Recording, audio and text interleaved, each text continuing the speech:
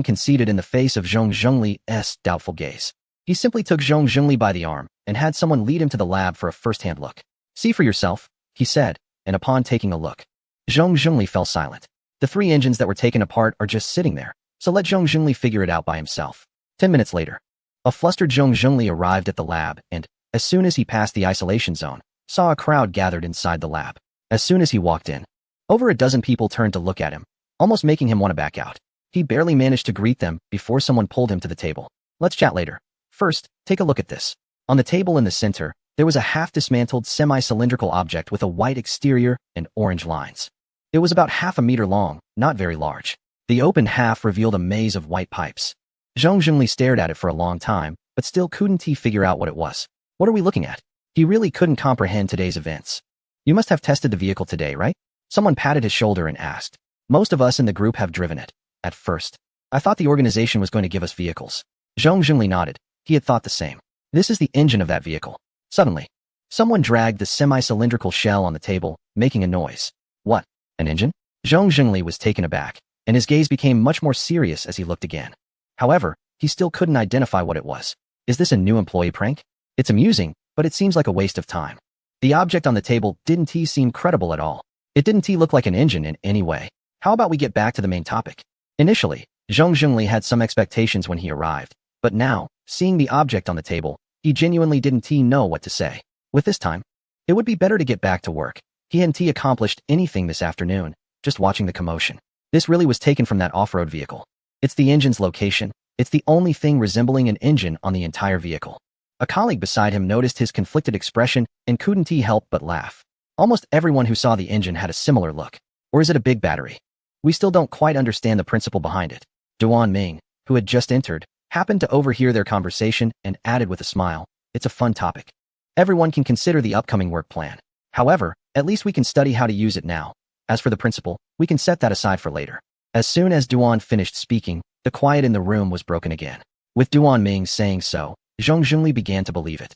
However, he then realized something was off. This thing had already been implemented, but they didn't know how it worked? Where did this come from? Where did this off-road vehicle come from? Could it have been obtained through some irregular channel? He hadn't heard of any breakthroughs from any country recently. Of course, it could also be some confidential technology. If they could get this, the country is quite impressive. Zhong Zhengli's expression turned solemn as he stared at the cylindrical object on the table, his gaze shifting. Many people present had similar expressions, and it was clear to the old man Duan that they were imagining all sorts of things. It was a legitimate transaction.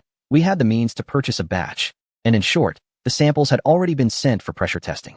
Next, they would be sent to an aircraft testing research institute in a certain province to see how well this engine matched with the aircraft. During the test drive this morning, Duan Ming noticed that the engine of this vehicle was quite interesting and might be worth trying in other applications. In any case, the plan was to promote its application first, and then study the principles later. Halfway through his sentence, the old man recalled that he couldn't directly mention that the items were purchased from a certain individual. So he decided to be vague and change the subject to work arrangements. Fortunately, having this individual as an ally had saved a lot of research and development time for the country. Normally, developing a car engine, especially a high-performance one like an F1 racing engine, costs around 70 million and has a short lifespan and a long development cycle. Aircraft engines are even more challenging. Currently, only a few countries can manufacture high-precision machine tools to produce high-precision components. Not to mention aviation engines, which typically have a development cycle of at least 20 years. Duan Ming took a satisfying sip from his thermos. Now, he just had to wait for news from the Testing Research Institute. If the engines purchased from this individual could really be adapted for use in aircraft, it would be a huge profit from this deal, essentially getting a gold brick for the price of cabbage. The individual hadn't expected that after the test drive in the morning, the military district would come knocking in the afternoon. The purchasing conditions were somewhat peculiar. The system required that the guardians of children aged 12 to 16 could make the purchase, and it had to be in-person transactions. He added an extra condition, hoping for multiple different buyers, but he didn't insist, as he figured there weren't many people with children in the military district. In the end, the military district compiled a list and selected those who met the criteria to purchase in their name, with Lu Liang responsible for placing the orders. However, since it had to be an in-person transaction, the individual made a trip to the warehouse area in the afternoon, handing over the payment and the vehicles directly, delivering over 500 cars to the military district's warehouse. Once the process was complete, a task completion notification popped up. Without waiting for the individual to take a closer look, He quickly slipped back into Lu Liang's vehicle as voices were heard at the warehouse entrance. With the 8,000 energy points in hand, he sat in the car flipping through his system interface. Adding it to his previous balance, he now had about 15,000 to 16,000 energy points. He could soon look for opportunities to convert it into the country's currency. The military district's previous plan to send a courier through him could be easily implemented. There was also the Mars base wanting to purchase new modules, which could be put on the agenda as well. He decided to keep some energy points in reserve, just in case the system introduced new features later. Scrolling down the page, he found that the limited-time products had not been updated, and he couldn't figure out the rules behind it, so he set it aside. Meanwhile, the upgraded products, particularly the apple trees, were selling like hotcakes, with many orders coming in these days. He wondered if they would soon require another upgrade. Lin Heng pondered what his next upgrade would be. He had already progressed from an apple to a potted apple tree. Surely, the next upgrade wouldn't be a full-grown tree, right? On the last day of July, Lin Heng finally left the military district and went to the Mars base located in the forest area of Bin province. This time, he was picked up by the special operations team, and along the way, he saw many vehicles entering and exiting the military district. The summer camp activity that had provided cover for him last time should be ongoing. He could join when he returned, and it was said to be quite lively. Zhou Yi was driving this time. Perhaps because he had taught Lin Heng for half a semester. Their conversation was much more casual than when they first met. Yeah, it started about half a month ago. The process began with military training, but I didn't attend. Lin Heng leaned against the window, scrolling through his phone. There was no signal in the military district, and his personal phone was flooded with messages. Among them were many related to medical information. The Major Illness Medical Review Department reached out to him to verify information and recommended an experimental treatment slot at a top-tier hospital in Bin province. Lin Heng's previous medical records indicated he had a serious genetic condition, and he had received similar information several times before. However, this one was somewhat special. He seemed to have seen the name of the experimental drug somewhere. He jotted it down, intending to inquire about it later. The trip to the base was for the engine that had been removed from the off-road vehicle last time. Zhou Yi shared the necessary details with Lin Heng while driving. Lin Heng hadn't expected it was for this. You don't know, that engine passed through several places before finally returning to Bin province. And after changing the application approach, it has at least successfully completed its test flight. Zhou Yi wasn't exaggerating. The engine from the off-road vehicle sent from the Bin province military district was originally taken to a flight testing research institute in another province. However, they were denied entry and redirected to a factory collaborating with the research institute. They had to first assemble the aircraft before discussing test flights. The engine was sent according to the established procedure, and when the factory received it, they were baffled as they had never seen anything like it. After some research and seeking help, Bin province sent assistance the next day. The team that went this time included someone related to Lin Heng. It was likely a group working on his small spacecraft, which had sent a batch of people to the other province. They directly followed the concept of Lin Heng's spacecraft to develop a flying vehicle, and the test flight results had already been sent to the Mars base. This time, they would take him to see it and, in the process, help him unwind. Zhou Yi kept Lin Heng surprised about having a small spacecraft to himself as he spoke and drove into the designated parking area. While reversing, he accidentally caught a glimpse of Lin Heng's amused expression. What's wrong? Zhou Yi paused. Nothing. Lin Heng concealed his expression and shook his head. I just didn't expect your special operations team to know so much. After all, every time Yen Lei and his team visited the military district, they always acted as if they were avoiding suspicion and claimed that the special operations team did not interfere in military district matters. No. It's just normal handover information. I'm just here to tell you. Zhou Yi adjusted his expression, looking particularly sincere.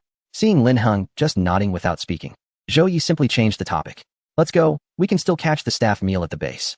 I haven't been here before, so I'm taking advantage of you this time. As usual, after getting out of the vehicle, they still had to walk a distance through the forest to reach the base. But this time the path was much easier than when Lin Heng came last time.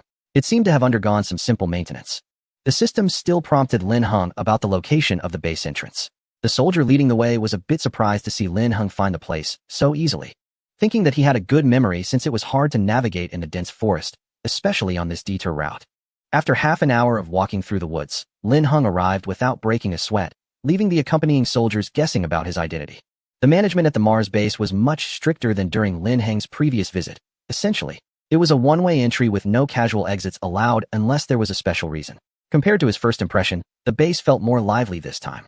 Lin Heng skillfully opened the main gate without paying attention to the surprised expressions of the nearby team and walked into the base on his own. He hadn't expected to have the authority to open the door, so when he did, it was just a casual push. By the time he realized it, the door was already open, and Lin Heng decided not to explain anything. Zhou Yi followed closely behind, raising an eyebrow and striding in after Lin Heng. The soldier leading them had to jog to catch up and eventually managed to stop them, directing them to the meeting room. Before entering, Lin Heng even knocked on the door, although it had already been unlocked when he touched it. "Is the door not locked? Please come in," came a voice from inside. As Lin Heng entered, he searched through the system, puzzled as to why the base seemed to have no defenses against him. For a moment, he wondered if he had accidentally bound himself to the ownership of the base. Fortunately, he found no such records in the system, which relieved him. The small meeting room was located at the center of the building complex. Looking out through the glass, he could see the stacked circular architecture, bathed in a pure white light that looked particularly dreamy.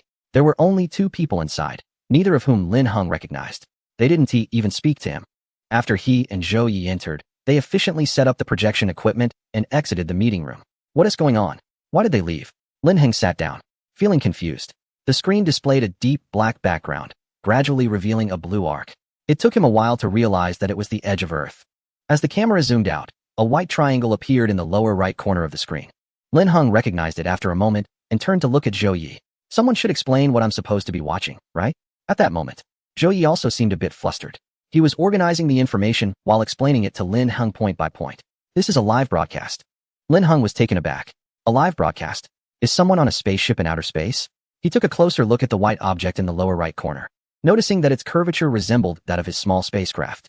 No one, the team of the Phoenix Project, remotely controlled the test flight of a group of spacecraft by borrowing the equipment from the Mars base after stripping the flight program from your spacecraft. Zhou Yi pulled out a notebook from somewhere and sat next to Lin Heng to start organizing the data. At this moment, these people should be operating in the main control room of the base. What you see is all real-time footage. Many things Zhou Yi only learned today, and he had to explain while organizing. A group of spacecraft? Lin Heng was a bit surprised. Are our technologies really that advanced now? It's only been a little over a week. It seems a bit too fast. Not really. This white aircraft was actually a replica of your spacecraft made earlier. Now it just happens to have a suitable power source to be sent up for testing. He smiled and mimicked the tone of the Phoenix Project team, saying it was not much different from assembling Lego, especially since there are ready-made samples to follow. Chapter 149. This video is fake. Lin Heng and Zhou Yi were sitting in a small conference room, watching the real-time projection for a while. The surroundings were decorated in a simple and modern style, with some abstract artworks hanging on a small section of white walls. The real-time projection displayed the vastness of space. The view remained the same, with the spacecraft flying steadily. The unembellished space footage wasn't as beautiful as what is usually seen online. The relatively dim image, even with high resolution, looked a bit tiring. Staring at the footage for a while could become quite boring. Lin Heng had already started rummaging through the system and storage to see if there was anything to eat. Were they going to watch this all afternoon? After the initial surprise wore off, staring at the edges of the little white spacecraft felt rather meaningless. Of course not. It had just taken off and was still collecting basic data. There would be other tests later. Well, don't rush. The signal has come in. Let me switch the content for you to see. Zhou Yi was busy operating the system and quickly brought in another signal. The switched footage was much more familiar to Lin Heng. It was his little spacecraft, with familiar colors and curves, and he quickly recognized it. However, the docking position looked quite strange. Where was this? In the background where the spacecraft was docked, there was a white interior with dim lighting. It appeared that there were many complex components around, but there were no specific markings. The entire internal layout was tight and orderly, with each area meticulously designed and planned to ensure maximum utilization of space. Tall glass windows revealed darkness outside, with light halos spreading at the edges. The silver metal walls were covered with various control panels and displays, emitting a faint blue light. Lin Heng felt that this place was likely quite special, and he looked down at the system to check. The spacecraft bound to him had coordinates in the information bar. Before he could fully understand the coordinates, someone next to him explained, "This is the space station of a certain country.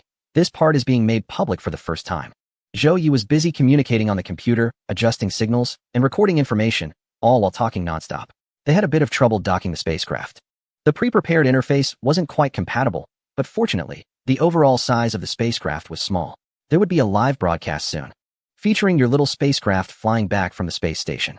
They were using the onboard filming system, and it had been confirmed that the crew wouldn't be filmed. Lin Heng was taken aback. Wait, live broadcast? How did this suddenly become so high profile? Yes, a live broadcast, but it's on a science popularization channel. Zhou Yi laughed as he said this. The footage was being broadcast directly without any post-production, and it was likely that anyone who saw it would think it was a fake video. This was a rather untransparent transparency situation. The country also wanted to take the opportunity to test reactions from various parties, and coincidentally, The newly assembled unmanned spacecraft was ready for a test flight. So they decided to take Lin Heng's spacecraft out for a test as well. However, his spacecraft was not unmanned. According to the plan, they might also try to fly around the moon and do some interesting maneuvers. Lin Heng thought that even if they could fly around the moon, it would just be a pass-by since there wasn't much space in that little spacecraft for wearing a spacesuit. He remembered the cockpit of the spacecraft was quite small. There seemed to be no plans for landing due to insufficient conditions. However, they had already tested flying around the moon, and it was not a big issue. Zhou Yi adjusted the projection again, and the screen showed two people preparing to board the spacecraft. He turned back to Lin Heng with a smile and said, "Good thing there aren't any conditions. Otherwise, they would probably be heading to Mars by now." Coincidentally, the central control system of the Mars base had a fairly detailed set of data about Mars, so everything was in place. Lin Heng rested his chin on his hand, glancing at his system energy balance, which was over 10,000. It wasn't impossible to set up a base there, just like that. He pointed to the shadows of the buildings outside and said, "Anyway, it is a Mars base, so placing it on Mars is reasonable, helping the country establish a presence there."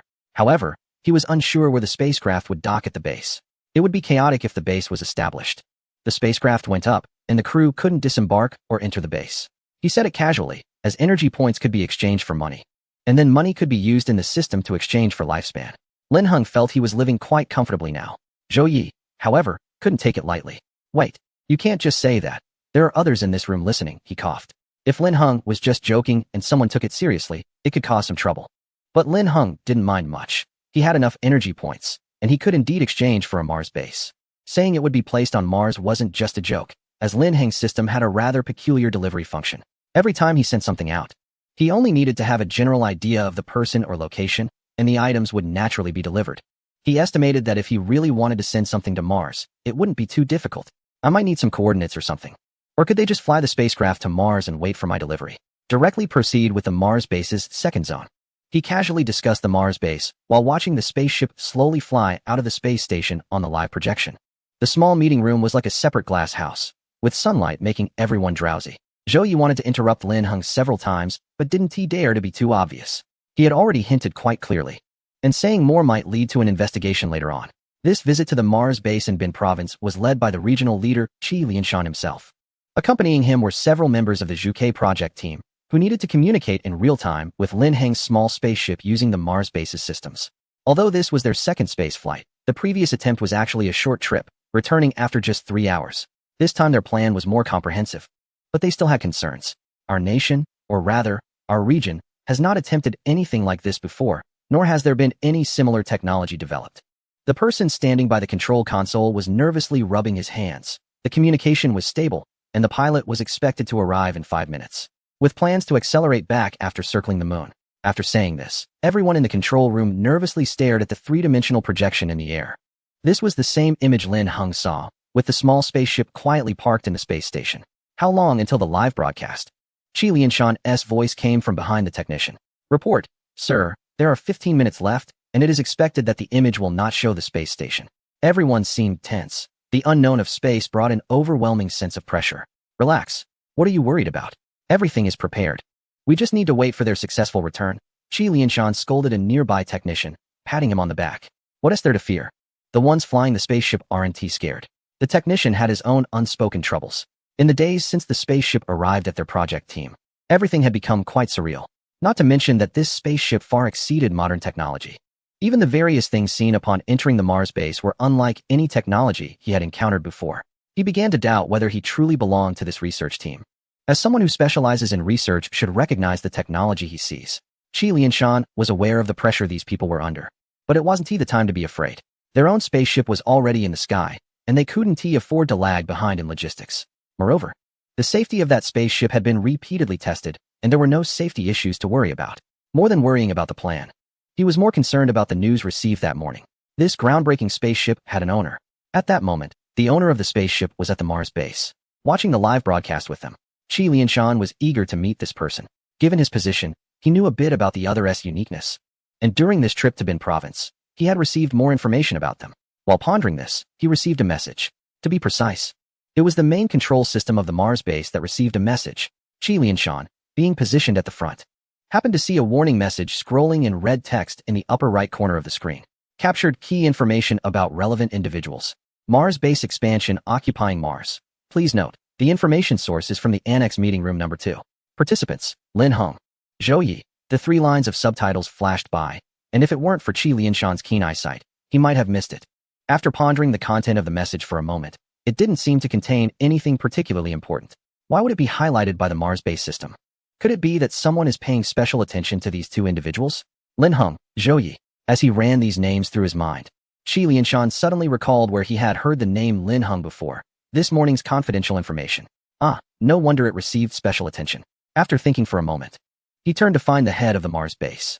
After some detours, Qi Lianshan finally found the base head, Tang Xiqiang, who was conducting a routine inspection. Qi Lianshan was unsure how to broach the subject, as he had seen the base's warning, albeit accidentally. However, to his surprise, Tang Xiqiang already knew his intent. Holding a tablet in his hand and reviewing today's documents, Tang Xiqiang asked, "Sir, are you here to inquire about that kid in the small meeting room?"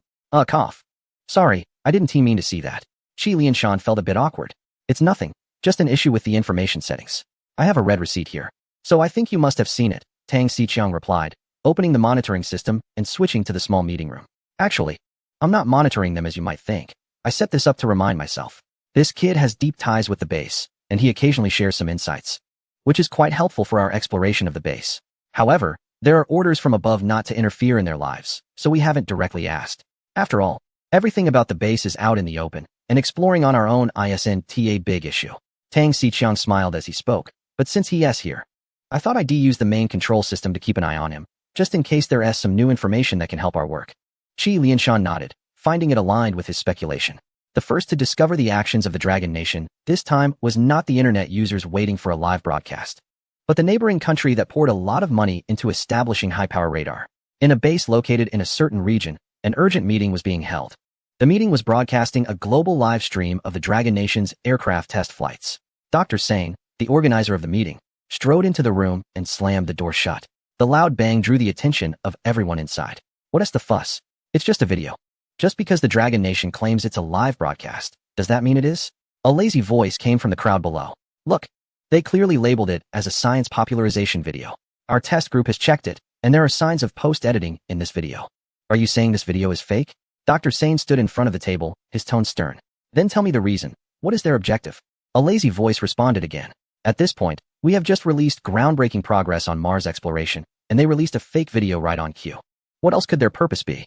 Another participant pulled up a document from the computer and requested a projection. "According to our calculations, a video with this level of special effects wouldn't cost more than 10 million. But if it were a real video with physical investments, it could easily run into the billions." He paused, sent out a second document, and continued, "Based on our information tracking and integration, and after detailed comparison, we have reached a conclusion." Dr. Sane glanced at the document on the screen and instantly understood. "You mean to say that they have no real investment in this area of research?" The member nodded, closed the document interface, and said somewhat casually, "To be frank, they haven't even done a facade project this time. They're just that shameless. They casually released a video to mock the entire world. This isn't even competition. It's a one-sided joke." The crowd began to murmur, and Dr. Sane waved for silence. He could understand their attitude. After all, the aircraft that appeared in their live broadcast had already surpassed the current technological level. If it truly existed, it would represent a leap in technology. Chapter 150. It might be true regardless of the video's authenticity, its existence has already threatened our citizens' trust. A voice from the back row of the conference room elevated the situation to a political level. Dr. Sane frowned and looked over. That wasn't one of their base's researchers, but a representative sent by the government. "Can't we also create a similar video to address public doubts?" The representative continued to shake his head while speaking, but Dr. Sane had lost patience to listen further. "I'm afraid I need to shatter everyone's arrogance." Saying this, he pulled up a video from the computer and projected it alongside the live broadcast, playing them side by side. It was a distant, low-quality video. The footage showed a somewhat triangular, flattened black object shooting rapidly into the sky. Following it were several similarly shaped objects ascending in the same manner. Our allies' radar only captured this footage. After just 12 seconds, the speed of these flying objects exceeded the radar's tracking range. Dr. Sane furrowed his brow and zoomed in on the live broadcast of the official channel, pointing to the obtuse angle at the bottom of the screen. "We now have reason to suspect that this is one of the aircraft previously captured as it ascended. Although they have yet to provide an official explanation, we cannot rule out the possibility that this is a fact. If that is the case, then we have many issues to consider now." The crowd in the conference room suddenly began to discuss among themselves, occasionally glancing up at the live broadcast. The main view of the aircraft is heading into space, and there is no sign of a pilot throughout the journey.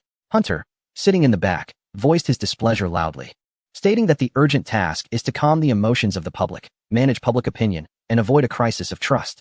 We should first find a way to release a video with similar technological content. Dr. Sane furrowed his brow, but had no rebuttal. Hunter is not only a representative of the upper echelons of his country, but also a financial representative of their base. You know, since the Dragon Country has started live broadcasting, it is more useful to take action rather than study their technological level. Hunter slammed the table and stated that regardless of the country, technology should primarily serve the nation. With no words left to say, Sane could only nod in agreement and suggested finding someone to create a stunning special effects video to send out. The current research environment in Hunter's country is not what it used to be. Many people in their project team are just there for show. Out of a large team of dozens, only one or two can be considered genuinely skilled. In any case, find the best team. Don't be afraid to spend money. We need to be quick. I want to see the finished product by this afternoon, Hunter said as he stood up and left the meeting room, leaving the rest to discuss while he prepared for the press conference. In recent years, the Dragon Country has been continuously developing and challenging the dominant position of Hunter's country.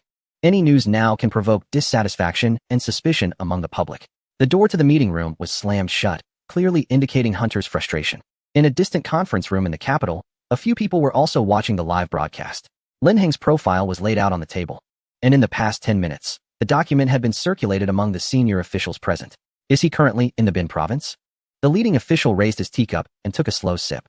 The assistant nodded and handed over the document, confirming that he should have been at the military district in Bin province this summer and is likely now taken to the Mars base. He is an interesting child. Saying this, he passed the document to others, which contained specific information about the spacecraft shown in the live broadcast. Indeed, he is a surprising little guy. The military district mentioned he hasn't been going out much lately, worried that he might feel uncomfortable and become withdrawn. So personnel from the Special Operations Unit have been taking him out for leisure. The assistant chuckled, noting that the military district probably has never dealt with such an honest child. Usually, they worry about new recruits not listening, but with Lin Heng, they are concerned he is too reclusive. They never expected he could create so many amazing things. Initially, when this small spacecraft project was reported, I thought it was just a joke. Others reading the documents nearby sighed in amazement, saying, well, using the words of today's kids, this must be the luck from saving the galaxy in a past life. A few elderly gentlemen in the conference room laughed out loud. After this live broadcast, it seems the entire blue planet will be shaken. This is solid evidence being released. The assistant stepped forward and quietly reported that the external news office is ready and prepared to respond to various issues at any time. In fact, as soon as the live broadcast screen appeared, various parties had already begun to probe, but for the time being, the relevant authorities chose to ignore it, deciding to wait until the broadcast was over to address any concerns. This spaceflight live stream was hosted on an educational science channel and many primary and secondary schools. Upon receiving notifications, organized collective viewing activities. Soon, shopping malls and public squares also connected the live stream to large screens. Major websites online prominently featured links to the live stream on their homepages, making it easy for viewers to access. Unbeknownst to many, a large portion of the population had tuned into this broadcast. Observant viewers had already sensed that this live stream was likely not just a simple educational video. As the number of viewers in the stream increased, the official education channel was actively cooperating with other departments to adjust server capacity and monitor signal data closely. This live streaming task was extremely important. The broadcast had started 5 minutes prior, but the screen remained fixed on a relatively stable view without any changes. In fact, this was a reserved image. The real broadcast was just about to begin. It started. Director. An assistant rushed into the broadcasting room, leaning over the control panel. The current number of online viewers remained stable, and the feed had been successfully connected. On the enormous screen before them, a dark image gradually revealed a hint of brightness. A silver-gray metallic object appeared at the bottom of the screen, taking on an obtuse shape. About 10 seconds later, sound emerged from the broadcast. Dear viewers, the journey of the Zhuke spacecraft is about to begin. Please follow our perspective as we explore space. As a deep male voice spoke, the image changed, revealing a predominantly white object on the right side of the screen. This is the space station currently in use, which many of you may have seen. Let us take a closer look at it. At the beginning, everyone was still able to watch the live stream normally, occasionally leaving comments and chatting. Suddenly, the view shifted, and the commentator exclaimed, "Now, we will fly around the moon to show you the far side of the moon." The comments section exploded. Wow, our video technology is this advanced now? This feels really cool. I'm seeing the moon from this angle for the first time. It's amazing. Seriously, for those claiming this is a real live broadcast, Can you at least understand the basics? Saying we'll reach the moon at this speed is pure fantasy. This transition isn't smooth at all. We just shot straight towards the moon. The commentator's voice continued. The UK spacecraft we are currently on will take about 3 hours to orbit the moon based on the current travel mode. Everyone will have ample time to carefully enjoy the lunar scenery. Great. We've now entered the realm of science fiction. How is this calculated? A 3-hour orbit at over 3,000 kilometers per hour sounds reasonable at supersonic speed. Thankfully, it's not a warp engine. The comments below were uniformly accepting, stating that it wasn't outrageous and still had a possibility of being true. They encouraged the officials to keep up the effort. Due to the global live broadcast, the online atmosphere became less harmonious. A flood of mocking comments poured in, with most believing that this display from a certain country was merely for show and that they were at a disadvantage. Particularly, amateur debunkers were frantically posting analysis videos on various websites, claiming that this live broadcast was highly fabricated. After a brief moment of blurriness, the live feed reached the vicinity of the moon. Observing the moon from space indeed wasn't as visually appealing, and the height of the spacecraft meant that only a limited view was available, making the 3-hour duration quite boring for regular viewers, except for professionals who might pay attention. Fortunately, the commentary continuously explained lunar knowledge, truly taking the educational aspect to the extreme. The dull scenery persisted until the spacecraft returned from orbiting the moon and faced Earth. Suddenly, the narration became more excited. Friends, we are finally on our way back. We will now enter acceleration mode. In 5 minutes, this live journey will conclude. As the voice faded, the image abruptly became blurry, with only a small area in the center remaining relatively clear. Just when the viewers thought this educational live broadcast was nearing its end, someone in the chat suddenly began to spam. Friends, I captured it. There are indeed objects descending. It matches the live broadcast timing. I caught it too. My gosh, I'm going crazy. This is real. Not just one, at least 5 of them. Oh my. Soon, photos of the descending objects were uploaded online. However, due to the rapid speed, most images were quite blurry, with the clearest ones merely allowing for a rough distinction of quantity and color. Although the command center was located at a Martian base in a certain province, the landing site was actually on the territory of a specific group. Consequently, most netizens from the western region of this country saw the same footage around the same time. Amidst the online buzz, the official account of the country released a high-definition photo. The picture was taken a few hours earlier when several spacecraft took off, specifically arranged in the sky before departing. When the extensive promotional materials were disseminated, everyone realized something was amiss. It seemed they had actually managed to pull off something real. This was quite the clever maneuver. Lin Heng chuckled while browsing the official website. Although the country had released high-definition photos, the accompanying statements were all generic, lacking any key details, simply stating that the new type of aircraft had successfully completed its test flight. Haha, there must be other arrangements behind this. It's like they said nothing while saying everything. Zhou Yi smiled as he placed lunch on the table. The two were having a simple employee meal in a small meeting room, the kind Lin Heng had seen before, packaged fast food from the base. It tasted quite good. Just as they were enjoying their meal, the door was suddenly pushed open. Lin Heng, with a rib in his mouth, hesitated whether to stop eating.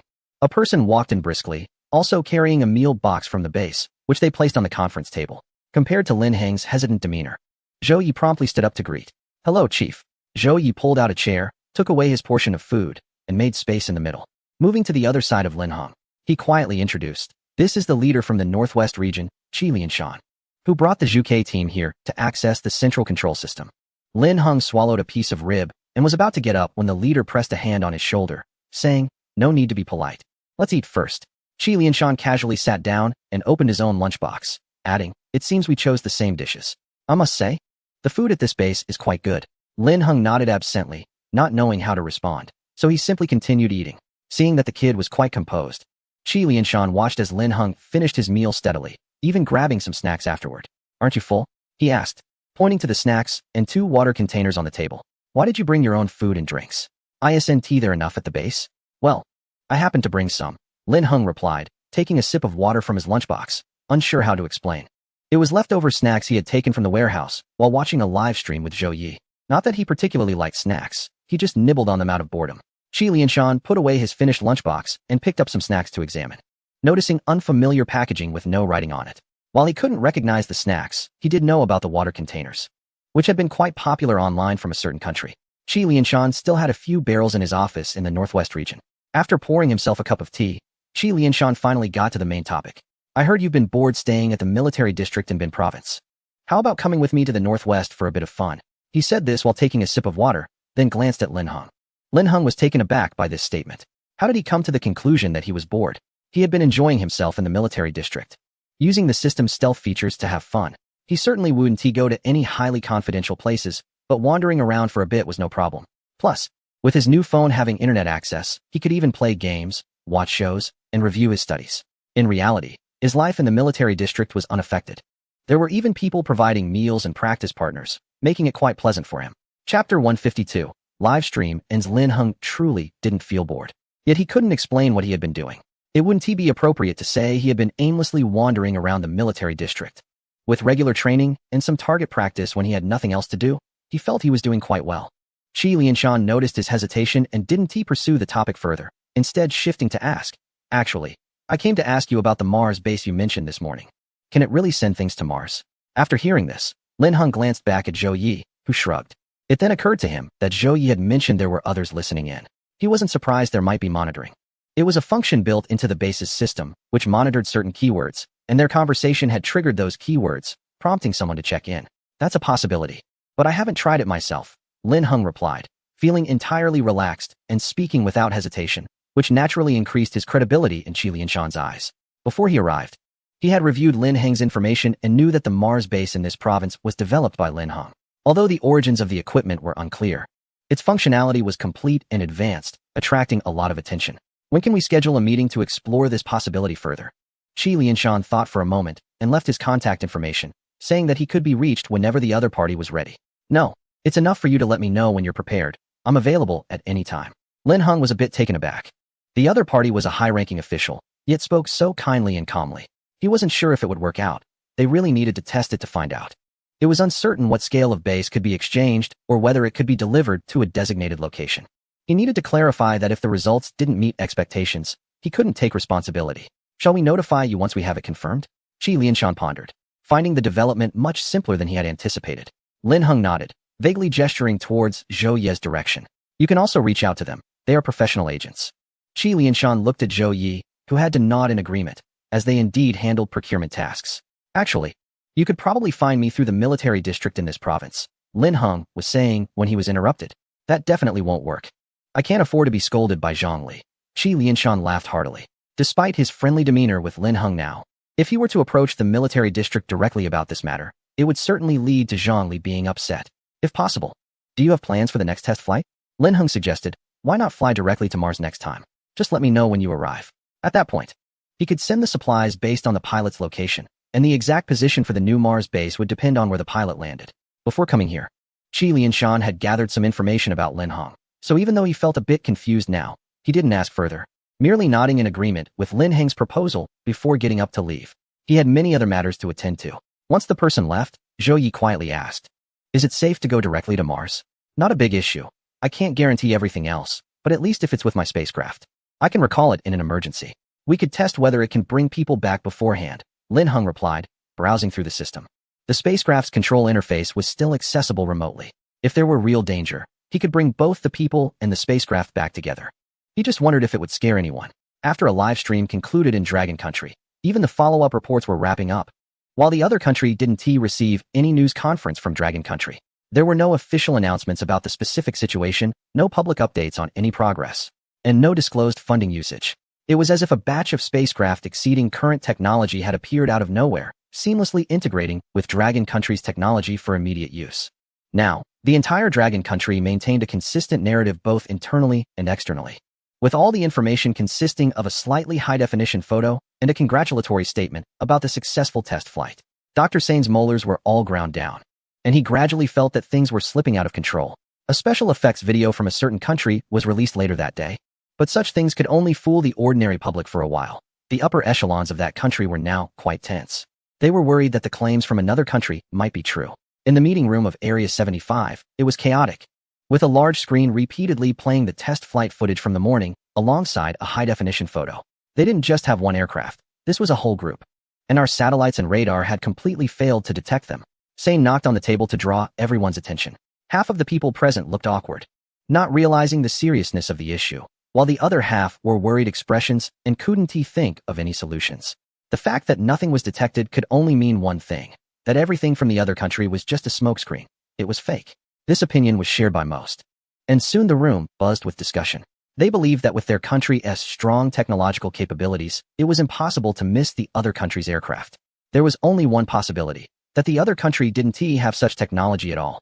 Someone in the back spoke loudly, but Sane couldn't tell who it was. His intuition told him that things weren't that simple. Soon, reality proved his suspicion right. The delayed official statement from the other country finally arrived. Our country has successfully developed and tested technology that is expected to enable space travel by the end of this year. The entire statement was concise and powerful, putting the matter to rest. Now, not only Dr. Sane and Area 75 felt immense pressure, but other countries also reacted in kind. Relying on their proximity and relatively good relations, news from a certain neighboring country came in the fastest. Not only did they send congratulations immediately, but they also eagerly extended invitations for technology exchange discussions, inviting over a dozen countries to participate in the meeting. Although it was a last-minute decision, the scale was not small and the sincerity was evident. Other smaller countries on the southwestern border of the other country suddenly became unusually quiet and compliant. Even those countries that had previously held a tough stance in negotiations suddenly softened. Even the cooperation plan initiated by another country to block the chip industry of the other country showed signs of cracks. Amid the congratulatory voices from various nations, there were also some calls for the other country to disclose its technology. However, this time, aside from the brief announcement, the other country didn't even hold a press conference. A few days later, under the constant watch of various nations, the official website of the other country displayed a countdown for the official launch of its space travel program. Chapter 153. Almost dragged in to play the fool on the day of the test flight. After lunch, Zhou Yi took Lin Heng out of the Mars base. Actually, this trip didn't require anyone from the Special Operations Agency to come. The reason for Zhou Yi picking up Lin Heng was that the military district believed Lin Heng might need a break and some fun. They hoped the Special Operations Agency would have some good activities to help Lin Heng relax. The timing was just right. They could take a nap on the way, as they were heading to a neighboring city and would probably arrive later in the afternoon. Zhou Yi hadn't had the chance to tell Lin Heng what they were going to do next, and when he turned back, Lin Heng was already asleep in the passenger seat. Zhou Yi was puzzled by Lin Heng's lack of curiosity. The phrase "go with the flow" seemed almost written on his face. By the time Lin Heng woke up, the car had already stopped. Zhou Yi didn't know where they were, and Yin Lei was in the driver's seat. Awake? It's about time to head in, Yin Lei said, seeing Lin Heng awake. He glanced at the time. Zhou Yi mentioned he didn't get to explain the plan to you. If you're feeling rested, I can give you a brief rundown. Lin Heng rubbed his eyes to shake off the drowsiness and felt a bit more awake. Why didn't you wake me? Did it take a long time? He fumbled for his phone and checked the time. It had already been 5 hours. Not a rush. Didn't want to disturb your sleep. We'll just be wandering around for a bit, Yin Lei replied casually, making it sound like no big deal. This relaxed Lin Heng, who leaned back in his seat and asked, "Where are we? Have you heard of Yuming? It's that super 5-star resort in Bin Province. We're in the villa area behind Yuming. The villas are booked for a few days for a medical exchange, focusing on ancient medicine, organized by several prominent families. We've prepared some clothes for you. You can change into them shortly." Yin Lei's explanation left Lin Heng still unsure about the purpose of their visit. Is it a formal banquet? He asked, stretching in the passenger seat, ready to get out. What am I supposed to do? Just enjoy yourself, do whatever you like. The main thing is that it's safe here. You can wander around the whole resort. I actually wanted to take you to the amusement park, Yin Lei said. But Lin Heng quickly shook his head. Let's skip the amusement park. It's tiring and hot. I'm not bored enough to suffer in the summer heat. When they got out of the car, they were in front of a small villa. Lin Heng went to change clothes, which were a casual suit. The jacket was a tailored dark gray, paired with a white shirt and a finely patterned tie. The pants were slim-fit straight trousers that matched the jacket, giving off a polished and elegant vibe. With classic black leather shoes and a refined belt, he instantly looked more sophisticated, finally transformed from a student into a professional elite. Yin Lei joked as he handed Lin Heng the room key. You can play around these days. Keep this key to the villa. You can come back to rest if you get tired. If you need anything, just call me next door. Yin Lei left quickly, leaving Lin Heng without a chance to ask about the place. He hadn't heard much about Yuming and had only looked it up recently. Not to mention, the scenery in this villa area was truly beautiful. He decided to follow the path in front of him and wander around casually. Su Luofan had come to Yuming with his uncle and had just settled in earlier that afternoon. Before he could catch his breath, his uncle insisted on introducing him to some people before the evening banquet, visiting some elders in advance. He really dislikes the superficiality of social engagements. For over 20 years, Su Luofan's education has been one of free growth. All these matters at home are managed by his elder brother. To put it simply, he did not receive education according to the standards of an heir. After being free for so long, suddenly being restrained and having to relearn the rules is just too uncomfortable. Su Xingliang, observing his nephew's expression, knew exactly what he was thinking. Let's go. No one can save you from this delay. Knowing he couldn't avoid it, Su Luofan listlessly followed his uncle out. He had already dawdled for half an hour, and if he continued to procrastinate, he might end up in trouble. Su Luofan composed himself, stopped being difficult, and was just about to get into the car when he suddenly saw Lin Heng passing by in front of the villa. Lin Heng. Su Luofan thought he might be mistaken but hurriedly called out, forgetting to close the car door. His call brought down Su Ershu, who had just gotten into the car. What are you shouting about? Su Xingliang, following Su Luofan, didn't recognize Lin Heng at first. The latter was in a suit, looking different from usual. Hey uncle. Lin Heng is here. I'm just keeping him company, Su Luofan said, already making arrangements before Lin Heng had a chance to greet anyone. Hello Lin. Su Xingliang nodded at Lin Heng, glanced back at his nephew without saying anything, and turned to leave. Oh my, it seems you really work well with my uncle.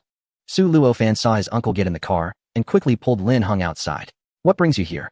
I came to hang out, Lin Heng, who hadn't had a chance to speak before, asked as he was being pulled along. What is going on? Ah, you came just in time. I was almost dragged in to play the fool. Su Luofan patted Lin Heng on the shoulder and continued to pull him along. Let's go this way. Behind the main venue, I'll show you around. Lin Heng didn't mind. Having someone to guide him was better. He also casually asked about the gift from last time. You mean the apple tree? Hey, my brother was really nervous about it and locked it up. In the beginning, many people came to our house asking for the tree. The apples are really delicious, but they don't produce enough for me. Su Luofan reminisced while saying, I asked you if I could sell them. And the online shop you sent me, how's it going? Yes, thank you, Lin Heng smiled and praised. Although it should be the promotion efforts in that region that boosted the sales, he still wanted to thank Su Luofan. But I heard from my brother that these things are hard to buy, almost never sold to individuals. They are usually procured by fruit farmers or agricultural bases, orchards, or farms. How did you get them? Su Luofan was extremely curious. His family knew but wouldn't clarify, always telling him not to ask too much. He vaguely understood some things, but he had no idea what was really going on. Chapter 154. You think I have shares? Yeah, you think I have shares. Lin Heng and Su Luofan strolled along, each holding 2 apples, eating them as they walked, not caring about their image at all. Lin Heng was indifferent. After all, no one on the road recognized him. Su Luofan was also indifferent. Most people on the road recognized him and had seen the scene of him being pinned down and beaten by his brother when he was younger. If it weren't for following his uncle now, he wouldn't even wear a suit so properly. Who isn't a carefree young master? Although his hair had been dyed back to black and he had restrained his carefree attitude, he still had the temperament of a child deep down. What shares do you have that are so impressive? My goodness, let me tell you, this apple is quite remarkable. Our family specializes in medicine, and the latest project is related to this apple, Su Luofan said, suddenly lowering his voice significantly. Our family is divided into 2 branches. My uncle's side is engaged in the inheritance of ancient medical practices, and they are currently researching this apple. While eating, Lin Heng asked, what made you think of researching apples? Shouldn't you be studying that medicine I gave you last time? The birthday gift he gave Su Luofan included not only 100 potted plants, but also 2 boxes of medicine that would work soon. Yes, altogether. That medicine is a bit tricky, but a small part has already been deciphered. My uncle speculates that some components might be from ancient plants that are already extinct. In comparison, the apple is readily available, much easier to work with than extinct ancient plants.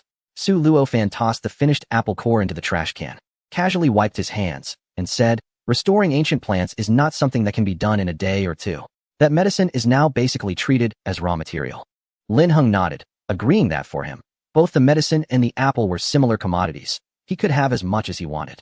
Using them as raw materials would certainly be more convenient than deciphering the formula for the medicine.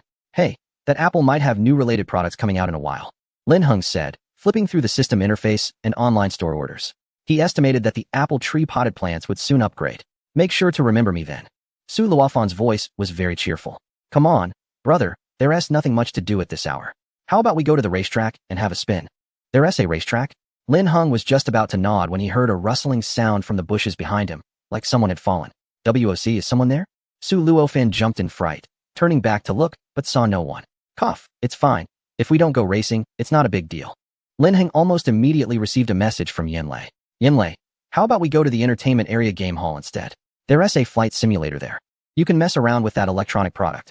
Hee. Lin Heng turned off his phone and turned to Su Luofan to ask where the game hall was.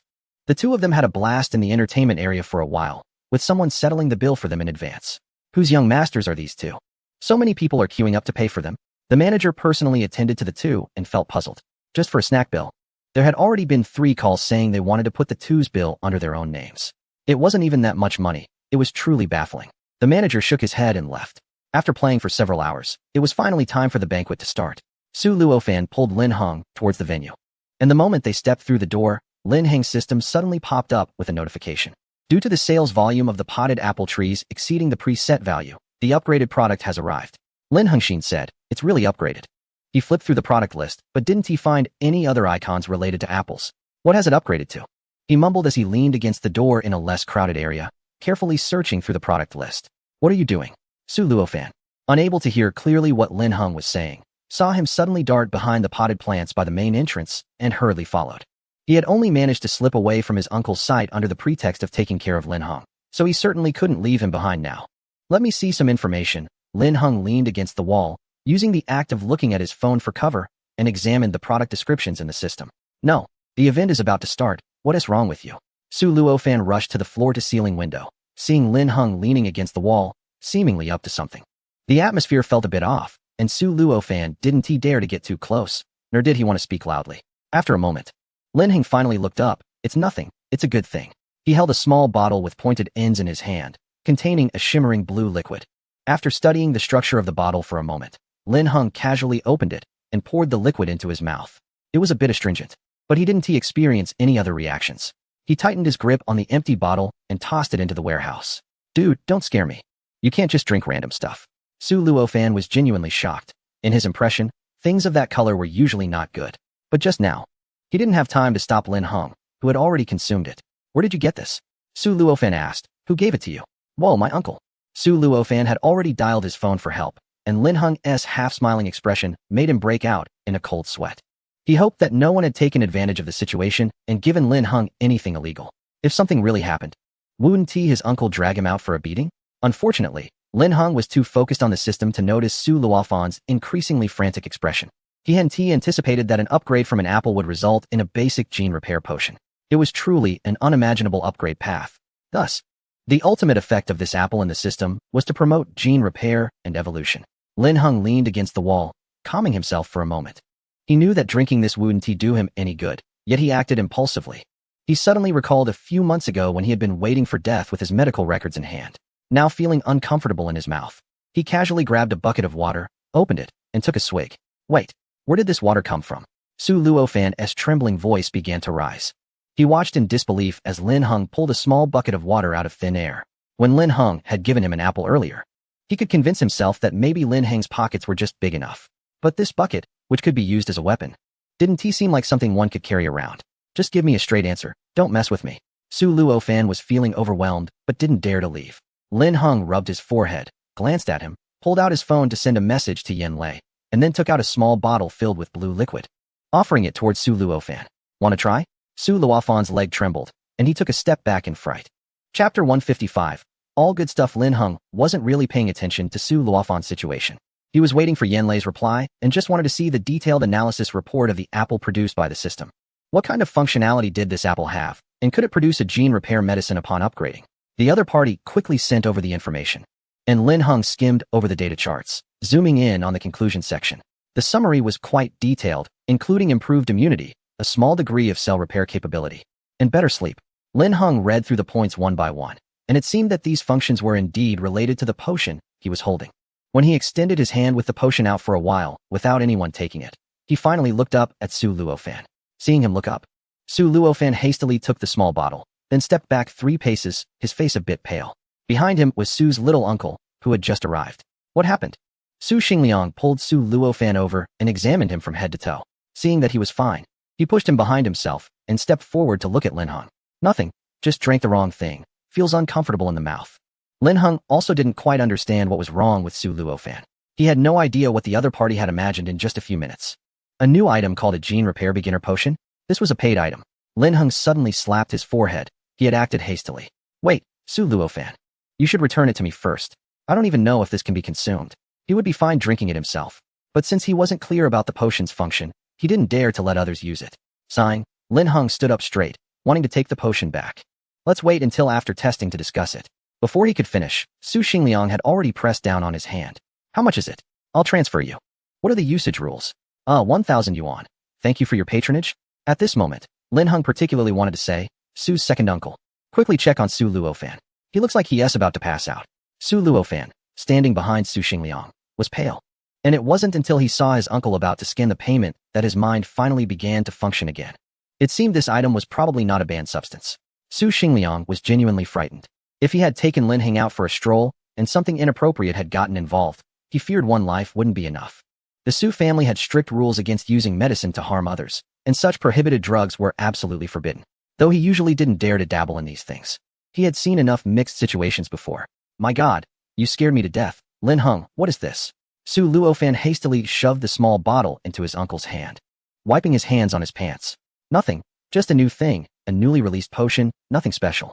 Lin Heng and Su Xingliang completed a QR code transfer, then watched as an energy value of 1 popped up on their system, and they understood what it meant. For every product sold as part of this upgrade, they could gain 1 energy point. I noticed that it was only effective for the first use per person. Fundamentally, it was aimed at the complete repair and regeneration of human genes and could effectively treat some rare genetic and chronic diseases. It promised permanent repair and cure after a single use. Lin Heng's system indeed had a brief introduction, and he read it through according to the description.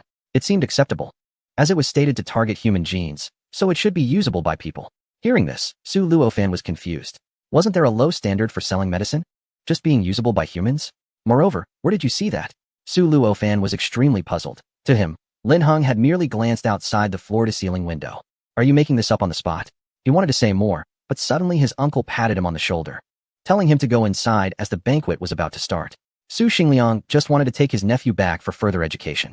After sending Su Luofan away, he turned back to Lin Heng and said, sorry, he's a bit simple-minded. I will take this medicine for testing. Do you want to continue playing, or do you need me to take you back? No need. I've already arrived. Lin Heng pointed outside the floor-to-ceiling window at a few dazed figures in the distance. Su Luofan nodded, saying, all right, I'll leave first. You can contact me if you need anything. He noticed that Lin Heng seemed distracted, and he could follow up on the genetic repair issues later. It was better to give him some space for now. As Su Xingliang turned to leave, he quickly contacted his older brother, Su Xinghua, stating that the matter with the medicine was not so simple. As far as he knew, there were over 50 types of genetic medicines currently existing in the entire region. However, none could achieve the overall repair of human genes as Lin Heng claimed, let alone show effects after just 1 dose. Even considering those not publicly disclosed and exceeding conventional effectiveness, none had such therapeutic effects. If what Lin Heng said was true, it would have far-reaching implications. The news about the medicine quickly spread, and before Yen Lei was informed, the Special Operations Bureau staff monitoring Lin Heng's online store had already reported relevant information. When Yen Lei requested data on apples from him, the Research Institute had also received the news and started retrieving information about apples. What did it mean that someone had developed a genetic repair medicine using apples? Researchers were frantically searching for information at their computers. Wasn't it incredible that apples had reached such heights? The exact words were that the raw materials for this medicine were related to the apples sent for inspection last time. Chi Xin, the director of the Research Institute, tapped on his desk, instructing them to gather the information and send it to him. He needed to rush to check the analysis of the medicine. Late at night, the Research Institute was almost an hour past closing time, but suddenly called everyone back to start working overtime, leaving the staff bewildered. After several hours of waiting, the initial inspection data for the vial of medicine finally arrived at Chi Xin's office. Also laid out on the desk were the efficacy and usage guidelines for the preliminary genetic repair medicine sent by the Special Operations Bureau, which were based on Lin Heng's oral descriptions. The situation is quite special. What it means is that it has been confirmed there is no danger, and they can directly proceed to the clinical trial phase. In other words, it needs to be disseminated quickly. Chi Xin hesitated while holding the small, pointed vials on the table. This batch of unknown origin medications is only effective on the first use in humans. It sounds absurd. The previous one, which worked immediately, was strange enough, and now this new agent has opened the door to a whole new world. Chi Xin felt that being the director of the Pharmaceutical Research Institute had become somewhat challenging in recent months, as he often encountered oddities, yet they were all beneficial.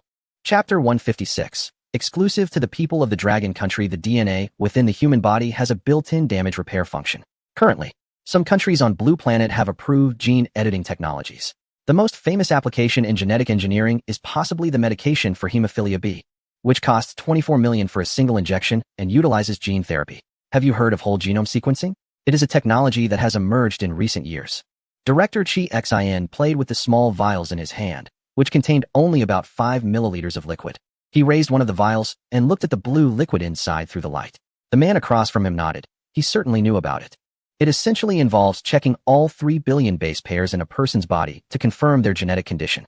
This technology can assess over 5,000 hereditary diseases, including the hereditary probabilities of complex diseases, thereby providing targeted treatment plans. However, due to its high cost, it has not been widely adopted, and not many people may be aware of it. Professor Wu, you specialize in genetics, so you should understand the significance of this. Shi Xin placed the vial on the table, and the pointed cylindrical bottle rolled a few times before being stopped by a finger. Professor Qi, I understand. Wu Qing had just arrived at the research institute this morning. When he received the notification last night, he was already on a plane, preparing to fly to Northern Europe for a work survey. Unexpectedly, while waiting for the flight to take off, he was informed by the crew that he needed to disembark as someone was looking for him. If it had been a minute later, I would have probably been in Northern Europe by now, he said with a laugh, which would have been too regrettable for him. This entirely unknown agent was full of mysteries. He was quite interested to see whether it was real or not. Wu Qing was specially dispatched from the Dragon Country, and this time it was particularly special, as the entire team responsible for the preliminary gene repair agent consisted of fewer than 3 members. Besides Wu Qing, there were 2 assistants accompanying him. Sometimes, having more people may not necessarily be useful. Wu Qing was not yet 40 this year, but he graduated from the top medical school in the Dragon Country. The year he obtained his doctorate, he alone earned 5 biomedical-related doctoral degrees without any delays. The professors had no reason to keep him. Almost since his school days, he had been on the talent list of key focus in the Dragon Country. Shi Xian had once taught him and had a very deep impression of this student, as he was a passionate research fanatic. However, in the context of scientific research, this is not a big deal, and it might even be an advantage. It's unlikely that someone could earn 5 doctoral degrees without some significant challenges. Fortunately, so far, the individual in question has no legal issues, which might be the minimum requirement for him. When Shi Xian saw that the other party had no negative emotions about the sudden gathering, he opened a small box beside him and pushed it over. Inside the box were rows of reagent bottles, approximately over 100 in total. So many? Wu Qing was genuinely taken aback this time. There's an abundance of them, and they're already finished products. Shi Xian felt a bit helpless, but that was the response from the special task force. He had given up trying to understand the logic behind it. Anyway, there's a large quantity, more than enough. Is this already in mass production? Just waiting for clinical trials? Are there any animal testing reports? Due to the unknown source of the reagents, Wu Qing had speculated before. He initially thought that the country had somehow acquired someone else's reagents to find a solution. After talking with Director Qi at the Drug Research Institute, he realized that the country was mainly interested in quickly determining whether and how the reagent could be applied. From what Director Qi implied, the official stance was that the source of the reagent was clean and safe. In other words, this drug is already in the mass production stage? Is there someone who has developed such an unconventional reagent, and the country wants to reconfirm its safety level? As Wu Qing spoke, he shook his head. Currently, there are only a handful of laboratories globally that have the capability to manufacture such reagents. If there were such capabilities, it would be impossible for there to be no news in the industry. Even if it were a top-secret project, the workflow wouldn't add up. Just consider it as being in the experimental stage. It's hard to clarify specifics, but the source is reliable. Shi Xian sighed to himself. That's all he knew. This bottle is somewhat special, but it also falls within the norms for experimental drugs, categorized as having no branding. Wu Qing held the bottle and imitated Shi Xian's manner, looking at the liquid inside under the light. His sharp eyes caught a slightly blurred line at the bottom of the bottle. Is there a magnified scan here? Wu Qing turned the bottle to an angle where a slightly blurred section extended from one side to the bottom. Here, it has been scanned, right here, Shi Xian said as he pushed a folder on the table over. Wu Qing flipped through it briefly and quickly found the information he was looking for. It was a scanned image with a relatively clear line of text. Dragon Project 103, Initial Gene Repair, exclusive to the people of the country. Setting aside the content, having it engraved on a cylinder less than 6 centimeters long and a little over 1 centimeter in diameter means the text must be very small. Moreover, the font seemed a bit unusual. Although the characters were clear, they were written in a rare traditional script, even more complex than usual. Wu Qing spent some time deciphering it all. What kind of characters are these? The country shouldn't be using this version of traditional characters, right? Is this for encryption purposes? Aside from encryption, Wu Qing could only assume that the other party was doing this for show. Well, it's not entirely without purpose. Shi Xian hesitated for a rare moment, his words somewhat vague.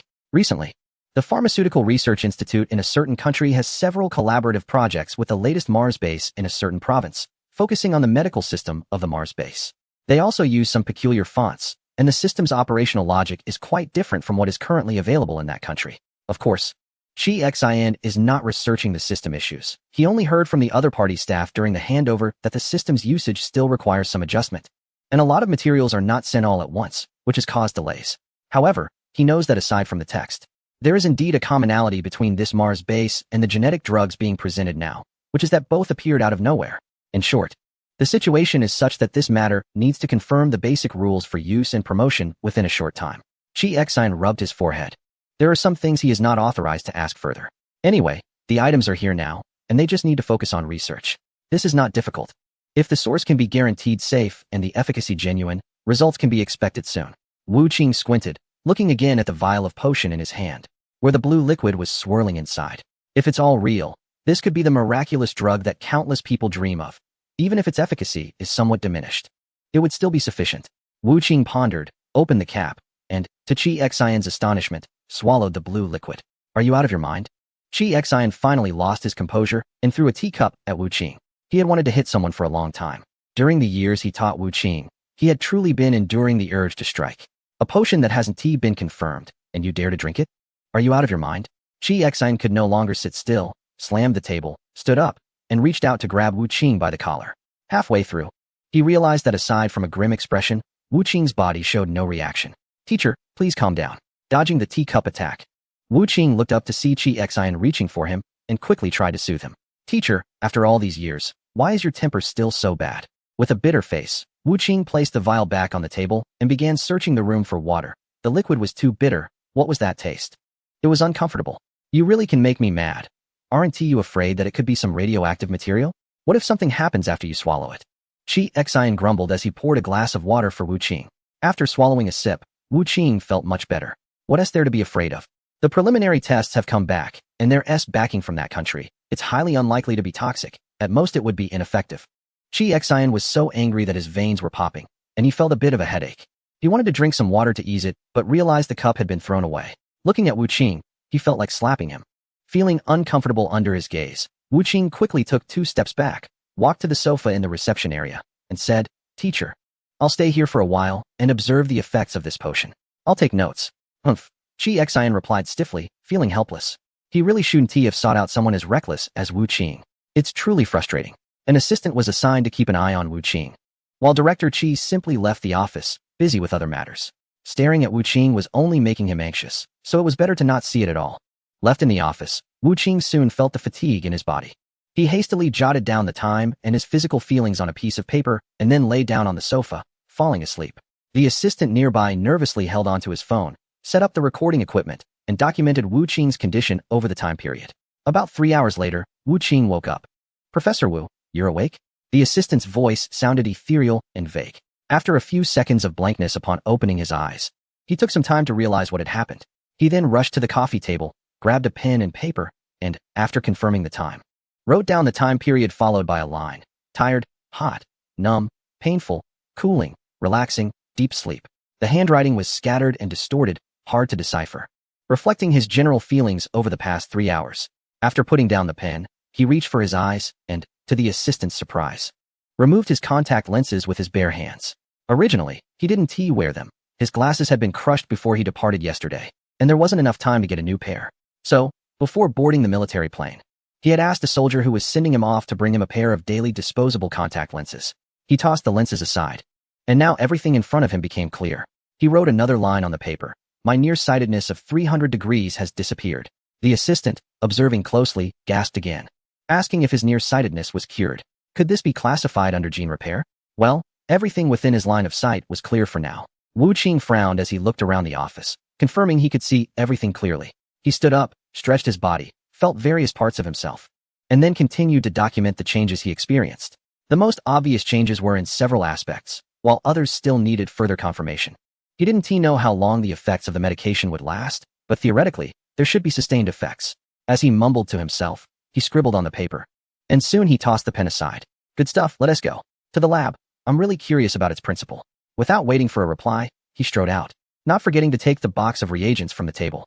By the time Chi Xion finished his tasks and went to check on Wu Qing, it was already evening. Are you sure you're okay? He stood at the lab door with a thermos cup, observing Wu Qing. Teacher, I'm fine, even a bit too good. Wu Qing replied while placing test tubes into the machine. I feel like I'm in the body of a teenager, full of energy and vigor. Chi Xian could tell from his tone that he sounded somewhat excited. He was still a bit concerned, but he knew he couldn't stop Wu Qing, so he could only remind him, don't forget to go to the medical team tomorrow for a full checkup and gene testing. Before leaving, he couldn't help but scold him again. Next time, don't be so reckless. If you really wanted to drink, at least get a gene test comparison done in advance, right? Hey, good teacher, I did a genetic test last year and have pulled out the report to print it. As Wu Qing said this, he smiled. After all, a teacher who could teach him for 3 years was certainly not an ordinary person. Chi Xian cursed under his breath at the little brat and turned to leave. Wu Qing's excitement lasted for over 70 hours, nearly 3 days. During this time, he hardly felt tired, continuously working with very little food intake. Several assistants from the director followed him in shifts, recording his condition at all times. The assistants even carried instruments with them, checking Wu Qing's blood pressure and heart rate at intervals. 3 days later, Wu Qing checked his genetic data again. Is this Wu Qing's genetic test report? Chi Xian was reviewing the data at the lab bench, pulling out last year's data for comparison. An assistant quickly adjusted the settings, and the intuitive comparison was soon displayed on the computer screen. The genetic risks and recessive diseases identified in previous tests were absent in the latest report. Even the cellular age had reversed by over 10 years, returning to a youthful state. Wow, such a noticeable effect. Chi Xian was surprised as he flipped through the data. Where did he put today's report? Where is he? Professor Wu just mentioned feeling sleepy and went to the lounge. Xiao Song is watching over there. The assistant said as they pulled out Wu Qing's work records, which included all the work results from the past 3 days. Chapter 158. Living test subject. This thing really packs a punch.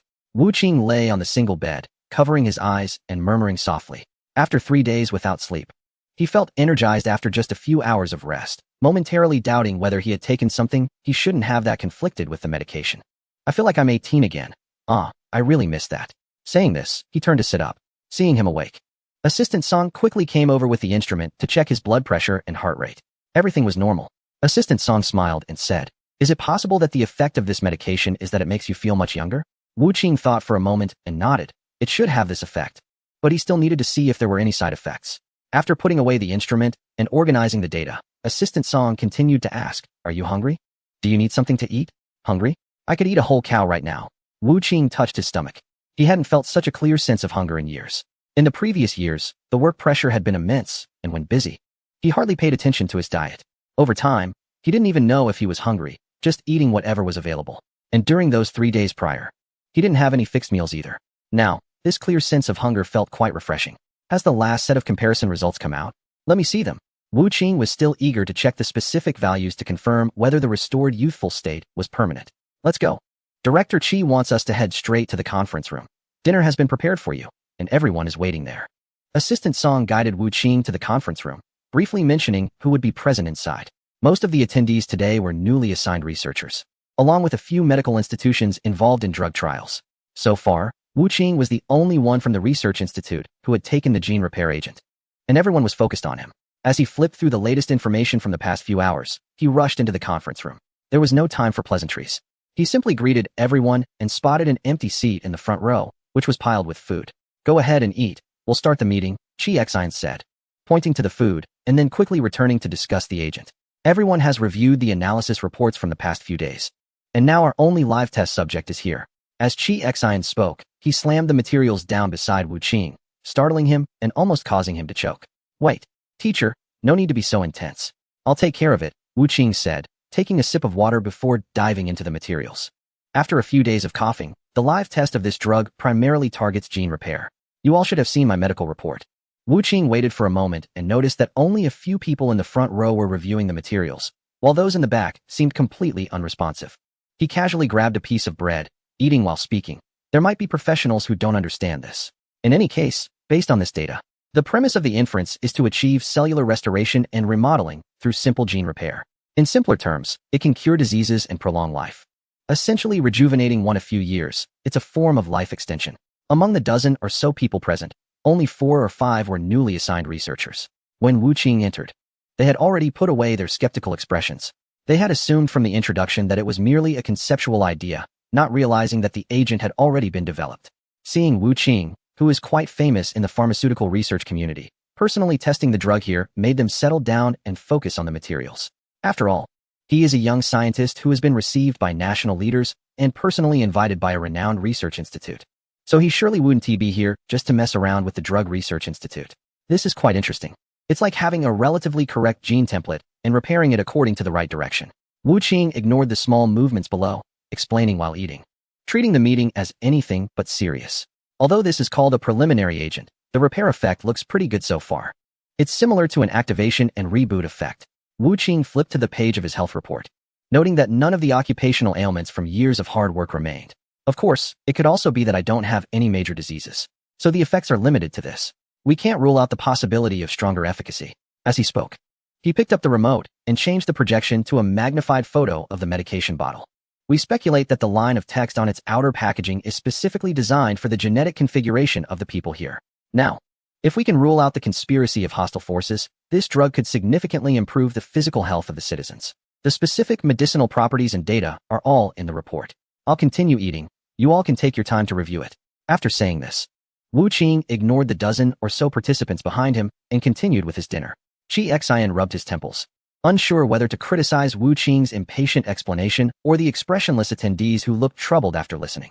They were all healthcare professionals. Surely they could understand basic communication?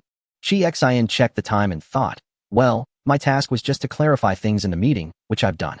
The rest is for everyone to complete their assigned work.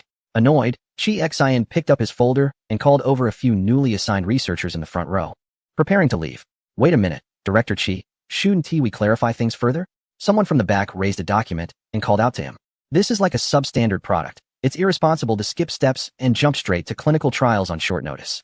We should at least be given more detailed information, like the specific composition ratios. Chi Xian found this amusing.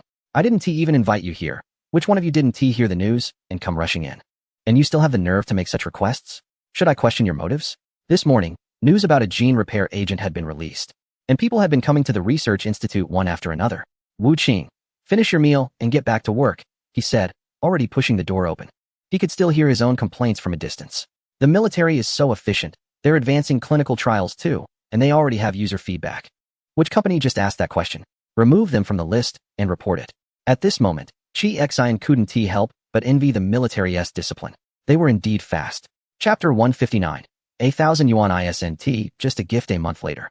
The results report from the small-scale trial of the gene repair agent was sent to various relevant institutions, initiating the second phase of the advancement plan. Although there were many volunteers who had signed up to use the agent, Wu Qing remained the center of attention. Throughout the month, even while he was working in a closed environment at the Research Institute, people still came to observe him. This was still manageable until one day when Wu Qing was taking a break and received an international call. He was genuinely busy and confused, and lately, too many people had been trying to contact him, so he didn't even check the number before answering. Wu, long time no see. The language sounded somewhat unfamiliar, and it took Wu Qing a moment to recognize who it was. It was his former team leader from when he worked abroad, who had contacted him last month before being transferred to the Research Institute, asking for help with some information. After a brief exchange of pleasantries, the person got straight to the point. I heard that recently your country has released a gene repair drug. I guess with your abilities, you must have been involved. Is there anything you can share? I heard it's only targeting your country's genes, right? The tone suddenly dropped. Wu Qing's first reaction was to hang up and turn off his phone. He thought, better not pursue this connection. He really signed a confidentiality agreement, and that one sentence from the other party could directly trigger a red line. It would lead to a lot of trouble. If someone from that region called to ask him something, he could still listen to what they wanted to say, but if it involved foreign matters, he definitely couldn't say a word. As usual, after reporting, Wu Qing still asked a bit more about how this information could reach abroad. It was necessary to clarify this first to avoid being blamed later. The timing of this call was truly inconvenient. Sure enough, in the afternoon, someone from the special agency came looking for him. Wu Qing sighed as he was called to the director's office. Upon entering, he found the atmosphere in the room very cheerful. Why was I called? Wu Qing was genuinely confused. He thought he was being brought in for questioning, but instead, several people were chatting and laughing, completely ignoring him. Clearing his throat, he decided to join in and sat down on a single sofa next to them. I'm here. Hey, Professor Wu, we're here today to officially invite you to participate in a promotional live stream. Wang Jie took a contract out of his bag. It was a very formal multi-platform live broadcast, mainly to promote a gene repair agent. This did surprise Wu Qing a bit. He had been very busy this month, as the entire project team had integrated all research related to the gene repair agent. This included the research on the apples provided by Lin Hong, which had also been assigned to his project group. The content was so extensive that it took him some time to finally sort it out. Noticing his surprised expression, Wang Jie smiled and said, The day before yesterday, the official channels for applications were launched, and it's expected that next month, the use of the gene repair agent will start to open up on a small scale. So soon? Wu Qing was astonished. He now understood why his former team leader had suddenly contacted him. Well, actually, this is still slow. Many procedures have been simplified. Wang Jie continued, asking Wu Qing to review the contract and confirm the specific time if there were no issues. Upon reflection, this wasn't too strange. The gene repair agent had been around for over a month, and initially, it had already bypassed the normal clinical trial procedures, allowing voluntary applications for use, resulting in several thousand trial users. Among these individuals were severe patients and those with congenital genetic diseases, the youngest being only 6 years old and the oldest around 60 to 70. The younger the age, the better the healing effect of the gene repair agent on diseases. However, if considering the effect of restoring youth, the best results were seen in the age group of 30 to 50.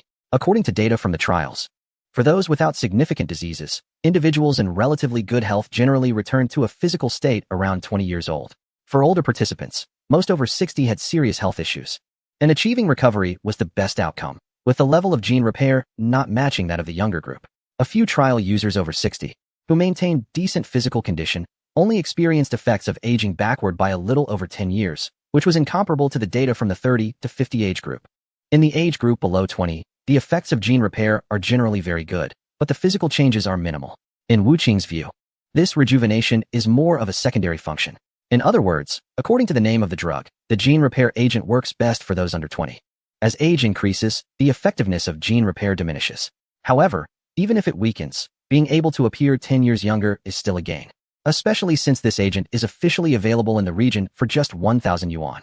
If there are financial difficulties, one can even apply for special subsidies. Since the news of the gene repair agent spread, more people have been seeking Wu Qing. Anyone who has had even a slight connection with him is eager to chat and inquire about the reliability of the gene repair. Wu Gu, give me a hint. Is this thing really just a tax on intelligence? One of Wu Qing's university friends managed to get in touch with him after much effort, hoping to discuss the agent. The claim about the 1,000 yuan agent seems a bit exaggerated. Isn't gene repair essentially being given away for that price? The voice on the other end sounded somewhat shaky. Wu Qing knew this friend well. He studied medicine because his father was in poor health, and now he was asking about the agent presumably for his elderly parent. If you trust me, go apply for it right now. Wu Qing rubbed his temples while sitting at the table. He had finally managed to take half a day off and was about to sleep when the phone woke him up. I trust you. The other party's deep breath was very evident, and when he spoke again, his voice trembled. Can it really cure diseases? Wu Qing replied, I can't provide specific reports, but what is currently known includes several cases of cancer remission in individuals over 65, as well as cases of curing uremia and diabetes. There's even a particularly notable case of Alzheimer's with very significant results. This information is publicly available on the official website, so Wu Qing had nothing to hide, only reminding his friend to make an appointment early. Now, tell me honestly, is there a follow-up plan for this?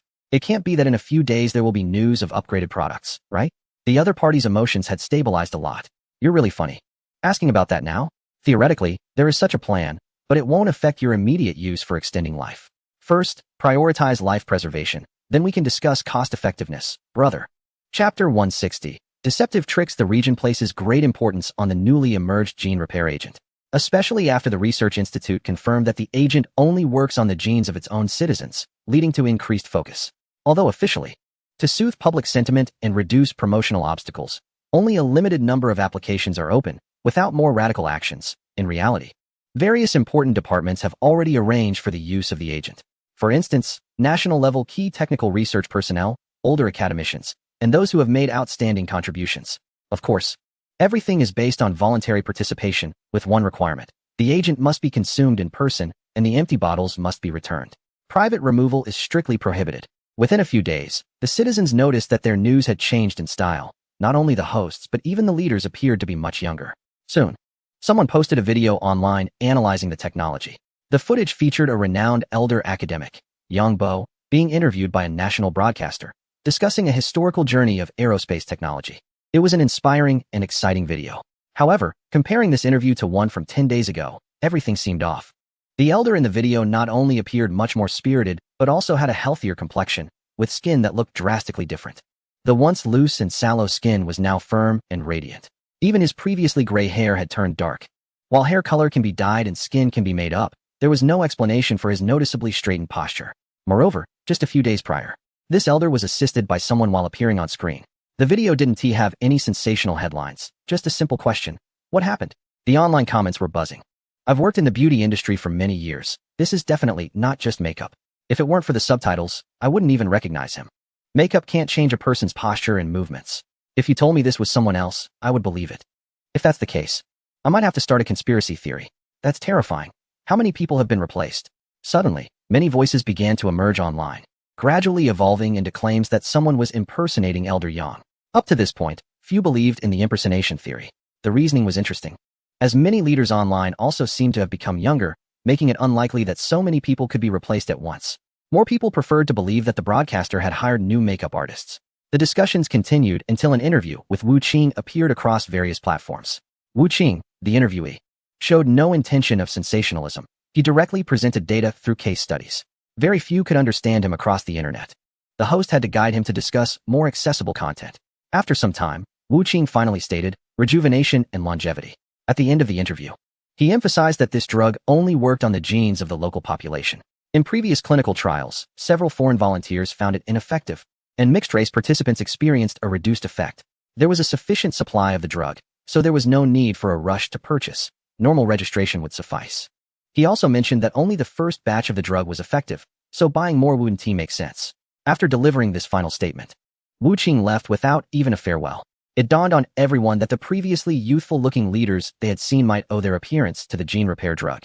Soon after, comparisons of Wu Qing's current photos with those from a year ago surfaced, showing a remarkable transformation. He appeared at least a decade younger, transitioning from middle-aged to youthful. Recently, the exclusive gene repair agent for a certain country was opened for applications, attracting widespread attention. The website saw a surge in visitors, causing some server issues.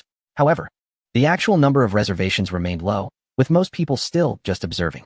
At the same time, rumors about the gene repair agent began to spread online, with many claiming that the agent was produced abroad and was part of a conspiracy against the country. The relevant authority has traced the source of the rumors. The secretary handed over a tablet to the official, stating that those responsible had been apprehended, but the related financial flows were still under investigation and results should emerge soon. It was obvious who was behind the scenes. They wanted to stir the pot and see how many more tales would show. The official was not worried at all, as the effectiveness and safety of the gene repair agent were already established. The country was well prepared, and the promotion of the gene repair agent was merely a matter of time, so there was no need to rush. This situation presented a perfect opportunity to take advantage of the chaos and cast a wider net. The country had completed its overall strategy regarding this matter. With a stable and cost-effective supply of gene repair agents being provided consistently, they only needed to proceed according to plan. Moreover, while it was said that anyone with the country's identification could apply for the agent, there was certainly an internal screening mechanism in place, meaning not everyone would be eligible. In contrast to the calm of the country, nations that had been closely monitoring it were now on high alert. Longevity was a common pursuit for many. Even if young people were indifferent, wealthy and powerful individuals from various countries would certainly flock to it. Although the information released by the country indicated that the agent was specifically tailored for its genes, even the slightest possibility would attract countless people. If this information were confirmed, it would likely cause widespread panic in many countries. The nation known for its advancements in the medical field was the first to react strongly. Feeling the proximity to the country was too close for comfort, their initial response was to consider whether they could directly replicate the agent. In such times, they no longer doubted the quality of the country's genes, instead citing various historical references to prove their cultural ties to it. This led to a flurry of claims on local websites about familial connections with the country, providing entertainment for its citizens. While the citizens of that nation engaged in these discussions, the official government had begun to manipulate public opinion, demanding that the country publicly disclose the agent's formula. They also arranged for individuals within the country to obtain the agent through various means. They genuinely did not believe that the country could produce an agent solely targeting its genes. At present, within the broader context, most people shared the sentiment of skepticism towards the exclusive agent, suspecting it might be a deceptive trick. Perhaps it was an agent that everyone could use, and the country was simply making such claims. Chapter 161. Just focus on the key points. The public relations offensive from that nation was fierce, even waving the banner of an international health organization. They questioned the efficacy of the gene repair agent, while simultaneously demanding the country disclose its research results and formula. In short, they were all over the place, causing various disturbances. The calmness of the country remained unchanged as always. However, the World Health Organization was the first to become anxious. Most member countries were still reluctant to offend this country, especially given the high credibility of the gene repair agent. as everyone hoped to benefit from it in some way. Since the news of the gene repair agent spread, there have been ongoing inquiries from various countries. Some smaller nations have even started assessing their genetic ties with this country. At the same time, the number of people applying for entry into this country has surged tenfold, with all sorts of reasons for entry emerging. However, due to the country's strict entry management and the difficulty in obtaining identification, even the wealthy found it hard to enter the country immediately. Consequently, various opinions began to arise. In a high-security conference room within a military district in the capital, the chief spoke. This morning, a certain country publicly spread rumors that we are developing gene weapons.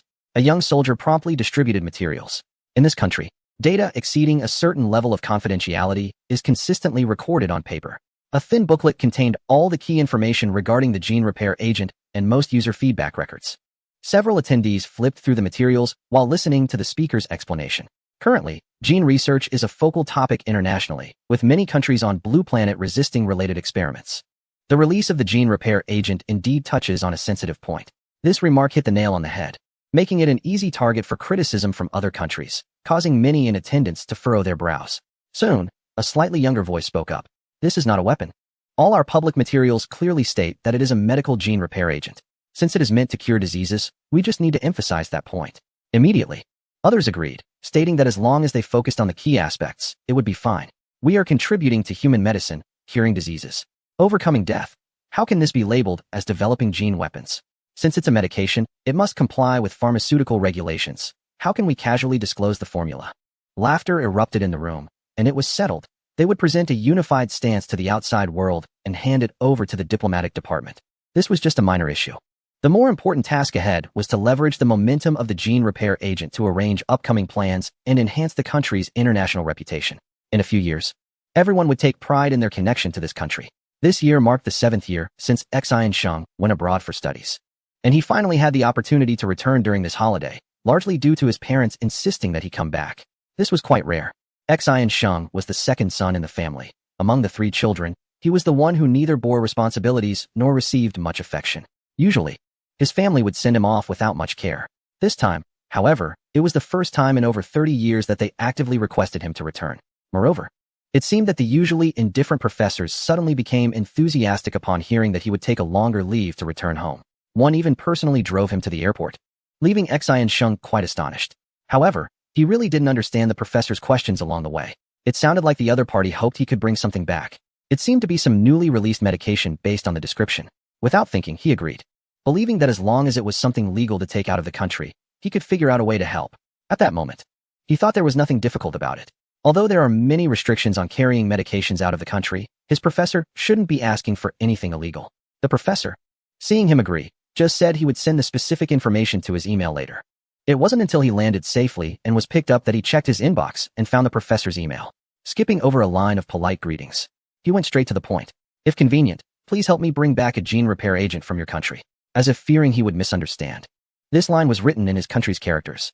What is this thing? He scrolled through the email, and with just a few short lines, including a line in characters, it was hard to miss. It indeed stated a gene repair agent. His first reaction was to wonder if his professor had secretly read some strange online novel, leading to such an odd request. Xinxing, what are you doing? Dinner is ready. His older brother's voice called from downstairs, and Xinxing jogged down. At the dinner table, he shared the email as a joke with his brother. My professor is hilarious. He probably saw something, like a translated online novel or a short video. And he actually asked me to bring back a gene repair agent. It's so funny. Why not ask for a foundation building pill instead? He chatted while eating. Their family dinner table wasn't very formal, and they only had the chance to catch up during meals since everyone was busy. His brother frowned. Your professor wants you to bring that back? Yeah. When he took me to the airport, he insisted I find a way to help him. He really needs it. Xinxing nodded while pulling out his phone to show his brother the email. Look, he's really too funny. I don't even know how to explain it to him. I remember you're studying bioengineering? His brother put down his chopsticks and took a look at his brother's phone. Xinxing nodded. Yes, I'm studying biology. Isn't it interesting? My professor is quite naive and adorable. Well, compared to that, you look a bit foolish. His brother glanced at him helplessly, feeling that he really wasn't thinking straight. Xinxing didn't care much about what his brother said, as they only saw each other a few times a year. There is indeed a gene repair agent in his country, and it works very well, his brother said while sending Xinxing a website link. What's this? Are you kidding me? Xinxing was taken aback, hastily taking a few bites of food before grabbing his phone to check the link. Wait, when did this happen? So sudden? He quickly read through the official information. returned to the medication's introduction page, and said, "Brother, doesn't this effect seem a bit too unrealistic? This information is from half a month ago. How have you been studying abroad like you're in seclusion? Don't you look at any information?" Xi and Yaojia really couldn't stand his brother's carefree personality. "Do you think the reason for calling you back home this time is what?" Xi and Sheng just remembered that it was half a month ago when his family suddenly called him back. However, at that time he was busy with classes and simply couldn't find the time, which is why it got delayed for half a month. Chapter 162. Purchase with Resident ID. After thoroughly understanding the authenticity of the gene repair agent, Xi and Sheng no longer dared to mention taking the medicine abroad. Even if he dared, the local authorities wouldn't allow him to take it out. The level of control over this substance is so strict that it's practically impossible to even take it out of the distribution location.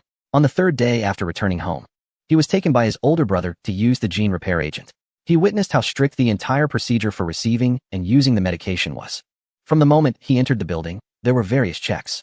After verifying his ID, he had to check in his bag, remove his jacket, and after passing security, he was asked if he had any family or companions with him.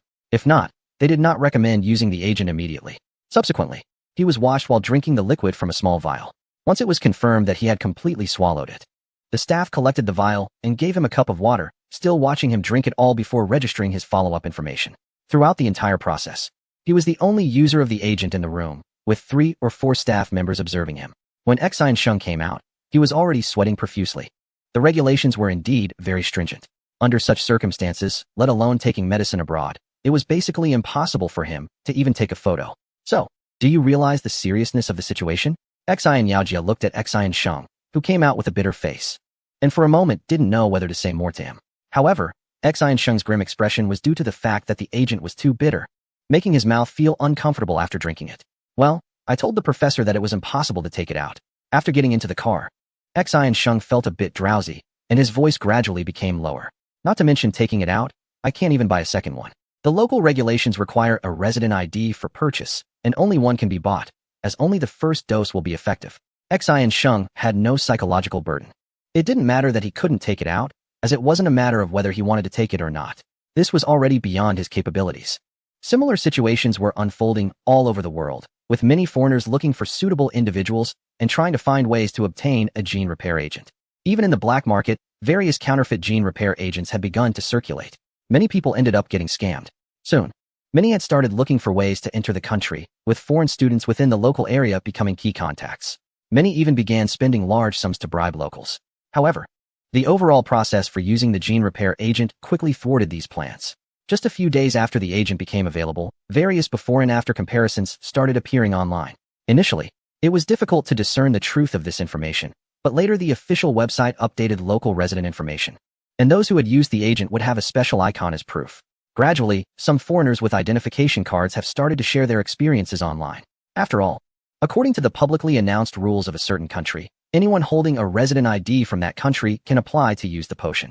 In this country, foreigners with legitimate resident IDs are mostly those who have been here for many years, as new issuances have ceased in recent years.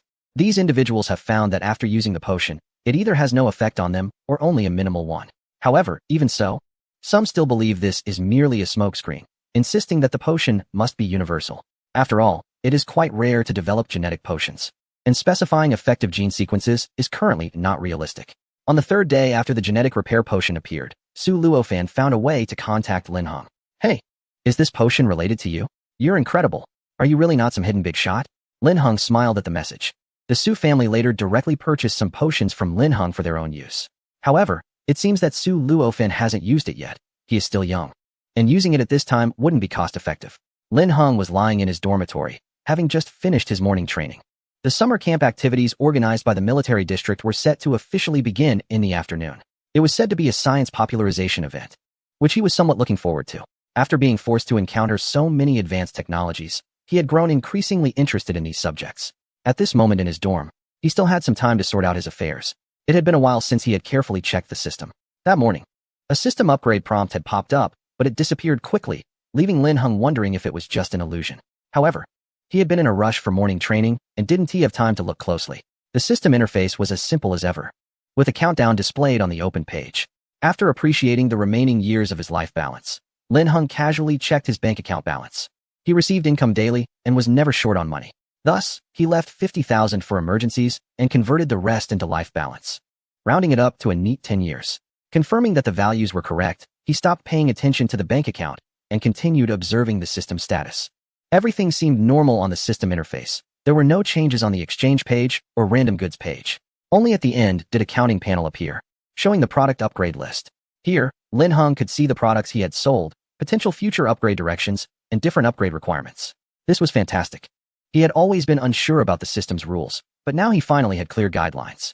He first glanced at the upgrade line for apples, and indeed, the upgrade conditions were based on product popularity and sales performance. Currently, this upgrade line had 3 icons lit up: apple, potted apple tree, and genetic repair potion. Next, the product that was about to be upgraded was the genetic enhancement potion. Lin Heng briefly reviewed the upgrade requirements, and it seemed that this upgrade wouldn't be too difficult. Next, Lin Heng found a product that piqued his curiosity: the medicinal jade. This medicinal jade was the first product he obtained after receiving the system, but it had always been quite strange from start to finish. At this moment, Lin Heng pulled out the upgrade path for the medicinal bath and discovered that there were only 2 icons on this path.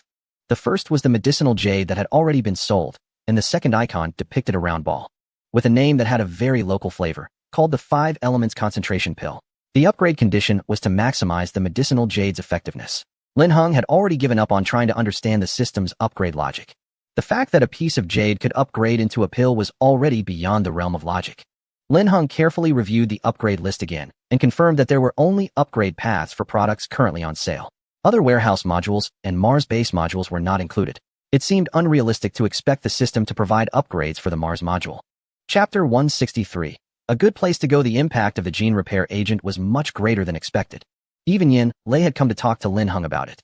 On the positive side, the average lifespan of the population had increased, and the physical fitness of the citizens had improved. However, more social issues also needed to be addressed in a timely manner. Nevertheless, the country had indeed found time to deal with these matters, as the benefits outweighed the drawbacks. In recent days, the energy value recorded in Lin Heng's system had been continuously increasing.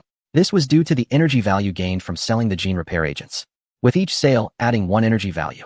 Soon, he had accumulated nearly 50,000 energy values, and this number would continue to grow. Lin Heng did not plan to use these energy values directly, as exchanging them for life balance in the system felt wasteful. He intended to use the energy values for the expansion of the Mars base, including building a base on Mars. There was no rush for this. He just needed to plan it out. Later, he could also enhance his warehouse with the remaining energy values. After a relaxing afternoon nap, Lin Heng needed to head to the outskirts of the military district for the second phase gathering of the technology summer camp organized by the Military Science Academy. He declined a soldier's offer to give him a ride and jogged toward the military district. However, just as he exited the internal area, he was stopped. Lin Heng, over here, come with me. Yin Lei happened to drive up and immediately stopped to call him. Where to? Lin Heng halted and turned back to see Yin Lei rolled down the car window. Get in the car first, Yin Lei urged without elaborating, then rolled the window back up. Lin Heng felt puzzled. Yin Lei was aware of his schedule and had rarely made such sudden appearances recently. Once he got into the car, Yin Lei stepped on the gas and turned to drive out. What is going on? Lin Heng quickly fastened his seatbelt, feeling as if he was escaping the military district due to Yin Lei's speed. Hey, I'm taking you to a good place. The flight takes off in 2 hours, and we need to hurry, Yin Lei said as he drove at high speed out of the military district, surprisingly without anyone stopping him, and even got an early clearance. Lin Heng asked in confusion, what urgent matter is this? The summer camp in the afternoon wasn't too important, but the evening camp related to the undead was just for fun. If he really wanted to stroll around the military academy, no one would stop him. In fact, the military academy would probably prefer he had some time to visit or learn something. However, he was definitely going to the observation room every evening, both to stabilize the link to the undead's gifts and to listen to the discussions among the big names. Usually, there weren't many opportunities to hear such conversations. Yin Lei knew what he was talking about and waved his hand, saying, don't worry, it won't delay anything. We'll bring you along, including that crystal and a few key members from the project team. They'll take a later flight, not traveling with us. Yin Lei glanced at his phone, and since it was inconvenient to use while driving, he simply handed it to Lin Heng. You can check it yourself. The schedule is at the bottom. He wasn't too worried about Lin Heng seeing something he shouldn't on his phone, as the work content was all related to Lin Heng. To be honest, Lin Heng's current level of confidentiality was even higher than Yin Lei's, but the other party just didn't know it. Lin Heng took the phone, and the screen displayed a form. He flipped through it a couple of times before finding the afternoon's itinerary. There wasn't much content, just the time and place for the flight. I don't see much point in looking. It's all just following along anyway. Lin Heng glanced at it, made a note, and handed the phone back. No, I meant for you to see the entire schedule. It's not important. Anyway, it will be returned to you before school starts. Yin Lei guessed that Lin Heng wasn't really in the mood to look at these things. Before school starts? Going for a month? What? You're not even letting me bring a change of clothes? Lin Heng didn't care much about where they were going, but if it was for a month, it wasn't as simple as just leaving. Hey, it's a bit rushed since it was a last-minute decision, but the opening hours there are specific, so it's a bit tight. Yin Lei touched his nose, feeling a bit embarrassed. Anyway, don't you have a way to carry stuff with you? Lin Heng didn't reply but also didn't bring up the clothes issue again, simply changing the topic. So what exactly are we going to do? Yin Lei glanced at Lin Heng while waiting at a red light. We're going to a place related to you. This left Lin Heng even more puzzled. Related to me? I've never been to the southwest coast. That was the final destination he saw on Yin Lei's phone. Don't worry, you'll know when we get there. I guarantee I won't sell you out. Soon, the two arrived at the airport. After boarding the plane and sitting inside the sparsely decorated military aircraft, Yin Lei suddenly asked Lin Heng a question. Why did you spend so much money? Yin Lei's expression was relaxed, as if it was just a casual question. And he didn't even look at Lin Heng. In fact, the only information the special agency could find was that Lin Heng had spent a sum of money with the receiving account named Star Refinement. Nothing else could be traced. Based on normal experience, this would typically be considered fraudulent. However, the name Star Refinement was well known enough within the special agency to immediately link it to Lin Heng's delivery service. It wasn't originally a big deal, but a large sum of money went out in a short time, so the special agency wanted to ask about it. Lin Heng didn't feel particularly nervous, but he couldn't just say the truth. Well, I thought of a way to exchange money for a Mars base. Yin Lei was taken aback, turned to look at Lin Heng, who was squinting in a hard chair. He remembered that Zhou Yi had mentioned to him that Lin Heng had brought up something about the Mars base in the province. At this moment, the plane started, and the hum of the engine was heard. Do you really have a way to get a Mars base? Yin Lei asked, slightly surprised, raising his voice. That's quite impressive. Do you have enough money for that? Such a thing would definitely require official support. It wouldn't make sense for Lin Heng to pay for it himself. They still didn't know how big of a scale they were planning, but for now, it was enough. Lin Heng was feeling uncomfortable from the turbulence of the plane. His voice was relatively low because military aircraft don't have the same shock absorption as commercial planes, and the noise inside was quite harsh. Yin Lei strained to hear what Lin Heng said. Shall I help you contact someone? Lin Heng nodded. Yes, that would be good. The sooner, the better. Let us secure a foothold on Mars. The sooner, the better. To spend the energy value and see if the Mars module provided by the system has upgrade possibilities like the goods. Chapter 164. Wasteland Base. After 8 hours of transferring from a plane to a helicopter, the two finally arrived at their destination. When Lin Heng got off the helicopter, his expression was not good. He usually didn't get carsick and even enjoyed the feeling of high-speed travel. Under normal circumstances, a bit of turbulence wouldn't matter, as his physical fitness had made him resilient to such things. The problem was that the noise on the plane was too loud. For some reason, his hearing was particularly sensitive right now, and the constant hum of the engine was extremely uncomfortable. The helicopter landed in a cleared area in the woods. Lin Heng had roughly checked the direction on the way. It was not far from the sea, but far from the city. Aside from trees, there was almost nothing else nearby, and the air had a damp feeling. The temperature was noticeably higher than where he had come from, giving off a muggy and humid sensation. However, it was bearable. Lin Heng took a sip of water from someone next to him. How is it? Is it a bit uncomfortable since we rushed? Yin Lei handed him a towel. Nearby, some staff were moving equipment, and soon someone came to guide them. A team of over a dozen people slowly began to move forward, most carrying equipment boxes. Lin Heng kept up while answering, It's fine. I was just wondering why the gifts from the spirits and the project team can leave at night. Since everyone is coming, why did he have to rush so desperately? It's different. They don't need to go in, just find a nearby spot, Yin Lei said, looking at the surroundings and continued. We are going to a secret base. They just need to stay at a distance where they can maintain a connection. A secret base? One that is related to me? Lin Heng was puzzled. He genuinely had no idea what could possibly be related to him. Lin Heng even started checking the system as he walked, thinking that there shouldn't be any products related to the base. Stop guessing, you'll know what it is when you get there. After 2 months of preparation, it's finally completed. You're the first guest besides the construction staff, Yin Lei said with a hint of excitement in his voice, quickening his pace a bit. This made Lin Heng feel a bit of anticipation.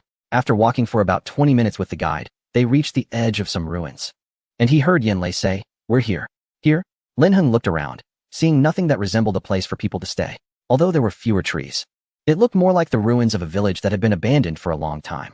It resembled a site that had been flattened, with decades of vegetation covering the remnants of buildings. Did you come to the wrong place? Lin Heng initially wanted to tease Yin Lei, but the guide next to him suddenly spoke up. No, this is the right place. As he said this, a few people moved forward, cleared some ground, and found an inconspicuous stone slab. Lin Heng watched as they lifted the slab to reveal a sloping staircase. So simple. He scanned the area with a doubtful gaze, ultimately landing on Yanlei. No, there's more to be built here. We can't rush this. Yanlei's pale explanation didn't seem to have much effect. Lin Heng shook his head and decided to follow the group down the stairs. Since he had to go in anyway, he might as well see for himself what kind of place it was. The entrance was over 1 meter wide, and the steep staircase extended downwards into complete darkness, illuminated only by a flashlight nearby. After walking down for a while, the passage widened enough for 3 people to walk side by side.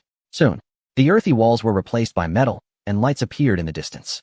The style of the path gradually shifted from rustic to modern sci-fi, and Lin Heng soon saw a large metal door slowly opening ahead. It was an elevator. Lin Heng and Yanlei were the first to enter, while others continued to move items down, not in a hurry to join them. The elevator doors closed slowly, and there was only one button for going down. Are you ready? Yanlei pressed the button. The elevator descended very slowly, taking a long time to stop. How deep is this? Underground? Lin Heng looked around the elevator, but didn't find any signs. It was probably about 20 to 30 meters deep, not very far. Yanlei led Lin Heng out of the elevator, whispering, I'm not too sure about the specifics either. Someone will explain it to you later. Once they exited the elevator, they found themselves in a white corridor, about 5 meters long, with a white door at the end. What is this? Lin Heng tentatively moved forward. As they reached halfway, white mist appeared from both sides, gradually filling the entire space. A faint red light emerged. There was nothing uncomfortable about it. Aside from a bit of humidity, it didn't affect breathing, though it did obstruct visibility. It's fine. It's just disinfection. Yanlei's voice came from behind. Lin Heng felt the other person place a hand on his shoulder, gently pushing him to continue forward. He strode forward and quickly saw the door. Without hesitation, he pushed it open, revealing a scene of varying shades of green. It seems your palm print has been registered, said Yanlei, who closed the corridor door behind him and pointed at the scenery in front of Lin Heng. How does it feel? The space they were in was extremely spacious, with circular white corridors on both sides and a hollow atrium in the center. Looking down from the glass edges of the corridor, there was an almost bottomless pit, with green plants growing in the center, layered upwards, and different floors connecting to the central corridor. Lin Heng looked up. There were still a few meters of height above, with ample white lighting. This area featured a vertical planting structure. Yanlei smiled and said, this entire planting system is the highlight of the base. It not only meets the needs for food and medicine, but also ensures the oxygen supply system here. So this is that wasteland base. The moment Lin Heng saw these plants, he thought of that term. You guessed it? We mobilized a group of people from our country and took 2 months to complete this entire underground base system. Yanlei smiled as he led Lin Heng to the right. Now, this underground base is a completely independent circulation system. Even if the outside world faces an apocalypse, as long as the blue planet remains, this base can operate on its own for hundreds of years. It sounded almost like a novel. Lin Heng observed the surroundings while following Yanlei. In the white architectural style, the green plants stood out remarkably, and Lin Heng found himself unconsciously studying the planting system in the center of the atrium. Let me take you to your accommodation first, so you can rest a bit before we officially start the tour. Chapter 165. This feels like a scene of murder and smuggling. Lin Heng's accommodation was relatively close to the ground. Yanlei said this was to allow the gifts from the departed to be closer to him. A little later, Yanlei took him to the base cafeteria for dinner. The meal was a good mix of meat and vegetables, and honestly, it tasted quite good. Lin Heng was a bit curious. Is this meat also produced by the base? Yes, there is a breeding area below, and the fish and meat can be self-produced here. Yanlei replied. However, what we're eating now was prepared in advance. After all, it has only been 2 months since completion, and the entire system hasn't fully operated yet.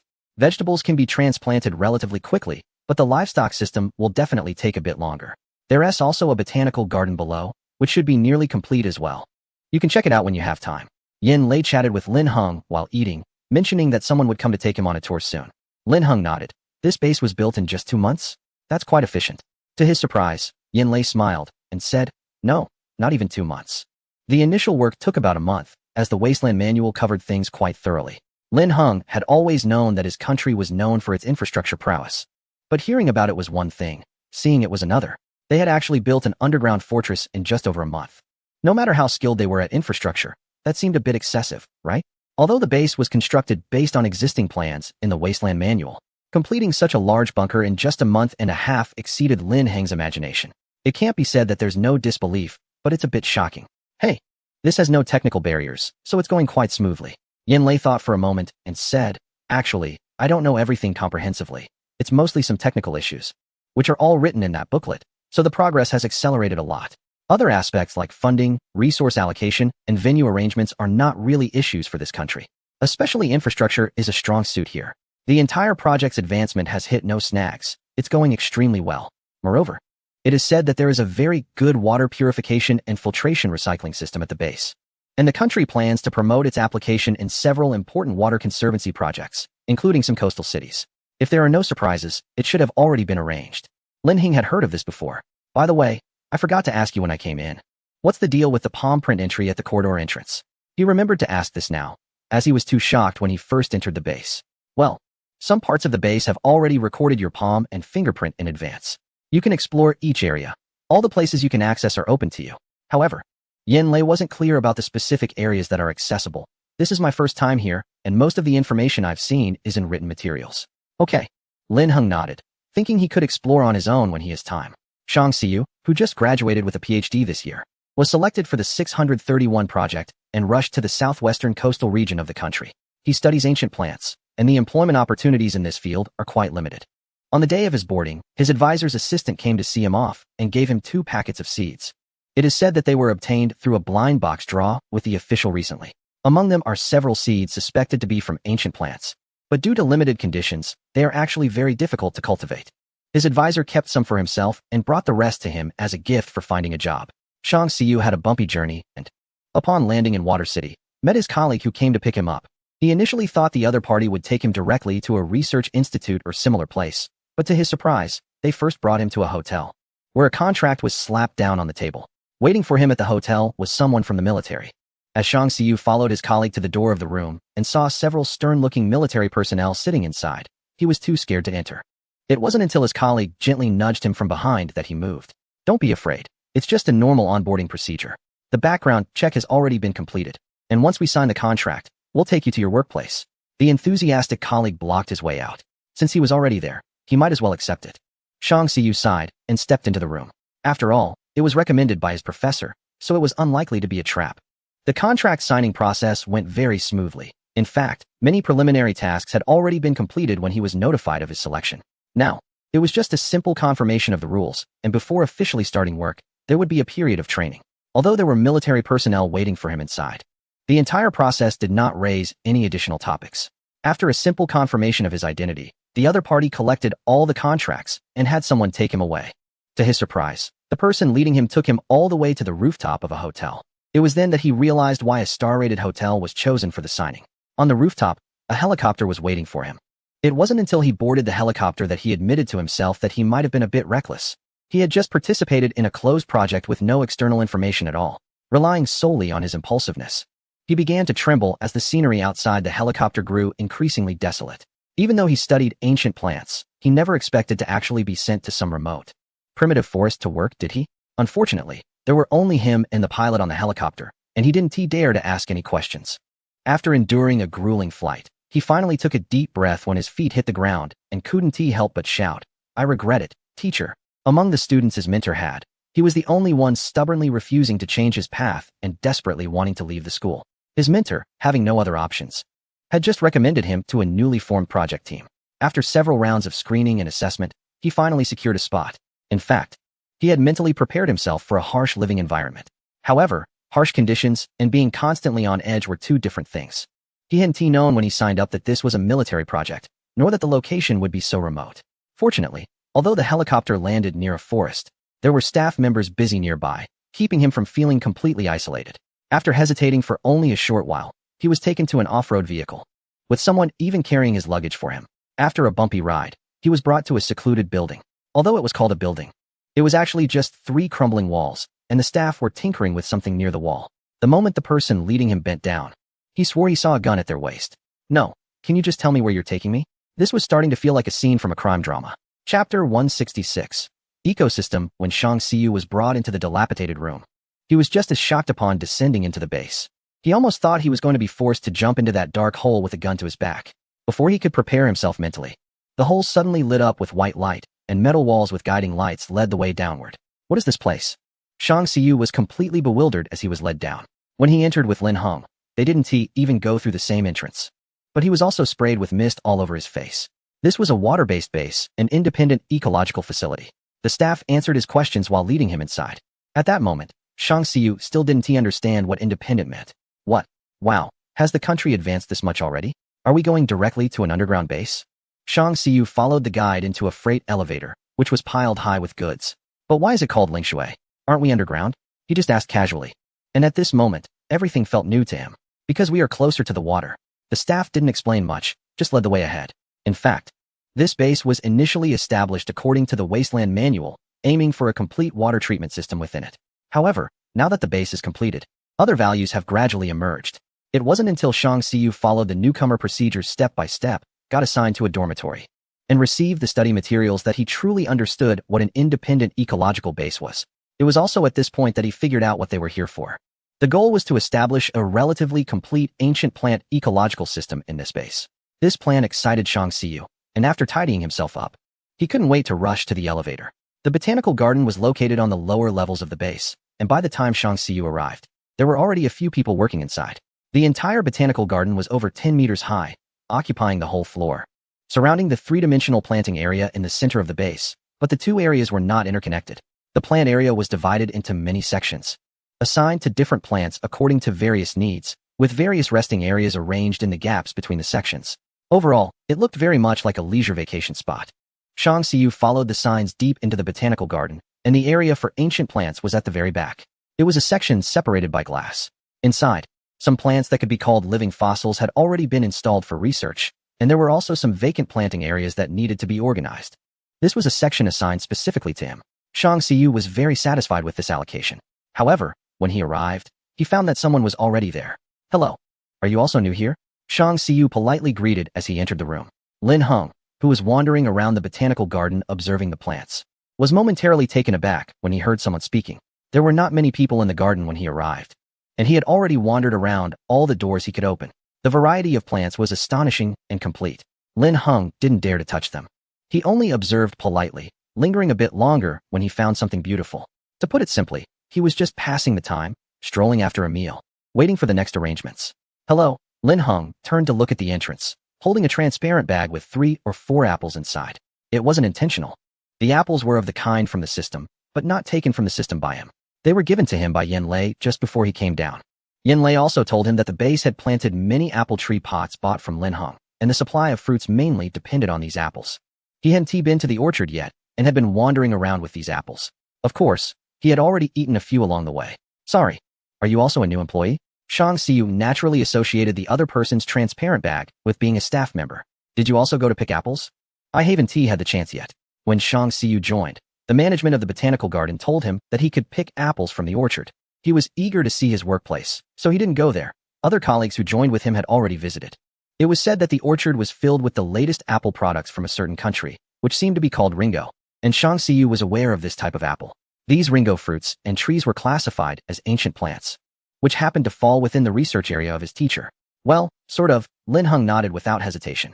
I just came to take a look. There are many rare plants here. After a brief self-introduction, Shang Xiu muttered in confusion. Isn't this my allocated independent area? Seeing him fumble for the distribution map of the planting area, Lin Heng touched his nose and remained silent. Indeed, when he came in, this area was locked. According to Yen Lei, he could access any door that his fingerprints and palm prints could open. The planting area assigned to Shang Xiu was all ancient plants, divided into several separate sections, and Lin Heng couldn't see clearly from outside, so he simply walked in. Fortunately, Shang Xiu had just arrived and didn't think much about it. As long as no one came to interfere with his work later, it was fine. So he cheerfully invited Lin Heng. Do you want to come in and take a look? There's a small area that's quite intact. The area Shang Xiu was responsible for was divided into several small zones, each imitating the ecological system of ancient plants with different species. However, so far, only one area with fungi and ferns was relatively complete, which was provided by Shang Xiu's mentor. The improvement of the remaining areas would take time for Shang Xiu to achieve. Come on, feel free to look around. I tell you, this base is amazing. Shang Xiu was still in an excited state. You arrived earlier than me, right? I didn't see you at the orientation meeting. A couple of days earlier. Lin Heng followed his lead and walked to the back of the plant area, where there was a glass-enclosed section of about 5 square meters and 2 meters high. Inside were beautiful plants, mainly mushrooms and some low-growing species. The vibrant mushrooms stood out against the brown and green plants, looking quite striking. Just looking at them felt really nice, and Lin Heng observed carefully for a while. This was a section for non-edible fungi. many of which were at the level of living fossils. Shang Xiu stood beside him and gave a brief explanation of each, all provided by his mentor. Building such a separate ecological system would take a long time, and this was considered relatively complete. There were actually some organisms inside that were hard to find. As he spoke, he found a microcomputer control panel nearby and checked the data. Chapter 167. Such high permissions. Hiss, this is a bit troublesome. The plant lights here are not adjusted properly. Shang Xiu frowned. These plants had been transported as a whole before he arrived, and were placed here according to his mentor's requirements, probably without care for a day. Although the overall data settings were not problematic, the lighting was slightly off. Then you go ahead and get busy. I won't disturb you for now. Lin Heng saw that he was anxious to handle things, so he decided to change locations first to avoid delaying the other person's work and left 2 apples for him. Shang Xiu was busy flipping through the operation manual to check the equipment situation at this base, waved his hand absent-mindedly, and began searching for the laboratory and control center connected to the plant area. Oh no, I came too urgently. The management probably didn't grant access. This is really frustrating. As Lin Heng reached the door, he suddenly heard Shang Xiu's distressed cry behind him and turned to see the other person rushing out in a panic. What's wrong? Lin Heng quickly stepped aside as they brushed past each other. I'm in a hurry. The light frequency is wrong for my mushrooms. Shang Xiu explained after a moment of thought. I just arrived today, and I guess the control center and laboratory doors haven't been registered for me yet. So I can't swipe my card. Swipe a card? Lin Heng was taken aback. He didn't even know these doors could be accessed this way. Which laboratory are you in? Let me try to open the door. Lin Heng recalled that he had just entered a laboratory, but he forgot which area of the plant center it was. Huh, you can open my laboratory? Shang Xiu was surprised, as he hadn't been assigned a team member yet. When he arrived, the management told him that everyone would be working independently for a while, and he might not be assigned a group member soon. Why is there a change on the first day? Never mind. Let us just try to open the door. Lin Heng turned and walked inside. He didn't remember which direction the laboratory was in. Where's the laboratory? Lead the way. Shang Xiu realized it would take him a lot of effort to find someone upstairs, so it would be better to let him try opening the door first. This way. This way. He quickly took a couple of steps ahead to lead Lin Heng to the entrance of the laboratory in the back. The door was obscured by plants and blended into the pure white wall, making it hard to identify. Are you sure you can open it? Shang Xiu was genuinely anxious. He had rushed over after a meeting to check the experimental site, and their communication equipment hadn't even been distributed yet. If he needed to find the supervisor, he would have to go upstairs and ask around. The base currently had very few staff members, and everyone was busy. Let us give it a try. My access should be sufficient. Lin Heng reached out and pressed the door at about chest height. A halo of light illuminated beneath his hand, and the fingerprint recognition was successful. With a crisp click, the door slowly opened a crack. Wow, you can. This door even has fingerprint recognition? Where are you from? Never mind. Better not to ask. Shang Xiu speculated that this person was likely not simple. He was probably of a higher rank, maybe even someone who could oversee him. Amidst Shang Xiu's surprised gaze, Lin Heng smiled awkwardly. He was just a casual observer. You carry on, I'll take my leave. After a brief farewell, Lin Heng hurriedly left. Meanwhile, Shang Xiu silently noted this person, thinking he should ask their supervisor about who he was when he had the chance. He looked so young yet already had such high access. Lin Heng wandered around the plant area again, finding nothing else of interest, and was just about to head to the next location when someone approached him. Are you Lin Heng? I've been looking for you for a while. Go pick up a communication device. It's really like searching for a needle in a haystack. Ying Zhang hurried down to the entrance of the botanical garden and waited for Lin Heng for quite a while, but eventually, he showed up. In fact, the entire base is equipped with a surveillance system, so finding someone shouldn't be this complicated. The problem is that Lin Heng has high-level access, allowing him to roam freely. And often by the time you locate him at one spot, he has already slipped away to another. Ying Zhang didn't dare to use the loudspeaker to call him, so he had to wait at the entrance. Hello? Lin Heng stopped in his tracks, glanced at the other person's badge, and saw that Ying Zhang was from the logistics department. Before he could read it all, Ying Zhang had already turned to lead the way. I've been looking for you for a while. Come on, let's get you a communication device so I don't have to jump around looking for you next time. Hey, I have my phone with me. Can't you just contact me directly? Lin Heng flipped through his phone, finding no messages. He even sent a quick message to Yan Lei to confirm that he would receive it. No, I heard about that new phone from our country's experiments, right? It's for barrier-free communication. But you have it, and I don't, Ying Zhang said with a wry smile, as he truly couldn't get his hands on that device. Well, you could look for Yan Lei. He should also be able to reach me. Lin Heng put his phone back in his pocket, surprised at how low the usage rate of that phone was. Ying Zhang had indeed tried to find Yan Lei, but the latter was nowhere to be found, and even the surveillance footage didn't show him. He had cursed a few times already, blaming Yan Lei's annoying habit of hiding so skillfully. It would have been better to just come directly to Lin Heng. as Lin Heng didn't avoid the cameras. The main issue was that the base was currently too large, and with limited personnel, it wasn't convenient to navigate. Ying Zhang took Lin Heng to the elevator and went upstairs to pick up an electronic watch. Is this the communication device? Lin Heng asked, bewildered as he held the watch. Couldn't you at least give me a phone or something? This is for internal network communication, just use this for now. We'll arrange for other devices later. Ying Zhang casually set it up for him. Originally, they weren't supposed to provide Lin Heng with this since he was only here temporarily for a few days, not for a long stay.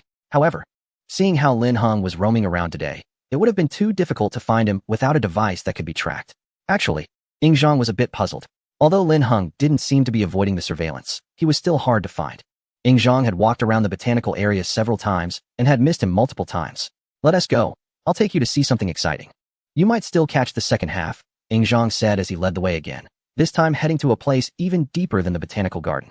Lin Heng could no longer gauge the depth accurately. It seemed they were nearing the bottom. Your access might not work further in. This area is close to the core energy supply of the base, and generally, people aren't allowed to get near it. They passed through at least 4 or 5 heavy doors and underwent several verifications before finally reaching their destination. After navigating through the entrance corridor, they stood in a spacious area, and Lin Heng couldn't help but exclaim, wow, so cool. Chapter 168. Exciting future development directions. In front of them stood a white mech, exuding a powerful aura. The exterior features smooth lines, slightly rotating the upper arm while emitting faint sounds, as if anticipating an exciting battle about to unfold. At this moment, someone is climbing on the mech's waist with safety equipment. Compared to the staff, the mech appears particularly large and impressive. Mech? Oh my gosh, it's already built? Lin Heng exclaimed as he took 2 steps forward, only to be stopped by someone. It was Ying Zhang, who gently pulled Lin Heng aside. Don't go over there for now. The maintenance work isn't finished yet, and I'm afraid you can't test it out at this moment. He knew Lin Heng had high clearance, but was uncertain if he could actually stop him. To his surprise, Lin Heng simply nodded and said, it's fine, I understand. I'll just watch from here. This is so cool. Is it a finished product that's ready for use? The moment he saw the mech, he felt a sense of familiarity and realized its origins. It was likely modified from the products in the previous system. He never expected that the country could actually build a mech by hand. Can it fly? Has our technology improved so much? Lin Heng was slightly impatient. Facing this enormous creature made him a bit excited. Well, flying is still a challenge. Normal movements are possible. We still have a few technical issues to resolve. But progress is very fast, Ying Zhang replied with a slight smile. When he turned back, Lin Heng noticed that the badge on his chest read Logistics Armed Forces. Without paying attention to Lin Heng's gaze, Ying Zhang continued to introduce it. This white mech here is quite complete. There's also a red one behind it that you can check out when you have time. The mech produced by the country has excellent mobility and is already fully functional. Its attack power is slightly weaker, but we will continue researching the weapons that can be loaded onto it. The power system is based on the mech model we purchased from you, utilizing biomass energy. Currently, it seems to work fine for normal use, but as you asked, some breakthroughs are still needed for high-altitude flight. However, low-altitude leaps and long-duration endurance are not an issue. Other technologies, like propulsion technology, exoskeleton technology, and special material configurations, are gradually being advanced. It's actually quite challenging. Although there are precedents to imitate, applying it to a life-sized mech requires a step-by-step trial and error process. Ying Zhang spoke very realistically, but to Lin Heng, it sounded different. Has it only been 2 months? Is this mech already usable? Lin Heng gasped. It's incredible that it was built in such a short time. He couldn't help but admire the country's impressive capabilities. He remembered that the mech was supposed to appear at the end of May. Around June, Lu Liang had mentioned to him that the country's technicians had handcrafted a scaled-up model. Lin Heng was amazed by the manufacturing power of the country at that time, never expecting that by early August, the project had progressed to a stage where a life-sized mech was ready for use. The road had already been paved halfway, and following it wouldn't take too long. The person in charge did not say much. The mech model has been assembled and disassembled countless times, with each component studied by the technical team numerous times. While hands-on manufacturing was taking place, the technicians were also continuously using computer-aided modeling. Over the past 2 months, nearly every staff member has been working day and night. The person in charge stood there, speaking modestly, but feeling very excited. A few days ago, we passed the practical tests, and I can show you the video shortly. As the person in charge spoke, they led Lin Heng to the area where there were computers and projection equipment. It's really impressive. What functions does it have now? Lin Heng asked while walking forward, occasionally glancing back at the white mech. He originally thought that even if it was completed, it would probably just be for show. However, he was surprised to learn that it was a real machine that could be operated. To be honest, we found that the structure mainly serves a protective purpose. The person in charge pondered how to describe it. After disassembling the original model, the technicians discovered that the internal structure of the mech model was a complete scaled-down version. It was only after calculations showed there was space for a person that the technicians began to creatively assemble the mech by hand. The first half-finished mech was designed to test the internal space.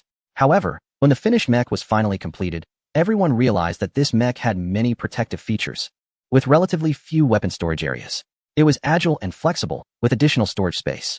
After scaling up, the existence of this backup space was quite interesting.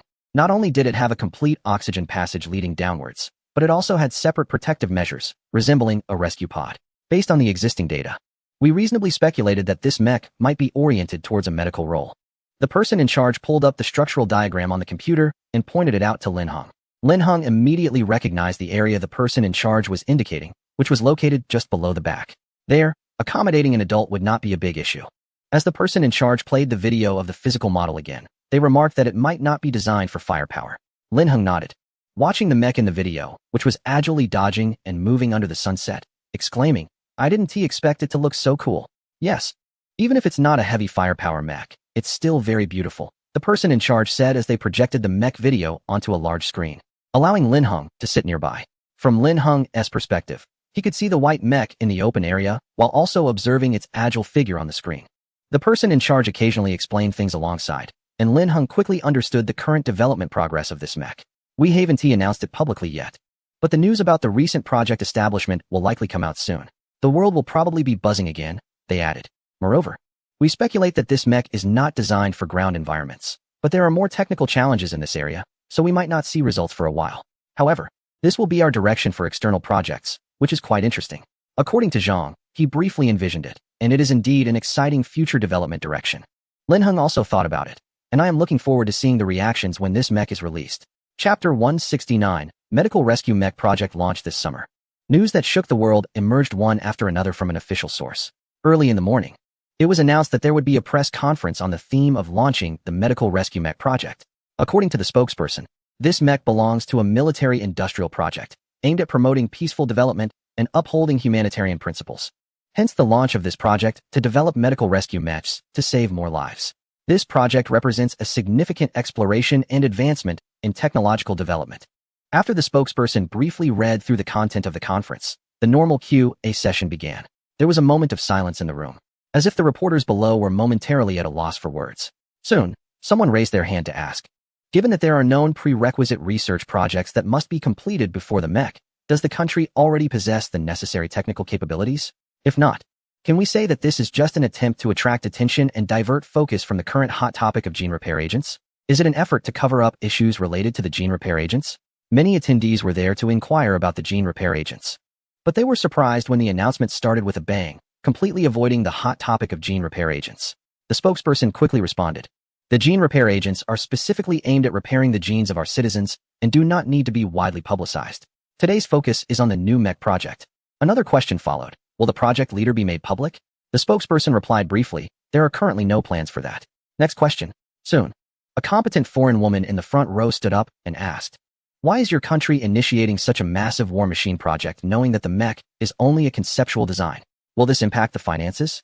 Or is it that the revenue from the gene repair agents is sufficient to support such unrealistic aspirations?" It was almost as if she wanted to directly ask if the country was profiting from the gene repair agents while wasting resources unnecessarily. After a brief moment of thought, the spokesperson responded, "Our residents do not need to spend a lot of money to purchase gene repair agents. If needed, they can even apply for subsidies. The discounts on gene repair agents are part of our policy to benefit the people, and there is no intention to profit from it.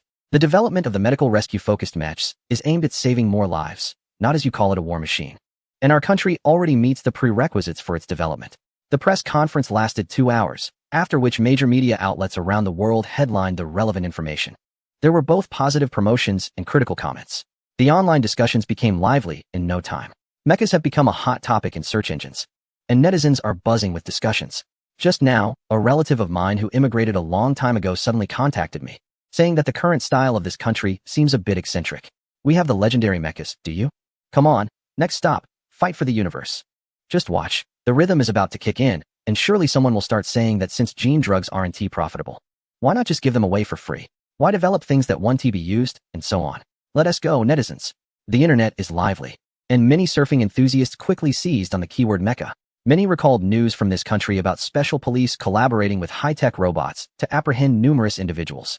Some found that at that time, these robots were referred to as mecha models, which had indeed been revealed to be involved in many rescue operations. So we actually started preparing to build mechas a long time ago, right? Oh my, so this country is serious about it. Back then, only this country turned our bragging into reality. Public opinion online quickly tilted in favor, with overwhelming praise. Over the years, this country has developed not only its infrastructure, but has also started to excel in various fields globally. This country is no longer what it was a few years ago. The cohesion among its people is gradually rising. Additionally, after experiencing the baptism of gene repair drugs, the people have transitioned from skepticism to acceptance, leading to an unprecedented level of trust in their nation. Thus, this so-called medical mecha for rescue purposes is seen as highly likely to be real by the people. Given this country's consistent success, if this news is being released, it probably means that the completion of the mecha is already quite advanced. Such a straightforward matter is unlikely to be questioned or denied by reasonable individuals. Consequently, the mainstream opinion in this country is one of laughter and approval. In stark contrast to the domestic joy and harmony, other countries on the planet are feeling somewhat conflicted. The buzz surrounding gene repair drugs hasn't died down yet. And now this country has revealed another card. Even though this mecha is branded as a medical rescue device, it hasn't stopped conspiracy theories from emerging, questioning whether this country has already acquired the capability to develop heavy combat mechas. A well-known social platform under a certain country's main network published a news article today announcing that this country will soon manufacture military medical rescue mechas. The comments below are filled with mockery and opposition. Is this a new method of money laundering? Have they really become arrogant? Is it possible that, like their spacecraft, mechas will also go to space? I don't know why, but I feel like supporting it a bit. Perhaps all countries are preparing for a new arms race. How can this country take the lead? Shouldn't we feel remorse? Meanwhile, the neighboring country, known for its cherry blossoms, is in an uproar. Mechas. We are the birthplace of mechas. Oh my, how can this country get ahead? Shouldn't we start a project as well? I'm envious.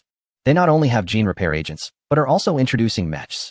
My family says I have half a heritage from that region. I think I need to move. The much-anticipated conference in that region revealed no information regarding the gene repair agents that everyone was curious about, but it dropped a bombshell that moved the entire planet. Suddenly, a wave of mechs swept across the international scene.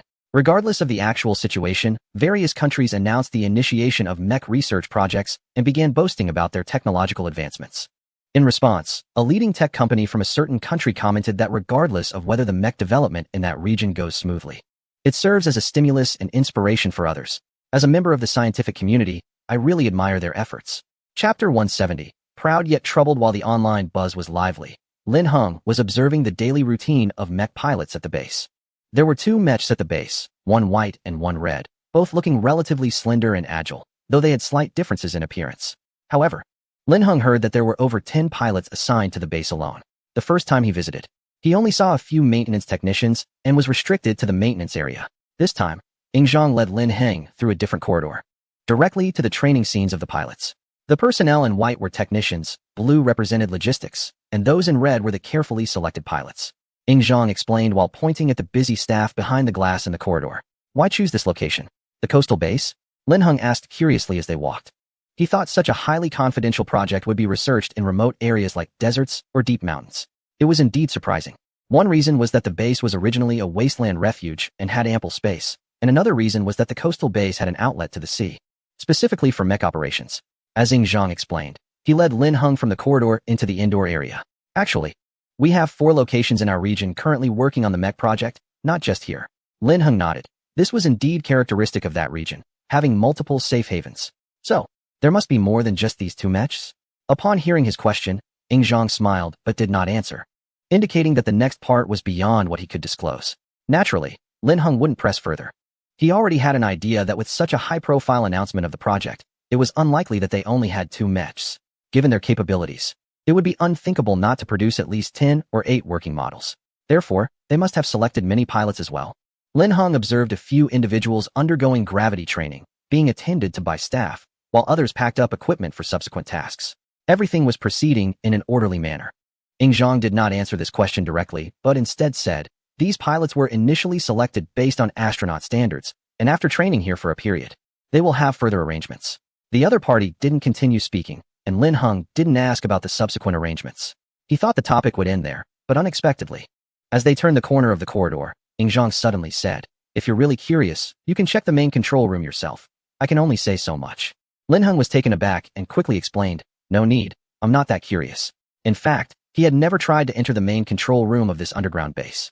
Such places, even if accessible, were better avoided for the sake of discretion, right?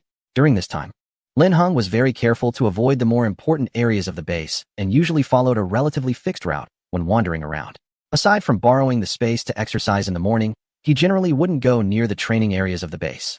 However, Zhang shook his head and said, actually, you could be curious. There are specific mecha piloting training plans over there. I've seen your fitness report, and your physical condition is excellent. You could actually participate. Upon hearing this, Lin Heng shook his head repeatedly. He really had no such intention. In comparison, he wanted to go back and finish his university studies. All right then. With a hint of regret, he glanced at Lin Heng, and Zhang quickly changed the subject. He had seriously made this suggestion because, in his view, good physical fitness shouldn't be wasted, but it was clear that the other party was not interested, so he didn't press further. Let's go. I'll take you to see where they conduct actual piloting operations. Projects like mecha development, which are groundbreaking, obviously cannot rely solely on the few dozen selected pilots on hand. Other bases with mecha projects also have batches of pilots undergoing training at this time. After 100 days of training, those who are selected will undergo further exchange training. A whole plan has already been laid out. Although the project is publicly announced as just starting, the internal departments involved are already aware of some details. Usually, there is a plan and ideas first, followed by preparation, project establishment, research and development, and other subsequent work. This RD project, however, came in reverse. The mechas and related technologies emerged first, and then each department claimed portions to study and learn. After consolidating the technologies based on demand, they would return to continue upgrading the mecha project. This approach is much faster than starting from scratch, and soon, the second-generation medical mecha model appeared. At this moment, the nation made a bold move. Amidst global skepticism, the first-generation medical rescue mecha was showcased on the official website. This speed caught many off guard. What many thought was merely a strategic information warfare turned out to be real, and the physical prototype was already available in such a short time. In fact, the leader in charge of this project at the General Equipment Department was somewhat balding, as no one had anticipated the progress of the project would advance so rapidly. According to their upper management's plan, when the news of the medical rescue mecha was released, it was supposed to be a good opportunity for a smokescreen. Projects of this level typically take 3 to 5 years to make progress, and this timing could give the nation's strategic bureau a bit of time to create some diversion, mislead various factions, and achieve certain diplomatic objectives. Especially this mecha project, which is quite eye-catching, is a major initiative that can achieve strategic objectives and boost the economy of the region. Various publicity departments have made extensive plans related to it. But before implementation, the project team suddenly released information about the first generation of mechas. As a result, the entire strategic plan was urgently revised to align with the new information from the project team. In no time, various departments were overwhelmed with work, and the external publicity style underwent a complete transformation overnight. Accompanied by simple videos of mecha test drives, discussions about future mechas flooded the internet. During this period, the leaders felt both proud and troubled. The project was progressing quickly, indicating that everything was developing smoothly, which is a good thing. However, the prepared publicity materials had no chance to be used, which was quite frustrating. Since the formal publicity phase had begun, they decided to fully cooperate and contact the main project team to prepare for the next stage of publicity work in advance. After the leaders made the decision, they left the meeting room, leaving the others behind to discuss quietly. Did you see the latest video on the official website? It's so cool. Hey, didn't another country recently release some mecha plans? I wonder if they are feeling anxious right now. Chapter 171. Science Popularization Interactive Equipment. The training area at the base is connected vertically, with the bottom level leading to the mecha pilot training grounds. The entire area is spacious and clean, with white walls and ceilings reflecting soft lighting. A row of slender windows at the top of the walls allows simulated sunlight from the base to change light intensity according to the external time. Neatly arranged equipment and apparatus are placed against one side of the wall, and the ground is covered with soft, elastic mats, filling the space with a faint, refreshing scent of wood. At this moment, the busy crowd in the area is divided into several groups, gathered around different simulators.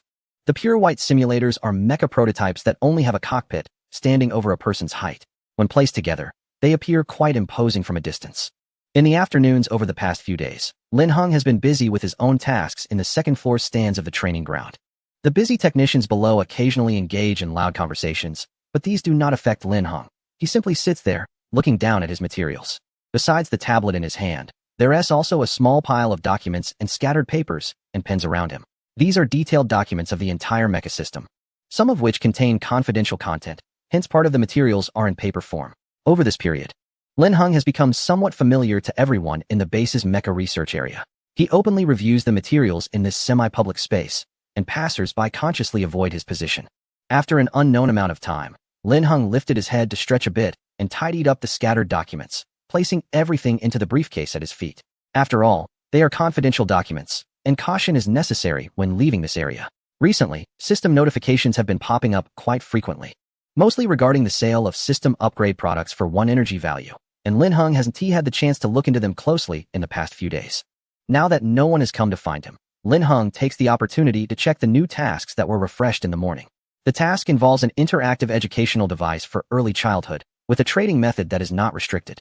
The suggested price is 500 yuan, with a recommended transaction volume of 1,000 units.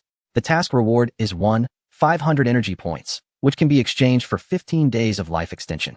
There is also an additional reward for upgrading the product's functionality. Why is it always about early childhood? Lin Heng wonders where these products are coming from. The term early childhood doesn't seem to describe humans at all. However, based on the system's usual performance, this should be a good item. The additional reward is quite interesting. If he can choose which of these existing products to upgrade first, there will be a lot of room for maneuvering.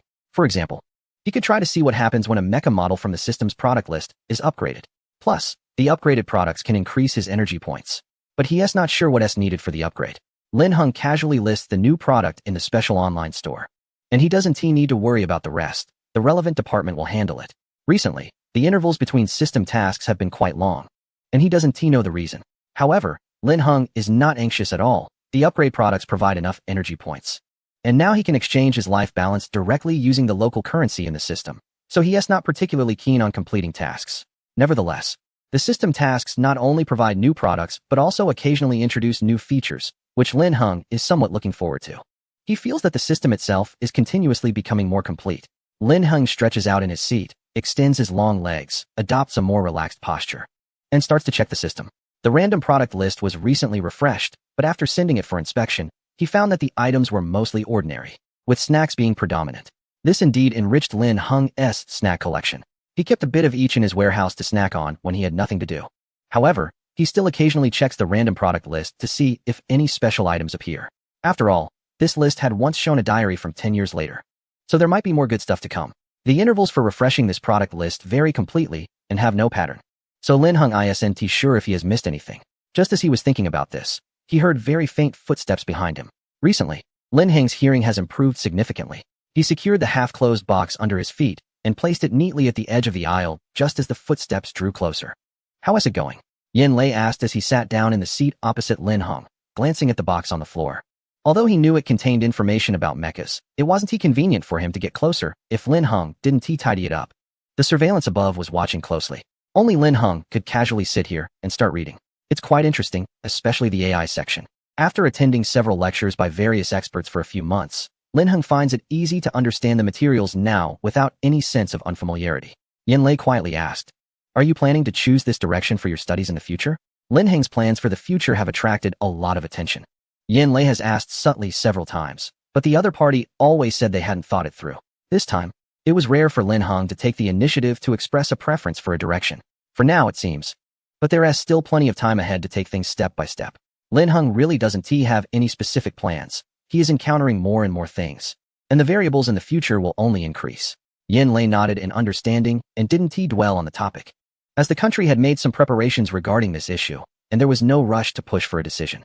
"By the way, I saw you launched a new product?" he said, flipping through Lin Heng's online store on his phone. "What is this?" Lin Heng hadn't looked closely either. He had taken a new product from the system and was fiddling with it in his hands. "I haven't seen it yet, but from the name, it seems to be something for children's science education." The item resembled a silver gray laptop, but was much smaller, about 10 inches in size. However, when he opened it, he discovered that it featured a fully foldable screen. The material was interesting, somewhat resembling the texture of the handbook for the Mars planting base, but a bit harder. As Lin Heng fully unfolded the screen, Yin Lei reached out to hold the other side, and they both looked at the screen together. As the screen unfolded, the center gradually lit up, slowly revealing a blue icon, Starforge. "What exactly is this?" Yin Lei asked, but no one responded. The icon quickly disappeared, replaced by a line of text. "Welcome to the Beginner Science Interactive Device. please select an interactive mode. Is this really for science education? Yinlei said, tapping the line of text, and the screen soon changed. Chapter 172. What kind of species requires this level of science education that afternoon? On the second-level stands of the training ground, Lin Heng and Yinlei were engrossed by this newly appeared interactive science education device for an hour and a half. At first, both were curious, thinking it was a fun interactive game. The screen had a bright style, casual wording, and smooth interactions. And the initial science content was very interesting. Aside from being called younglings from time to time, the difficulty of the content was a bit high, but they didn't feel uncomfortable otherwise. They were even having a lot of fun. However, as the interactive program unfolded, the content gradually became bizarre. What is this? Astronomical science education is somewhat acceptable, but is this interstellar hunter a profession? Yinlei bit his back teeth. The content looked abnormal, but after experiencing those strange products before, he was aware of the seriousness of this item. Don't you think this, household biomechanical attack power science, is even stranger?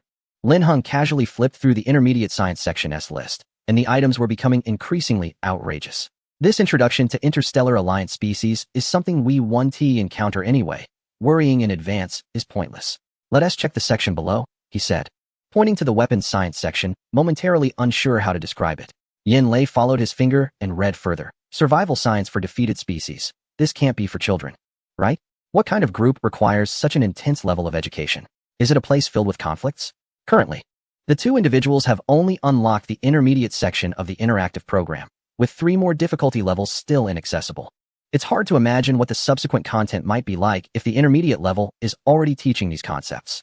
Lin Heng's fingers brushed over the emergency medical procedure educational material, and he couldn't help but sigh slightly. This world isn't easy. This issue will have to wait for higher-ups to evaluate before deciding what to do next. How much do you want to sell it for? Yinlei said, messaging the relevant agency. If it can't be circulated, it might just be bought and stored by the local authorities. Well, having 1,000 copies would be sufficient. Lin Heng glanced at the task panel, not expecting much from selling this item. If there is any usable content, that would be great. But it is essentially an educational interactive system aimed at children, with many points raised but not clearly explained, just simple descriptions.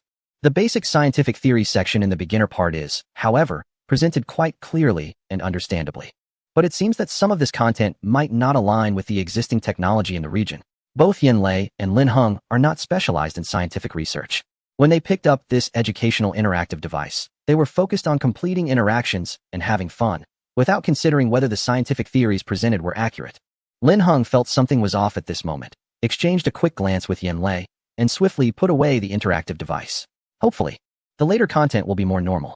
Lin Heng thought about the system's performance and candidly said, it's fine, there should still be some useful parts. We don't need to worry about it. Leave it to the professionals. Even if the content is absurd, the technological aspect of the device itself is meaningful. After offering a brief comfort, Yinlei got up to contact for follow-up arrangements. In Jing City, at Xiqing High School, the senior class C9 was notified to come to school that afternoon for an impromptu exam. C9 refers to the 9-school alliance in the region. And this class has over 20 students, most of whom have been accepted by various universities in advance. Additional tests like this are uncommon for this class, especially since today they were directly taken to the lecture hall, where dozens of students were seated apart, each receiving a few blank sheets of draft paper. A sharply dressed man stood at the podium and briefly explained the upcoming arrangements. Over the next 2 hours, there will be a rather special test divided into 2 parts. In simple terms, it's a learn and test format. During the first hour and a half, relevant materials will be distributed, followed by a half-hour exam on what they have learned. Although the students are seated apart, the distance is T2 great, allowing for quiet discussions. Class monitor, did you receive any prior notice? What's going on? An experiment? A boy at the back cautiously poked the person in front of him, asking in a low voice. I don't know, no notification was given. Our class monitor just found out about it too. The class monitor in the front row also confirmed that he hadn't heard of it before. It seemed preparations were underway, and no one was paying attention to them, leading to a gradual increase in discussion. This is a bit of a waste of time. Sitting here for 2 hours is less productive than letting me go back to finish my reading. I hope there will be something fresh this time. And not like that previous joint exam, which was quite superficial. It shouldn't be too ordinary. I noticed when they arrived this afternoon that they were in a vehicle with a special license plate. It's hard to say, but I don't have high hopes. If there is something special, they probably won't bring it here, right? Aside from this quiet discussion, there were occasional faint sounds in the lecture hall, as people at the front were bringing in equipment, distributing it in various directions throughout the room. Soon, the homeroom teacher entered the lecture hall. He didn't emphasize whether the entire test was important. He simply mentioned, "Students, the paper and pens on your desks will need to be collected afterwards, so please use them wisely. Please hand in your mobile phones and electronic devices." The atmosphere suddenly became serious, and the arrangements sounded like more than just a simple exam. The students quickly became attentive. In Class C9, no one was afraid of tests. Everyone's interest was piqued, and they were all waiting to see what would happen next. Before long, people at the front of the classroom began distributing a stack of items that looked like laptops from a distance. "Wow, this is interesting. It seems our country indeed has some hidden gems. This is way more advanced than the currently released foldable screens, right?" The students gradually opened the screens they held, feeling the slightly flexible displays in their hands, which felt very light. Next, matching wireless headphones were handed out to everyone. As the brief explanation concluded, everyone began to operate the screens on their own. The room fell into an extraordinary silence. Outside the lecture hall, in the spacious corridor, someone was on the phone. "Everything has been arranged. The content has been reconfigured after being decrypted, with the more dangerous parts temporarily hidden. They retain the content that conflicts with our current foundational sciences to observe their learning outcomes. After all, it's an interactive system aimed at children, which might just be suitable for teenagers." After a few words, the man hung up the phone and looked through the glass door of the lecture hall. Inside the classroom, some students appeared astonished, others were frowning in thought, but most had begun to write furiously. Chapter 173, Remembering a Bunch of Jumbled Codes 2 hours later. The 20-some students from Class C9 gradually submitted their papers and waited for the results in the lecture hall. They were asked to calm down before returning to their classroom. And soon even the homeroom teacher temporarily left. Everyone looked somewhat drained, their expressions a mix of confusion and a hint of excitement. "Class monitor, wow? Which part did you just look at?" A boy rubbing his forehead leaned on the class monitor's shoulder, pulling him over to ask. "The basic principles of a domestic quantum gravity wave engine. My goodness, I feel like I spent 2 hours memorizing a bunch of jumbled codes." The class monitor frowned as he recounted what he had just learned, relieved that the interactive program was very user-friendly, allowing him to remember most of the content. He usually had a great memory and tended not to forget what he had seen. He also learned things very quickly. However, just 2 hours have passed. And although he remembered the content from that interactive science popularization session, he found it difficult to understand. These people, whoever they are, warned us just as it ended that related content must not be leaked. Where do they get the courage to say such things? Even if this information were to be shared, who would believe it? It feels like I've learned from a science fiction novel. Perhaps it's all fake. It's simply absurd. When I saw the content about that galaxy species, I understood every word, but when put together, I had no idea what it was saying. Did you all do that question? The last one, which asked us to speculate on the source of the product. I wrote outer space. Damn the product source. I really took the common mecha care seriously. After all, medical mechas have appeared in the country. Who knows if there are other good things hidden? What if any of it is true? A group of high school seniors thrown into an inexplicable additional exam, losing all motivation to study. Soon, when the homeroom teacher returned to the lecture hall, he brought explosive news. "Everyone, in the upcoming year of your senior year, you may face special professional recruitment exams. If you're interested, please pay attention to subsequent notifications." After a pause, the homeroom teacher added, "Of course, this is currently only for our class, so please keep it low-key." The students nodded in understanding. Keeping it low-key essentially meant keeping it confidential. In fact, the homeroom teacher and school leaders were also confused at this moment. They received the news almost simultaneously with the students and had no additional information. They hadn't even looked closely at what the content was on the foldable screens they brought. The school leaders were quite helpless, but fortunately, there was indeed a notification from higher-ups, and the recruitment for special professions was real. That was enough. Far away in the underground base, Yin Lei discussed this matter with his superior, Li Li, curious about why this set of science popularization interactive equipment was taken to have high school seniors test it. Li Li smiled and said, "Those sets of equipment were hard to crack, and they figured that high school seniors have a good amount of knowledge but haven't been exposed to fixed research content, making it a suitable time to start training from scratch." This was similar to what Yin Lei had speculated, but he hadn't expected such bold actions from the country. It now seemed that significant changes were about to take place. Chapter 174. Taking away our achievements soon? News about Class C9 reached the Special Operations Bureau again, and Yin Lei didn't expect there to be follow-up on this matter. The students in this class were very active and had a high acceptance of the content provided by the interactive science equipment. At this age, children have open minds and can easily accept imaginative ideas. Their thoughts haven't solidified yet, and with positive guidance, they can quickly embrace any strange terms. Thus, the country initiated new operations. In August, an International Youth Science and Technology Exchange exhibition was held in the Shanghai market, and at this sensitive time, almost all invited countries reacted immediately and rushed to the country within 3 days. The Dragon Nation specifically selected a few individuals from Class C9 to participate in the technology exchange exhibition and instructed them to speak freely. The news spread like a smoke bomb, reaching various countries in less than half a day. A certain security department official, who had previously faced severe consequences for not taking the Dragon Nation's mecha model seriously, dutifully submitted the information regarding the Youth International Technology Exchange event, regardless of how absurd it sounded. As a result, the security department's conference room was in an uproar all afternoon. This is impossible. The Dragon Nation cannot suddenly produce so much technology. A tablet was abruptly thrown to the ground beside the official, and he silently picked up the shattered device, placing it back on the table. When the news about that mecha model emerged last time, I thought it was impossible too. His voice was barely audible in the noisy conference room.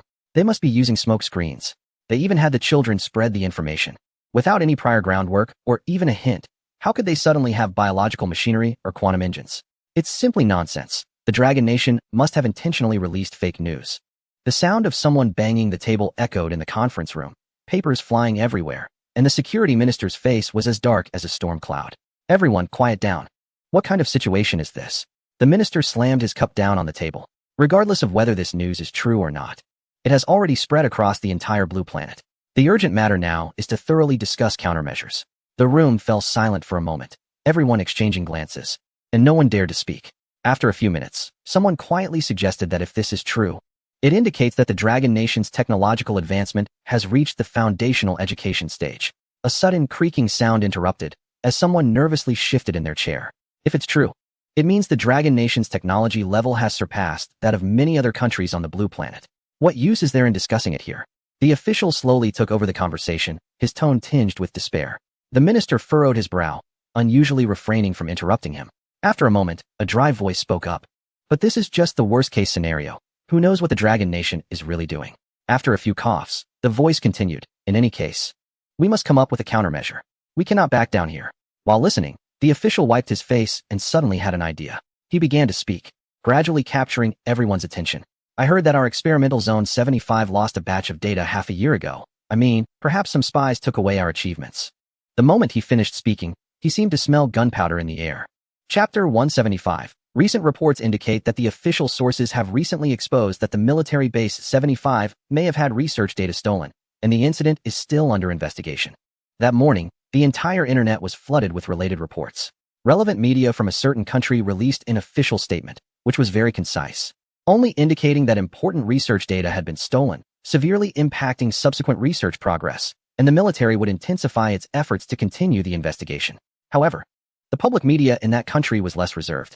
Various media platforms sensationalized the incident, with statements directly pointing to another country as the mastermind behind it. Amidst the criticism of the leadership's incompetence, the public opinion gradually shifted, with numerous rumors emerging online, claiming that the technological leap of the other country was a result of harvesting the fruits of the first country's efforts. Soon, the narrative turned to condemnation. In contrast to the intense discussions online, the atmosphere within the other country was entirely different. Citizens were enjoying the spectacle while happily consuming the gossip. After all, prior to this, no one had heard of a 75th district related to the first country. Consequently, some skilled individuals began to dig up information about this 75th district amidst the scattered details. To be fair, the current netizens were quite impressive. The information they compiled and analyzed was surprisingly good. Personnel from the special agency, while monitoring big data and compiling information, couldn't help but occasionally express their astonishment. Could they really deduce that from the information? A colleague entered the room with documents, remarking that indeed, many hands make light work. After all, the first country had recently been quite active, and it was their own information that had come to light. Less than half a day after the public opinion began to ferment, the other country made an official response. Besides a direct rebuttal, they also released an image containing a small segment of text in a screenshot. Although labeled as text, it was hard to decipher. It appeared to be traditional characters, but slightly different from the commonly known ones, mixed with some unfamiliar symbols. The authorities did not leave it to the netizens to guess, but openly provided the answer. The content of the image was the program code used in recently released medical mechs and newly tested spacecraft. This revelation not only shocked other countries, but also stirred up the public within the other country. When did the other country start using traditional characters as a basis for programming? This was unrealistic. It defied logical use. If traditional characters were indeed used, how complex would that be, not to mention the computational power required? Let us think about the programmers. Could humans even learn this? It seemed absurd. Was the official trying to pull a prank? The complexity of traditional characters was evident, and what kind of mainframe would be needed to support such programming. One might wonder when this technology had started development if it truly existed. Given its complexity, it would likely take a decade or more to research. Although many could not comprehend it, after the official dropped this bombshell without any explanation, they allowed the audience to speculate freely. Correspondingly, the doubts regarding the theft from the first country also began to dissipate, with only their side maintaining their narrative. After all, this was a program created using traditional characters. It couldn't be said that this was also the first country's technology. Chapter 176, Must Return Home. Can traditional Chinese characters be used as command characters in programming? Can they support such a sophisticated intelligence system? In the end, there was no further explanation from the relevant authorities. The entire project team was also unable to clarify this matter, as the main system of the spacecraft and most of the programs for the Mars base they initially obtained were based on traditional characters. Now, there are some internal speculations that these elements may have originated from a version of the country with a completely different developmental trajectory in a parallel universe.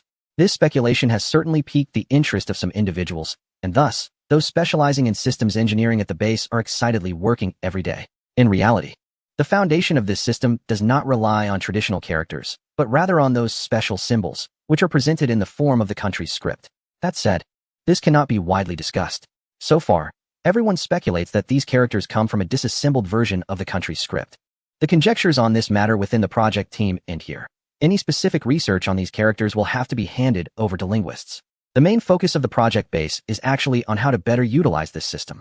In a small town in northern Europe, Xiao Tao, who rarely has a day off, is enjoying a leisurely sleep-in while munching on a bread roll and rummaging through the fridge for juice. The fridge is almost empty, containing only water and drinks. He has no plans to stock up further since he is about to return home and has been busy packing things up. After finally wrapping up his work at the lab and completing his withdrawal procedures, he has today off and will head straight to the airport tomorrow, finally gaining his freedom. Yes, ever since he saw the news about the country's matches, he has been planning this return. The timing is just perfect. He absolutely must go back home. It seems he has never longed for home this much in his life. Fortunately, Xiao Tao acted quickly. Shortly after he booked his flight, the school suddenly backtracked on its decision, leaving him puzzled. He managed to move fast, while his classmates who came abroad with him were not as lucky. When Xiao Tao first discussed this idea, his friends hesitated, reluctant to give up their doctoral degrees, and now the school has them in a tight spot, making it impossible for them to return home in the near future.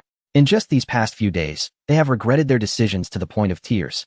After all, no one expected that the country's development would undergo such drastic changes in just a few months. Before the new year, just before leaving, he had clearly discussed this with his advisor back home, who never mentioned that such major breakthroughs were in the works. I'm in my third year of the doctoral program. How could you let me go?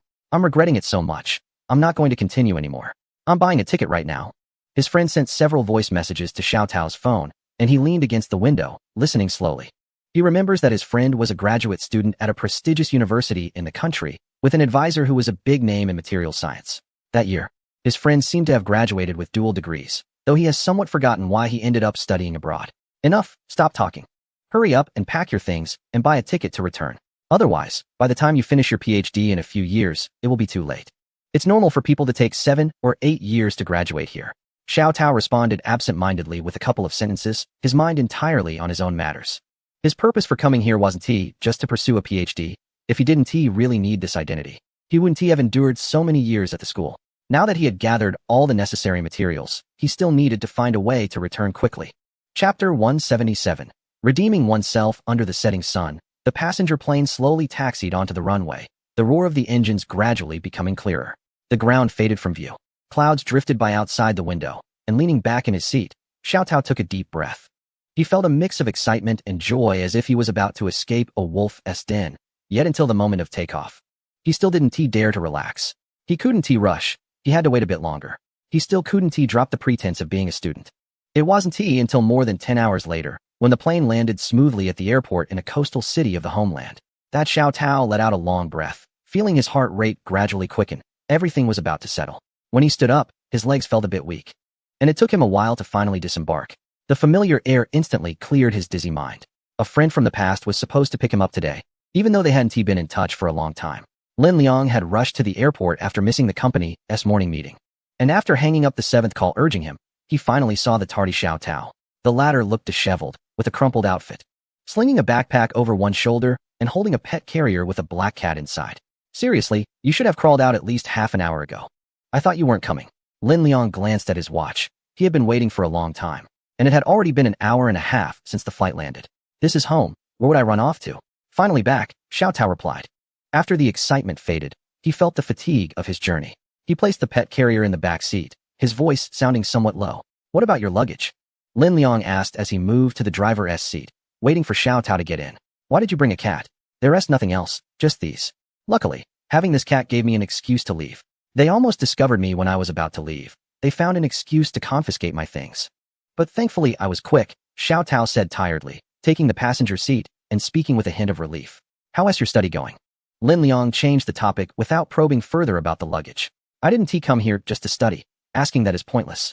If it weren't for this one advisor who could recommend students for internships at that lab, Xiao Tao fell silent. And after a moment of silence in the car, they slowly drove out of the parking lot. Good to be back. Hey, it's been over 2 years, right? Lin Liang's voice broke the silence again. 2 years ago, the two had just graduated from their Master's program and teamed up for a small project. It is related to the popular big data computing and collection at that time. Initially, the overall development was going well and everything was smooth. They had collaborated with several larger tech companies, but unfortunately, they were deceived by their partners and inadvertently caused a mess that was exploited, resulting in some data from domestic tech companies being stolen and taken abroad. This incident alerted the relevant national departments to conduct a thorough investigation. At that time, they had a bit of the fearless spirit of youth and wanted to rectify the situation on their own before the investigation. They came together and developed a program. Do you remember what we created back then? Xiao Tao gestured to Lin Liang, indicating that he remembered the data was indeed retrieved when they left. That year, they managed to use that program to confront the foreign company causing trouble, overturning their entire security system, which also affected many other companies using the same security system. Although they managed to recover most of the lost data, the incident was quite big and had a severely negative impact, leading to their arrest.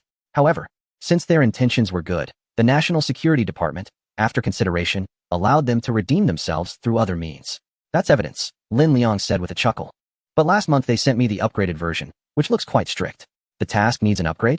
Xiao Tao immediately perked up upon hearing this. A smile flickering across his face, but then suddenly recalled something and slumped back like a wilted plant. Forget it. I've finally completed the task, and I don't want to get involved again. You are free, but I will be soon too, within a month. Fortunately, our country has released a new batch of technology recently. Otherwise, I would have to work hard for another 2 years. Lin Liang mumbled, which Xiao Tao clearly heard. This is my last task. I almost got caught in it, but I consider it a redemption for my past mistakes. Luckily, I managed to catch the information on this batch of mechas. Xiao Tao counted on his fingers. 5 years without going abroad or engaging in related industries. And that's about it. I plan to go home to take a look and then travel around domestically. What about you? What do you want to do then? They hadn't been home for the past 2 years and had rarely contacted their families, who all thought they were studying abroad. I definitely want to go back and see. I'm not worried about my mom. It's just my younger siblings. It's concerning not having been in touch for 2 years. Lin Liang sighed, then changed the topic. Congratulations on being able to reclaim your identity. I'll take you to the safe house, and then I have to rush to a meeting. Today, the underground base simulated a rain. A light drizzle fell from the top of the central atrium, and every level of the base could feel the sensation of summer rain washing the ground. Lin Hung pushed the dormitory door open and paused for a moment as he felt the slippery ground. He had almost forgotten the notification from yesterday that there would be moderate rain today. According to the base's information, this was simulated rain using the irrigation system from the vertical planting area, not only to add some liveliness to the residents' lives, but also to serve a disinfecting purpose, maintaining hygiene and safety in the base to some extent. Lin Hung remembered that someone had explained the components of rainwater to him yesterday, but he only recalled that it was safe and harmless. He didn't quite understand the rest. Keeping to the inner side of the corridor to avoid the splashing rain, Lin Hung made his way deeper underground. Soon, he arrived at the mecha simulation training area. Lin Hung, over here, this one. A voice called him from afar. You have an hour. You went over the basic operations yesterday, right? Your physical fitness is good, so it should be fine. The staff member flipped through Lin Hang's physical report, secretly astonished. He didn't expect someone who looked inexperienced to have such a solid foundation. Lin Hung nodded in thanks and climbed into the cockpit of the mecha. This was a half-body mecha simulator, not very refined in appearance and dull in color, specifically designed for driving training. After waiting for several days, Lin Hung finally found an opportunity to submit an application and came to experience mecha driving while the other candidates were engaged in other training sessions. With a cheer, he closed the cockpit door and settled into the driver's seat, waiting for the mecha system check. To be honest, the internal operations were more complex than Lin Hung had imagined, with many commands requiring hand-eye coordination. He felt no psychological burden and followed the teaching process, trying each action one by one. Chapter 178. Indeed unfamiliar. When Lin Heng finished training, he felt quite unsatisfied, but time was up, and he didn't want to delay others' training. Just as he opened the hatch, he heard someone calling him from outside. "You're out. Are you new here? Your data is quite interesting. First simulation?" A man with a buzz cut, dressed in training gear with his outer jacket casually tied around his waist, was looking at something on the nearby control panel. Lin Heng steadied himself on the hatch and jumped down, feeling slightly warm but not really sweating. "Yes, first time. I'm a temporary worker," Lin Heng replied. He hadn't expected to run into someone so soon. He thought the next training group wouldn't arrive for another half hour. The temporary worker was taken aback for a moment, seemingly surprised to hear the term here. "Don't joke, if you're not a formal staff member. You can't even touch the door." That was true. Lin Heng thought about how to explain. He really was just here to have a look around. Before he could speak, the man pulled up his training data. "Which division are you from? Your first training results are quite good. You could rank in the top 3. The man said, flipping through the list. This data list was connected to a network, ranking several bases together, with nearly 100 trainees in the same batch.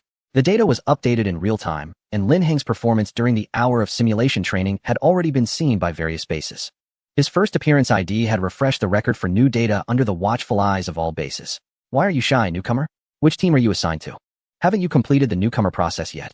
As the man stepped forward to pat Lin Heng on the shoulder, Lin Heng instinctively took a step back to avoid it. "Sorry, I'm really not a newcomer. I'm just passing by and will be leaving the base soon," Lin Heng said as he patted the simulator next to him, clearly enjoying himself. His expression didn't seem fake, and the man nodded without saying more, secretly planning to ask the leadership later about where this came from, hoping to find a way to join his team. TSK, why can't he just be a newcomer? Around 2 in the afternoon. Before the training team at the base could check who Lin Heng was, Yin Lei came to pick him up. "Want to go outside for a stroll? You've been here for over 10 days. This time, they took a completely different exit from the base.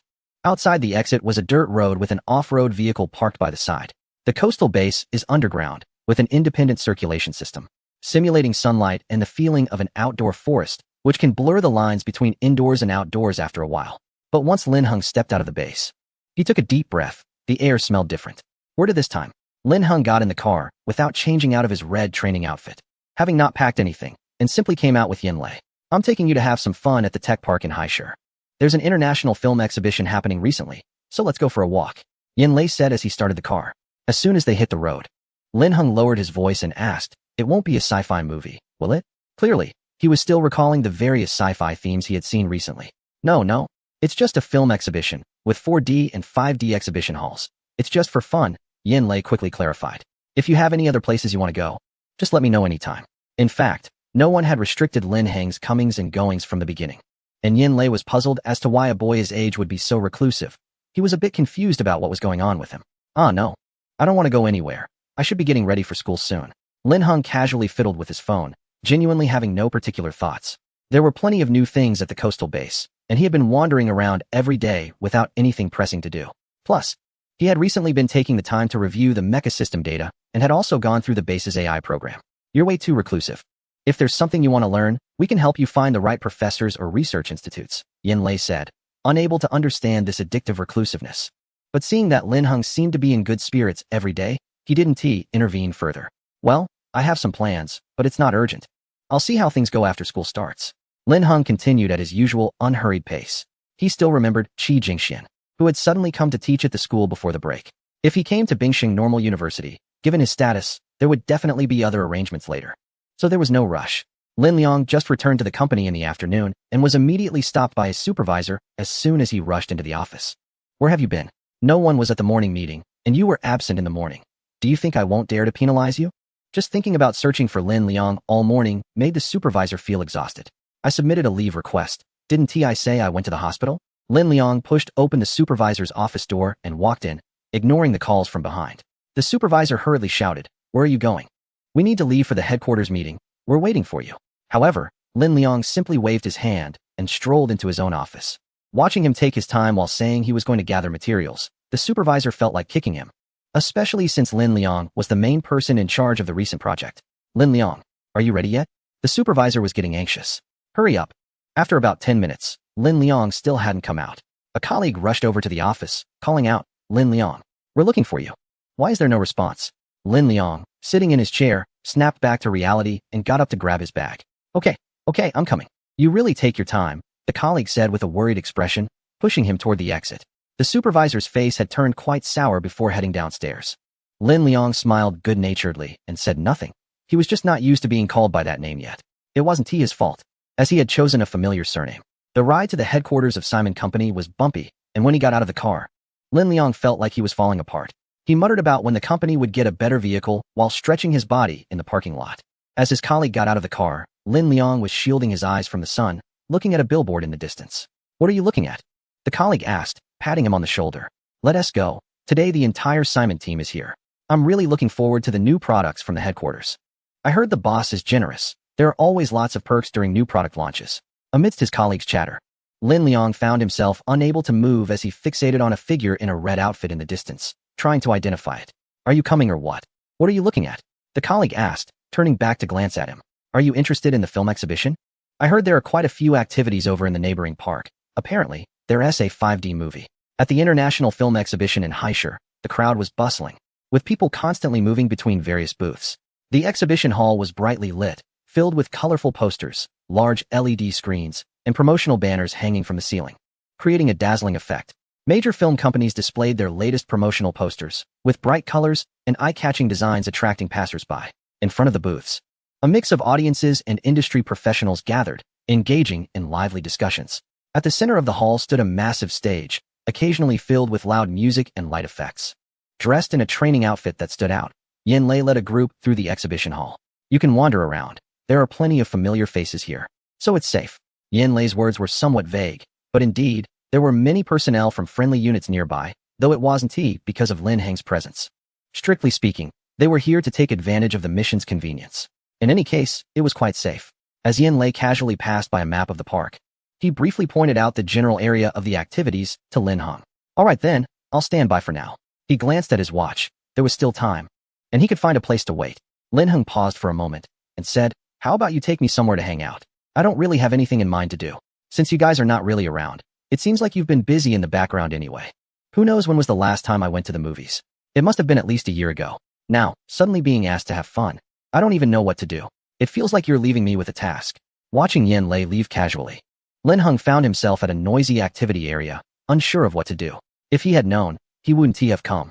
He would have preferred being at the water base where he could interact with the base AI and learn something in the process. 5 minutes later, sitting in the dynamic seat of a 5D film experience and fastening his seatbelt, Lin Heng changed his mind. Sometimes it's nice to relax. Half an hour later, Lin Heng was already in a chaotic viewing mode. The film exhibition had many large and small halls, each showcasing impressive features, truly a visual feast. He was wandering around, stopping to view exhibits wherever he went. This morning, the special police team had just received a task that required their cooperation. Team leader Chang Yi led a few members to the target location and set up, timing their report to the higher-ups. After waiting for half an hour, they suddenly received a message from headquarters. The message indicated that a key figure on the orange list was suspected to be in the task area, suggesting priority checks and protection. If necessary, the task should be halted. Chang Yi frowned at the message, remaining silent for half a minute. This was an automatic alert from the National Security Safety System, and it carried high priority. He was aware of what the orange list meant. It included a group of individuals who had made significant contributions and were under special protection. Since an alert had been triggered, it meant that there had been several rounds of verification confirming the situation. The question arose, today's cooperative task was also issued by National Security. It was quite the coincidence that their own task had collided with this.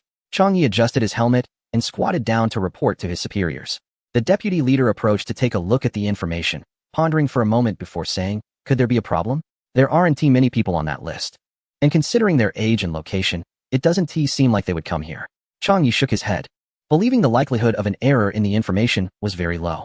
Moreover, there had been changes to the list in recent months, and with an ongoing film exhibition nearby, it was hard to say who might show up. Let us wait for the notification and see if they send the details of the specific target, he thought. Not holding out much hope, he estimated that the most likely outcome would be a task halt. After all, their mission today was merely to assist in maintaining public safety. He wasn't sure how urgent the main task was on the national security side. It was truly perplexing. Weren't these tasks supposed to be prearranged? How could someone from the list suddenly show up? The deputy leader sighed and squatted down next to him, waiting for orders. After a moment, he cheerfully suggested, looking on the bright side, maybe they're just passing by. There are quite a lot of people around today. Chang Yi glanced at him, clearly not in agreement. On that list, how could anyone pass through such a task area without a few security personnel nearby, without any notification? If it were just a casual pass, he wouldn't have received such a warning. Lin Liang endured for an hour and a half, unable to find an opportunity to sneak out of the meeting room. Until his reporting process was over, the supervisor was still holding him back, saying, "Where do you think you're going? This is a rare opportunity. You can't embarrass me. Right in front of you is the president of a certain company." Cursing internally about the trouble, Lin Liang straightened up and grabbed the supervisor's wrist. "What are you doing?" The supervisor jumped, startled. "Are you feeling okay today? Did something happen?" Lin Liang stuffed the USB drive into the supervisor's palm, saying, "Here, take this. When you collect the materials later, just hand this over. I've already prepared the planning report. I really need to go to the restroom. I can hardly hold it in." After glancing at the USB drive in the supervisor's hand, Lin Liang frowned and, holding his stomach, slipped out of the meeting room from the side. This was the final step. He had originally planned to pass it through the supervisor. In such a showy occasion, the other party would love it. The supervisor's face indeed looked bad, but without thinking much, he casually handed the USB drive to his assistant, saying, "Remind me to personally hand this over later." Lin Liang checked the time. He had left the meeting room 20 minutes early. The contact person would realize soon enough, giving him 10 minutes to do his own business. He was quite concerned about someone he had seen in the parking lot and needed to take a look. Fortunately, the headquarters building was not far from the neighboring park where an event was taking place. Lin Liang had checked beforehand, and this 10 minutes was enough for a round trip. Even if he got caught, he could say he was getting some celebrity merchandise, which fit his previous persona. As soon as he stepped out of the side door of the tech company, he received a message. It contained only a simple question mark. Lin Liang smiled slightly, running forward while replying to the message. Still have time to keep an eye on me? The show is about to start. Things are going to get chaotic. Hurry and watch. I've moved up the action. Have fun. Ignoring the garbled insults that followed, Lin Liang strode toward the distant international film exhibition. Chapter 180. That's my brother. After wandering around the film exhibition for over an hour, Lin Heng finally stopped at a resting area near the edge of the venue. He had already explored all the entertainment zones, participating in various film experiences, exhibits, and previews of new films. He wasn't stopping because he was tired, but because his system suddenly notified him of new merchandise. Leaning against the sofa in the resting area, he grabbed some fruit as a cover and checked the system interface. This time was different from before. As soon as he opened the system interface, it was filled with strange characters. He looked back in confusion, noticing that only the content of the new task was garbled characters, while the other parts displayed normally. In Lin Heng's view, these characters resembled a kind of orderly gibberish, and the format was similar to previous task formats. As he repeatedly opened the system's task interface, the entire screen flickered slightly before his eyes. Occasionally, he could see changes in the sequence of characters. After looking for a while, he recognized a few characters that seemed familiar, as if they were from the materials he had seen before at the base. Lin Heng took out his phone to try writing them down, but he wasn't very skilled at handwriting input. Without hesitation, he quickly got up and searched around for paper and a pen, eventually finding a ballpoint pen behind a yet-to-be-used small bar counter. He grabbed a couple of napkins and began to copy the characters. At first, his writing was crooked, but he became more proficient as he continued. To avoid mistakes, he wrote 2 copies. Halfway through the second copy, the text in the system interface suddenly disappeared for a brief moment, and when it reappeared, it was transformed into characters he recognized from his home country. Task: small anti-gravity skateboard transaction method. Unlimited suggested price. 50 yuan suggested transaction volume. 100 task reward. 1,000 energy points. Redeemable for 15 days of life extension. After pondering for a moment, Lin Heng copied the part of the task reward into the napkin using his home country's characters. He then took a picture of the content and sent it to Yenlei. If he guessed correctly, these characters should be related to the main control system of the Mars base. As Lin Heng left the bar counter, he noticed a person standing at the far end of the corridor, staring in his direction. When he looked over, the other person did not flinch or avoid him and even greeted him. Since they were too far away and the other person was backlit, the entire lounge area was dimly lit, making it difficult for Lin Heng to see who it was. He thought it might be someone from the special agency assigned to him. Additionally, since the system did not issue any danger alerts, Lin Heng casually greeted the person and walked towards the sofa, planning to take a good look at the item this time. He didn't expect the system to present him with a skateboard this time, but at least it wasn't labeled for children. He wondered if it was similar to the existing skateboards in his home country. Just as Lin Heng was about to settle back on the sofa, the man in the corridor suddenly moved. He took a couple of steps closer, and as the light hit his face, Lin Heng caught a glimpse of his features. Before Lin Heng could say anything, the man seemed to recognize him and abruptly turned to leave. Lin Heng was taken aback and immediately started to chase after him. As he moved, a sound came from the dark corner of the lounge, and soon his phone rang. While answering the call, He took a few steps toward the corridor. On the other end was Yin Lei's voice, which sounded somewhat inconvenient. After hesitating for a moment, Lin Heng asked if he really needed to go over. He paused, recalling that the corridor led to a side door that would take him out of the area directly. He quietly asked what was inconvenient. Yin Lei, while rushing towards Lin Heng, was also instructing his subordinates to investigate the situation. He only knew that there were armed police on standby in the adjacent area, but he didn't have more detailed information. Without prior notice to him, it is highly likely that the confidentiality level is not low. I am asking, and I will get a response soon. Did you run into an acquaintance? Did they come specifically to find you? Hearing the impatience in Lin Heng's voice, Yin Lei didn't think he could stop the other party. No, that was just my brother Lin Heng, sounding a bit flustered. What is he doing here? Yin Lei was also a bit confused. He knew Lin Heng had an older brother from his foster family, but the information indicated he was abroad, so he didn't understand how he could appear here. Lin Heng quickened his pace and said, I'll go take a look. Wait, are you really afraid of him? Yin Lei tried to calm Lin Heng while checking on his brother's situation. It's not that I'm afraid of him. It's just strange that he is here. Lin Heng tried to explain that he had gone abroad to study 2 years ago, so he shouldn't be here. A grown man leaving for study without a word back then was already strange, and now suddenly showing up here is even stranger. Moreover, judging by the other party's recent actions, it was clear they wanted him to follow them out. Can we confirm it's him? While Yin Lei was asking, the person from the headquarters had already returned with information. It's hard to describe. I can only say it's a gut feeling. Lin Heng didn't know how to respond. About 90% sure. What do you think? Can we go over? While they were speaking, a minute or two passed, and he was worried that if they waited any longer, they might lose the person. All right, go, but if it's not safe, withdraw immediately. Yin Lei flipped through the documents in his hand, roughly assessing the nature of the operation next door. Theoretically, there shouldn't be an opportunity for gunfire. Plus, Lin Heng himself could pull out some strange things at any time, so he wasn't worried. However, he needed to inform the colleagues next door, as they might have an unpleasant reaction, given that it was a high-level confidential task not initiated by the Special Operations Agency. There weren't many departments left in his mind. After receiving the confirmation, Lin Heng didn't rush out recklessly. He walked to the edge of the side door and looked outside through the tinted glass door. Outside was a grove of trees with some flower beds scattered around, and in the distance were some relatively quiet office buildings, looking quite normal. There were no danger alerts from the system, and Yin Lei also had no further news. After thinking for a moment, Lin Heng activated the concealment function of the system and pushed the door open to step outside. The summer heat hit him immediately. The moment he stepped out, Lin Heng felt something was off. It was too quiet. According to protocol, the area outside the side door should also be part of the exhibition scope, but there was hardly anyone on this side. He glanced down at the side door. The lock was an electronic one, and it seemed fine. Lin Heng suspected that this door might have originally been locked and was not marked on the exhibition map. So naturally, no one would come this way. Now that he was out, Lin Heng decided to head towards the neighboring park, as he had roughly guessed that there might be some special arrangements next door. He had even started to doubt what his brother was really up to. It was highly likely he wasn't just studying abroad. Chapter 181. How come I didn't know your last name? Is Lin walking along the small path. Lin Liang soon spotted a man standing under the shade of a tree by the roadside. His shirt was unbuttoned at the collar, and he held his suit in his arms, with a tie rolled up in his hand, and a paper bag gripped in his other hand.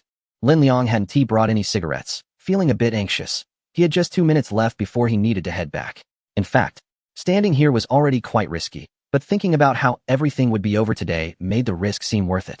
Half a minute later, Lin Liang sharply turned his head but appeared not to see anyone, glancing over Lin Heng's position. At this moment, Lin Heng had already moved to about 3 meters beside him. He was also certain that the man in front of him was indeed his older brother, who was said to be studying abroad. At this point, Lin Heng realized that the other party might be involved in something. As he pondered how to start the conversation, his phone suddenly chimed with a notification. This caught the attention of the man across from him. The system's concealment effect only made it so that the other person largely overlooked Lin Heng's presence, but it couldn't handle external sounds. Feeling awkward, Lin Heng held his phone, locking eyes with his brother. How did you get here? Lin Liang frowned and stepped closer. How come I didn't see you? Lin Heng glanced at his phone.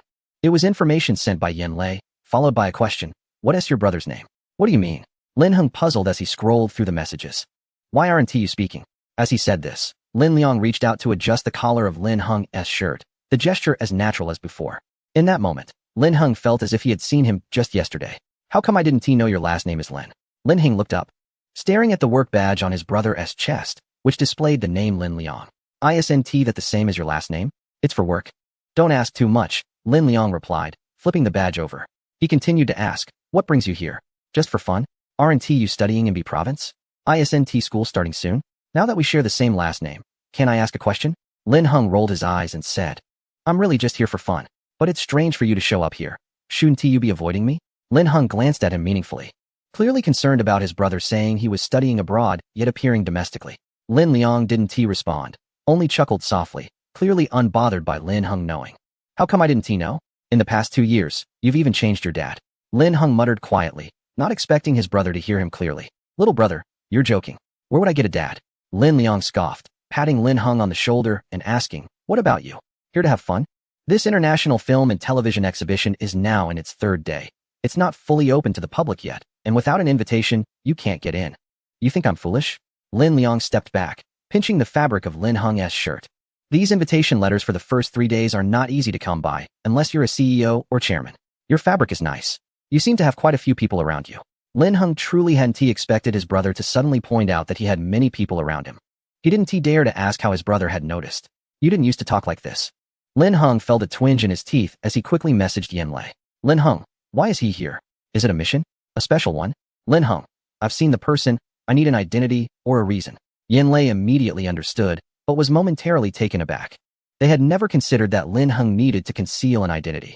Although they were prepared, it wasn't applicable in this situation. So for the next half-minute, Lin Heng remained silent, fearing that saying too much would lead to mistakes. You used to not run around blindly, but now you're obedient. I don't have enough time. You should go back early to where you belong.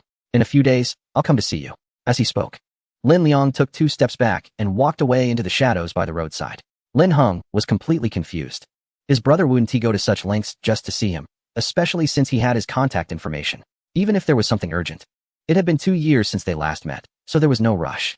His brother didn't seem very eager to see him, yet he still insisted on a brief encounter.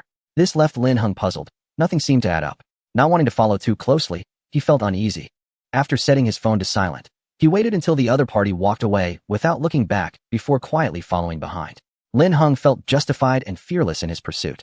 While the special police team was already on high alert, Chang Yi received the news immediately. This key figure on the orange list had not only entered their mission area, but had also been informed that their task would proceed as planned. Their mission was to provide deterrence and didn't require taking risks on such critical issues. Shouldn't they prioritize getting this important person out first? Confused, Chang Yi had to notify his team that everything would proceed as normal. Chang Yi's situation was relatively manageable since he just had to follow orders, which wasn't particularly difficult. Meanwhile, the security department of Longhua was in chaos. Lin Heng's brother's information was now laid out on the conference table. The open page revealed his original name, He Jun, and his current alias, Lin Liang. What is going on?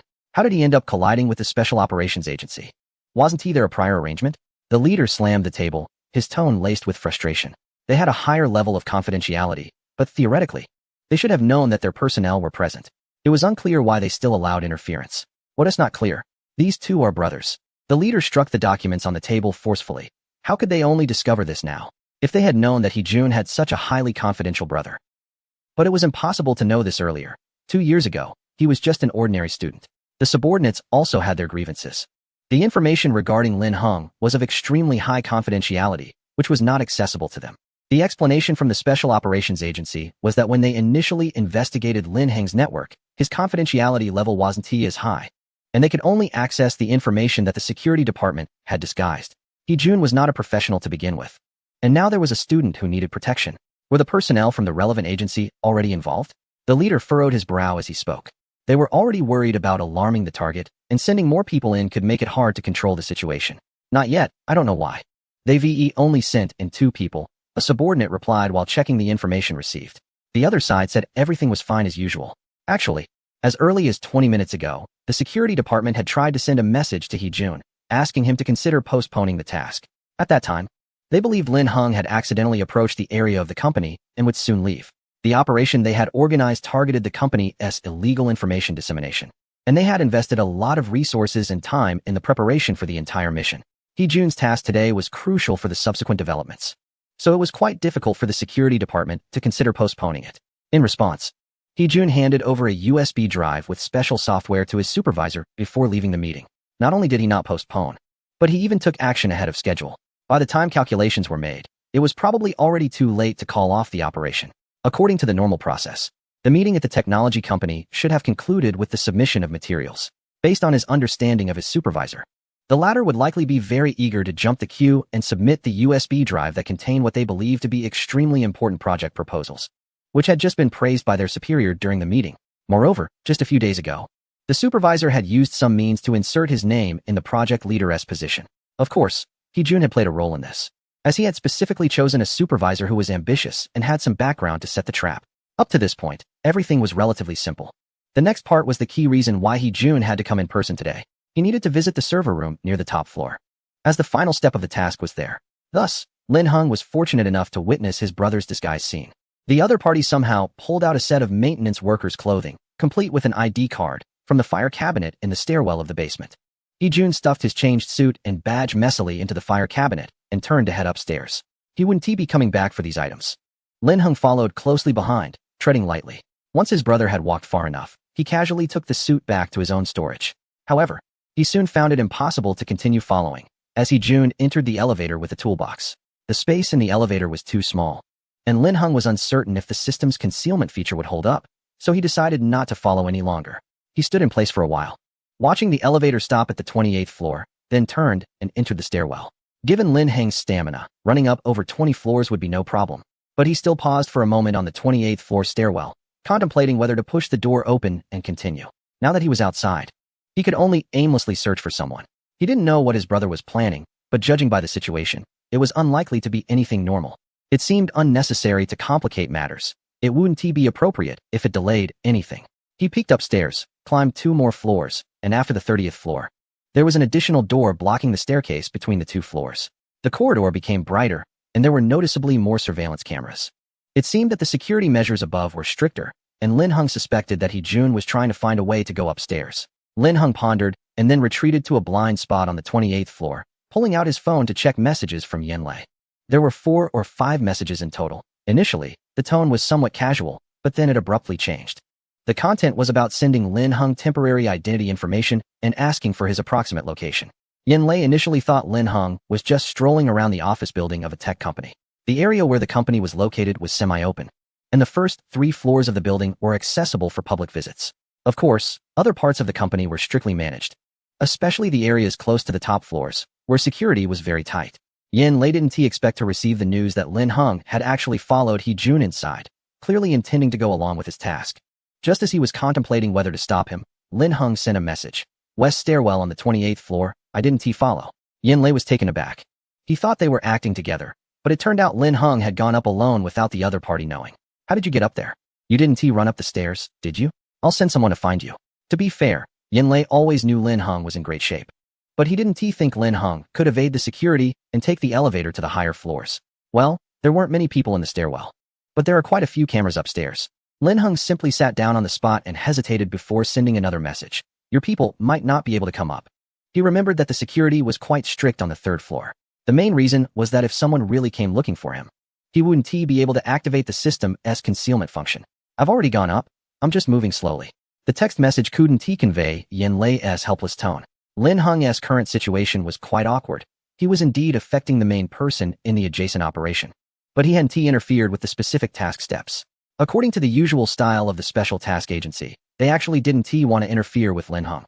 As long as he didn't cry for help, they wouldn't be particularly anxious, especially since Lin Hung could always pull out various items, comparable to a mobile armory. Rather than worry about Lin Hung's safety, Yanlei was actually more concerned about what strange things Lin Hung might throw out. After all, the other party had quite a few lethal weapons in ample supply. However, he couldn't directly tell the security department of the other country about this. He could only hurry to find Lin Hung. If it weren't for the people from the security department coming to find him and delaying Yanlei's pace, he would have personally gone to look for Lin Hung by now. He is currently trying to maintain stability with the friendly units on site while dealing with their various inquiries. And he also needs to pay attention to Lin Hang's situation. All information has to go through him, making him quite busy. Yanlei was still feeling a headache when his phone suddenly received a new message, which was a photo accompanied by a short message. I'm waiting here. This item is a new product and is listed in the online store. The image depicted a circular object with a glow around it. A manhole cover? A shield? Lin Hung did not respond further, and Yanlei didn't check the online store either, as there were people monitoring the situation who didn't require his immediate attention. How could it be identified as a manhole cover? Lin Hung muttered to himself while looking at the object in his hand, which indeed had dimensions that resembled one. This was a new product just released by the system, the anti-gravity skateboard. Lin Heng hadn't expected it to have a circular appearance, with an overall thickness of about 2 fingers. When held, it didn't react at all, but when released, it would float in midair. The space in the stairwell was quite small, so Lin Heng only took it out to have a look and didn't experiment further before putting it away. Chapter 183. Once he finishes this task, he will retire. In fact, it couldn't be blamed on Lin Heng for being carefree. He genuinely didn't think there was any danger in staying in the stairwell of the company. At most, he just had to be careful not to be captured by surveillance while retrieving items from the system. Even when he had just seen Hee-jun downstairs, he hadn't considered that Hee-jun's work might involve any danger. At worst, it was just that the other party hadn't been honest about studying abroad and had probably returned early for work. It wasn't until he entered the SEMA company with someone that he sensed something was off. Sitting in the dead corner, close to the wall directly under the surveillance camera on the 28th floor stairwell, Lin Heng planned to thoroughly review the materials Yin Lei had sent him. The documents only contained a brief biography of Hee-jun and his previous names, without mentioning anything about his current identity or tasks. Perhaps these were all the details Yin Lei could find on short notice. As Lin Heng pondered, he flipped through the information on his phone. The earlier information was mostly about his older brother. It wasn't until he reached the section about university that he noticed something strange. He remembered that his older brother and younger sister had both chosen art-related subjects back in the day, and they even joked about the He family possibly having some artistic lineage. However, in this document, the major listed for his undergraduate degree was electronic information engineering, and on the graduate degree obtained 2 years ago, the related major was information security. Although Lin Heng had just started his second year and didn't have any specific academic goals, he often heard classmates discuss their plans for graduate school. Information security was a comprehensive field, but it certainly didn't fall under the category of arts. It seemed his brother indeed had quite a few secrets. However, Lin Heng didn't pay too much attention to it. After all, studying was studying, and at least he had genuinely completed graduate studies. Considering Hee-jun's academic direction and the other party's current actions, it wasn't difficult for Lin Heng to guess what he might be up to. It didn't take long before there were faint footsteps coming from downstairs, indicating someone was quickly heading up. Soon, a person peered up from the lower stairwell and quietly called out, "Lin Heng? I'm here." Lin Heng quietly replied, and soon saw 2 people walking up from behind, both dressed casually and wearing badges from a certain company. They looked like 2 inconspicuous employees. Lin Heng took a couple of glances, feeling that their figures seemed familiar, but he wasn't quite sure if he had seen them before. He simply raised his hand to take a photo and sent it to Yin Lei. He quickly received a reply. "Yes, they are following you." Lin Heng was taken aback. Following him where? He didn't even know what he was supposed to do next. He stood up, patted his pants, and led the way upstairs. "Is there a way to get up?" he whispered. "Has Hee-jun left?" They were currently on the 28th floor, and the surveillance increased significantly above the 30th floor, with an additional security door as well. "The security system above the 30th floor is not easy to handle," the young man at the front explained softly. 2 minutes ago, the news from Hee-jun and Lin Liang was that he hadn't gone out yet. Lin Heng nodded. If they couldn't get up, then forget it. They might as well head down. "Do you have any other information about him?" The young man cautiously shook his head, but the person behind him whispered, "It's not exactly news. He will retire after finishing this task." Retire? Does that mean he is quitting? At that moment, Lin Heng suddenly understood why his brother had glanced at him earlier downstairs. It was probably because this was the last task. He somewhat understood the other party's feelings. It wasn't that they were letting their guard down due to it being the last task. Rather, it was that with just 1 step left, they found it hard to continue enduring. Perhaps Hee-jun, having not been in contact for a long time, saw him by chance and took the time to check on him. However, Lin Heng still didn't know what the other party was actually doing and could only make some vague guesses. Chapter 184. Anti-gravity. When these 2 from the Special Task Agency came to find Lin Heng, they were prepared for a hard push. But they didn't expect Lin Heng to be so accommodating, genuinely leading them to stroll down. Just before going down, they repeatedly confirmed that Lin Heng really didn't want to continue upstairs. The surveillance in the stairwell had been adjusted. The technology from a certain company was quite hardcore, and they only had time to adjust this part of the stairwell. In fact, they were still relying on the path laid out by the security department in advance. Otherwise, they wouldn't even have been able to enter the stairwell. The National Research Institute in the capital city had just received a transparent round disc, less than half a meter in diameter, looking unremarkable, but with a strange material. However, it had anti-gravity in its name. After 2 months of experience, the National Research Institute now took items brought by the Special Task Agency very seriously. Even if the other party claimed it was a skateboard, the researcher who received the item still honestly registered it as unknown in the documents. After taking a photo of this round skateboard, the researcher noticed that there had been quite a few unknown level items in recent months, and they were mostly from the Special Task Agency. They had now developed a special simplified process for visits from the Special Task Agency. After registration, preliminary results would be available as soon as that evening. The researcher nodded and greeted before picking up the circular disc on the table and heading upstairs straight to the laboratory. A new task had arrived.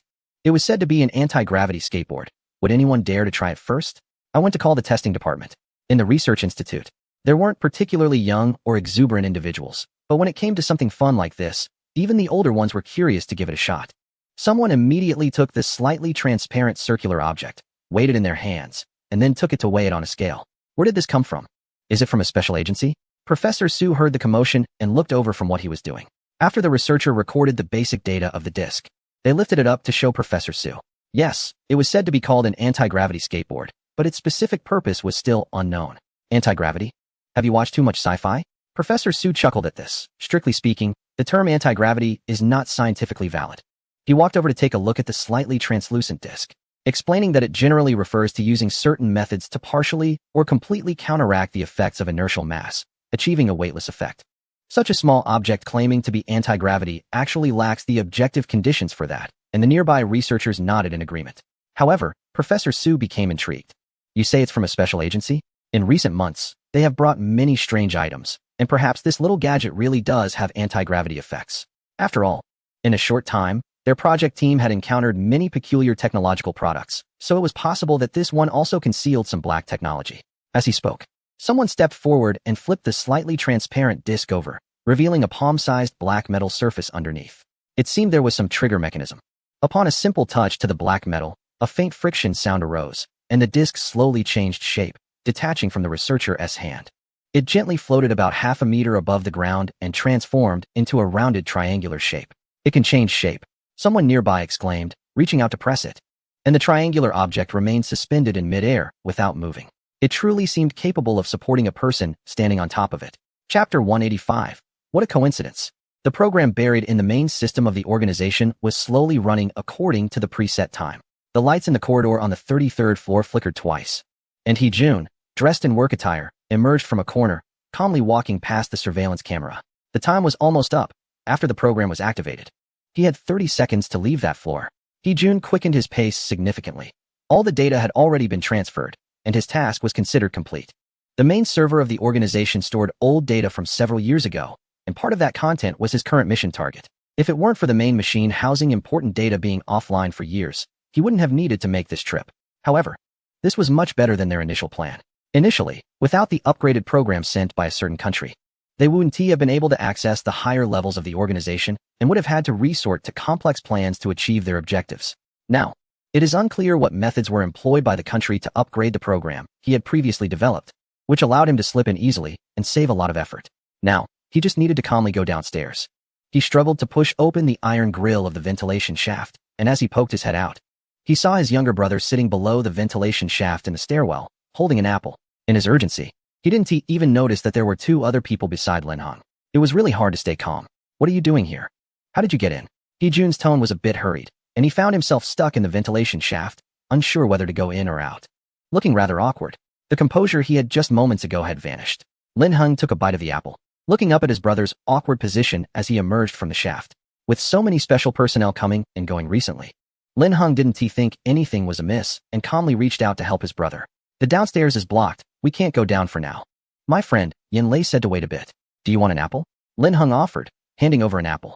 Hee-jun awkwardly got up, secured the ventilation opening again, and only then noticed that there were not just Lin Heng, but also two other people in the stairwell. The three of them were leaning against the wall, and they hadn't made any noise earlier. While he was in the ventilation duct, he could only smell the apple's fragrance and hadn't seen anyone below. It was partly his fault for being anxious.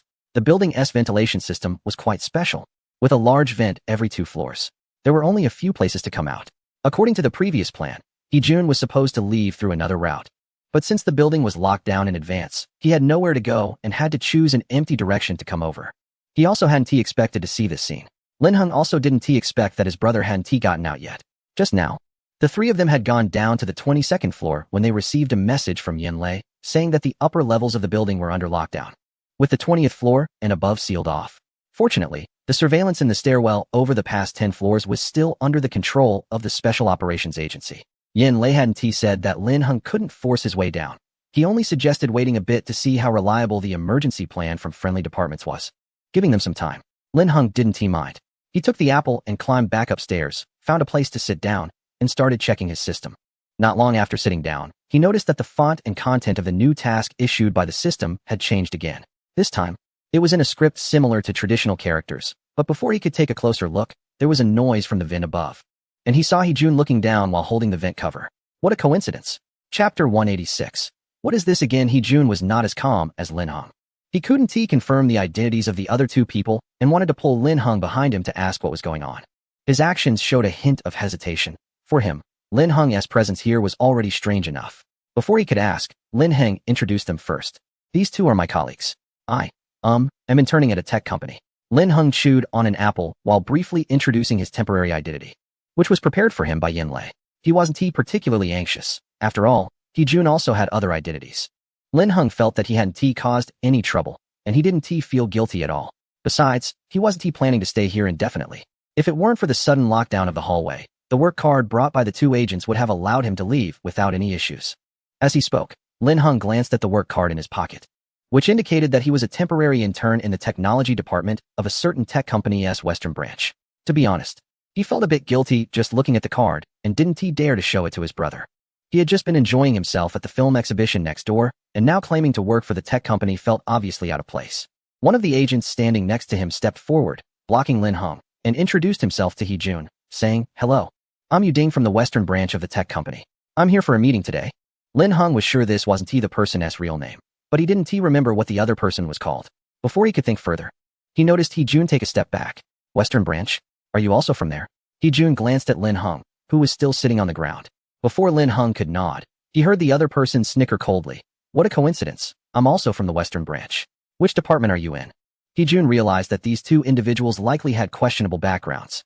He had never seen this person in the company, and the attendee list for today didn't include that name, nor did it list Lin Heng's name. Lin Heng was taken aback as well. Wasn't it a bit too convenient to have fake identities linked to the same place? He didn't know that Yin Lei had obtained the access card from the security department, which was the fastest way to create a temporary identity. "What trouble have you caused?" Hee-jun, standing a few steps away, spoke with a hint of displeasure. He looked past Yu-ding and could barely see Lin Heng, who was looking down and seemed to be fiddling with his phone. Hee-jun was in a bad mood. He was eager to leave, and staying here felt like a waste of time, but Lin Heng remained stubbornly seated on the ground without clarifying anything. He was planning to ask one last time.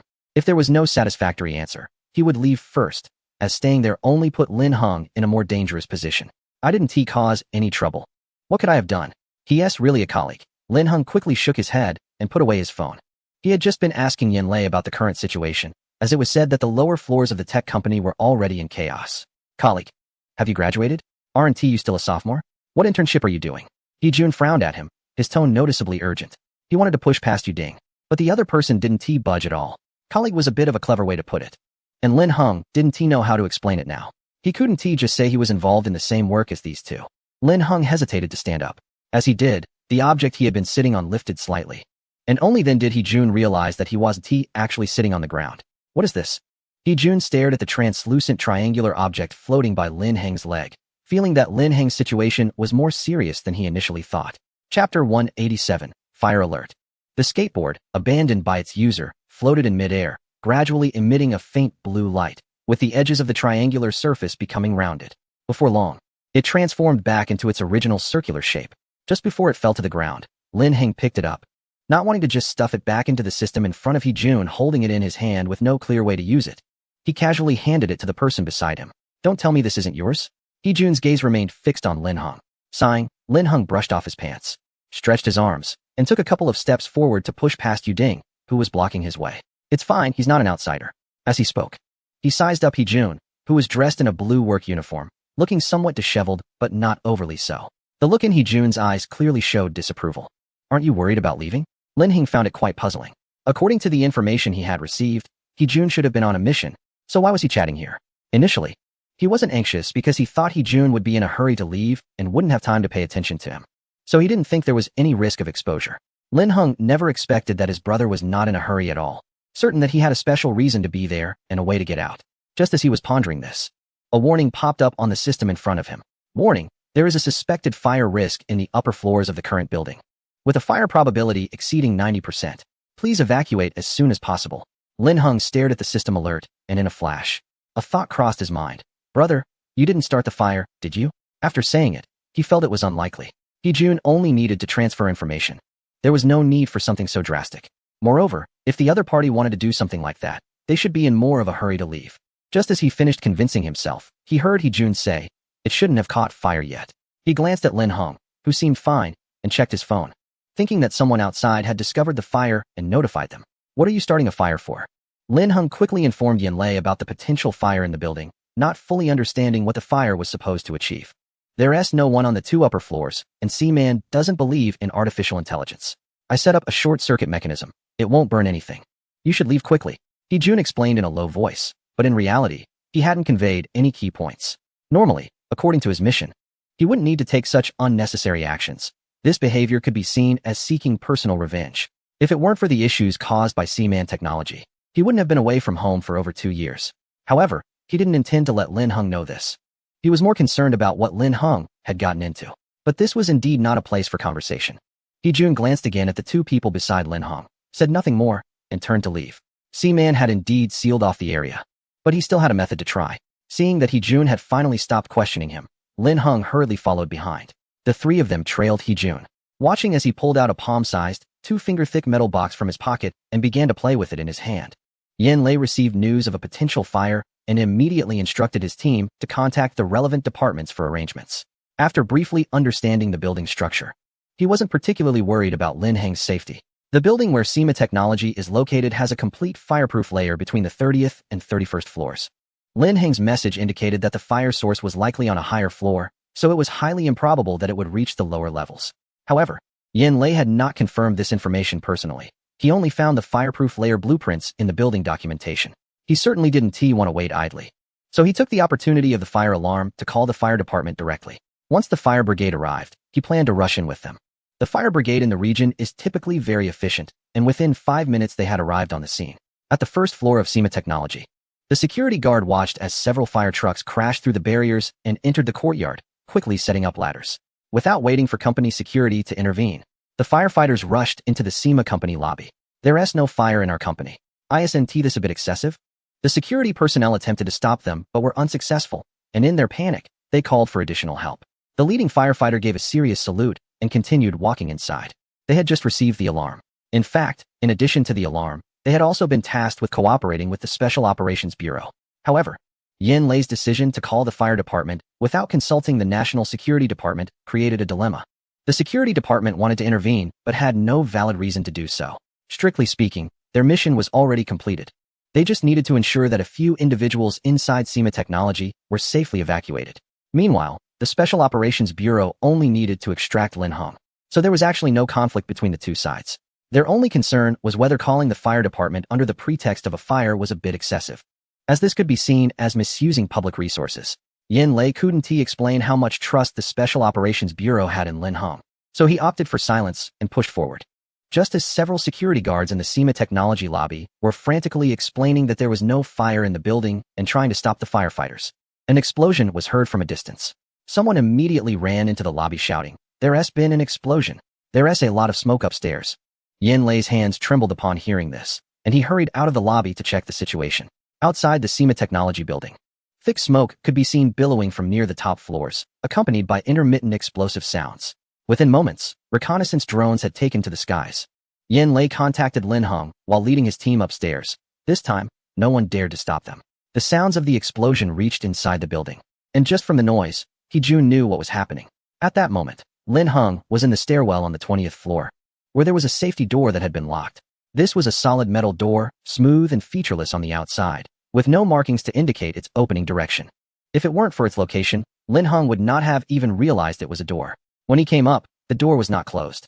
He only noticed the metal frame and didn't think there was a door here at all. It wasn't until He-jun stopped in front of the door and slapped the metal box in his hand against it that something opened up, revealing a blue-green screen. He then pulled out a data cable from the bottom of the box and connected it to his phone. Everything was ready, and he placed the phone horizontally as if it were a keyboard.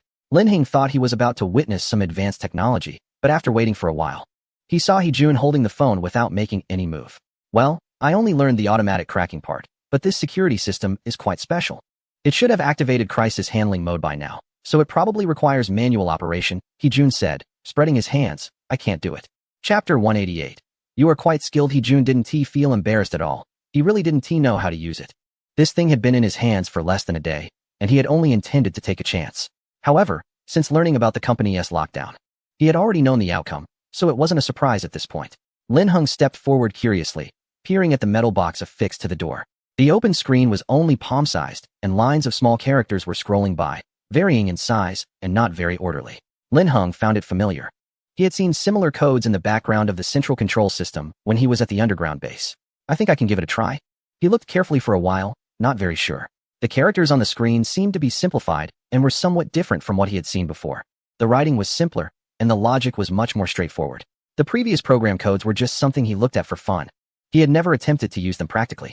Now that he had the opportunity, he felt a bit interested. Lin Heng reached out and tugged at the phone connected to the data cable in Hee-jun's hand, but Hee-jun didn't let go. What's wrong? Lin Heng looked up at Hee-jun's serious face, feeling a bit puzzled. Was something wrong with his brother? Why was he so slow and dazed at this moment? Hee-jun didn't care about that, and slapped Lin Heng's hand away. What do you know? What exactly did you study? Does your school even teach this? If it weren't for meeting Lin Heng today and the latter's inexplicable appearance in the building of the tech company, Hee-jun would have taken his words as a joke. But now, he felt a bit uncertain. Hee-jun knew where this thing came from and how complex the programs inside were. At this stage, being able to access such newly released programs was likely not something an ordinary student could do. Lin Heng was just an average university student studying education. How could he get his hands on something like this? 2 years ago, he was the one who took Lin Heng to school for registration, and he had carefully looked through the program introduction of the education college, so he had a rough idea of the school's level. Even if one were to assume, the education college wouldn't have the capability to teach such advanced content. Stop stalling, Lin Heng said as he stepped forward, grabbing Hee-jun's wrist with a bit of skill. He had been learning some combat techniques recently. Hee-jun's hand trembled, and he dropped his phone. Hiss, where did you learn that? Lin Heng reached out to catch the phone, took a step back, flipped it over, and indeed found a special character input box. Pretty quick work, there's even a keyboard. Lin Heng muttered softly as he glanced at the characters on the keyboard. They were very similar to the set produced by his system, likely a simplified version officially modified by the country. The program for this thing was much simpler than the original materials he had seen. Lin Heng knew how intelligent this system was, and logically, even if simplified, the functionality shouldn't be too compromised. He first entered the simplest universal command and waited for a response on the metal screen. Soon, the characters on the screen began to run in a regular pattern. And the special characters along with traditional Chinese characters gave Lin Heng a familiar feeling. The characters he once brushed over with his fingertips now had a tangible meaning. It really is a universal product. Lin Heng's subsequent actions became increasingly swift, and soon a faint mechanical sound came from the metal door. Hee-jun observed Lin Heng's familiar movements, clearly not just talking the talk. He himself was in a related field, although he had just gotten this device. He had done some research and knew the difficulty of mastering this program. To be honest, when he first looked at it, he didn't understand it at all. Lin Heng's proficiency suggested he had likely been learning for quite some time. You're not just capable, you're quite skilled. Hee-jun's voice had a hint of dryness. Lin Heng's fluid movements left him at a loss for words. He couldn't quite determine if the child had grown up and succeeded or if he had encountered some major trouble that led him to learn such advanced, yet still not widely adopted, technology. As the door opened, Yanlei also received Lin Heng's message. There were 2 messages in total. The first said, "The door is open." The second read, "The name of that new product was wrong. There was a problem." Yanlei was momentarily taken aback by the messages. The new product wasn't important right now. What was going on with this door? He recalled the previous information about the facility and instantly thought of what Lin Heng had mentioned about a locked door 20 floors down. That was probably what he was referring to.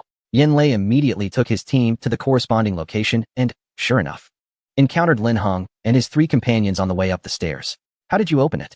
The lockdown by the tech company had not yet been lifted, and the company was still trying to negotiate with the fire department. My brother got a small device that can control things in reverse. That's about it. Lin Heng said as he tossed the metal box he was holding to Yanlei. Hee-jun watched as the device fell into Yanlei's hands, momentarily at a loss whether to stop it or lament. Clearly, the 7 or 8 people who had just rushed up were together with the 2 who had been by Lin Heng's side earlier. If they really wanted to confiscate it, he probably wouldn't be able to take the device back today. He wondered if the higher-ups would overlook this incident because he had completed the task ahead of time. While Hee-jun was lost in thought, Yanlei took the device, examined it with his fingers, and then handed it back to him. I know this. It just came out not long ago. Yanlei smiled as he spoke. You can take it back. This is still a prototype, and it was only brought out for trial use.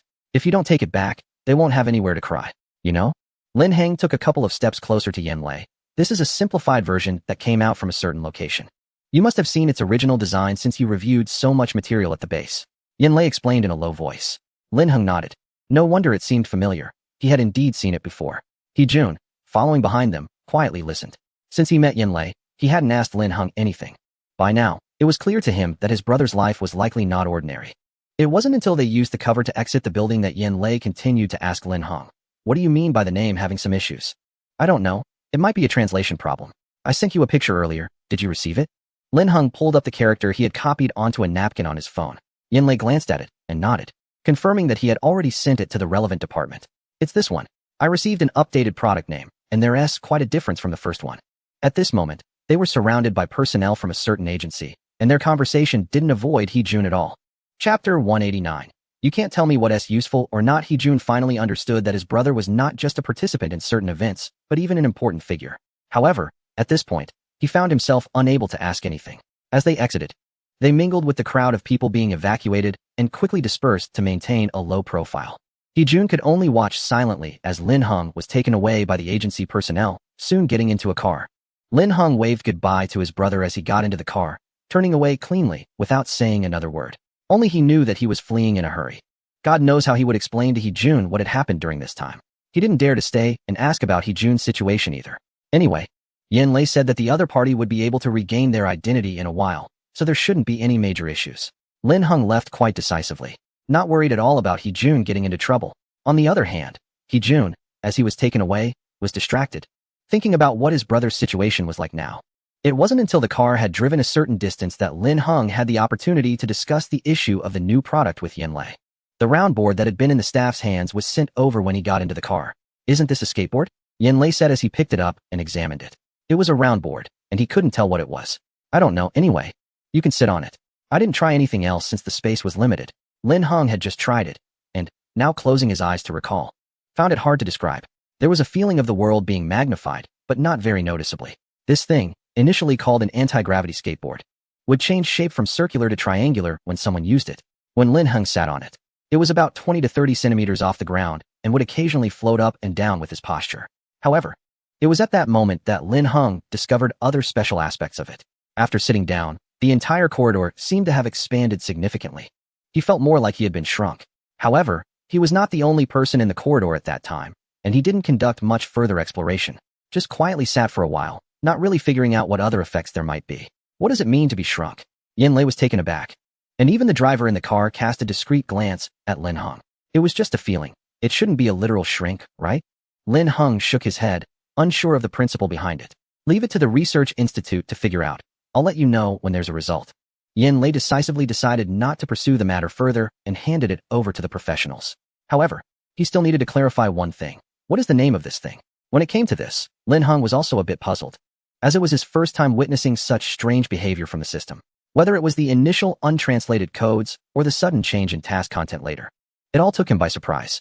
He was also worried that the system might act up again and suddenly change the translation content. So he only told Yin Lei that there was a problem with the product translation, but never mentioned what it was called. Now that Yin Lei was asking, he had no choice but to pull up the system and read it out loud. "It doesn't matter to me if it's useful or not." Yin Lei looked back at the back seat of the car in surprise. What? It seemed that aside from their first meeting, he had never seen Lin Heng speak so directly. "What I mean is, this name is." Lin Heng opened the system interface, and the flashing text on the task board displayed. "It doesn't matter to me if it's useful or not. Love it or leave it. Just look impressive." Chapter 190. Limited Space Amplifier. Yin Lei truly relied on his professional ethics to send this name to the Bureau, and he indeed received a series of question marks from his superior. When the Research Institute received this information, they were also quite taken aback. The old academician, holding the paper with the name written on it, pondered for a moment and suspiciously looked at the director, wondering, "Have you offended the Special Operations Agency recently?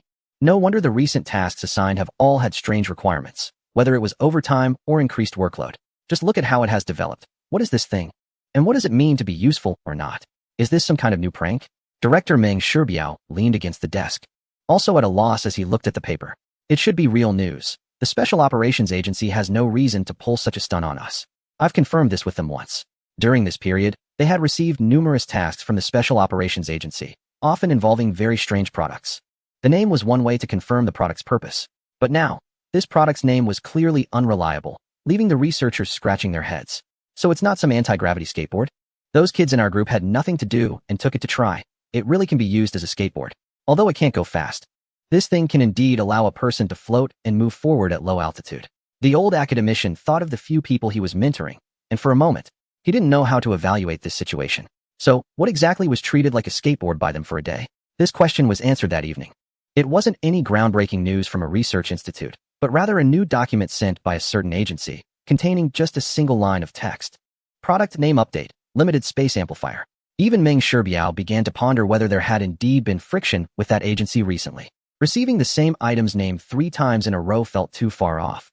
If he didn't know the other party's work was usually meticulous, he might have doubted whether it was a mistake on their part. Regardless of his thoughts, this name was quickly sent to the research team. The group in the lab was already working overtime and was currently discussing this matter. We tried it this afternoon. If we had to liken it to a skateboard, it hardly has any speed.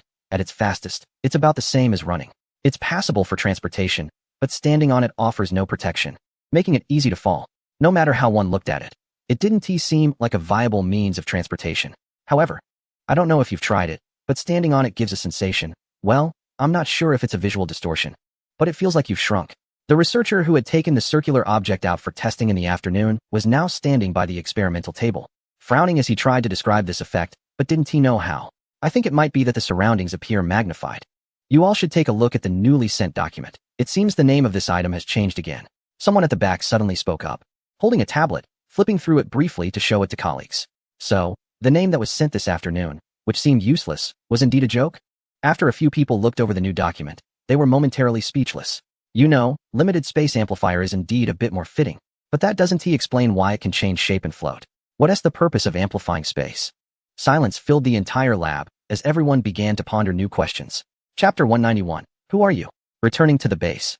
Lin Heng immediately applied to access the central control room to review the back-end programs of the main system. As usual, no one stopped him. He could go in based on his own credentials, and applying was merely a notification to higher-ups. However, this time, there were noticeably more staff in the base than when he left. He was currently in the central control room, reviewing the back-end programs, and the staff had gradually finished their shifts, leaving him alone in the room. Who are you? You can't just come in here. Which department are you from? The door to the control room was suddenly pushed open, and someone peeked in, spotting Lin Heng. Who are you? Lin Heng had a table full of papers in front of him, with handwritten materials, a tablet, and a phone.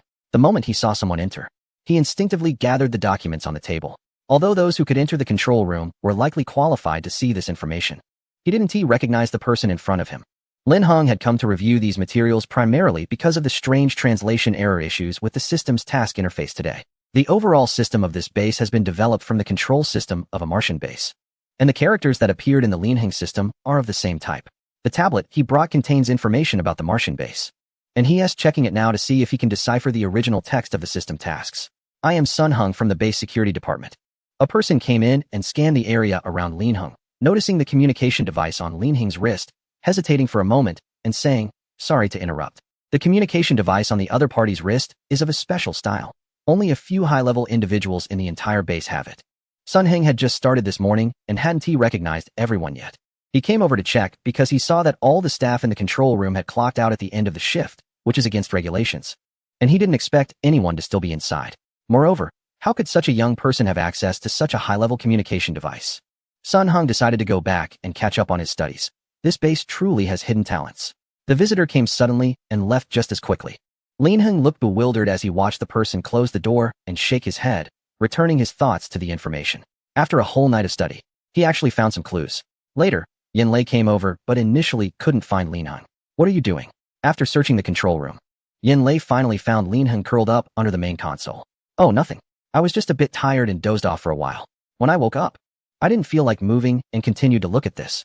Lin Heng stood up, supporting himself with one hand on the ground, and piled the documents and tablet next to the main control console. He had been looking at them all afternoon. Why are you suddenly interested in these things? Yin Lei casually pushed the documents a bit further away, thinking it was better not to look at them if possible. The message that just came in reported that there were no large open flames on more than 30 floors, but one server was detonated due to overheating. And there were traces of other explosives nearby, though no further damage was caused. Yin Lei briefly explained the situation, noting that there were no casualties. Sima planned to hold someone accountable, but it seemed unlikely. After all, the security department of Longhua had obtained all the evidence from SEMA and was quickly addressing the issue. Soon, SEMA technology would likely become a thing of the past, along with the funds behind it reaching out to Longhua. Chapter 192. Even if there is a reliable name, there are many things that do not need to be explained in detail to Linheng for now. So Yanlei shifted the topic back to Linheng. He tapped the table and asked, "So, has there been any new developments with that product name?" It's not that he didn't believe Linheng, but he needed to ask if there was more information available. It wasn't just him who was concerned. All the relevant staff at the National Research Institute were also continuously inquiring with the Special Operations Bureau for more product information while trying various research attempts. Linheng didn't think much and simply shook his head. He was also keeping an eye on the task list of the system. But after the third appearance of new names, the task description reverted to the garbled state it had been in before translation. A jumble of characters resembling traditional Chinese characters and symbols. He was also puzzled about why this issue suddenly arose. But Linheng didn't expect to solve the decoding problem on his own. Yanlei was there for that reason as well.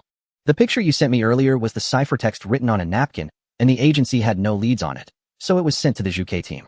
He pointed to Linheng's phone. "Do you remember this team? They are in charge of the Mars base and mainly study aircraft. They have recently recruited many linguists to research scripts and symbols, specifically targeting these newly emerged programs. We requested the latest materials from them, which have already been sent to your phone." Although he didn't know Linheng's situation, the agency had prioritized sending the entire translation progress of the Zhuke team to Linheng, allowing him to select useful parts. Linheng simply thanked him but wasn't in a hurry to check it. After a night of searching, he vaguely felt that he might not need this information, as the system's situation should have other reasons. However, if possible, learning the entire programming language would also be a good choice. If you need anything else, just let me know. I'll be heading back in a couple of days. Do you want me to take you to the Mars base for a visit? If it's information related to the newly emerged traditional programs, the data from the Mars base is much more abundant than what we have here. Linheng's summer vacation was coming to an end, and the opening day of Bin Province Normal University was approaching. If he needed to go to the Mars base, he had to set off early. "I probably won't need it for now." Linheng shook his head, as he had a guess, but needed to conduct further tests. "All right. If you don't need it, you can stay here for a few more days." The medical mecha's underwater test was very successful, and it will be sent to the Coast Guard for trial use soon. You can check it out when it goes underwater at the base. As Yanlei spoke, he sent out the information and adjusted the follow-up plans. The Coast Guard of Long Country ranks among the top 10 navies in the Blue Star, and Linheng was indeed curious about them. But before that, he better resolve the system issue. Not only was he concerned about this matter, but researchers at the distant National Research Institute were also thinking about when the agency could send a more reliable product introduction. Even a dependable name would be nice. Is limited space amplifier not appealing? Why does the file still use this name? Reaching out. The researcher tossed aside the paper filled with a long list of useful and useless information, cradling his head in frustration as they had tried many possibilities. Our understanding of space is too limited. Does Jing University have a related major? When will their people arrive? Chapter 193. Each with unique strategies overnight. This circular board that appeared at the National Research Institute became well known within a small circle. The officially registered name of this item was, "You can't tell me if it's useful or not. Use it if you want. It just looks big," later renamed Limited Space Amplifier. The registering researcher, Geng, did not change a single word. As a result, researchers who came into contact with it were immediately doubtful when they saw the document for the first time. After a night of overtime, this item has affectionately been referred to by the staff as the big one. It arrived in the afternoon and has gone through all the basic tests possible, but everyone is still unclear about its specific functions, only able to confirm that it is related to the expansion and contraction of space. A lot of speculation and hypotheses have been written down, but due to the short time frame, they will need to be verified gradually. However, it's not a big issue. The country has plenty of people. If one place can't figure it out, a group of people can definitely speed up the process. Soon, several research institutions that met the requirements were selected, and the materials and products were distributed. The Quantum Mechanics Research Center of the Physics Department received a collaboration task from the Research Institute today. "Senior, is this from the Research Institute?" A new doctoral student was carrying a box, following behind a senior, and after passing through several security doors, they finally entered the supervisor's office. The box, marked with the delivery logo, was placed on the supervisor's desk. "It should be this box." The Research Institute sent a photo for verification, but the name is a bit strange. An older student frowned as he opened the folder that came with the box. Glancing at the name, unsure whether to confirm it. Should we wait for the supervisor to return and take a look? What serious research project has such a name? It looks absurd at first glance. The same conversation unfolded in various laboratories and research institutes, and soon the Research Institute received a flurry of inquiries. However, They didn't know how to respond, so they simply pretended not to see. Lin Heng thought this task might soon become a burden. Selling an unknown product could be troublesome. He didn't expect that within 3 days, the research institute suddenly placed an order with the special service agency, purchasing over 100 units to take back. The shipping was quick, and after closing the system interface, Lin Heng curiously asked Yin Lei what these people were planning to do with so many discs. They still didn't fully understand what it could do, but the Zhuke team in the northwest used it to transport heavy cargo. Yin Lei chuckled as he explained. These people treated it like a toy and really came up with a new use for it. The disc itself indeed has some anti-gravity properties, and they managed to fix it under the heavy cargo that needed transporting. By utilizing its slight space scaling feature, they were able to fit more goods into a limited space. It allows the cargo to float in the truck, Yin Lei gestured while explaining, which actually lightens the load. It's quite magical, but we are still researching the principles behind it. For now, the focus is on figuring out how to apply it before analyzing the underlying principles. In any case, it's quite convenient for transporting heavy goods at their base, and it's said that it has saved quite a bit on labor and equipment. If you need it, I can ask them if there are any video records. Yin Lei hadn't seen it in person. He had only received related materials from the special service agency. That's not necessary. I was just curious. Lin Heng waved his hand. I might have more detailed information here soon. He has figured out a solution, which is to implement an additional reward feature that upgrades the system after completing a task. However, this feature can only be used in the product list, meaning it can only be activated once the task is completed and the product appears on the exchange page. Currently, on Lin Heng's exchange page, each product requires a different amount of energy points for upgrades, and the system has its own evaluation criteria. He is unsure if the task products will be useful or how much energy will be needed. Nevertheless, he can first address the initial step. I need to sell this batch of products as soon as possible, Lin Heng said, pulling out his phone to update the product quantity in his online store. He did not change the name of the item listed in the store. It remains the small anti-gravity skateboard from the beginning. This name at least won't exceed the character limit. If he had to label it with something like I don't care if it's useful or not, use it if you want, he would find it a bit overwhelming.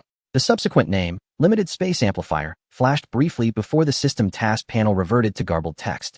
And Lin Heng wasn't even sure if that name was valid. The minimum order quantity is 100, and there are still over 70 left. Lin Heng murmured as he calculated quietly. Before he could look up, an order notification popped up. $50 each, and over 70? With this quantity, there's no need to think twice. He could skip reporting it altogether. By the time he was done speaking, Yin Lei had already placed the order. The shipping address was directly written as the Special Operations Agency, and what to do after receiving it would be left to his superior. All right, done. The message confirming successful shipment had been sent out. Lin Heng waited for 2 seconds and indeed received the system's notification that the task was completed. As usual, he saved the energy points, tidied up his materials, greeted Yin Lei, and prepared to leave the control room. Since he was leaving, Yin Lei naturally wouldn't stay alone in such a sensitive area. There was no need to linger. They bid farewell outside the control room and went their separate ways. Lin Heng planned to return to his dormitory to properly manage the system. Once he upgraded this product, he could identify some commonalities among the advanced items and get a general idea of the product attributes. This was a straightforward matter that could also help those in his country studying it to push their progress forward. However, Lin Heng also needed to understand why the system suddenly had translation errors. This was more important to him. He wanted to see if this translation issue was specific to this product or if there were other underlying reasons. From the current situation, Lin Heng wasn't overly worried. It was likely that this product was just special, leading to the current outcome. It wasn't that he was blindly optimistic. Rather, he was very clear-headed. Ever since he acquired the system, its sole purpose has been to ensure his survival and promote the system's products. This system is gradually influencing the future of his country. Based on the products and functions the system has provided so far, it is at least not here to harm him. The system even offered him some life-saving features that he has no use for at all. Excluding the inherent dangers of the system itself, there haven't been any similar situations apart from this task, which suggests that this particular item is quite special. Lin Heng was somewhat curious about what this thing actually was. Chapter 194. White paper. When Lin Heng returned to his residence and opened the system again, he found that the strange disk had finally received a new name in the system's exchange list. He wasn't surprised at all. In fact, he felt a sense of anticipation. The new name was simply a code, RZ67. The icon remained familiar, depicting a tilted disk, and paired with this enigmatic name, it stood out awkwardly in the product list. Lin Heng checked its upgrade requirements. There was only one upgrade direction, and as he made his selection, the upgraded item slowly magnified before his eyes. The image resembled a book, about 3 fingers thick, with a pure white cover and no markings. Lin Heng selected it, and the system gradually marked a line of text below. Development Progress White Paper of Limited Space Amplifier. Limited Space Amplifier. It seemed this name was indeed the final correct one. Remembering the time in the stairwell of the previous location, Lin Heng had thought that the disc was a skateboard. While sitting on it, he had indeed felt as if he were shrunk, with the surroundings appearing much broader. It did give a sense of space being amplified. Following this line of thought, could space folding and storage not be far behind? Lin Heng chuckled to himself, then turned his attention to the upgrade conditions, only to be taken aback again. The products in the system exchange interface were mostly from previous tasks, with only the apple tree being upgraded independently. Lin Heng had gone through the energy values required for upgrades of these products and had a rough idea in mind. He didn't expect that this RZ67 was currently the one requiring the highest energy value for an upgrade. He had thought that the mecha upgrade at 80,000 energy points was already quite expensive, but this white paper was even more extravagant, demanding a full 200,000 points. Lin Heng currently had just over 150,000 energy points, which had been gradually accumulated over the past few days.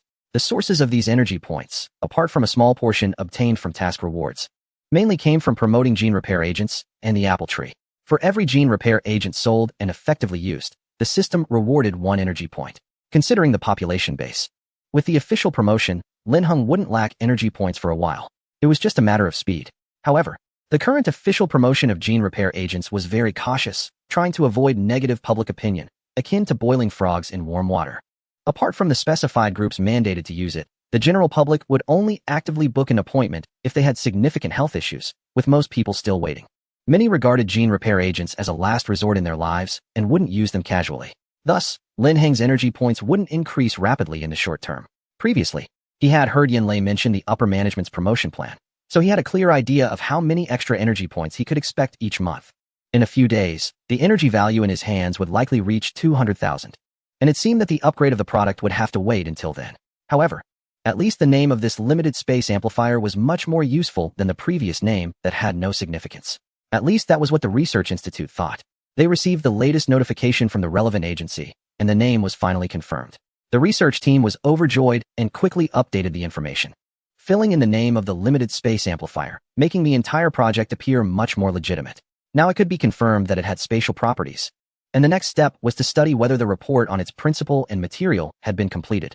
The old director, who personally changed the registration information, excitedly headed to the laboratory. Space amplification was an unprecedented topic. On the first day of September, Lin Heng was finally flown back to his home province by helicopter.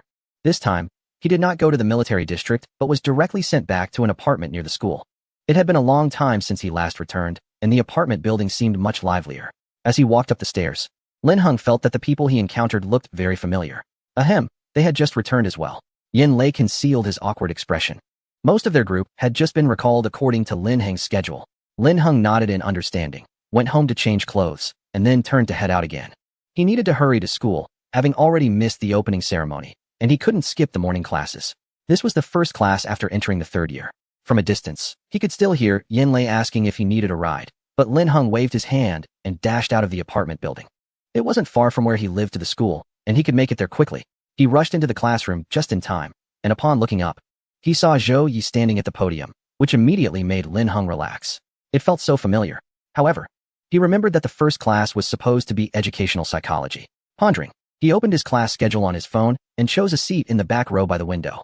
This class should be a specialized course for their own class, focusing on AI, but he wondered what Zhou Yi was doing here, as he didn't see the specialized course teacher. Lin Heng looked around the classroom and noticed that the number of students seemed significantly fewer.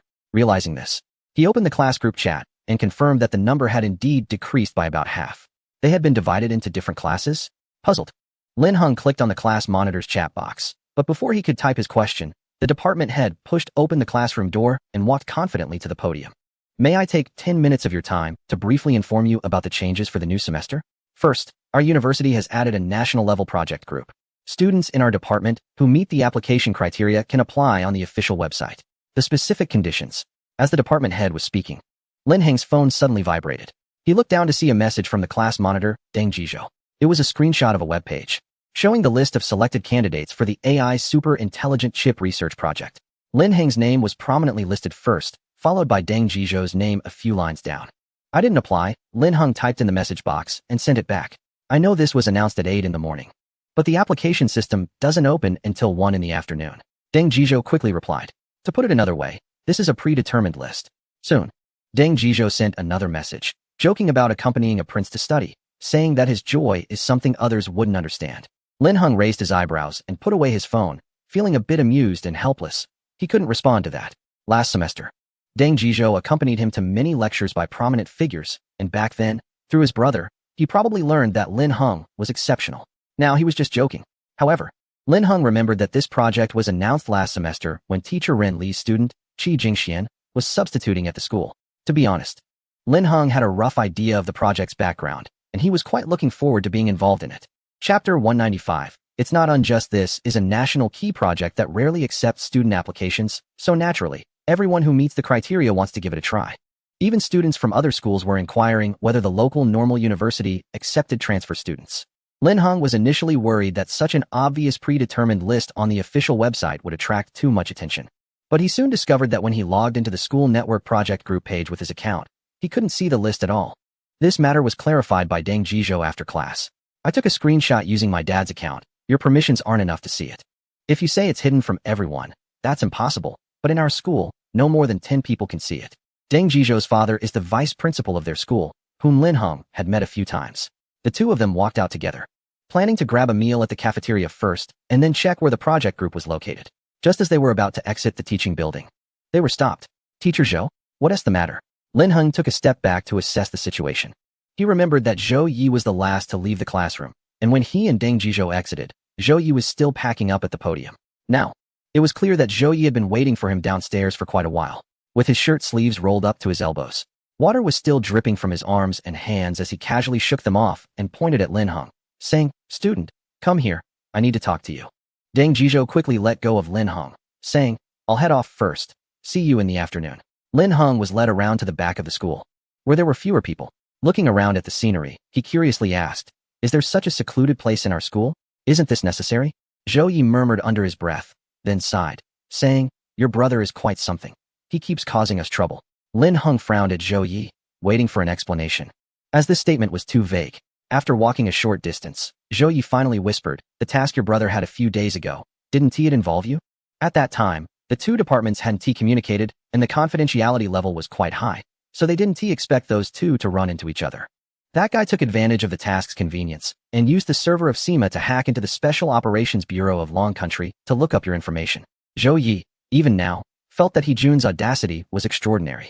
This guy caused a mess by privately checking these things, deleting traces, and even making a small explosive device to blow up the server room. Fortunately, we still have the habit of using paper records, so he didn't find much. Not only did Jun fail to uncover any key points, but even the deleted traces were later restored by another individual. However, due to the confusion, the surveillance footage was lost, making it impossible to track Jun. Now, everyone knows Jun was involved in this incident, but there's no evidence against him. When questioned, he claimed that blowing up the server was a personal vendetta, and without evidence, it can't be pinned on him. However, handling the aftermath has become troublesome. After all, the security department can't just pretend nothing happened, but if they pursue it, there's no evidence. Lin Hengguang thought his brother was quite resourceful, as he hadn't wasted any time. Yet nothing significant had been uncovered. Honestly, Jun was impressive. The task was timed down to the second, and not only did he prepare in advance, but he also found time to investigate. If it weren't for the updates in the system by a certain agency, retaining the practice of keeping paper archives, he might have really taken advantage of the situation. Zhou Yi wore a complex expression as he escorted Lin Heng to the back wall of the school. Behind the wall was a small path, with Jun standing outside, holding some clothes and looking at him. 2 or 3 meters behind, Jun stood 2 others, and a car was parked nearby. Zhou Yi greeted him and took a few steps back to give space to Lin Heng. It was somewhat reminiscent of a scene from a dramatic story. Lin Heng looked Jun up and down, seeing that he appeared healthy, which suggested there weren't any major issues. "Don't say that. Can't you wish me some good?" Jun huffed in dissatisfaction. "What is going on with you? Aren't you supposed to be at school? Why are you running around?" Lin Heng frowned and stepped forward, tugging at the clothes in Jun's hand through the fence. Catching a glimpse of a silver metallic object, Jun stepped back to hide his wrist again. "Isn't that a bit much?" Lin Heng murmured, taking a step back. "Aren't you supposed to be on a mission? Don't tell me you're here for a final goodbye?" In the span of a few sentences, Lin Heng began to contemplate how to get Jun out. "It's not like it was that serious." "What do you mean, final goodbye?" Jun's expression flickered with a hint of embarrassment. He hadn't expected the fire department to respond so quickly. He only had time to destroy the server, and the fire didn't even have a chance to start. so he couldn't erase all traces. Then what are you here for? Lin Heng asked, looking at He-jun with confusion. If there wasn't anything urgent, why come find him at this moment? What could possibly be so important that it couldn't wait until He-jun's situation was resolved? Well, regarding the subsequent allocation issue, I might not be able to get away for a while. He-jun hesitated for less than a second before saying straightforwardly, it's not that I wanted to find you. They insisted on bringing me here. As for the reason, he didn't know. Although he had checked on Lin Heng, he ultimately found nothing significant. Lin Heng's gaze shifted to the two individuals by the car in the distance. They were facing away from them and seemed uninterested in their conversation. But he knew that their dialogue was likely being overheard. How did you think to check with the special agency about me? Lin Heng suddenly changed the topic. It's not just that. I also looked into the medical system, the entire security department, the education system, and the emergency services. I've been recalling everything I've done. He-jun said while counting them off. It's really not unjust to keep an eye on you. Lin Heng truly didn't expect that the other party could accomplish so much in such a short time. Can't you say something nice? If it weren't for your unique identity, would I have been exiled? He-jun felt a bit indignant. He really hadn't anticipated how difficult it would be to investigate Lin Heng's background. I'm serious. If you're in danger, just run if you can. Don't worry about home. We don't even have blood ties, so I can definitely get out of this. He-jun said earnestly. Although he now had some idea that Lin Heng's identity and treatment were decent, he had initially prepared for the worst when he sensed something was off. What does exile mean? Lin Heng interrupted his brother's inexplicable sentiment and directly asked the key question. It's not decided yet.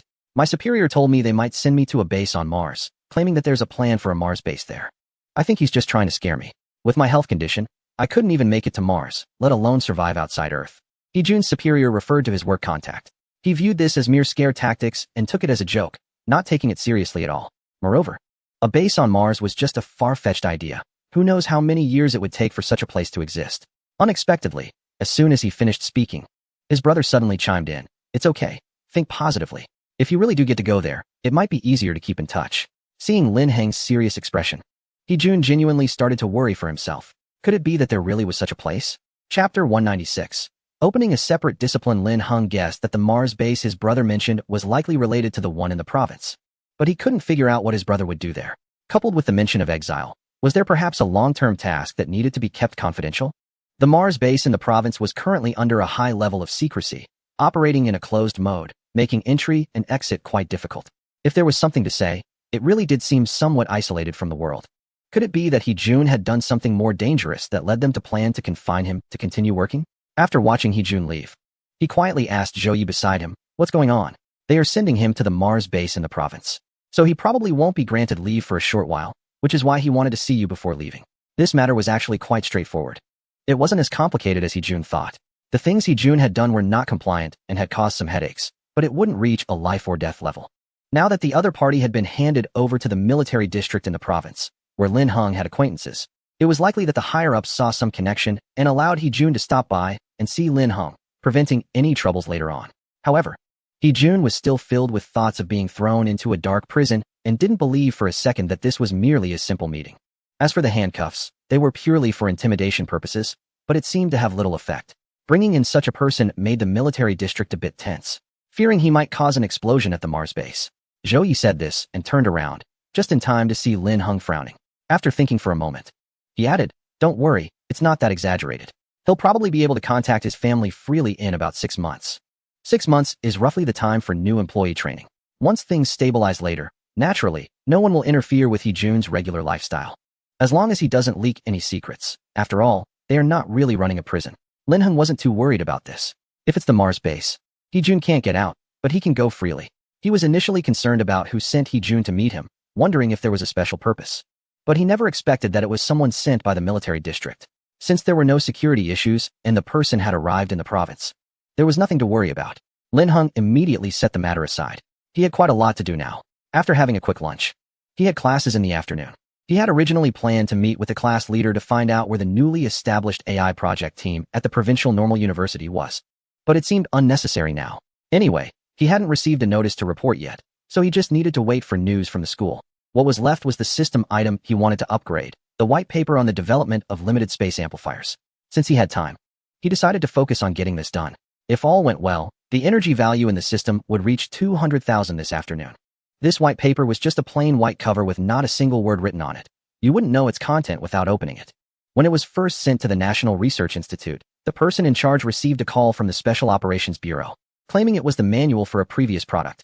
Initially, the researchers believed it, flipping through the 3-finger-thick book only to be left speechless. Not to mention the numerous traditional characters and rare words recorded inside. The experimental data and content alone were far beyond what a manual could explain.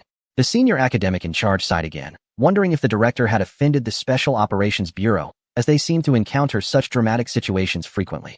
What kind of manual is this? Nonsense. This could already be a separate discipline. From behind the security door of the research room, everyone could hear the elderly man's loud voice. Soon, this white paper was taken for electronic entry and officially reported for project approval, marking the beginning of a new process for the Research Institute. Chapter 197. Saving the morning rush. The senior academic's assessment was indeed not exaggerated. This white paper contained detailed experiments and a wealth of data and theoretical support. Now, it just needed to be verified and confirmed before it could be practically applied. When Lin Hung upgraded and exchanged this book, the message sent to the Special Operations Bureau referred to it as related information for a previous item. He hadn't looked at the specific content himself. After all, it was best to leave professional matters to the professionals. The information received by the relevant agency was merely a message, and they had not seen the actual item. Naturally, they believed whatever was said by Lin Hung.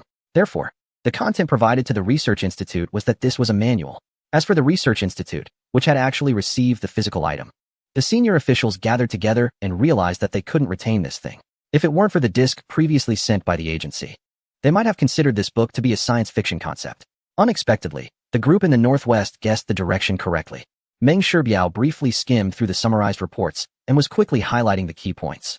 Surprisingly, the so-called limited space amplifier primarily focused on transportation. The disc they had was merely a preliminary attempt at spatial amplification and couldn't be considered a mature product. According to the description in this white paper, these later products were initially applied to the transportation of special items in the country, including configurations for public transport and large emergency response locations. The main purpose was to fit more people or items into a smaller space. Meng Shibiao was very interested in this project, but unfortunately, he was not from the relevant field, so the white paper was ultimately sent to the Zhuke team, far away in the Northwest. The Zhuke project team was responsible for retrieving Lin Heng's small spacecraft for research, and this white paper solved an urgent problem for them.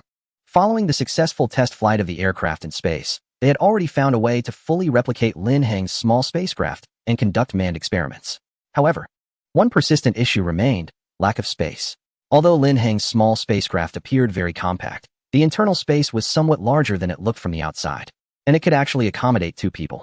The section replicated by the Zhuke team could at most seat 1 person, and even that required removing many configurations to barely fit a pilot inside. Without the capacity for passengers, the significance of producing this spacecraft was lost. Before the appearance of this white paper, their proposed solution was to proportionally enlarge the spacecraft's exterior, but considering the stability of high-speed flight, this idea was still under experimentation. Now, the solution had finally arrived. The projects that had been stalled could now be pushed forward. The reason the country had not attempted to establish a real base on Mars after acquiring the Mars base in Bin Province was precisely because of the issue of how to transport people there. They couldn't always rely on Lin Hung to be the transporter. The technology needed to be firmly in their own hands. Now, with everything in place, the plan could be put on the agenda. Soon, with the advancement of the Zhuke team's project, the technology for limited space amplification was applied on a small scale. The first application was in the subway cars of the capital city. The crowded early morning peak commute made the value of space very apparent, and soon, some commuters noticed something was off about the cars. A few subway cars were specially tagged, promising to alleviate the morning rush. Although they were still familiar old cars, why did it feel like there were noticeably more people today? Chapter 198. The carriage has become bigger during the morning rush hour in the central section of the capital subway. The carriages were filled to the brim with people, each one seasoned from countless battles.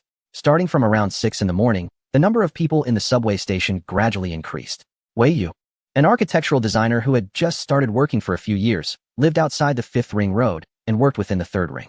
Although the distance seemed short, it actually spanned 2 different directions of the city. Every day, just commuting by subway took him 3 to 4 hours. That morning, Wei Yu hurried to the subway station with his backpack. When he looked down the escalator, he saw a dense crowd, shoulder to shoulder, with barely any gaps. Sigh, I'm late again. Just by looking at the crowd density, he knew that in about 3 minutes, he wouldn't be able to squeeze into the train. He probably wouldn't even make it down the stairs in that time. Fortunately, the morning subway service in the capital was relatively efficient, with trains arriving every 3 to 5 minutes. He still had time to wait. As he moved with the crowd down to the underground platform, he found that the queue for the train was already quite long. In the summer, the subway station felt surprisingly cool. With a breeze blowing through when the trains passed by, Wei Yu navigated through the crowd, trying to move further in, as he preferred to sit in the last few carriages. As he passed through the throng, he could occasionally hear snippets of conversation among those waiting in line. Have you heard? They say the carriages have been modified, and there are special carriages added to each train. I just saw signs on the platform for them. But it's too crowded to get over there. I think there was an announcement on the train this morning, right? They said it's to increase the carriage capacity and that we can provide feedback on our experience on the official website, with rewards. I plan to try it after work. What are you all talking about? Did they really just switch to a bigger carriage? How much bigger can it be? There are already too few seats as it is. No, they say it's high-tech. My friend has tried it. The appearance doesn't seem to have changed, but it can hold more people. Wei Yu listened in confusion, not really interested in the conversation, and just focused on pushing forward with his backpack. When the next train arrived, he was at the end of the line, patiently waiting for the people ahead to board so he could squeeze onto the train. Luckily, he had left home a bit early, so even if he had to wait for 1 or 2 more trains, he wouldn't have to cram into this sardine can. He lowered his head to check work messages. As he was lost in thought, a series of gasps suddenly erupted from the front of the line. Wei Yu was too far away to see what was happening, so he decided not to join the commotion. As the flow of people increased, those getting off quickly vacated the platform, and the line to board shrank rapidly, bringing him to the doors of the train. The bright colors on the carriage caught his eye, featuring bold orange letters that read, "Save the morning rush hour." However, Wei Yu noticed that there were still empty seats inside, and it seemed that adding 1 or 2 more people wouldn't be a problem. As the closing doors chimed, Wei Yu quickly hopped on, clutching his backpack and holding onto a pole in front of him. He was surprised to find that he could actually get on, and that the space was much more spacious than he had imagined. He turned around to take a look at the closing door of the train. At 7:15 in the morning, he had rarely managed to squeeze onto the subway during this time. Every time he rushed to catch the subway to work, he would arrive a bit early, take the next train, and sometimes the next train was already full, which meant he had to wait for another one. Wei Yu looked around in astonishment. He vaguely remembered how long the line was, and theoretically, this carriage shouldn't be able to accommodate so many people. Could it be that those who got on earlier went to other carriages? He quickly dismissed that thought as both doors of this carriage were closed. He squeezed over to try and found that the doors were sealed. It wasn't an extended carriage, which meant that the people he had seen earlier were indeed inside this carriage. The place where Wei Yu got on was a large station, but it wasn't a transfer station. The previous stop was a hub for transferring from buses to the subway, so there were quite a few people, eliminating the possibility of an empty carriage. Something was off about this carriage. As a student of architectural design, he often visited construction sites and was quite sensitive to building dimensions. Although he usually dealt with large figures for building areas, he could still estimate a relatively accurate value for smaller spaces at a glance. The carriage in front of him appeared much larger than it looked from the outside. At least the width was definitely not the normal width of the carriages he rode every day, at least when he measured with his elbow. It was at least half a meter wider. Wei Yu tilted his head to check the height. It wasn't much taller, similar to usual. As for the length, something fell off as well. This carriage had no segmented seating, with a long row pressed against the edge of the carriage. Normally, a row of seats in such a carriage could accommodate at most 10 people, but today, there were at least 15 people on that row of seats. Wei Yu felt that there was definitely something wrong with this carriage. It couldn't be that people had become more compressed. If it weren't for the work notifications on his phone urging him, Wei Yu would have thought he was still half asleep. He usually did 3D modeling, and now he even wanted to check if there were any glitches in this carriage. Just as he was pondering, he suddenly heard someone beside him whispering, "It's true. It has become larger, definitely at least 1/3 bigger than before." Wei Yu turned to look. It was a young man dressed like a student, talking on the phone. The signal seemed poor, and he could hear intermittent sounds from the other end of the line. Out of politeness, he didn't eavesdrop further, but lowered his head to look at his own phone. It seemed it wasn't just his illusion. The carriage was indeed off. However, if that were the case, there should be news on the official website or in the media. Such a noticeable change surely couldn't happen without a trace. As he was scrolling through his phone, he suddenly heard someone near him say from their phone, "Did you bring the tools? Let's get started." "What do you mean, get started?" Wei Yu was puzzled and turned back to see the person beside him quickly slip through the crowd to the connection point of the carriage, near the door. He had just checked that area, and the door was locked. Since there was still ample space in the carriage today, there weren't many people near the door at the moment. Wei Yu watched as the other person placed their backpack on the ground and then sat down against the wall beside the door, with their outer leg propped up, blocking most of their body, curling up on the floor. Generally, such behavior goes unnoticed in the carriage. As long as one is not sitting in the middle blocking the flow of people, the young man's actions were not too strange. However, such behavior is typically common after work hours, while those heading to work in the morning usually pay attention to their appearance. As Wei Yu curiously observed, wanting to know what the other person was up to, he suddenly heard an announcement. 3 minutes had passed, and the next stop was approaching. At the moment the train entered the station, the lights flickered, and visibility was a bit unclear.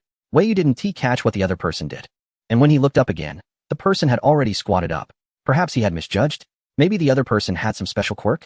Wei Yu waited for a moment. The subway passed through over 10 stations, and as he was about to disembark, the other person still showed no signs of action. Feeling inexplicably confused, Wei Yu shook his head and prepared to get off. He had thought the other person might have discovered something new, but unexpectedly, there was no movement at all. Chapter 199. Students have big nerves. As Wei Yu walked out of the station, he felt a strange chill running down his spine. Something felt off about the carriage and the people he encountered. Lost in thought, he approached the ticket gate, ready to check out. He raised his phone for scanning, but suddenly turned back. The people behind him waiting to exit nearly collided with him, and couldn't he help but complain loudly. What is wrong with you? What kind of person are you? Wei Yu didn't hear them at all, as he kept pushing his way out. Excuse me, thank you. Soon, a police officer noticed the unusual situation from a distance. Wei Yu also caught the officer's gaze and rushed towards them against the crowd. He was quickly taken to a corner police room. Inside the police room sat 2 individuals, their uniforms slightly different in color. Wei Yu had no time to distinguish who was the security personnel. He just lowered his head slightly and hesitated to recount what had just happened. The 2 listened expressionlessly as he described how it seemed like the carriage had expanded, and then the man in darker clothing politely asked him to continue. Is there any other situation? Hearing the other person's steady tone, Wei Yu felt as if he were the one who was unwell. Yet the officer was indeed very courteous. Since he was already there and had started speaking, he felt there was no need to be embarrassed. So, he described how someone had squatted there and mentioned some actions. As he spoke, he gestured to illustrate the other person's posture and described their clothing. It was roughly like that, and their mental state seemed not very good. Wei Yu didn't continue. He didn't know how to describe what felt wrong. It was just his instinct. He had no evidence, and at that moment, it felt even more awkward. He couldn't help but regret being so impulsive today. He wasn't the type to meddle in others' affairs, but the abnormal space in the carriage had thrown him off balance. Unexpectedly for Wei Yu, the man in the black uniform did not question anything. Instead, he pulled up a chair for him to sit down and quietly asked if there was enough time to make a written record. It's fine. The company clock-in is in 20 minutes, and my workplace is right at the subway entrance, just 5 minutes away. Wei Yu sat down with his bag, watching as the man took out a notebook to record details meticulously, asking about each aspect.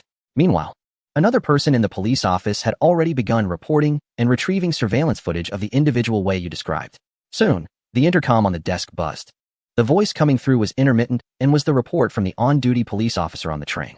From his position, Wei Yu couldn't hear the specific content clearly, and when he curiously leaned over to take a look, he was politely asked to step outside without being able to ask anything. Thank you. This information has been a great help to us. The officer in dark uniform's expression became noticeably serious, and his attitude was very sincere. Wei Yu left the station without fully understanding what had happened, but the moment he arrived at his workplace, he quickly recorded the general situation of the subway car he had taken that day. Many others were also curious about the subway car, documenting their morning experiences in various ways. From when the subway started operating at 5:30 a.m. to around 9:30 a.m. when the morning rush had mostly passed. 4 hours was enough for the news to spread explosively. Although the official announcement was vague, there was an abundance of information and videos available online. And more people came out of curiosity, quickly turning this subway line into a popular spot. While the subway company was somewhat prepared for this, they did not expect the number of curious individuals to exceed expectations, with many bringing various measuring devices. Although security checks could stop most oversized items, small tools like measuring tapes and laser distance meters could still be brought in. Thus, in the period after the morning rush, the number of people on this subway line did not decrease. Instead, it steadily increased. Staff members remarked that the crowd size was comparable to that of a holiday. Everyone was there to see the few cars that had been magnified, and the purpose was very clear. Consequently, almost every platform along the subway line had long queues forming at the locations of these 2 or 3 cars. This situation severely affected the normal operation of the subway line, and it could no longer be managed solely by security personnel. The authorities soon had to respond by controlling the flow of people entering and exiting the subway and dispersing the crowd. They quickly issued an announcement stating that several key subway lines would gradually be replaced with new types of cars within 10 days and advised citizens who were only looking to experience the excitement to consider traveling at different times to avoid the rush. However, such announcements were not easily visible unless one visited the official website, and they did not create much buzz online. The authorities soon thought of a new approach. Since it was all about curiosity, they began to release decoding videos, indirectly admitting that they had employed some advanced technology to enlarge spaces. As a result, discussions intensified, and the subway cars became a hot topic. At this time, most netizens who have not seen the carriage in person remain skeptical, treating it as just a spectacle. However, once the official video was released, it made everyone feel that there might be something interesting going on. Yet, those who have actually ridden this carriage are quite certain that this is a new piece of cutting-edge technology developed by a certain country, and it is definitely not some kind of spatial visual illusion. The official announcement and video have corroborated their claims. While the two sides of opinions are heatedly debated online, the relevant security department has already received a person sent by the subway police, who is the young man that way you encountered in the subway. This individual has a bit of background. His uncle works in the construction bureau and is currently responsible for construction on the new line. This is why he knew about the new carriage in advance. In the interrogation room, the young man, named Li Dong, sits obediently. He looks quite fitting for his age, being a freshman who has just entered university. In the observation room, separated by a wall, the criminal police captain is flipping through the other party's information. He asks, "What was he doing?" A police officer next to him continues to report, "This guy learned about the news last night, made a bet with a few friends, and came to check the truth before class in the morning." However, one of Li Dong's friends seems to be problematic. He suggested that Li Dong dismantle the floor at the back of the carriage. As he speaks, he pulls a piece of paper from the folder in his hand and hands it to the captain. Students nowadays really have guts. They dare to try anything. If he gets caught, it could amount to public safety violations. The paper contains the personal information of a physics student. Is he relying on his limited knowledge to give it a shot? The captain taps the table, frowning in thought. Is there any other connection? We're still investigating. Nothing can be confirmed yet. However, according to Li Dong's account, the other party seemed to have speculated about the principle behind the carriage's enlargement, speaking quite convincingly. This is nonsense. The captain slams the documents onto the table. Chapter 200. Spatial technology. The so-called speculation about the enlargement principle of the carriage is merely a fabrication intended to mislead Li Dong. The entire criminal police team in the capital is quite busy today. Li Dong is not the only person they have apprehended in the subway. Throughout the morning, they have already caught more than a dozen individuals who exhibited reckless behavior, most of whom acted out of sheer curiosity, doing thoughtless things. For example, some attempted to make the subway stop abruptly, tried to break windows, attempted to open the doors connecting the front and back of the carriages, and even some tried to climb onto the top of the carriage. It's surprising that in the rush hour, where people are packed like sardines, there are still so many antics. However, only Li Dong attempted to damage the floor. Remarkably, he pinpointed the right spot. It's unclear if it was a guess or if he was just lucky. The amplifier provided by the Zhuke team is installed under the carriage, with one located at the rear. Because he managed to identify the correct location, the authorities are taking this matter very seriously, leading to a thorough investigation of his connections. Soon, the person who instructed him to do this was identified, a senior student he knew from a club. As a freshman, Li was almost an active participant in club activities, always seen in various events that could earn him extra credits. This led to more interactions with people in the club. Being a lively person, he couldn't help but share some information with friends during a club meeting the night before, which happened to be overheard by a senior. The senior easily crafted a theory to gain Li's trust. At this point, Captain Xiao Gung of the criminal police team was still puzzled about how Li dared to actually start dismantling the subway car floor. There should be limits to trust. After all, Li himself couldn't explain it clearly, only saying that ever since he received a call from the other party in the morning, he just did whatever they said. Now sitting in the interrogation room, he felt it was a bit absurd. Thus, the focus naturally shifted to investigating what happened to Li the previous night, while also arranging for a blood test to check for any drug residues. Xiao Gung pressed down on the personal information sheet, frowning. "Captain, are you suspicious?" A police officer suddenly thought of something and quickly ran out to arrange for a blood test. After questioning and reviewing the information, Xiao Gung could confirm that Li was a relatively naive kid, and it wasn't necessarily that he wanted to reveal anything. He suspected that the kid had been tricked. However, the specifics would have to wait for the blood test results. Meanwhile, the subway company was in a state of panic. The trial run of the modified cars caused severe congestion, with every station packed with people, and a few troublemakers were occasionally caught. After a morning of tension, everyone was on edge, fearing something might go wrong. Just when the leaders of the subway company thought the situation might spiral out of control, various provinces across the country began releasing news about updates to public transportation facilities, including buses and subway cars, with some areas even mentioning less common facilities like ferries. Although the official statement didn't explicitly say so, it was clear that these updates were similar to those on the capital's subway line, featuring cars designed to slightly expand space. However, no one came forward to explain what new technology had been used for these updates.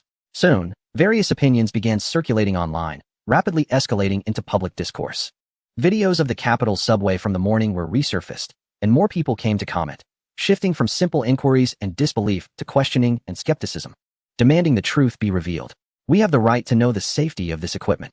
As someone who takes the subway every day, how can we trust these new cars when you haven't clarified anything? To be honest, while technological progress is good, we shouldn't be treated as test subjects. Why not explain clearly? Is there something to hide? Extreme opinions were quickly noticed by netizens, and it was obvious that someone was stirring the pot, with their targets being quite apparent. Almost immediately, quick-witted individuals retaliated. Stop meddling in other people's business. If you like riding, then ride. If not, just leave. Harmony and friendship. Don't bring that useless rhythm. Focus on studying and researching. Even if I know, would you understand if I said it? Institute of Automation. Academy of Sciences. Is the upstairs really official? Is this something you manage? Isn't automation about researching intelligent technology? A wave of public opinion erupted, catching the audience by surprise.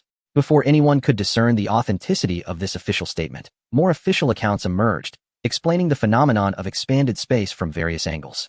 Soon, the heated discussions online transformed into a large-scale popular science campaign, sparking widespread interest in scientific development. However, some people were only concerned about when this technology would become available for personal use. The Zhuke team was also discussing this issue. After internal trials, they decided to test the limited space amplifier in a civilian project in the capital, which was quite a risky endeavor. Normally, such advanced technology would first be applied to military projects. However, after discussions, the leadership ultimately decided to start with civilian applications, gradually changing everyday facilities. This was not an ordinary technological development, so there was no need to adhere to past conventions. They could accelerate its usage, which would also create momentum for future plans. As for the subsequent plans, they would be prioritized after solving the space issues, ultimately aiming to establish a base on Mars. However, a lot of preparatory work was still needed before that. At this moment, the Zhuke team was in a meeting studying the white paper. Despite months of effort resulting in a stable limited space expansion device, the last page of the white paper was their current focus. The last page contained 2 rows of text recording the subsequent development of this technology. Note: this technology lays a solid foundation for future space folding and interdimensional leaps. This book documents the starting point of space technology development over the past century, and its emergence was actually due to a laboratory accident. To commemorate this event, the location is recorded as follows. The address was written in traditional characters, and upon confirmation, although the country was referred to as the Dragon Country, the detailed address did not correspond to any existing city in the country. Chapter 201. This is absurd. The Dragon Country did not waste time searching for this address, but instead focused on future development directions. With a technological foundation and general ideas in place, researchers only needed time. Therefore, the priority now was to secure as much development time as possible. In fact, before applying this technology to the subway in the capital, the Zhuke team had an opportunity to test it elsewhere when the technology had just stabilized. A few days ago, one evening, during a mission on the southwestern border of the Dragon Country, the Special Operations team encountered an unexpected situation and became embroiled in nearby combat. Their mission this time was to rescue people, which had already drawn the attention of local armed forces, leading to a pursuit. To make matters worse, they encountered a small-scale conflict, resulting in extreme chaos. As a result, the team leader, Xiang Xia, was left behind, trapped in the ruins of a factory near the battlefield. By the time the gunfire outside ceased, several hours had passed, and it was completely dark. The old factory had all its windows shattered, and with no lights nearby, they could only rely on the moonlight to see. Xiang Xia counted the people remaining by his side, 2 teammates and 2 rescue targets. One of his teammates had been shot in the leg, but fortunately, it was a through-and-through injury. He had managed to stop the bleeding, but had no conditions for further treatment. Luckily, the mobile phone he brought was still functional. Regardless of whether there was a signal or not, he could contact his superiors. After confirming the surroundings were safe, he promptly reported the situation. First, he needed to confirm whether the group that had successfully retreated was safe. Secondly, given the current situation, he needed backup. His superiors quickly confirmed that help would arrive in an hour and provided him with a rendezvous point. It was somewhat far, and given the recent outbreak of conflict nearby, it was unsafe. They needed to exit through the woods behind the factory. There was a road on the other side where a vehicle would come to pick them up. Xiang Xia quickly determined the route, packed his belongings, and turned to ask the 2 rescue targets, "Can you still walk?" These 2 individuals had been lured from the southwestern border under the guise of investment. They had arrived with dreams of sudden wealth, not thinking much of it, only to realize later that they had fallen into a scam. Now, trying to leave would be troublesome. However, among the few people being rescued, these 2 had been there for a shorter time and were in relatively better physical condition. So, when it was time to hold the line, They inexplicably decided to return and help. What could they possibly do? They didn't even have decent weapons. It was a blessing if they didn't cause more trouble. But at that moment, things happened suddenly, and Xiang Xie didn't have time to deal with them. Reflecting on it now, his tone wasn't exactly pleasant. To be honest, it was already polite of him not to curse at them. Yes, we can walk, we're fine. One of the middle-aged men clearly understood the situation, nodding repeatedly to indicate there was no problem, obediently following behind the three. The younger one stepped forward to help support the injured teammate. The five quickly left the dilapidated factory to avoid any armed forces returning to check the battlefield. In the woods, there was no moonlight, making the path much harder to navigate. Relying on the light from the mobile phone, they spent some effort finding the right direction. By the time they reached the edge of the woods and saw the road, nearly an hour had passed. They found a hiding spot, and Xiang Xie sent his location, leaning against a tree to wait patiently while checking on the team's status. The injured teammate was being supported by someone and looked a bit pale, but it wasn't serious. On the other hand, the two rescue targets were now leaning on each other, nearly out of breath.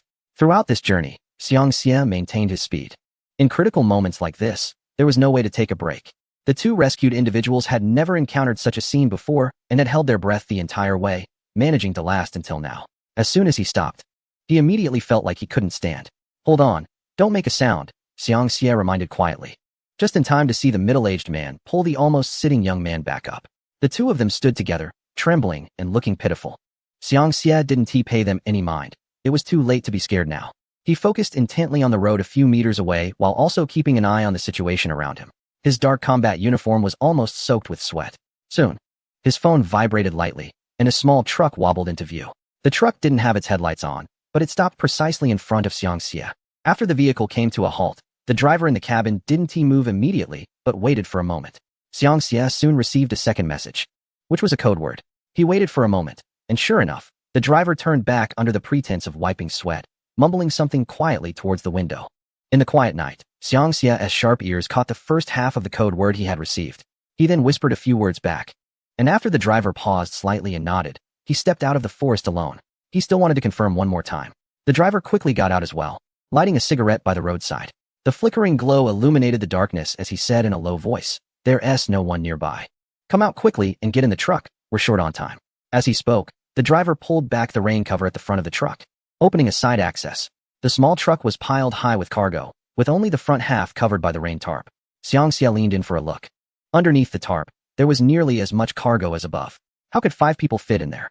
The truck's cabin could barely accommodate one more person in the passenger seat, leaving 4 to hide beneath the cargo. Even if they could fit, safety was a concern.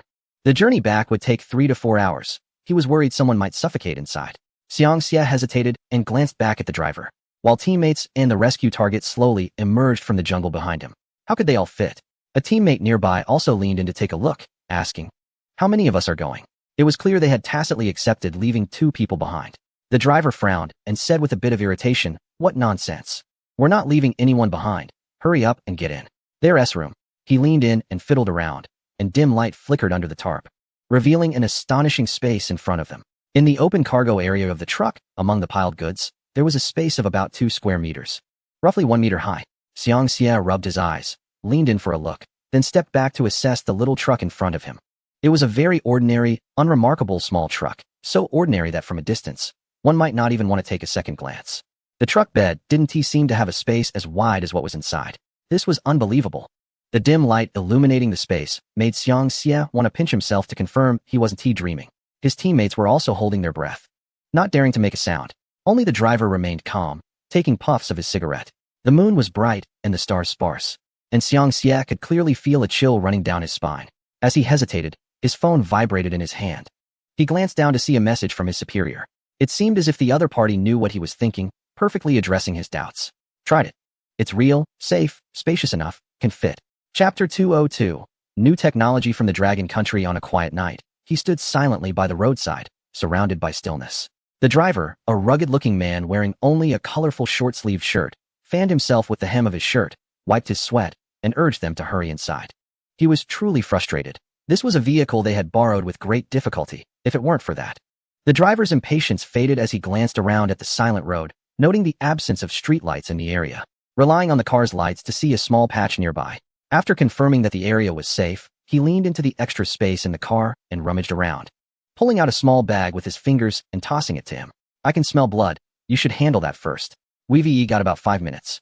We really need to leave. He lowered his eyes, and after a moment, decided to take a chance. He recognized the small bag containing a porcelain bottle.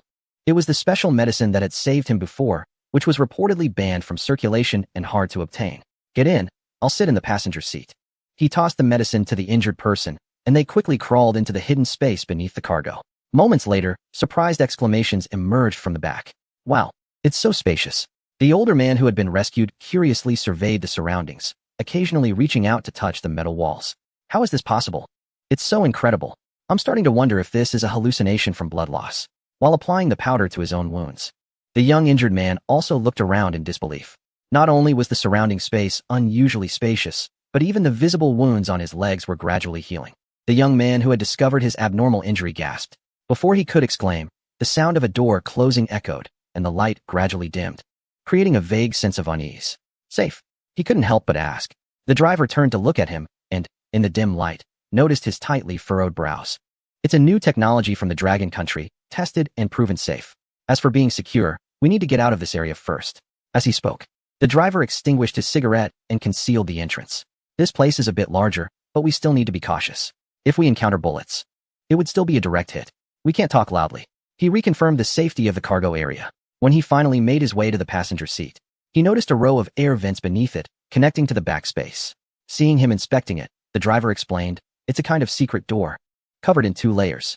It's opaque, but ventilated, and in a critical moment, it can be completely dismantled so people won't suffocate inside. He nodded silently, took his seat in the passenger position, fastened his seatbelt, and held the gun close. The driver glanced at him for a moment and suddenly remarked, "You seem like you're going to your death." Saying that, he reached under the seat and pulled out a set of old clothes, tossing them over. Xiangxia was momentarily taken aback, realizing that his outfit was indeed inappropriate and that the model of the gun did not match local standards. After he changed his clothes and hid the gun, the driver started the truck and said, "There's food and water, and there should be blankets too. You can check, but I suggest you drink less. It's about a 3-hour journey." Xiangxia and his companions were being watched by local armed forces. And less than an hour into their drive, they encountered a roadblock. Several armed individuals were stationed there, checking each passing vehicle. And there were quite a few large trucks parked nearby, likely guarding many people. There should be 2 or 3 more checkpoints ahead, though the information was uncertain. The driver gradually slowed down and quietly said, "You've stirred up quite a bit this time." However, he wasn't worried. His small truck carried nothing of value, just some local fruits that could fetch a decent price back home. Such trucks frequently made the night journey back and forth. Indeed, after a simple inquiry, the searchers casually poked around the cargo area with their guns, checked briefly, and then let them go. The small truck looked like it could only seat 2 people. If there were no hidden passengers in the back, there was no need for a thorough inspection. The rest of the journey was uneventful, and Xiangxia finally relaxed his tense nerves upon seeing the border checkpoint. As they approached the checkpoint, the driver stepped on the gas and sped toward the special fast lane. This inconspicuous little truck had not drawn any attention along the way. The nation had not anticipated that the first external application of the space expander would be during this rescue operation. This vehicle was procured by the Zhuge team and modified for fun by a few researchers during their leisure time. At that time, the limited space expander had just begun stable production, and everyone was experimenting with various applications. The small truck, chosen rather casually, was a half-used vehicle, but the expanded space it created was quite stable and designed with passenger safety in mind, perfectly fitting the needs of this mission. As for how the truck made it to the border, it was thanks to the quick response of the Special Operations Unit. Upon receiving the news, they immediately contacted the Zhuge team to confirm that the vehicle was borrowed and then reached out to Lin Heng overnight. There was a slight hiccup when contacting Lin Heng. It was easy to find him at night, but the truck was far away in the northwest with the Zhuge team, while the delivery address was at the southeastern border with another country. Lin Heng had never encountered such a situation. The vehicle was neither in his possession nor in his warehouse, so he could not ensure that his system could handle it.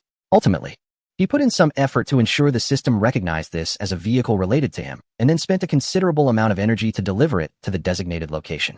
Fortunately, Lin Heng was currently receiving between 8,000 to 10,000 energy points daily, which was quite sufficient. This energy source came from the daily usage of gene agents by the nation.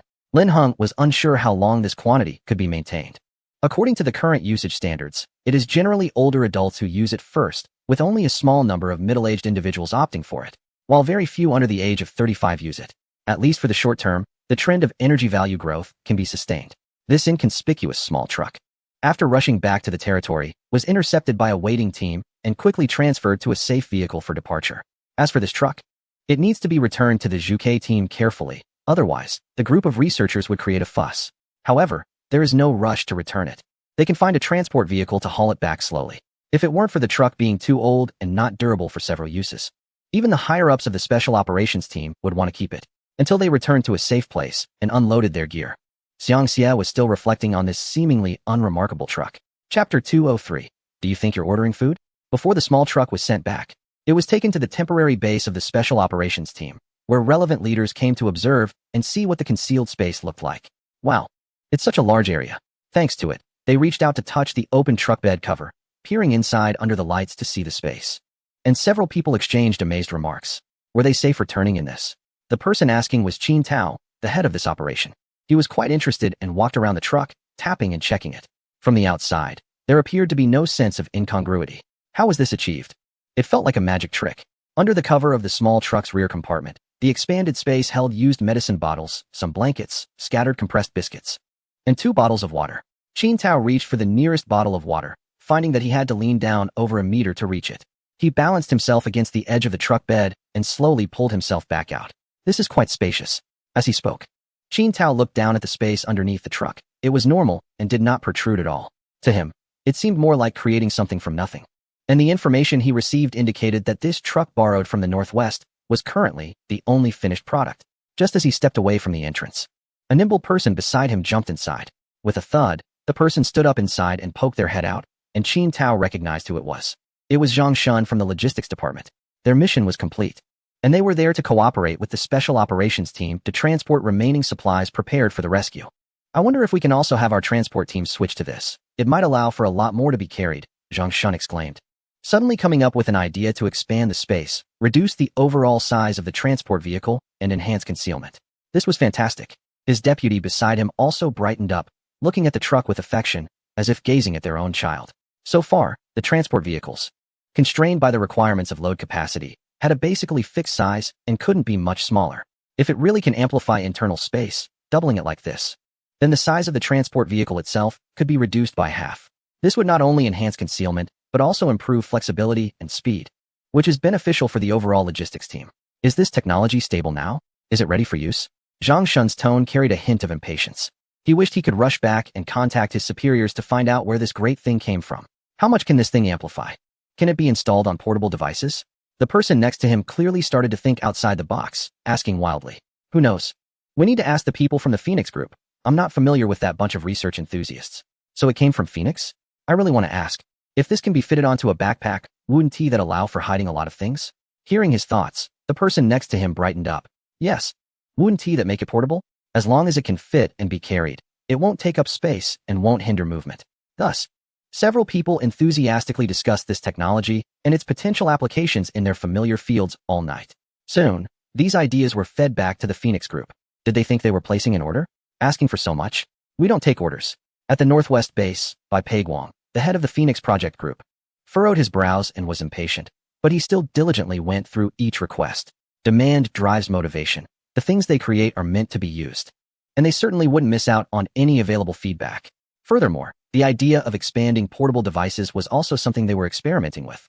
But fabric is not as structured as metal, making it a bit more challenging, and they currently have no stable results.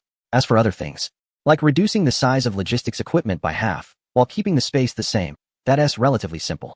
However, they also need to consider the vehicle's load capacity and safety. If the size is reduced and the center of gravity becomes unstable, it would be counterproductive. Bai Peiguang marked a note on this point, planning to discuss relevant issues with military design engineers later.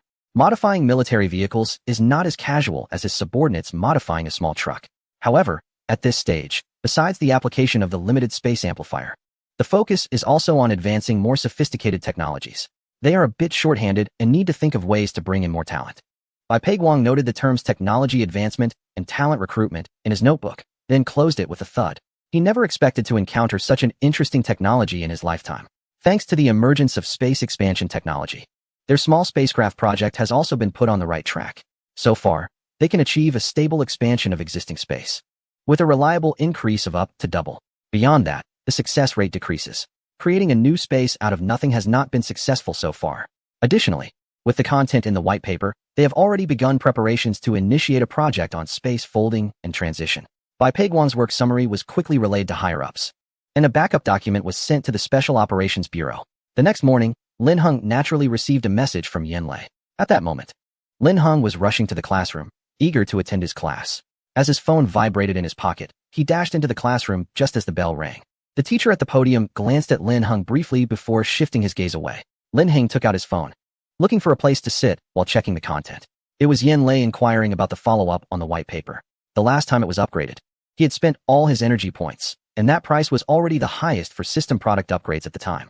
After the first upgrade, the upgrade prices for all products had uniformly increased by half. It seemed that with each upgrade, the prices would rise. Therefore, it was actually a wise choice to upgrade the most expensive one first.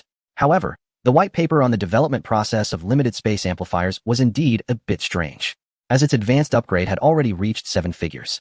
Lin Heng currently couldn't see what the next step was, as the system indicated that his energy points were insufficient by 1/3 to access that information. Given his current rate of energy point growth, reaching 7 figures in a short time was really difficult. Even if he didn't need to build a second Mars base soon, it would probably take at least half a year.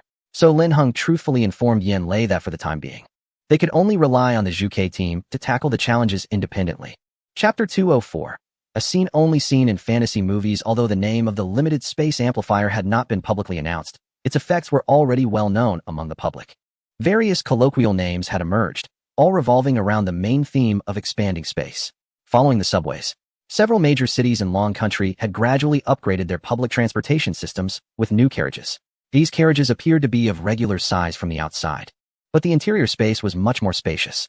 In the first couple of days, many people were curious and asked questions, but once the novelty faded, the carriages became a part of daily life, and fewer people were concerned about their origins. No amount of novelty could withstand the routine of daily life. The people of Long Country had gotten used to it, but onlookers from other countries were still busy taking notice. Every day, a large number of foreign tourists visited various cities, and these expanded carriages became moving attractions, with some people spending entire days just riding around. That afternoon, a well-known travel blogger, Yasmin Aji, released a short video announcing that he would be settling in the high province of Long Country. His fans were in an uproar. He was someone who had vowed to travel the world without staying in one place for long. Aji was live-streaming from a bus in High Province, first showing the bustling streets outside and the scenery of the place before starting to chat after a while. "Look, I've only seen scenes like this in fantasy movies," Aji said, sitting on the upper deck of the travel bus, which was decorated with sofa partitions, making the spacious area resemble a cafe. Sitting in a spacious travel bus with soft sofas and warm sunlight, a cup of hot cocoa in hand, though only juice is available here, it's still quite delicious. He joked, "I believe everyone knows how difficult it is to apply to that country. Recently, they've closed the ordinary application channels. Only those with significant contributions have a chance to stay." Aji happens to fit the talent introduction program. He had been an exchange student there for half a month and now plans to continue his studies to remain. He is filled with anticipation and curiosity about what that country can achieve. Perhaps one day, a portal will appear that allows one to step directly onto Mars. Meanwhile, at an aviation base, the project leader Domenico is becoming increasingly anxious. The space expansion technology from that country has now been made public, and to him, it feels like a bold declaration of war. In fact, even knowing that they are intentionally showcasing this technology, Domenico feels powerless. When he received a call from the presidential secretary and heard the president claiming it was their responsibility to fully catch up, Domenico finally lost his composure. Such technology should not exist at this time. It far exceeds our current technological capabilities. Domenico slammed his hand on the table, his tone on the phone filled with agitation. The young secretary who had just entered was too scared to approach, quickly retreating from the room without waiting for anyone to notice, ensuring to close the door behind her. No reason could explain the abruptness of the situation. That country had never even shown a developmental process for such technology. "You are using taxpayers' money. You should be doing serious work. How is it that only this little information has been uncovered? This is abnormal." Domenico struggled to catch his breath, having to sit down suddenly to calm himself. He tossed the phone aside, pressed the speaker button hard, and the other party's voice came through. "Recently, there have been more and more sudden developments from them. I seriously suspect they have received support from extraterrestrial technology, just like we did 50 years ago." He interrupted the other party's suspicions fiercely. "Shut up. Is this something you can say? In any case, find a solution immediately. They are already using it in public transportation, which means it has definitely been practically applied in the military for many years. This likely isn't current technology. Is that country really so terrifying? They must have begun preparing for this technology at least 20 years ago." Domenico felt a bit guilty himself. Such advanced space expansion technology could be considered a development that should have taken 50 years of preparation. Has that country developed so rapidly while remaining under the radar? This is too alarming. With such a long time span, how is it possible that no information can be found? This is simply ridiculous. For a moment, the office was filled only with Domenico's frustrated outbursts. The president had not anticipated that this matter would provoke Domenico to such an extent. What was originally meant to be pressure turned into a direct breach of his defenses. He had to once again increase his attention to this technology from the neighboring country. Quickly got up, took his secretary, and hurried to the conference room to notify various departments for a meeting. The situation in the neighboring country was a mix of joy and concern. The joy stemmed from their traditionally friendly relations, while the concern arose from the fact that, despite being relatively mild-mannered, their influence had become somewhat excessive in recent months. Even the most gentle neighbor could be intimidating when they continuously introduced various new technologies. After repeatedly reviewing the videos prepared by his secretary, President Vladimir finally sighed and rubbed his forehead. He decided to personally make a call to the leader of the neighboring country. Even if it was just casual conversation, perhaps they could discuss relevant cooperation. Ideally, he would like to arrange a meeting to apply for a friendly visit. It was unlikely to acquire such advanced space expansion technology immediately, but perhaps they could discuss previous matters in more detail. At this point, it was no longer about achieving specific cooperation. Having a national-level cooperative relationship would signify that they were on the same front as the neighboring country, which was more important than anything else. Seemingly having made up his mind, Vladimir quickly left his office. He felt it would be more reassuring to see things for himself. His country had always been proactive, and sitting around contemplating was clearly meaningless. Thus, the visit to the neighboring country was swiftly put on the agenda. Meanwhile, many countries were watching the next moves of the neighboring country, with some feeling hopeful and others feeling uneasy.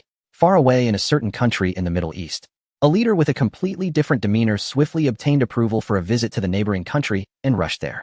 This was the legendary land of abundant oil, where wealth allowed for indulgence. Their leader had a very simple request: to provide a lot of money, preferably 10 times or even 100 times, and to customize a spacious private vehicle. Thank you. As the neighboring country was striving to advance the next stage of their limited space amplifier development, they were in urgent need of rare resources and funds, and they welcomed this opportunity with open arms. As a partner who was easy to negotiate with and had plenty of money was always a boon. Chapter 205. The Big Brother arrives. The Kingdom of Shaga, known as the Black Gold Kingdom in the desert, is currently one of the countries with the highest oil reserves, production, and sales on Blue Star. It is often humorously referred to in the neighboring country as a land blessed by the heavens, as Shaga's primary economic source is oil revenue, making it the largest oil exporter on Blue Star. In simpler terms, they are incredibly wealthy. However, Shaga is also striving to diversify its economy and reduce its dependence on a single source. They are actively introducing advanced technologies from various countries, and their cooperation with the neighboring country has been increasingly deepening.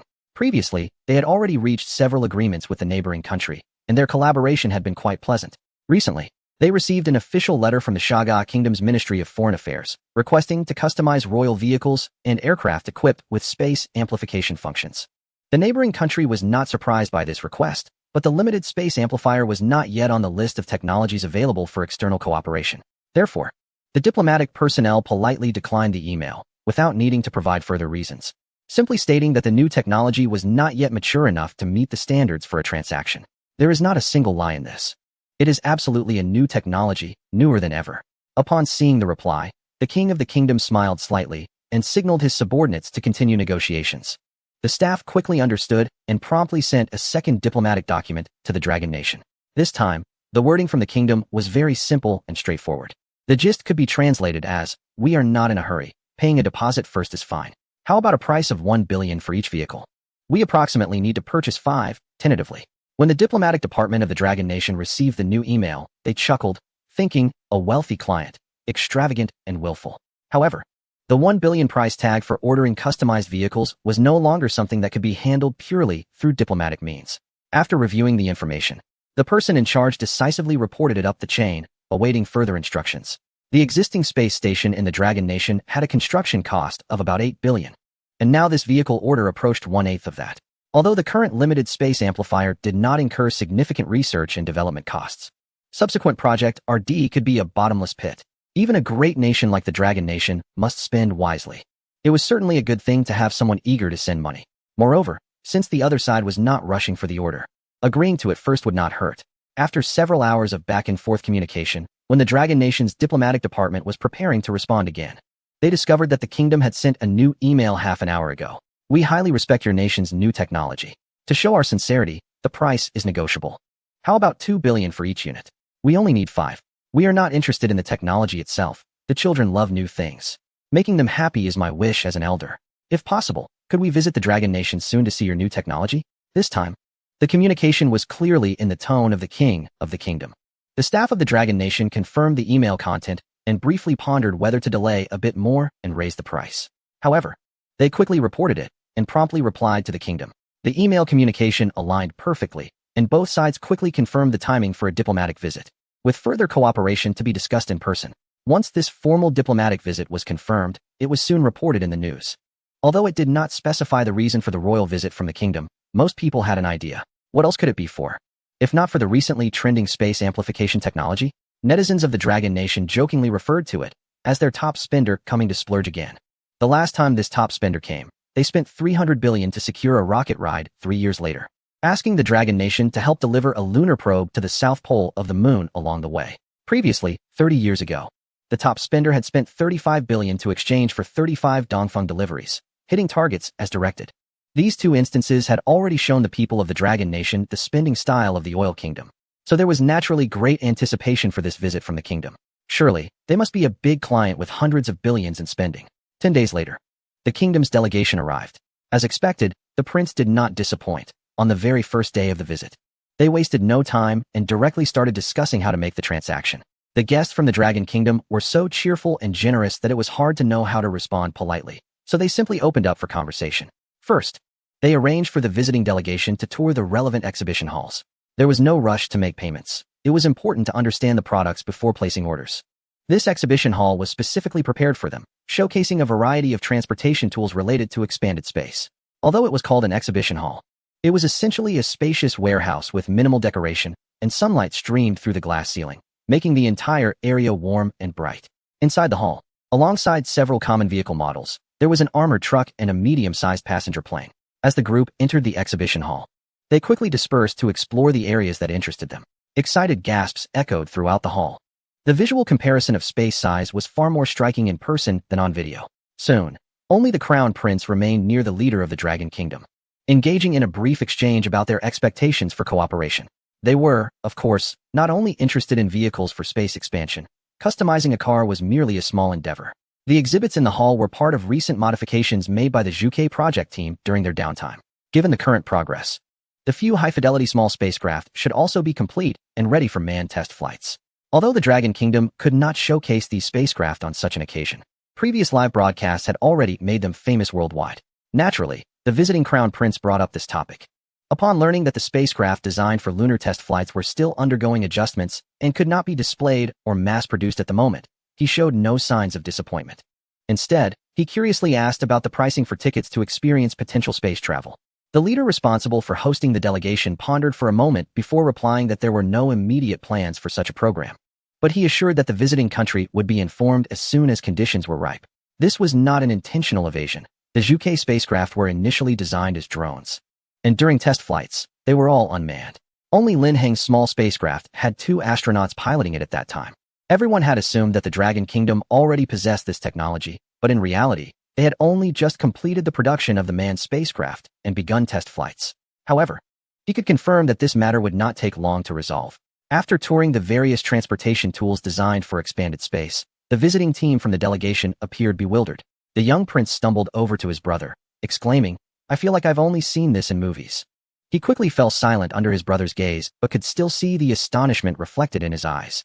The accomplishments of the Dragon Kingdom were indeed impressive. Ultimately, the transaction was completed for a price in the billions, agreeing to customize 5 highly secure private vehicles for space expansion first, with other details to be discussed later. As they still had a few days in the Dragon Kingdom and were not in a hurry. Of course, it's not that the Kingdom of Shaga doesn't want to buy more. Anything that can be purchased with money is not an issue for them. Rather, the Dragon Kingdom is not planning to sell more and has only agreed to 5 orders with great restraint. Naturally, Shaga's successful shopping experience has also led some other countries to entertain ulterior motives. They are trying to find ways to spend money to acquire one for research. Which sounds appealing, right? This is a groundbreaking technology, and there have been very few breakthroughs in the field of space exploration until now. However, many believe that the Dragon Kingdom must have methods for technological blockade. Since it has already been made public, they are certainly not afraid of being copied. If no one had access, it might be possible to remain calm.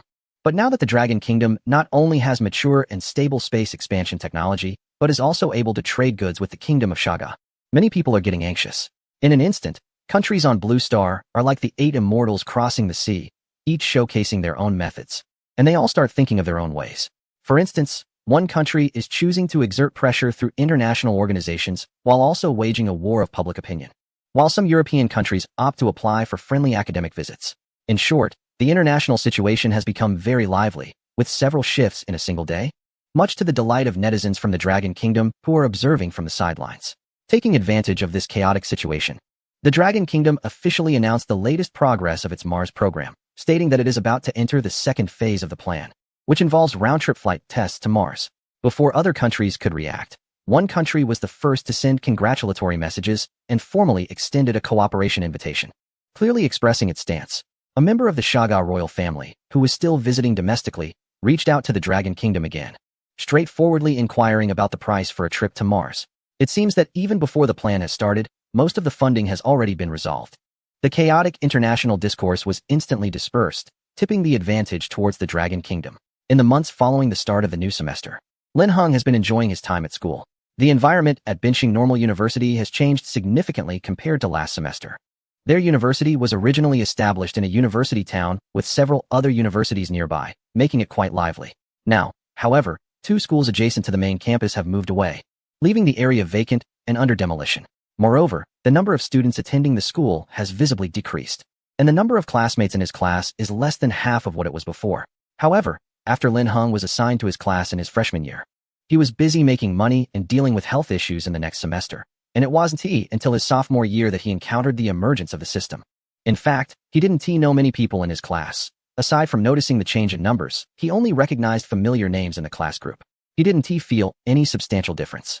Compared to the decrease in class size, what he found more noticeable was that he hadn't seen any international students around lately. As for the changes among teachers, they were not as apparent. Lin Heng usually saw fewer teachers than classmates. Additionally, since he was in a major where the teachers changed every few years, he didn't find it strange that many teachers had also decreased in number. Until one day, when choosing elective courses, the class leader Deng Jizhou started chatting with him. Lin Heng then realized that a batch of teachers had been replaced, and it was evident that several courses and majors announced by the department had also been removed. Lin Heng found it quite impressive. Changing teachers and transferring students was within his understanding. But this adjustment in majors meant that those not on the list would be cancelled? He pointed to the course selection list and asked Deng Jizhou, who nodded with a somewhat complex expression. Yes, they were cancelled. Those students, if they could pass the exams and wanted to change majors, would have their majors readjusted by the school. If they couldn't pass, they could only transfer to other schools that offered the same major and accepted students. Lin Heng thought this was a bit exaggerated. Didn't that mean at least half of the students in the entire school were being forced to leave? This could lead to problems if not handled properly. His expression was too obvious, and Deng Jizhou pulled him aside and whispered, "It's not that serious. How could it be? Our school is a key institution, after all." He thought about how to explain it. Actually, only the 2nd and 3rd year students were significantly affected. The 4th year students were just moved to another campus and would still graduate on time this year. As for the 1st year students, they could directly choose their majors again at the beginning of the semester or see it as an opportunity to transfer, which didn't have much impact. In fact, it could be seen as an additional chance to choose. At least when Deng Jizhou came to help during the break, most of the students handling the paperwork were quite happy. Many first-year students didn't really know what their majors entailed when they chose them. By the time they studied for a year or two and understood their majors, it would be too late to regret. So, when given a sudden opportunity to choose, most people welcomed it. Deng Jizhou glanced at Lin Heng, surprised that Lin Heng had no idea about any of this. He had always thought the other party knew something in advance. Most of the remaining students had checked multiple times to ensure their backgrounds were clear, you know. He lowered his voice and said quietly, "If it weren't for my brother Deng Zhao's special status, I wouldn't know so much." Lin Heng couldn't help but smile wryly. He hadn't paid attention to changes at the school during classes, and during the break, how could he still focus on school matters? He really overthought it. Deng Jizhou tentatively asked, "Didn't anyone tell you? It shouldn't be the case. Isn't this situation due to the other party?" Lin Heng shook his head. No one had mentioned anything about school. If he hadn't wanted to finish university, someone would have likely suggested he transfer already. Thinking of this, he paused. It seemed that every time he was asked about his future plans, he would repeatedly confirm that he wanted to finish university and did not wish to change schools or majors. But I'm studying at a normal university. Lin Heng felt a bit speechless for a moment. What could this major be changed into? The university itself was a comprehensive institution, and the established majors were not limited to teaching-related fields. Lin Heng remembered looking at the list of majors when he enrolled, and it was quite broad. Deng Zhizhou pulled up the course selection list again and showed it to Lin Heng. The direction was quite clear. It was shifting towards engineering. He sighed, thinking that it might change its name in a few years. Deng Zhizhou felt a bit confused about this. Such a large institution wouldn't change overnight, and by the time a few years pass, Lin Heng would have already graduated. It seemed unnecessary to overhaul the entire school just for the next 2 years of someone's college life. Deng Zhizhou's thoughts were influenced by what his brother had revealed about the future development of the local teachers' college during the summer. He knew this not because his brother had high authority, but because it was recorded in his brother's peculiar diary. Moreover, when Deng Zhizhou came to help at the school during the break, he noticed that even the snack street across from the school had been revamped due to the fewer people around. This certainly didn't seem like a casual renovation. However, he couldn't understand why. If Lin Heng was indeed so important, they wouldn't just transfer him directly instead of going through such extensive efforts to modify a well-regarded university. As the summer break approached the start of the new semester, he heard that the governor's child had also transferred to the local teachers' college, which made Deng Zhizhou realize that this matter was definitely not simple. The governor's son had been accepted into one of the country's top universities last year, so there must be a significant reason for him to transfer back to a local institution. With various clues laid out before him, Deng Zhizhou looked at Lin Heng with a somewhat complicated expression. He arrived at a conclusion that defied logic. Could it be that Lin Heng had become so important that he couldn't be easily disturbed, prompting such a costly change in his surroundings? Feeling a bit lost in his own thoughts, Deng Zhizhou frowned and decided to stop pondering over it. This was beyond his capability to understand. If it weren't for his brother's presence, he wouldn't have been so close to the central figure of this matter. Many things he knew might not even be known by the leadership of the local area. Even the governor probably only knew that the local teachers' college had recently become an important pilot institution for technology. Lin Heng seemed indifferent to the changes around him, but he likely had a rough idea of what was happening. The school had already undergone a preliminary cleanup, and most of the remaining teachers and students had no problematic backgrounds or ulterior motives. There was one thing Lin Heng hadn't shared with Deng Zhizhou. The research project he was selected for had its experimental base established underground at the school, covering a vast area. Plus, the underground structure was highly developed and had not been constructed for long, indicating it was likely beyond a typical engineering project. Particularly, this base was extremely similar to the underground facility he had visited during the summer, albeit much smaller in scale. The research center underground at the school had only 3 floors, slightly taller than standard floors, but compared to the previous base, it was hardly even a miniature model. Yet, the core procedures were all derived from the same template. Indeed, on the first day Lin Heng visited this underground research center, he found the environment eerily familiar, and he discovered that his palm print could unlock the laboratory door. He took some time to covertly check the core program in the control room. Considering that the Mars base is now situated deep within the forests of a certain province and is thriving, most of the products in the system have passed through the hands of that province's military district. And even the special agency is directly operating from the apartment building where Lin Heng resides. The focus of advanced technology has quietly shifted to that province.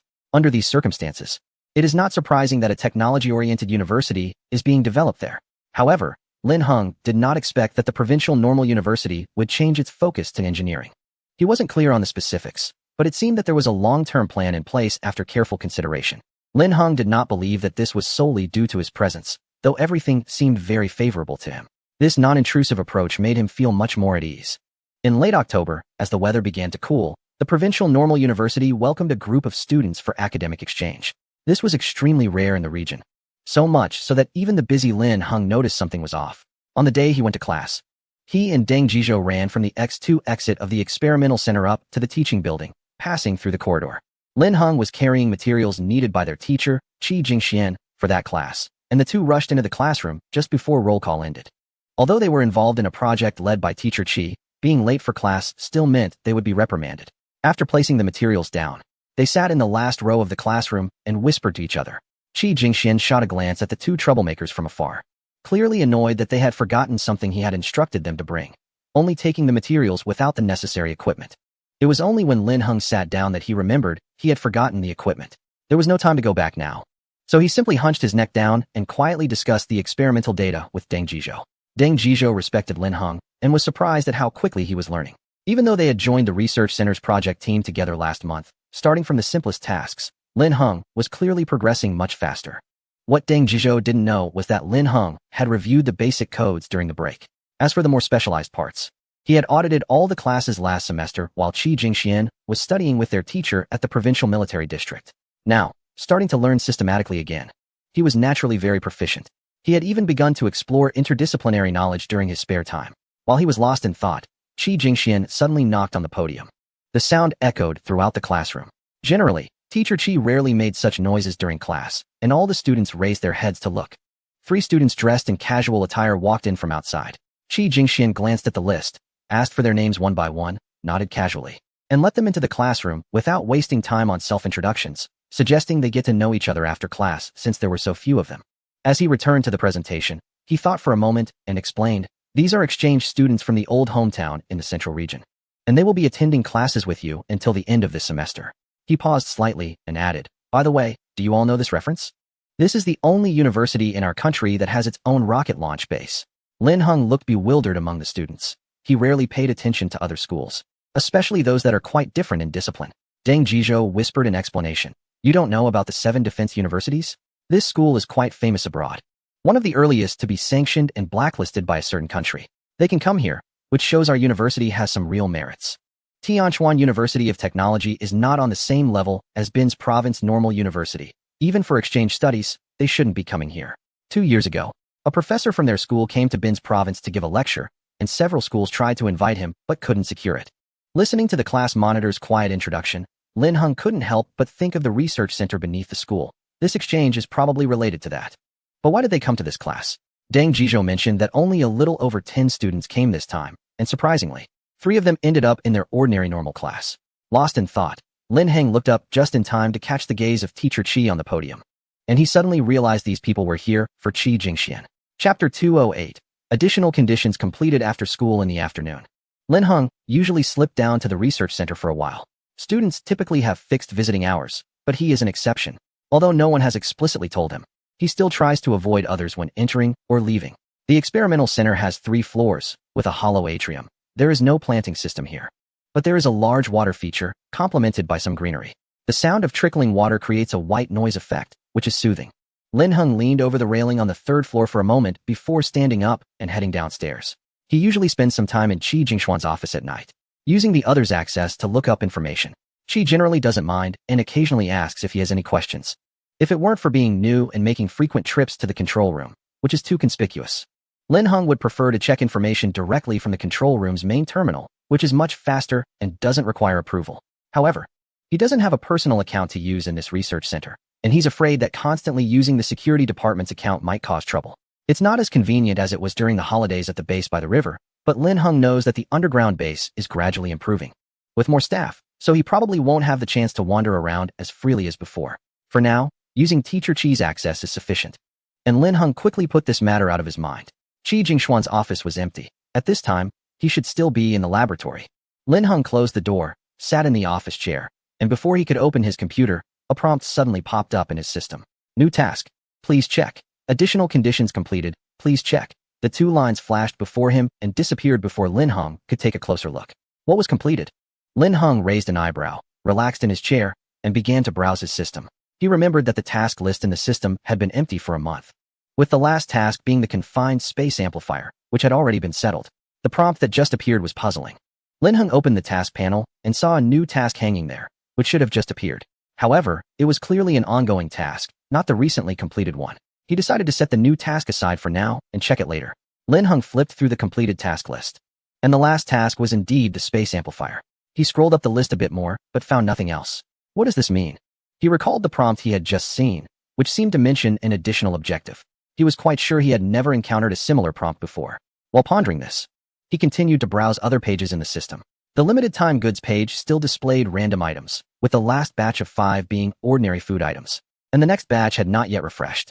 Currently, only a massive countdown timer was visible at the top of the page. The exchange list was straightforward, consisting only of items from previously completed tasks. Other pages, including the warehouse page, the delivery page, and the exchange page for the Mars base module, showed no unusual content. Finally, Lin Heng focused on the upgrade list. Additional conditions, he muttered to himself as he flipped to the product upgrade list. You're a system, not a puzzle game. He grumbled while checking each item one by one. After dealing with the system for so long, Lin Heng could roughly guess why the prompt was so vague. It was likely not considered very important in the system's logic. However, Lin Heng couldn't just let this information slip by. Soon, in the product upgrade list laid out before him, behind the icon of the medicinal jade, he found a line of small text. Additional condition completed. Please choose an upgrade direction. The medicinal jade was the first task Lin Heng received when he got the system. And it was also a task that couldn't be exchanged for a long time after completion. Finally being able to exchange it now felt mysterious. Lin Heng still didn't quite understand what it was all about, but he remembered that he had sent an item to the Special Operations Agency before. He wondered if they had archived it or sent it for inspection. Thinking of this, Lin Heng took out his phone and sent a message to Yin Lei inquiring about it. Then he shifted his attention back to the system. Choose upgrade direction. Lin Heng stared at this line of text for a while as the system slowly magnified the information, opening a new page. Medicinal Jade. Upgrade product to 5 elements concentration pill. Upgrade condition. Maximize the efficacy of the medicinal jade. Condition met. Below that was another line of small text. Additional condition. Trust level reaches 50% or above. Completed. Trust level? Does it refer to the user's trust in the efficacy of the medicinal jade? Lin Heng continued to read. Additional condition completed. Please choose the additional effect type for the 5 elements concentration pill. This meant he could choose to add a function to the 5 elements concentration pill. The system provided 2 options, repair and enhancement. Lin Heng still didn't know the specific effects of this 5 elements concentration pill. And the system didn't provide any explanation on this aspect, making it difficult for him to choose. It seemed that Lin Heng hesitated for too long. The system interface flickered lightly, and the text in front of him blurred for a moment before becoming clear again. This time, the system marked 2 small words after the enhancement option, medicine jade. Lin Heng instantly understood that this enhancement function came from the medicine jade. But what did repair refer to? Before he could think deeply, his phone on the table vibrated. Lin Heng opened his phone to see a message from Yin Lei. The medicine jade had long been sent for testing, but due to too many subsequent matters, the reply to the report at the Special Operations Bureau had been put on hold. Yin Lei's voice message conveyed this much, followed by an incomplete report that only captured the effects. On the image, Yin Lei noted that the composition was unknown and was definitely not normal jade. The effects stated, after testing, when placed with medication, it had the effect of amplifying the medicinal properties, but the principle still needed further testing.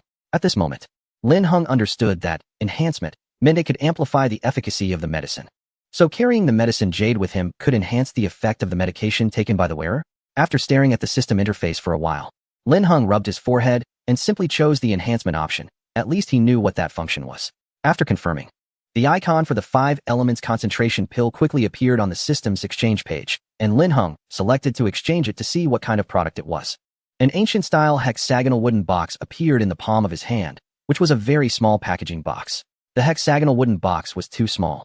Lin Heng turned it over and looked at it. The bottom was smooth with no markings.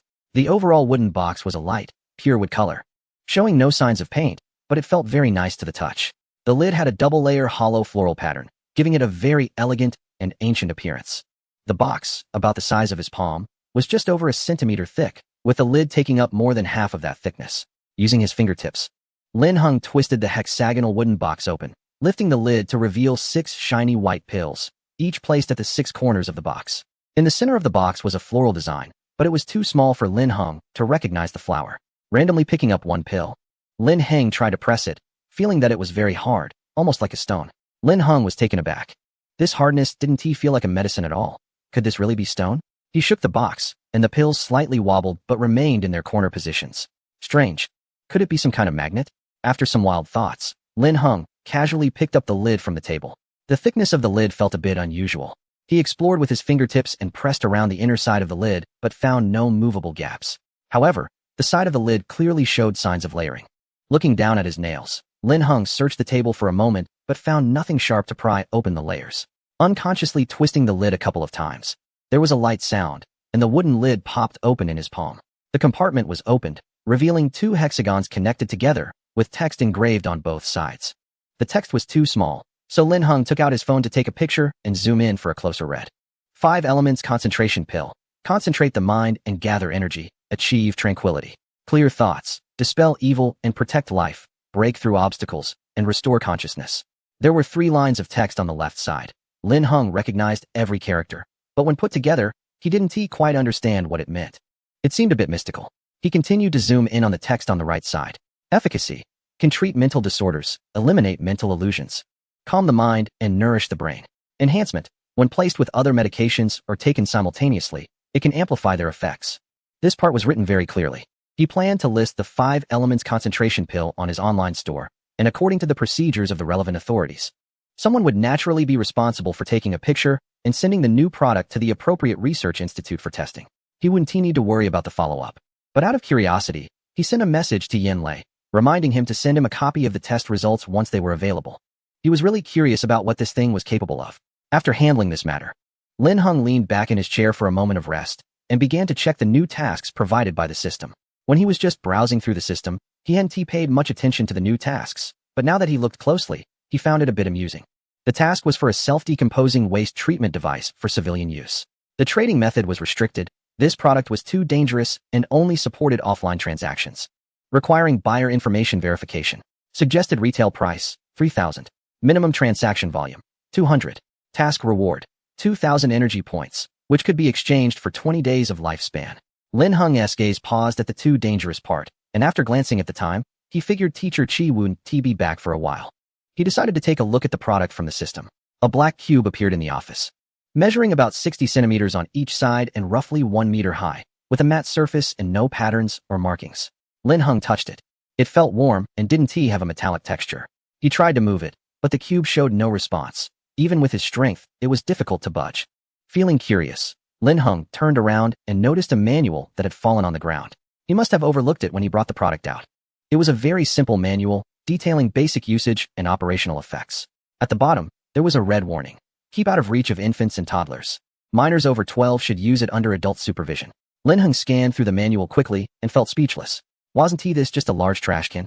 The self-decomposing waste treatment device, as the name suggested, would decompose the waste thrown into it, with the time required for decomposition varying based on the type of waste.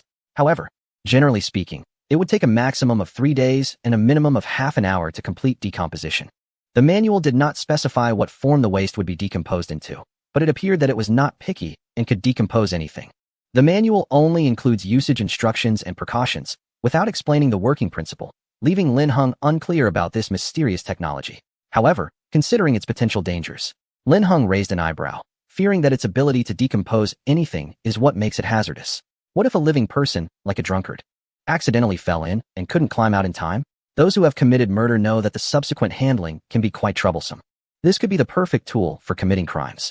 If used correctly, it could save a lot of trouble. If not, it could become an urban legend about devouring people.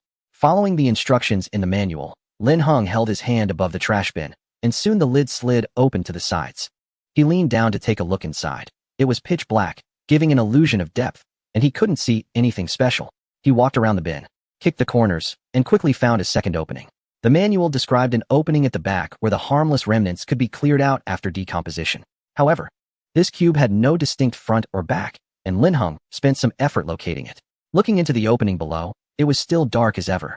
Even using his phone's flashlight seemed to absorb the light. After squatting for a while, Lin Heng thought better of it and decided to retract the trash bin into the system. If it really could decompose anything as described, it would indeed be quite dangerous, especially since it was said to be a civilian version. In daily life, when throwing things away, mistakes can happen. Normally, if something is thrown away by mistake, one can just retrieve it. But if this thing decomposes everything in just a few minutes, then not only would retrieving something thrown away be impossible, but one could also easily fall in while searching. If it fell into the hands of someone unscrupulous, using it to dispose of contraband would be a disaster. It's no wonder the system mentioned needing to verify buyer information. Lin Heng felt a bit of a headache. This item really didn't seem suitable for civilian use. If garbage disposal facilities were using this advanced technology, it would be quite appealing. Chapter 210. Do whatever you want. New product. Too dangerous. Offline transactions only. Can you come pick it up? In the end, Lin Heng sent this message to Yin Lei, along with a picture of the black cube. Usually, Yin Lei replied quickly to messages, but today, for some reason, there was no response.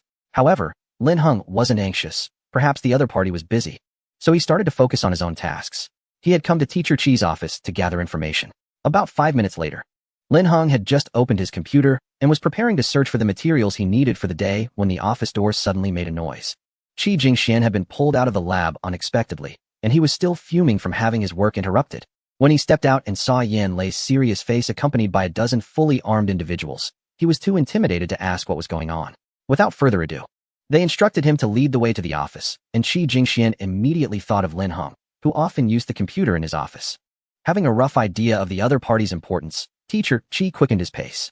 As he pushed open the office door, he was abruptly shoved aside by Yan Lei before he could see the situation inside, and a dozen people rushed in behind him.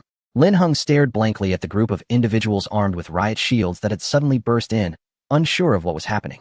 The office instantly felt crowded, with everyone on high alert. Yan Lei stood outside the crowd with a serious expression, leaning against the door and assessing Lin Heng for a moment. There didn't seem to be any major issues. He scanned the room again and found no unusual items. After confirming repeatedly, he finally began to relax. Lin Heng, realizing what was happening a bit late, flipped through the messages he had sent out and noticed that he hadn't triggered any keywords. Why had things suddenly become so sensitive? They had often conducted such transactions before the online store was fully set up, and Yan Lei had already become a professional purchasing agent for the Special Operations Agency. Almost all the products sold from Lin Heng's side, except for those directly sent to the military district, had gone through him. Was it that he hadn't been handling purchases for a while and was out of practice? Puzzled, Lin Heng looked at Yan Lei but didn't ask further in front of so many people, waiting for him to explain. Soon, Yan Lei quietly wiped the cold sweat from his palms and called everyone outside. He slowly closed the office door, cutting off Qi Jingshuan's curious gaze, and turned to sit across from Lin Heng. Yan Lei remembered that a few months ago, Lu Liang from the military district had mentioned that during Lin Heng's first visit to the military district, he had pitched products while holding a gun in front of the leader, Zhang Li. This didn't seem strange to the other side. It was the first time Yan Lei had seen Lin Heng describe a product in such a dangerous manner. A product so hazardous that it could only be traded face-to-face? When he received the information, he was startled, thinking it must be something flammable or explosive, and immediately called people to rush to the school. Fortunately, he was close by and arrived at the research center within 5 minutes.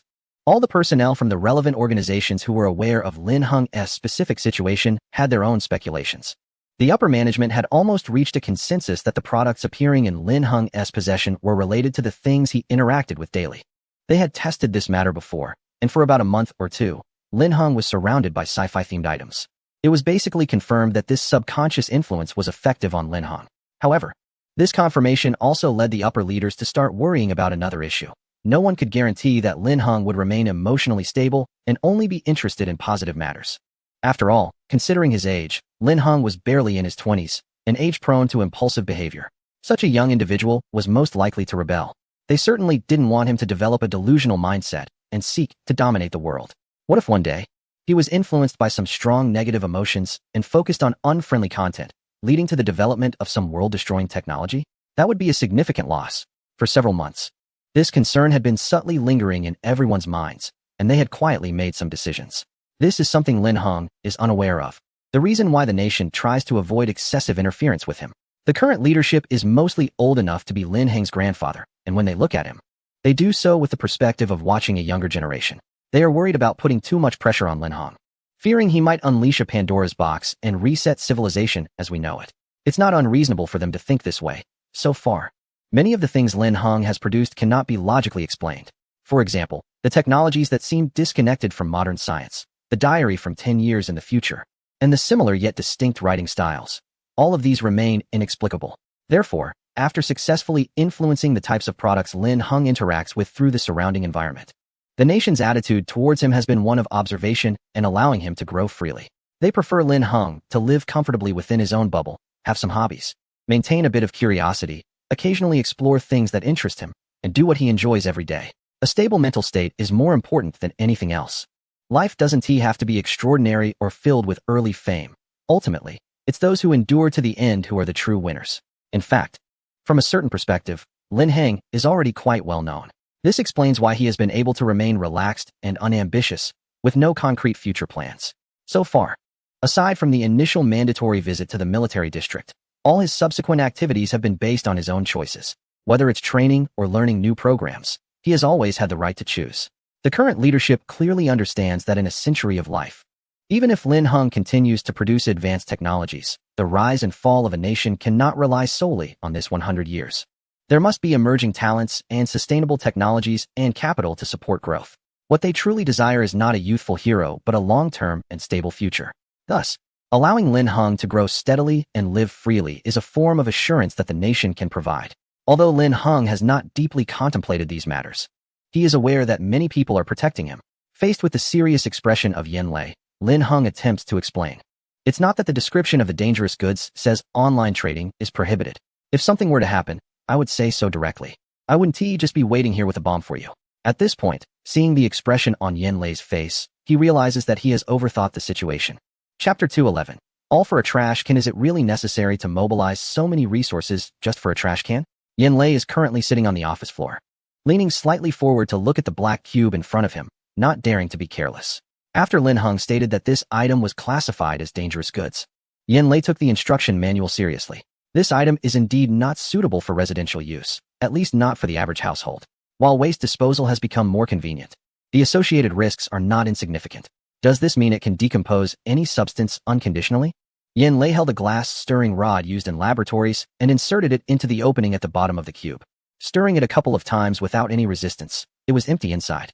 It shouldn't be that exaggerated, and I don't know the specific principle, but according to its description, I'm afraid this thing can decompose living organisms. Lin Heng phrased it delicately, but he really meant to ask if this thing could decompose living people. Yen Lei clearly had the same thought. He shook his head repeatedly and said, "This definitely can't be for external use. How many do you have here? I'll send it to the Special Materials Research Institute first, and we'll discuss the rest later."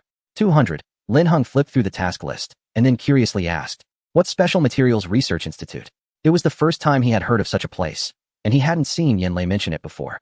It was established a few years ago, focusing on relatively niche research, dealing with all sorts of strange things.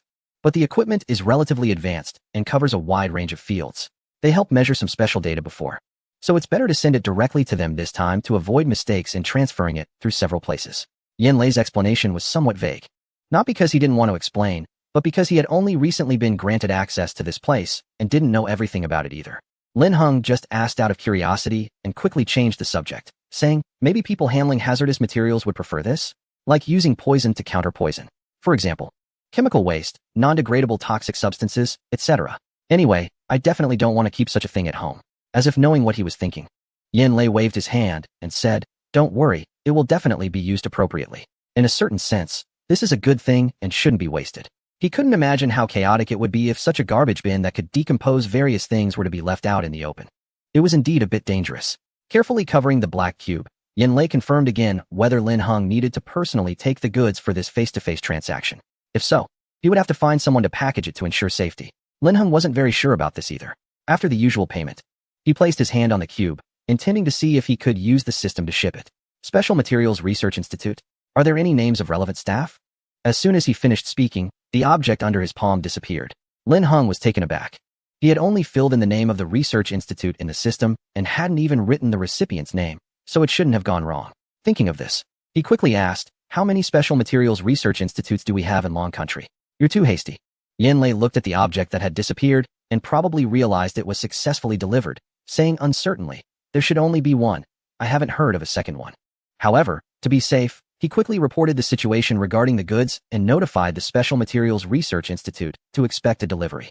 Chapter 212, It's What He Told Me. Bai Fong was transferred to the Special Materials Research Institute 10 days ago, and before that, he had already heard countless legends about this place from his senior brother. This afternoon, the supervisor informed him that he needed to stay late to review a set of experimental data, requiring him to work at Building C. After agreeing, he suddenly remembered that Building C had been closed for a week recently. "Wait a minute, supervisor, we usually don't go over there. Why are we suddenly heading so far for some experimental data?" He hurriedly caught up with the supervisor, lowering his voice to inquire. Recently, there had been several rumors about Building C, and it was better to avoid that place if possible. "What is the matter?" "The experimental team there is short-staffed. 2 projects were just approved, and I need you to help out for a bit. Once you finish in a couple of days, they'll treat you to a meal," the supervisor said, patting him on the shoulder, thinking he was just shy. "A couple of days? So it's not just one trip?" He felt even worse. "What's wrong? Is something bothering you?" Noticing his expression was off, the supervisor looked him over, puzzled. "Are you sick?" No. It's just that I heard we're not supposed to go there." He quickly waved his hand, muttering softly. "Huh." The supervisor didn't quite catch what he said, but recalled something. "Are you asking about the restrictions? People have been allowed in for a while now. Except for the 4th floor." Upon hearing this, he shook his head repeatedly. The rumors were specifically about the corridor on the 4th floor. He leaned closer to the supervisor and whispered, "Boss, Even if they allow it, we can't go to that fourth floor. He had heard about it before coming here. The Special Materials Research Institute was a low-key yet mysterious place. In the past month, strange noises had been reported on the fourth floor of Building C. Initially, only researchers working overnight would occasionally hear odd noises, but it escalated to the point where strange wailing could be heard during the day. His senior had even told him that during that time, many people claimed to have seen unusual dark figures dragging heavy objects down the corridor, disappearing at the end, followed by bizarre sounds. When the noises stopped, some brave souls would chase after them, only to find nothing. At the end of the corridor was only a black trash can and 2 cameras facing it, with a faint red light slowly scanning the hallway. Before he could finish recalling, he was interrupted by the supervisor. Stop thinking about useless things. What's so scary? It's just that the experimental team has occupied the area recently. Someone went in before and caused a ruckus, so they restricted access. The supervisor's tone had a hint of disappointment. What do you guys usually pay attention to? If you're really curious, just go take a look yourself. With a distressed expression, he followed behind. It seemed he had no choice but to go to work tonight. He needed to find something for protection. Seeing his worried demeanor, the supervisor seemed to think of something and comfortingly patted his shoulder, saying, "Come on, relax. If you're really scared, don't you have a senior? He works on the 4th floor of Building C. Just ask him, and you'll know everything. It's very safe here." What? His senior? The one who had been in touch with him and shared many stories about the Research Institute? Bai Fong said in a daze. But he was the one who told me that. Chapter 213. I'm not afraid of ghosts. I'm afraid of people. The Special Materials Research Institute hasn't had any new recruits for a long time, and Bai Fong is the first newcomer in the last 2 years. In other words, he is the junior member of the entire research group. Most of them are alumni from the same school as Bai Fong, so there is a natural familiarity among them. During the welcome event, everyone tacitly played a prank on him. Unexpectedly, this guy is so earnest that he actually believed it and didn't dare to check out Building C for over 10 days. Bai Fong's senior, Zhou Jiandong, who graduated a few years earlier, didn't expect that the junior recommended by the mentor would be so gullible, actually believing their story. As a result, today, when the institute's leadership called him to Building C for overtime, he was so scared that he told the leaders everything, which earned him a scolding. And now he is standing at the 4th floor staircase of Building C with a pale face, waiting for him. Zhou Jiandong felt helpless. How could someone engaged in scientific research believe in such strange and irrational things? With such a small amount of courage, how would he manage in the future? Bai Fong still hadn't recovered and didn't want to step onto the 4th floor, quietly arguing, "I'm not afraid of ghosts. I'm afraid of people. What if I encounter some kind of scientific madman wanting to conduct some ridiculous experiment? That would be terrifying." The Special Materials Research Institute has plenty of flammable and explosive materials for experiments, and many items are prohibited from being taken out. If he really encounters someone reckless and brainless, it would be too easy for them to do something crazy. Bai Fong had heard plenty of similar experimental accidents during his time at school, where someone under too much academic pressure lost control in the lab. When caught and examined, they ended up diagnosed with a mental issue, and those affected had no way to seek justice. Seeing his pale face, Zhou Jiandong probably understood what he was imagining and could only helplessly turn around and lead the way, saying, "Come on, let me show you what it's really like. Don't be afraid. Our treatment here is good, and the regulations are strict. There hasn't been anyone wanting to take revenge on society." The 4th floor corridor has no windows, with lights only on one side of the wall, casting long shadows on the opposite wall. The lights are infrared sensor activated, so they only turn on when someone passes by. Thus, as they walked quickly through the corridor, flickering light and shadow appeared. Zhou Jiandong pointed at the shadow on the wall and said, "When we move materials, that shadow transforms into what I mentioned before. I don't even know how it was designed back then. This lighting is bizarre. They say it was designed to save on electricity costs." Bai Fong nodded as he walked. The shadow cast really is unsettling. Due to the angle, the shadow on the opposite white wall had a curved shape, and with the wall's patterns at intervals, it looked even more eerie. "You guys have a unique sense of aesthetics." Bai Fong looked up at the wall-mounted light, which was indeed quite exquisite. No, we don't like this." Zhou Jiandong quickly denied it. The interior of this building was outsourced over a decade ago. I don't know what kind of trend they were following back then to come up with this design. Just as he was about to continue explaining, sounds of varying heights and friction came from the end of the corridor. It was 10:30 at night, and the night shift team was hard at work. The entire 4th floor was very quiet, making the sharp sounds of friction particularly noticeable. What was at the end of the corridor? Bai Fong was still thinking about what he had heard from his senior brother earlier. It was a finished product inspection sent over a while ago. Supposedly just a garbage bin. Zhou Jiandong shook his head and said, "Let me show you. It should be recording data right now." A garbage bin? Bai Fong recalled what he had heard before and asked in confusion, "Does a garbage bin need surveillance? Why don't you place it in the lab for testing? What is it doing in the corridor?" It's complicated, Zhou Jiandong replied. The two teams were competing, and neither could outdo the other, so they simply put it here. The basic testing had already been completed a while ago, and according to the normal procedure, it should have been handed back by now. Zhou Jiandong briefly explained the situation to Bai Fong. Initially, their team was assigned this task to check the decomposition of the garbage bin according to standard procedure. However, the most interesting part was that it was sent for inspection by a certain agency. And their request was that the working principle didn't matter as long as the specific usage could be documented and various situations tested thoroughly. Zhou Jiandong initially looked down on this garbage bin, thinking that despite its special origin and unique effects, it was still just a garbage bin. Surely, they wouldn't set aside all their work just for a garbage bin. But once they got it, they realized it was indeed quite intriguing. Actually, under normal circumstances, this testing task shouldn't have been assigned to our group. Zhou Jiandong gestured as he spoke. Bai Fong understood what he meant.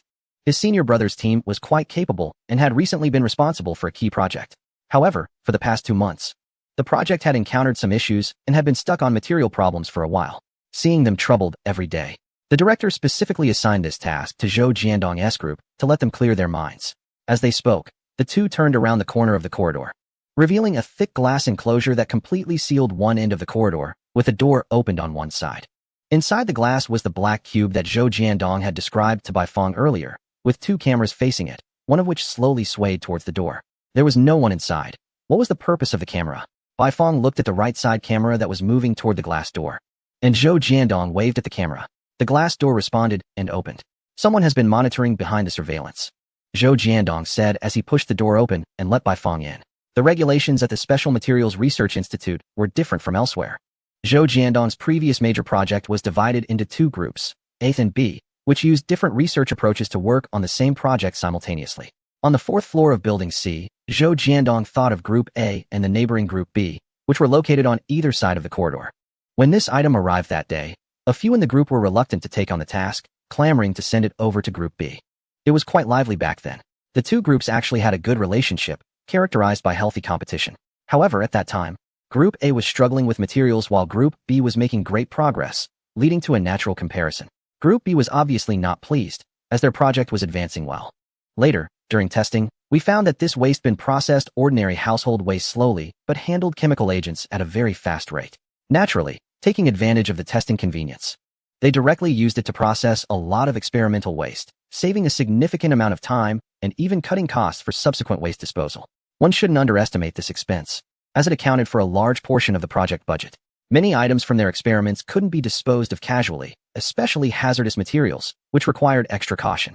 The time and effort spent on this were considerable, and if there was a simpler, quicker, and sufficiently safe method, everyone would definitely want to try it. Group B caught on quickly. They employed every trick in the book, from being unreasonable to treating others, and they were almost rolling on the ground. Zhou Jiandong smirked. Although Group B's tactics were quite shameless, they were effective. Since both groups were working on the same project and frequently communicated, they were rivals but also colleagues. After seeing enough of the spectacle, Group A naturally agreed to let Group B join in to handle the waste bin together. Of course, the main testing report was still produced by Group A, but Group B strongly requested to participate, as they didn't want the waste bin to be on Group A's turf every time they wanted to use it. They had to check if it was convenient for Group A, which was too troublesome. After several negotiations, the waste bin was placed in its current location, in the hallway between Groups A and B, isolated behind a glass wall. Looking at this, it wasn't really confidential information. It was just part of the normal experimental process. Zhou Jiandong casually took down a folder hanging on the wall, flipped through it, and handed it to Bai Fong. The folder was tied with a string to a ballpoint pen. Bai Fong was taken aback for a moment, then flipped through it to find specific records of what was put into the bin each day, along with the time and hourly decomposition status. There were even photos attached in earlier records. It was safer with paper. Previously, they had placed a laptop here to update records daily, but later, some reckless person came in at night out of fear and accidentally knocked the laptop into the waste bin. At that time, others didn't discover it immediately. And even if they did, no one dared to retrieve it directly. They were unaware of what substances were reacting inside the bin and were afraid of contaminating themselves with unknown materials, so they had to abandon the laptop. Zhou Jiandong gritted his teeth at the thought of this. Fortunately, the data was on the internal network and previous records were intact. Otherwise, he would have wanted to drag that person out and give them a beating, even though they weren't short on money. They couldn't afford to have a specially made laptop casually wasted. Paper was better. It saved money. This was also why there were 2 cameras hanging on the wall now. and they had always restricted access to the fourth floor to avoid trouble when too many people were around. Baifeng lowered his head to flip through the folder in his hands. Initially, the staff had thrown in some fruits, vegetables, and raw meat, and after about 3 days, there was only a layer of ash left in the trash can, decomposed into ash. His voice trembled slightly as he quickly flipped back 2 pages. Different items had different residual components after decomposition, but most were fine particles or powder. Some might turn into ordinary sand, while others become thick dust. But the combination of different items produces varying results. Zhou Jiandong pressed down on the folder and turned back 2 more pages to reveal a few comparison photos. Anyway, since the agency didn't require it, we placed a breakdown of the decomposition principles at the end. First, we completed the required tasks regarding the various usage situations of this trash can. Baifeng didn't continue to look. The folder was taken away by Zhou Jiandong. Alright, that's the legend of the 4th floor corridor. You can go back to your overtime now. As he spoke, he nudged Baifeng towards the exit. In a while, at the top of the hour, someone would come to record data, and at that time, a representative from each of the 2 groups would be present. It was better to leave now than to have to explain more later. Wait, can that thing really decompose everything? Baifeng turned to glance at the black cube behind the glass at the end of the corridor, under the wall lamp. The slanted shadow of the square trash can was cast on the wall. In that moment, Baifeng let out a sigh similar to Lin Heng's. This is essential for smuggling and killing. Zhou Jiandong slapped him on the back, causing him to stumble. Stop talking nonsense. What if the leaders hear you and come after you? Seriously, where did you get this thing? It's like a biological weapon. If it can decompose anything, why isn't it decomposed itself? After walking several meters away, Baifeng suddenly reacted, exclaiming while continuously looking back at the increasingly distant glass door until he was pushed around the corner of the corridor, and then he finally turned to walk properly. Its origins are unknown. I don't know where this new thing came from, Zhou Jiandong said as he pulled out his phone and scrolled through it. Showing Baifeng a picture, this is why it hasn't decomposed itself. On the phone was a photo showing a white porous structure mixed with a black exterior. Not very thick, about the length of a finger. Blocking structure? I've never seen anything like this. It's so thin. Baifeng stretched out his hand to enlarge the image. Frowned in thought for a moment, then realized something was off. Did you take it apart? Zhou Jiandong took back his phone and coughed softly. No? I applied for another one from the director. They don't know yet. This one is new. Baifeng was taken aback and asked curiously, are you planning to work on this? Given his current state, he could indeed lead a project independently, but he didn't expect him to choose something like this. Yeah, I've applied for the project. Zhou Jiandong nodded and didn't elaborate further. This matter would have to be made public eventually. Not mentioning it now was just to avoid some trouble. The previous trash bin was taken apart by Team A, and indeed, a special blocking structure was found within the cut-open walls of the bin. The specifics are still under investigation. However, what it is blocking remains unknown. The decomposed materials inside this trash bin are quite peculiar. When the bin is completely cut open and the contents are fully exposed to the air, they become completely ineffective. Instead, within this cube, these materials function at their maximum capacity. This characteristic is strange, and so far, no similar cases have been found. Zhou Jiandong suspects that this might be related to whether anyone is observing it, but this needs further experimental confirmation. Currently, the relevant agency has refused to provide more trash bins, so he can only wait until the project is approved to discuss further. However, the blocking structure itself can be referenced, and replication is currently underway. In any case, the emergence of this trash bin is a pleasant surprise. Baifeng suddenly spoke up, asking if they had tried it. Zhou Jiandong nodded, confirming they had. They had thrown a sliced piece of the bin directly into the trash bin, which could also be decomposed, albeit slowly. It has probably taken the longest to decompose among all the tested items so far. As they spoke, they approached the stairwell, when suddenly, sounds of banging and wailing echoed from the corridor, startling Baifeng into running upstairs, shouting, I'm leaving, senior brother. Zhou Jiandong chuckled and returned to the office, unfazed. Recently, Team B has also been following up on the tests of this trash bin, leading to a situation where both sides are competing for daily usage rights of the trash bins without impacting the experiments. This has resulted in occasional wails in the corridor, as those who can't secure a bin tend to shout very loudly. Not securing a bin means they will have to spend several times more on processing the day's experimental waste.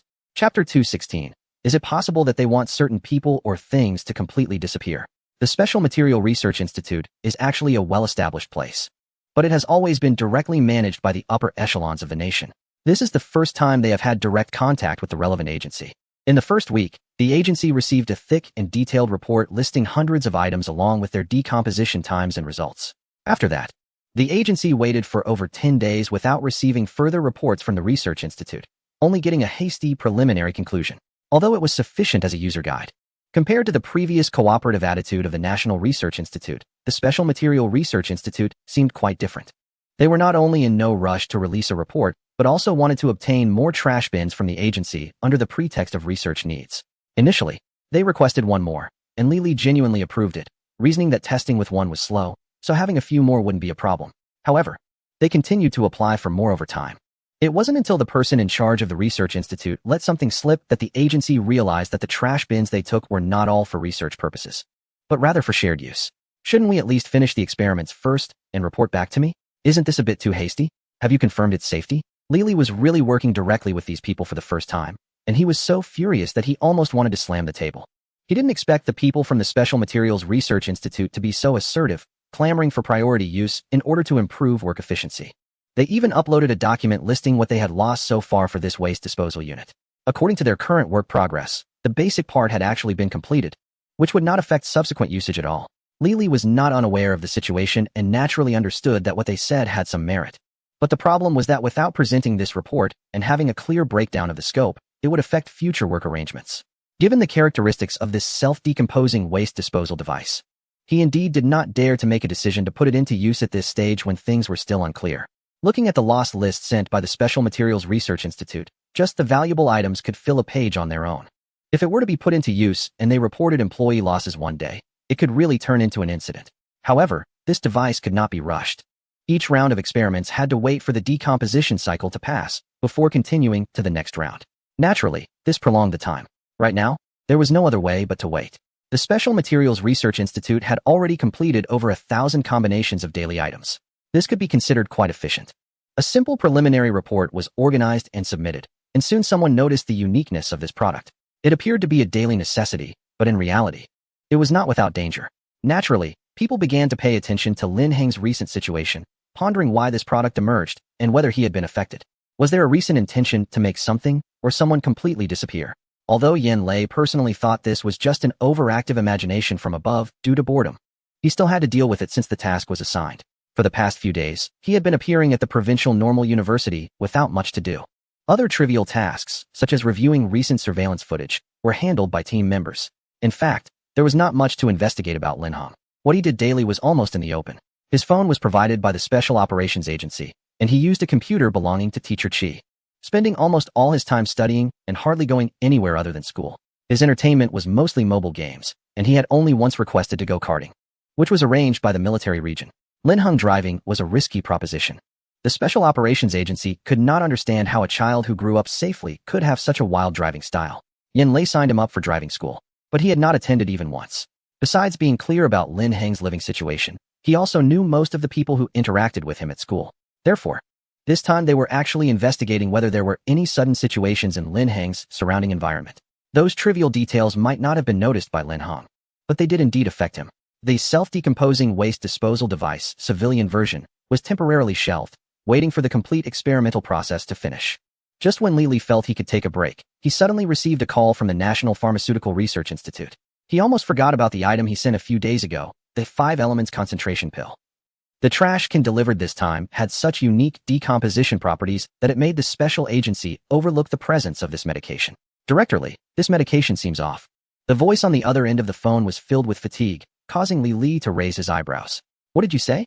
I'm listening. He got up to grab a glass of water, but the other side remained silent for a long time. What's going on? Li picked up his phone to confirm that the line was still open. Lao Chi, speak up. What's wrong with the medication? Wasn't it confirmed to be effective and usable last time? The other party remained silent for a long while before starting to describe the situation of the 5-elements concentration pill. More than 10 days ago, the Research Institute received the 5-elements concentration pill, and the hexagonal wooden box made the researchers reluctant to put it down. The current packaging is really exquisite. As he spoke, he opened the box and saw 6 delicate pills inside. The pills were very hard, but they would dissolve when they came into contact with water. Regarding its efficacy, following the standard procedure, after confirming it was non-toxic, they arranged for formal clinical trials. Since it was expedited by the special agency and had the label of a certain courier service on the packaging, most people speculated that this item was related to the previous instant recovery and likely came from the same source. Those in the know rushed to try the medication. The Research Institute, while also strictly managed, was not as impenetrable as the special agency. Several people had directly approached the director just to inquire about the nature of this medication. Thus, the progress in verifying its efficacy was quite rapid, and the results were very promising. They had indeed confirmed early on that this concentration pill was effective, not only for refreshing the mind, but also for repairing brain nerves. It was effective for many types of brain injuries, and many people began inquiring about the source of the medication. Now, Chi-Xian was mainly there to test the additional effects of the 5 elements concentration pill. The special agency mentioned that this item could enhance the efficacy of other medications. This was intriguing. Chapter 217. Something went missing in the laboratory in the early morning. The research institute had a 2-minute silent period. This was the time for the night shift and morning shift personnel to change over, during which the main security system would restart the monitoring systems in each office. Generally, it was assumed that no one would linger in the laboratory at this time, although there were no strict regulations against it. The entire research institute, with its several buildings, would take turns restarting, averaging less than 5 seconds for each area. This time was not enough to accomplish much. Until today, Kufeng seized this opportunity. You can't blame me. You can't blame me. I really need it. In the dimly lit hallway, Kufeng leaned against the wall, nervously murmuring to himself while quickly moving forward. His posture was somewhat awkward, with his hand gripping the small pill tightly, causing his knuckles to turn white. After a few steps, he reached the elevator and encountered a colleague coming down, causing him to stumble back a couple of steps to regain his balance. Xiaoku, what's wrong? Why are you in a panic? The colleague noticed his unusual expression and asked with concern. It's fine. I have a bit of low blood sugar. Just had some candy, and now I'm going downstairs to eat something. Kufeng casually made up an excuse and hurried into the elevator. He indeed had low blood sugar and was going to the cafeteria, but he was actually just going there to get some water. Hastily exiting the lab building, he took the usual path to the cafeteria, weaving through the crowd directly to the food counter to grab a bottle of water. He opened it and drank half, then tightened the cap on the remaining portion and stuffed it into his pocket. A small white pill the size of a mung bean fell from the bottle into the water, quickly dissolving and disappearing. Kufeng took a deep breath and, as was his usual habit after finishing a night shift, ordered a bowl of noodles in the cafeteria and planned to eat before leaving. He ate without tasting the food, leaving more than half of the bowl of noodles on the table. It was now 3:30 in the morning, and he had 4 hours left to get things done before being discovered. Chi-Xian had an uneasy sleep, feeling restless. He had gone to bed just after 1, but woke up before 5. Since he couldn't fall back asleep, he decided to get up, tidy up a bit, and check on the lab. The staff dormitory was a 20-minute walk from the lab building, and by this time, the sky was brightening. Occasionally, people out for morning exercises would greet Chi-Xian. Where are you off to at this early hour, Director? Can't sleep, just going to check on things at the institute. Chi-Xian strolled leisurely, stretching as he walked. Suddenly, someone ran up behind him. Director, did you get the notice too? Chi-Xian turned around and saw Jiang Zhan, the head of the safety department, who appeared flustered and was sweating profusely. What is going on? He asked, puzzled. Wiping the sweat from his forehead, Jiang Zhan replied, No, there's been an alarm triggered, and I thought it might have involved you. At 5 in the morning, Jiang Zhan received a marked alarm notification and still didn't know what was wrong. So he was in a hurry to handle it. Normally, such alerts wouldn't be reported to the director until the severity was confirmed. Having gathered a general idea from Jiang Zhan's words, Chi-Xian didn't want to waste his time and quickly let him get back to work. Watching Jiang Zhan hurry away, Chi-Xian quickened his pace. As the head of the Medical Research Institute, he was also very concerned about the unexpected situation. They hadn't had an alarm of this level in a long time. Chi-Xian hurriedly made his way to the lab building. He initially intended to check on the progress in the lab, but decided to find out more about the situation from the safety department. However, he was met at the door of his lab by a crowd blocking the entrance. What are you all doing? Are you all idle? Didn't we just have a meeting about this? I said no unnecessary inquiries. Seeing this scene made Chi-Xian's blood boil. Recently, due to the matter of the 5 elements concentration pill, many people had been gathering around, and he had already sent several groups away in the past few days. How was it that today they were causing trouble again? Just as he was about to lose his temper, Jiang Zhan emerged from inside. Director, cough. The lab you are responsible for reported something that hasn't been verified yet, but it has already been reported. Chi-Xian felt a cold sweat break out. Jiang Zhan didn't say it directly, but he understood. Something had gone missing from the lab, and it was something that warranted the highest level of alert. There was only one project ongoing in that lab, which was the 5 elements concentration pill. However, this item has already been taken for clinical trials. Theoretically, those in need can simply apply for it. There is no need to sneak it out, unless they are unable to apply, which suggests ulterior motives. In just a couple of sentences, Chi-Xian mentally reviewed the recent personnel list and found no suspicious individuals. Once the onlookers were dispersed, Chi-Xian continued to confirm the situation. Only one pill was lost, and it was discovered during the recent shift change. They are currently investigating a few individuals from the night shift. Chi Xian felt a bit of a headache. This item isn't some miraculous cure. Anyone with a serious illness could just apply for a gene repair agent, instead of risking taking something whose effects are still unclear. The logic simply doesn't add up. He truly hadn't expected someone to take something out of the laboratory, despite the recent buzz of people outside the lab. Not a single person can enter the laboratory itself. Jiang Zhun briefly recorded the situation. It was an issue discovered by the early shift researcher during the handover, which he reported as an emergency. The Wuxing concentration pill comes in a box of 6. According to experimental data, there should be 2 left, but in reality, there was only 1 in the box. The reporting researcher was also a bit bewildered. He hadn't anticipated such an obvious oversight without any cover-up. Clearly, someone from the night shift had made a mistake. If someone truly intended to do something wrong, they would at least put in some effort to cover it up, taking time to fabricate something. To address this, the researcher who discovered the issue searched the laboratory for quite a while before the security team arrived, checking even the gaps in the floor. He was worried that such tiny pills might have accidentally fallen on the ground. In the end, he found nothing, leaving him feeling even more unsettled. Just imagining where this pill could end up made Chi Xian's scalp tingle. This isn't just a matter of accountability. Losing an experimental sample would certainly cause an uproar in their department, leading to thorough investigations, especially since this was discovered. Who knows if there are others that have gone unnoticed? Were any documents missing?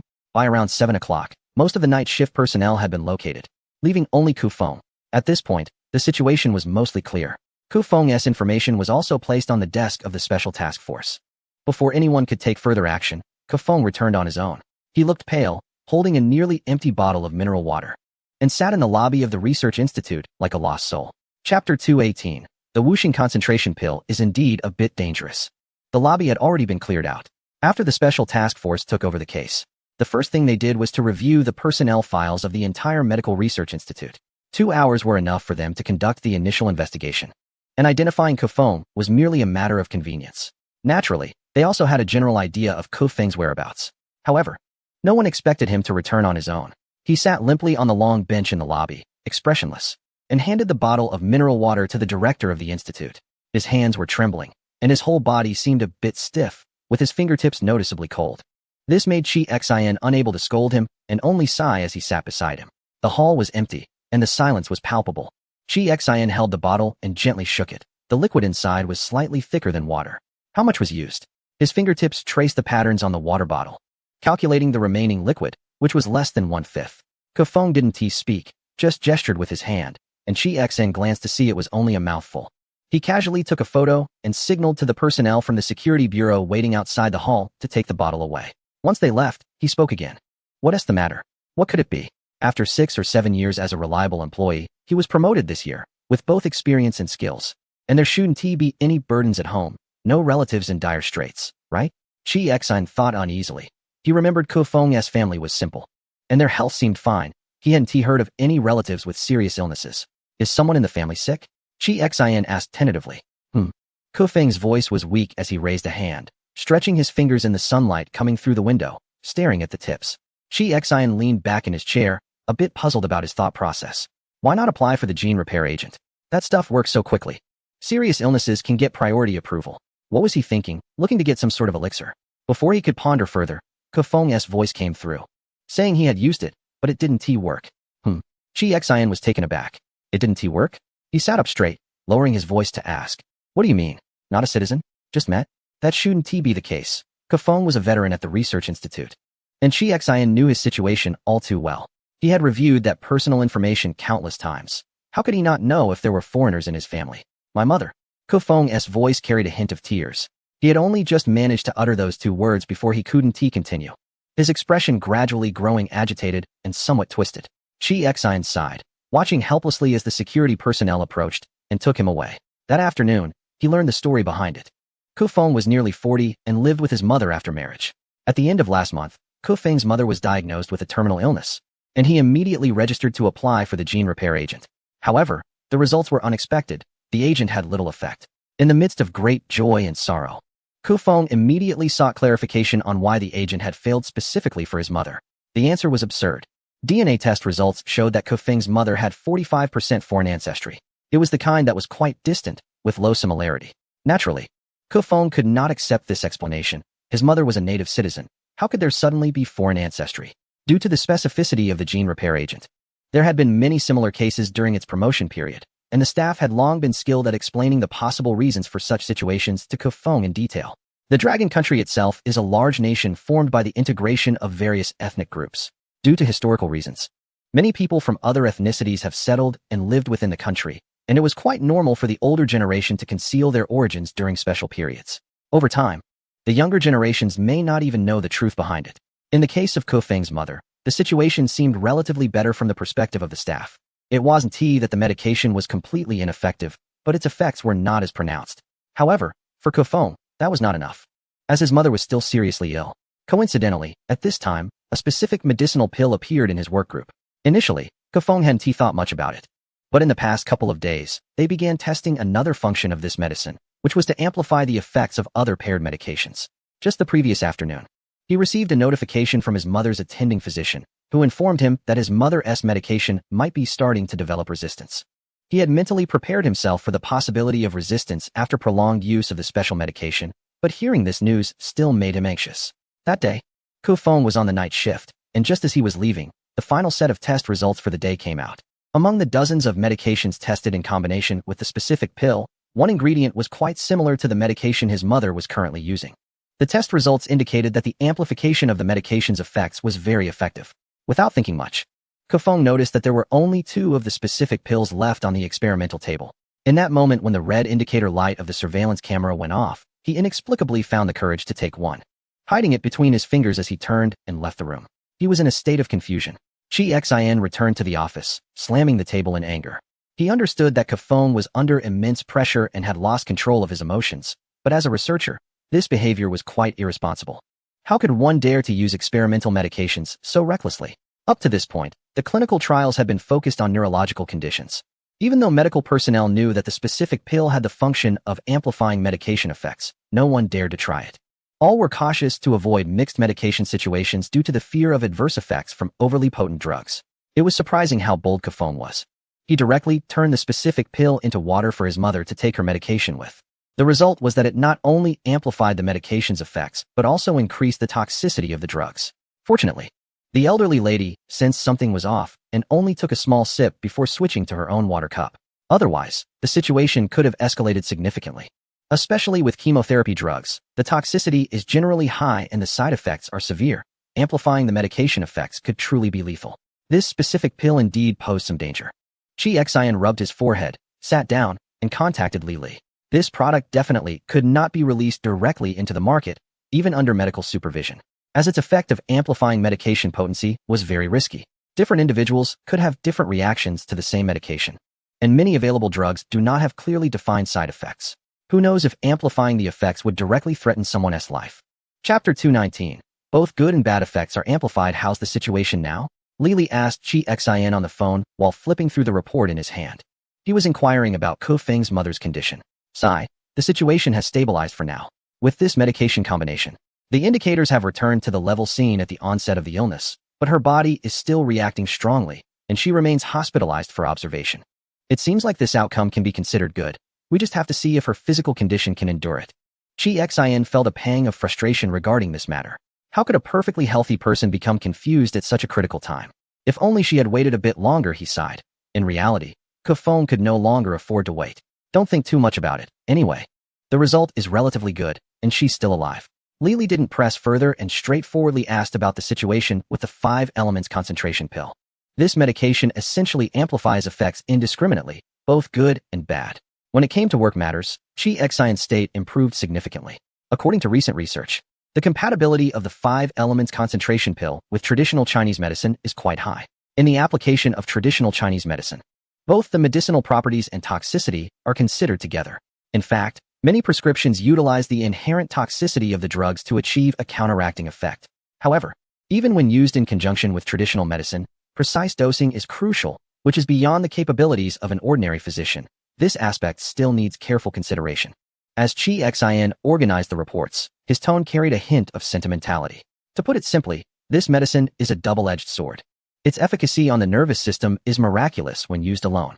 Yet, once it is combined with other medications, it largely depends on the user's skill. If used correctly, it is a miracle drug, but if mismanaged, it becomes highly toxic.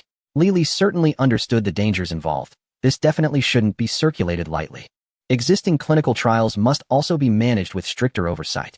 Privately, he once again expressed to Yin Lei his concerns about Lin Heng, wondering what had spurred him recently to produce such dangerous items. Of course, his attitude was similar to Yin Lei's. It was just casual lamenting. And he didn't genuinely believe Lin Heng had any ideological issues. After all, if we were to discuss it, weren't all those earlier weapons dangerous? However, these two recent items were indeed particularly concerning. They appeared to function normally, yet posed significant risks in practical applications. They speculated that it was likely influenced by recent events surrounding Lin Heng, subtly affecting him. Regarding this, Yin Lei had indeed uncovered some clues. Lin Heng felt that his life was exceedingly comfortable. The system tasks required hardly any of his attention. No matter what the product was, useful or not, there were naturally people to handle it. So when Yin Lei asked him if he had any troublesome matters recently, he momentarily didn't react. It wasn't until Yin Lei followed up with another question about any absurd occurrences around him that Lin Heng, with a half-smile, replied, "The most absurd thing is probably you asking me this. What kind of incidents could I possibly encounter at school that you can't find out about?" Seeing him like this really left no impression. Yin Lei gave him a slight reminder, asking if he had recently complained about any students or encountered anyone with a volatile temperament. They had already figured out roughly what had happened, and now it was just a matter of seeing how much Lin Heng knew. Speaking of which, Lin Heng did recall having encountered someone recently. The other party was also a student from their school selected for the experimental project. They occasionally ran into each other at the underground experimental center, but they were not in the same project, so Lin Heng hadn't paid much attention to him. Qi Jingxian had recently been promoted to professor, and with the project being somewhat busy, he had to leave for a few days every now and then.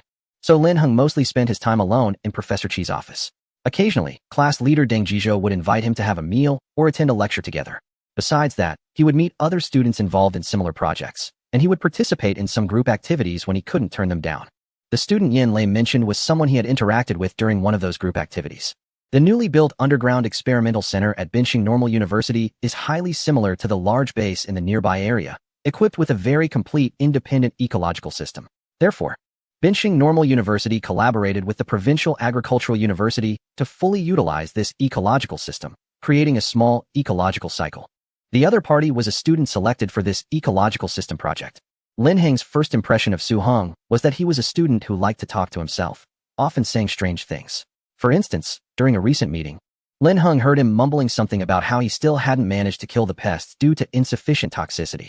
At that time, Lin Heng was puzzled about the situation, as the interns normally selected for this experimental base had to go through a review process, ensuring that those with mental issues were not admitted. Later, he heard from Deng Jizhou that this was a student from the agricultural project, and a small area of their ecological system had recently been afflicted by a pest disaster that needed urgent resolution. However, due to the professor overseeing the project wanting to create an independent ecological cycle, they had limited pest control methods available, with many chemical agents prohibited, forcing them to rely on more primitive methods. Lin Heng speculated that the student might be under a lot of pressure, and he encountered him several more times. Almost every time he was mumbling about similar topics. Yin Lei nodded and quietly explained their speculation, suggesting that Lin Heng's product might have been influenced by him recently. He referred to the self-decomposing waste disposal device and the 5 elements concentration pill, both of which depended heavily on how the user operated them. With significant destructive and aggressive potential, Lin Heng felt they might be overthinking it. I haven't encountered him many times. If that's the case, then shouldn't I have already seen products related to AI chips since I look at AI chip data every day? It can't be that someone else's casual remarks have a greater impact than his own thoughts, right? That seems a bit ridiculous. Moreover, Lin Heng hadn't received any danger alerts from the system. Yin Lei nodded, not denying Lin Heng's statement. Your situation is unique, and we are also recording various possibilities. What he didn't mention is that when this student was found, he was planning to inject pesticides into the water circulation system of the research center. The water circulation system includes the drinking water of various underground offices, which is beyond mere malicious intent. This was the decisive reason for Yin Lei and their speculation. Now this person has been taken back by the special agency, and regardless of the investigation results, he will not be allowed to return. Chapter 220. How was it judged in fact? There are still many unclear aspects regarding this student who wanted to deploy pesticides, such as how he found the main control valve of the water circulation system. Due to Lin Heng's situation, Yin Lei has spent considerable time in the underground base. And after a brief tour of the Binqing Normal University Underground Research Institute, he had a rough idea of its layout. This place is a simplified underground fortress, where the construction team added half a level above and below the original 3-story structure to serve as the equipment levels for the entire air and water circulation system. including other related equipment. Normally, there is no access to these two half levels. Now, at the end of October, this research center has been open to students for less than a month. Even someone as familiar with the place as Lin Heng, who could draw a map with his eyes closed, thought there were only 3 underground levels, let alone a student who had just arrived a few days ago and could only operate on the 3rd level. However, these matters fall within their work scope, so there was no need to discuss them further with Lin Heng to avoid complicating things. Yanlei did not continue, but Lin Heng could guess that perhaps someone within his reach had a problem. Otherwise, there would be no reason to specifically ask him. At one moment, Lin Heng was genuinely thinking about what if the country really believed he could be easily influenced. Wouldn't that mean he would have to go through another round of experiences surrounded by various filtered information? Although at that time, surrounded by sci-fi advertisements and information, it did not affect his normal life. He felt a strange resistance. No one wants to go to the cafeteria for a meal, only to find it's all about nuclear-themed breakfast menus. Yanlei, who was constantly observing Lin Heng's expressions, almost instantly guessed the worry that flashed across his face. Well, our special agency doesn't quite align with the higher-ups. He started with this line to capture Lin Heng's attention, and indeed, the latter raised an eyebrow in response. In fact, those of them who interacted with Lin Heng frequently maintained a tacit understanding about the origins of these commodities, and they usually avoided related topics. This was the first time Yanlei intended to address this usually avoided part. We don't think it's necessary to interfere with the source. Rather than wasting time entangled in uncontrollable aspects, it's better to be straightforward. After all, whether something is good or bad depends entirely on how it is used. One cannot blame technology entirely. It ultimately comes down to human intentions. Regardless of what the higher-ups think, they cannot directly bypass the special agency to contact you. Yanlei sat there, completely relaxed, with a casual tone, as if discussing a very light topic. Lin Heng didn't fully believe it. But aside from the initial strong intervention from the military district, no one else had directly approached him.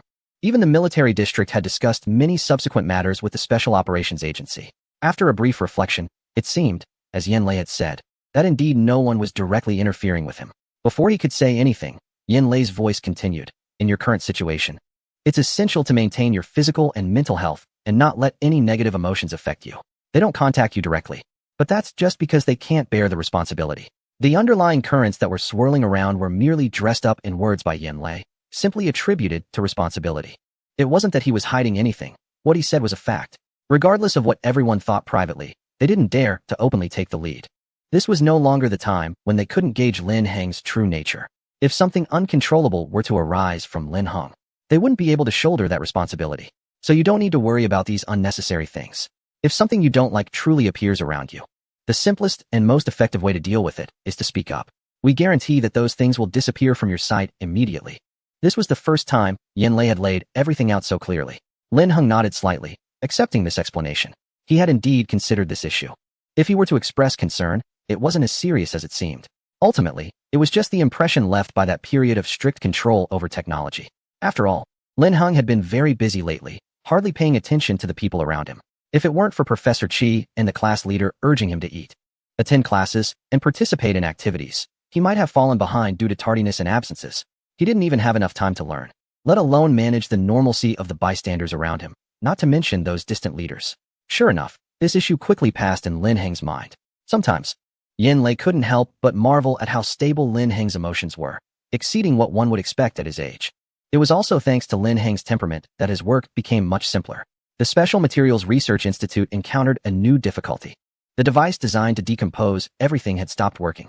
The cause was that someone had thrown a new phone into it, one that was still in its original packaging, with the plastic film intact. 12 hours later, they found the packaging box at the bottom of the device, completely undamaged and intact before their eyes. Even the outer packaging had no strange substances on it. Whatever went in came out just the same. This was a bit strange. Their previous hypotheses were overturned again, and the decomposition rules of this device were brought up for re-evaluation. Who put this in? Are there complete records of it? Zhou Jiandong leaned against the door with a lollipop in his mouth, waiting for his assistant to bring out the documents and arrange the upcoming work. Do you still remember the product name that was sent over at the beginning? Self-decomposing waste disposal device for civilian use. We never considered who would determine what constitutes waste. Zhou Jiandong's solution was simple and straightforward. Find some new items. Anything would do, regardless of whether they are packaged or not. Just note if they are brand new and toss them into test. The goal was to see if this waste bin could autonomously identify waste, and if so, what its definition of waste would be. It's quite curious. There doesn't seem to be any intelligent control involved. So how does it make judgments? The assistant, holding the documents. Grew increasingly intrigued, wondering if there might be some special substances inside that have a judgment logic. Could it possibly be something like nanobots? The assistant had a sudden thought. Perhaps it wasn't a substance at all, but rather some high technology? This idea wasn't novel, but they hadn't explored that direction before. Zhou Jiandong chewed on some candy and patted the assistant on the shoulder, saying it was an easy matter. They would know once they tried. He instructed to contact Group B for their cooperation, and the Special Materials Research Institute on the 4th floor became busy again. Chapter 221. Decomposition. The Mars base in the Binching Forest area, referred to externally as Spark, was still commonly called Mars by its own people out of habit. He-Jun realized only upon arrival that the technology of the nation had advanced to levels he could not have imagined. He thought he would be sent to some strange place, but unexpectedly, he was sent to the Mars base, which excited him greatly.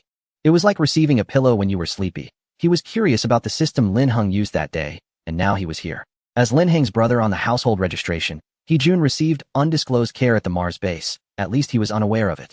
In the past month, apart from the initial few days when He-Jun was strictly monitored and given a stern warning, he was rarely watched afterward. Unless he wanted to leave, he generally was not supervised in public areas. In the last half-month, he had received his own employee devices, including a mobile communication wristband and a mini handheld computer, which were said to be provided by the base. He-Jun didn't quite understand what provided by the base meant. He interpreted it as self-developed products by the base since he had never seen similar devices in the outside world. However, it was normal for advanced equipment to first be used in specialized industries, so he didn't find it strange. What he didn't know was that his set of devices had slightly higher permissions than those of regular staff, allowing him access to more information. The base leaders were well aware of his background, and everyone was curious to see how much he could learn. After all, he couldn't leave the Mars base now, so there was nothing to worry about. That was until 3 days ago when the Mars base received 2 black waste bins, and things started to spiral out of control. These 2 self-decomposing waste disposal devices for civilian use, along with a manual and a thick handbook, were handed to the base's logistics team. Originally, this was an issue that had nothing to do with He-Jun. After all, even if the leaders wanted to see the excitement, they wouldn't assign a technical engineer to the logistics team. The issue lies with He-Jun, who is personally interested and often joins the logistics team, strongly observing the process of testing the trash can. Initially, the leaders at the base turned a blind eye to it, assuming it was just He-Jun's playful nature. However, it later became clear that he was seriously up to something. This morning, he launched a large firework in the airspace above the base, which did not trigger the base's security system but did alert several nearby military units. This stirred up quite a hornet's nest. Tang Siki was in the middle of arranging work when he received a call from the provincial military district. The district commander, Zhang Li, immediately asked over the phone, "What kind of nonsense are you up to? Such a big commotion without prior notice? What are you doing setting off fireworks in broad daylight?" Tang Siki was taken aback, not understanding what had happened. The buildings at Mars base are highly sealed and soundproof, not to mention fireworks. Even an actual shell landing might not be heard inside. "What commotion?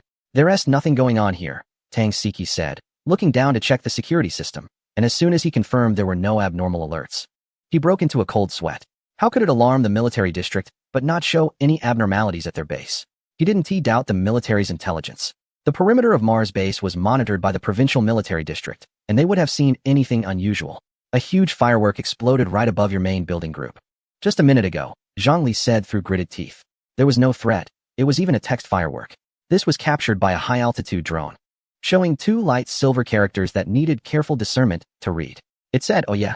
Zhang Li truly believed this was some kind of twisted joke from Mars base, unaware that Tang Siki had no idea about it.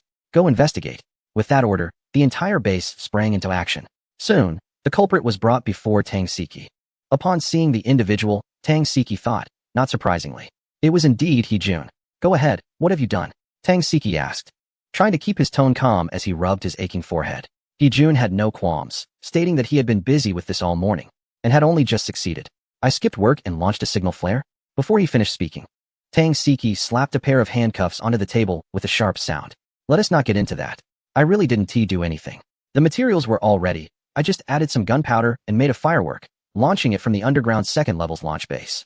Tang Siki's expression turned serious. He-Jun thought for a moment and added, "Oh, and I bypassed the security system so that the security department wouldn't be alerted. Should I thank you for that?" Tang Siki was genuinely getting a bit angry now. He had known that He-Jun had a bold personality, but he didn't expect him to be this reckless. He-Jun spoke so casually that the others in the office felt a chill run down their spines. He was talking about bypassing the security system to launch a firework. Given the sensitivity of the Mars base's main system, The fact that he hadn't been discovered yet was tantamount to being completely undetectable. If he ever bypasses the security system to do something else, there's no one in the entire base who could catch him. That's simply one do. Tang Xiqiang is the one who is most troubled by this. Initially, his intention to protect He-jun was not solely because of the relationship with Lin Hong, but because he valued the other's abilities. They are all curious about how far He-jun can go. Of course, this premise is contingent upon him staying on the right path. So, where did you get the explosives? After returning to his desk, Tang Xiqiang asked. Decomposed, He-jun said, pushing the handcuffs on the desk away from him. Just seeing those things makes him anxious. During the first 3 days at the Mars base, he had wandered around with them like a fool. Decomposed? What do you mean? Did you break something? Did you enter the ammunition depot? Tang Xiqiang suddenly sat up straight. This was no small matter. How could I get in there? There are guards on duty 24 hours a day. I used garbage to do it. He-jun quickly explained, stating that he couldn't take the blame for this. He knew the gravity of the situation, even if his understanding differed somewhat from what the leadership thought. Clarify it. Tang Xiqiang instructed the person beside him to bring He-jun a chair and even pushed paper and pen toward him. It's that garbage bin that was delivered a couple of days ago. I connected it to the logistics recycling system and reprogrammed the code to get it to decompose some usable explosives for me. Although it was slow, it took 3 days to produce a small handful. He-jun said as he sat down, his tone carrying a hint of regret. If only he could have gotten a bit more, he could have added more to the fireworks. Chapter 222. This is a treasure trove. He-jun's tone carried a tinge of regret, but Tang Xiqiang understood clearly that he wasn't regretting doing such outrageous things. He was regretting not getting more explosives. After He-jun rambled on about what had happened, Tang Xiqiang pointed to the paper and pen on the desk and said, write down everything that happened, including the specific operations. Submit it to me later. After leaving someone to supervise He-jun, he got up and left. He needed to check the specific situation on site. According to He-jun, 2 pieces of equipment were delivered to the Mars base 3 days ago. Tang Xiqiang remembered this. It was sent from above to assist the logistics in handling garbage. Due to the Mars base's unique garbage processing system, this self-decomposing garbage disposal unit didn't have much utility here. Moreover, since it posed a certain degree of danger, they hadn't started using it officially yet. It was just labeled with a hazard sign and placed in a storage room for waste recycling. On this day off, He-jun, lying in his sleep pod, was browsing his terminal and happened to find this self-decomposing garbage disposal unit in the list of newly arrived equipment. The registration work regarding this aspect at the Mars base was very detailed, and He-jun's terminal permissions were somewhat higher, allowing him to see all the functions of this garbage bin, including some simple experimental reports. What is there to wait for? Such a fun gadget naturally had to be checked out. Thus, on the first day, he saw these 2 black cubes. For the next 2 days, He-jun played with the garbage bin. The entire logistics team knew he was dragging the garbage bin back and forth at the recycling center, occasionally throwing something in. Someone specifically observed He-jun for a day and found that he had no unusual behavior, so they stopped paying attention to him. As a result, during this time of neglect, He-jun found an opportunity to pry open the security operation panel of the recycling center and hacked into the security center. He then connected to the database through the security department system, controlled the cameras in the recycling center, and scanned the black trash bin. As he expected, after digging deeper, he indeed found relevant information in the base's database.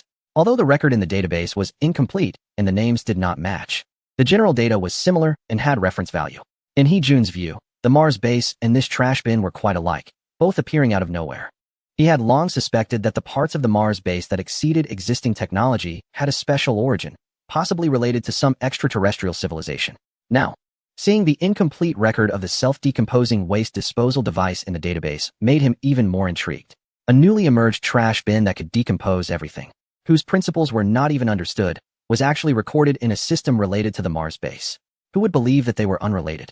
It must be said that although He-jun's line of thought was somewhat off, his conclusion was not entirely incorrect. In any case, he utilized the record in the base's database to figure out how to link this trash bin to the base's recycling center operating system. Then, through the base's system operations, he controlled the trash bin to decompose the items he wanted. To him, this seemingly ordinary task was merely a matter of layering a few programs. If the Special Materials Research Institute found out about this, they would definitely find a way to visit the Mars base. Over the past 3 days, aside from attempting to decompose gunpowder, he had been busy bypassing the security center of the Mars base to avoid interception and search, as he needed to access the launch base on the 2nd underground level. Of course, there had to be a compatible launcher for the fireworks. The launch base was monitored 24 hours a day, and even though the base's system was advanced, where human presence was required, Tang Xiqiang would not be stingy. However, He-jun was not going to this launch center. He found several spare launchers in the base's system, also located on the second underground level, but in relatively remote positions. Moreover, these launchers were quite strange, resembling unfinished products, as if some components were forgotten during installation, leaving only a rough model. He was unaware that the Mars base was installed in a modular manner, and these launch devices were part of additional offensive and defensive modules. At the time, Lin Heng's energy levels were insufficient, so only the basic parts were installed, leading to the existence of these semi-finished products. He-jun spent half a day quietly tinkering with a launch port, using a relatively complete spare launcher to complete his fireworks design. For him, the most challenging part of the entire process was probably finding a usable launcher. When Tang Xiqiang, following his instructions, found the launcher He-jun had used, he couldn't help but lament that, in comparison to He-jun, Lin Heng was truly endearingly obedient. The two brothers were just wandering around the base. Lin Heng was merely looking around, able to go anywhere, while He-jun didn't miss even a trash can. It was quite puzzling how He-jun managed to dig up these half-finished products. According to He-jun, he found them in the base's database, but in reality, Tang Siki had checked it out and found nothing but some messy code without any launcher data. It was entirely He-jun's own decoding and calculations. Sighing, Tang Siki felt a bit at a loss on how to handle He-jun. If we're being honest, he was indeed a talent, very sharp-minded.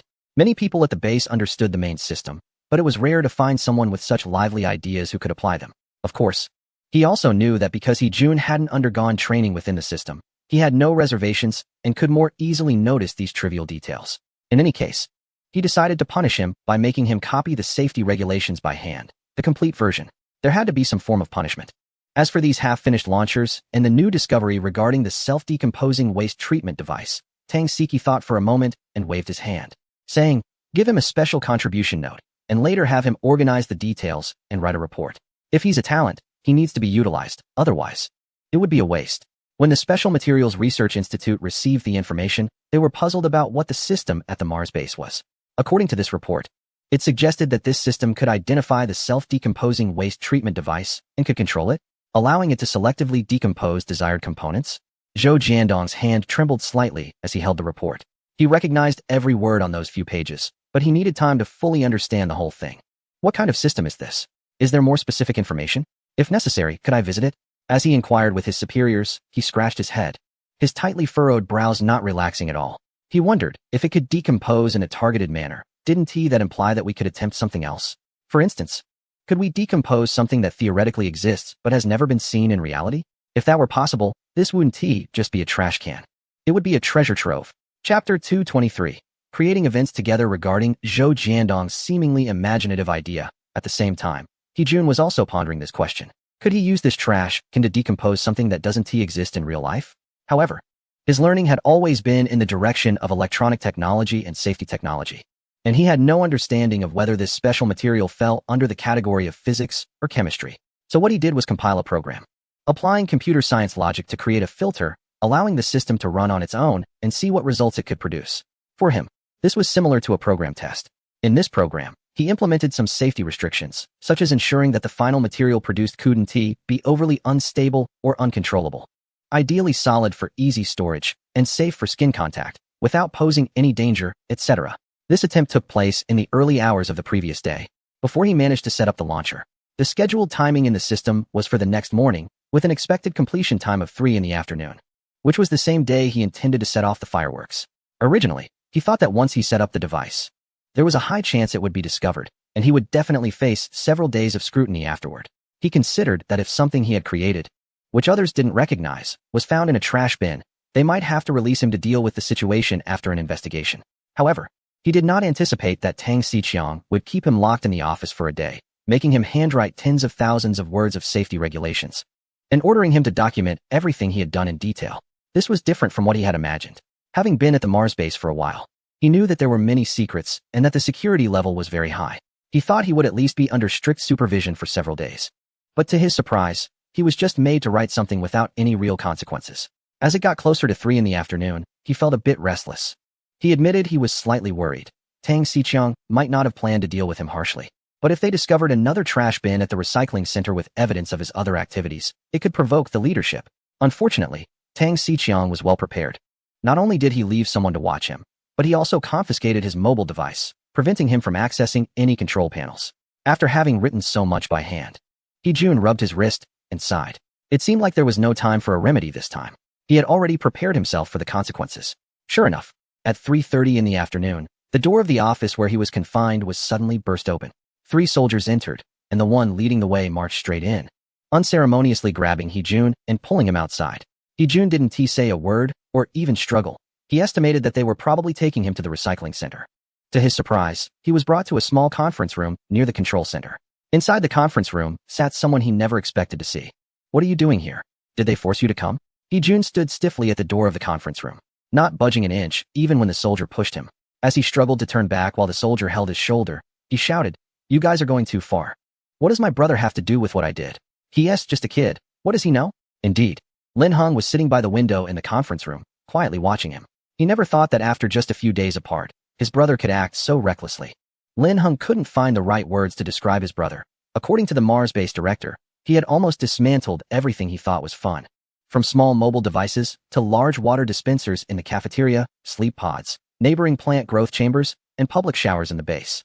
Everything was eventually reassembled without causing major issues, though it was quite amusing. Fortunately, the other party knew the limits and didn't tamper with the critical areas, so everyone just turned a blind eye to it. However, today's incident was something even Lin Hung didn't anticipate. The other party actually had the leisure to tamper with the base's security system. Although they only disabled the security system to achieve their own ends and didn't make any more severe changes or damages, it was still concerning. "Bro, I remember you told me you were sent here for transformation?" Lin Hung said as he pulled Hee-jun into a small meeting room after watching him struggle for a while. Hee-jun still looked indignant, blocking Lin Hung and slamming the door shut behind them, leaving just the two of them in the room. "What transformation? This is exile," Hee-jun exclaimed, pacing around the small meeting room, occasionally picking up items to test their weight while scanning the room. Lin Hung quickly understood. He was looking for where the surveillance cameras were. "Come on, man, let it go. Those devices are expensive to replace." Lin Hung quickly intervened, wrapping his arms around Hee-jun. He was a bit unsure of Hee-jun's current state and feared that pushing him too hard might lead to him smashing something like a surveillance camera. They couldn't afford that. Everything on the Mars base was exchanged according to modules, and if one camera broke, it would mean replacing the entire control area, which would be quite a financial burden. Lin Hung snatched a folding chair from Hee-jun and pulled him to sit at the table, then handed him an apple. "What have you done now?" Lin Hung asked, feeling as if he were attending a parent-teacher conference for a rebellious student. "What do you mean, what have I done? It's just some minor stuff. I didn't touch anything important," Hee-jun replied as he sat down, his expression already subdued, although he spoke lightly. His brow was tightly furrowed. "How did you get here? What did they say to you? Are you going back to class soon?" In truth, Hee-jun wanted to ask if Lin Hung had been implicated because of him. "It's fine. The Special Operations Bureau sent me. There are no classes today, and I didn't have anything else to do, so I came to see you.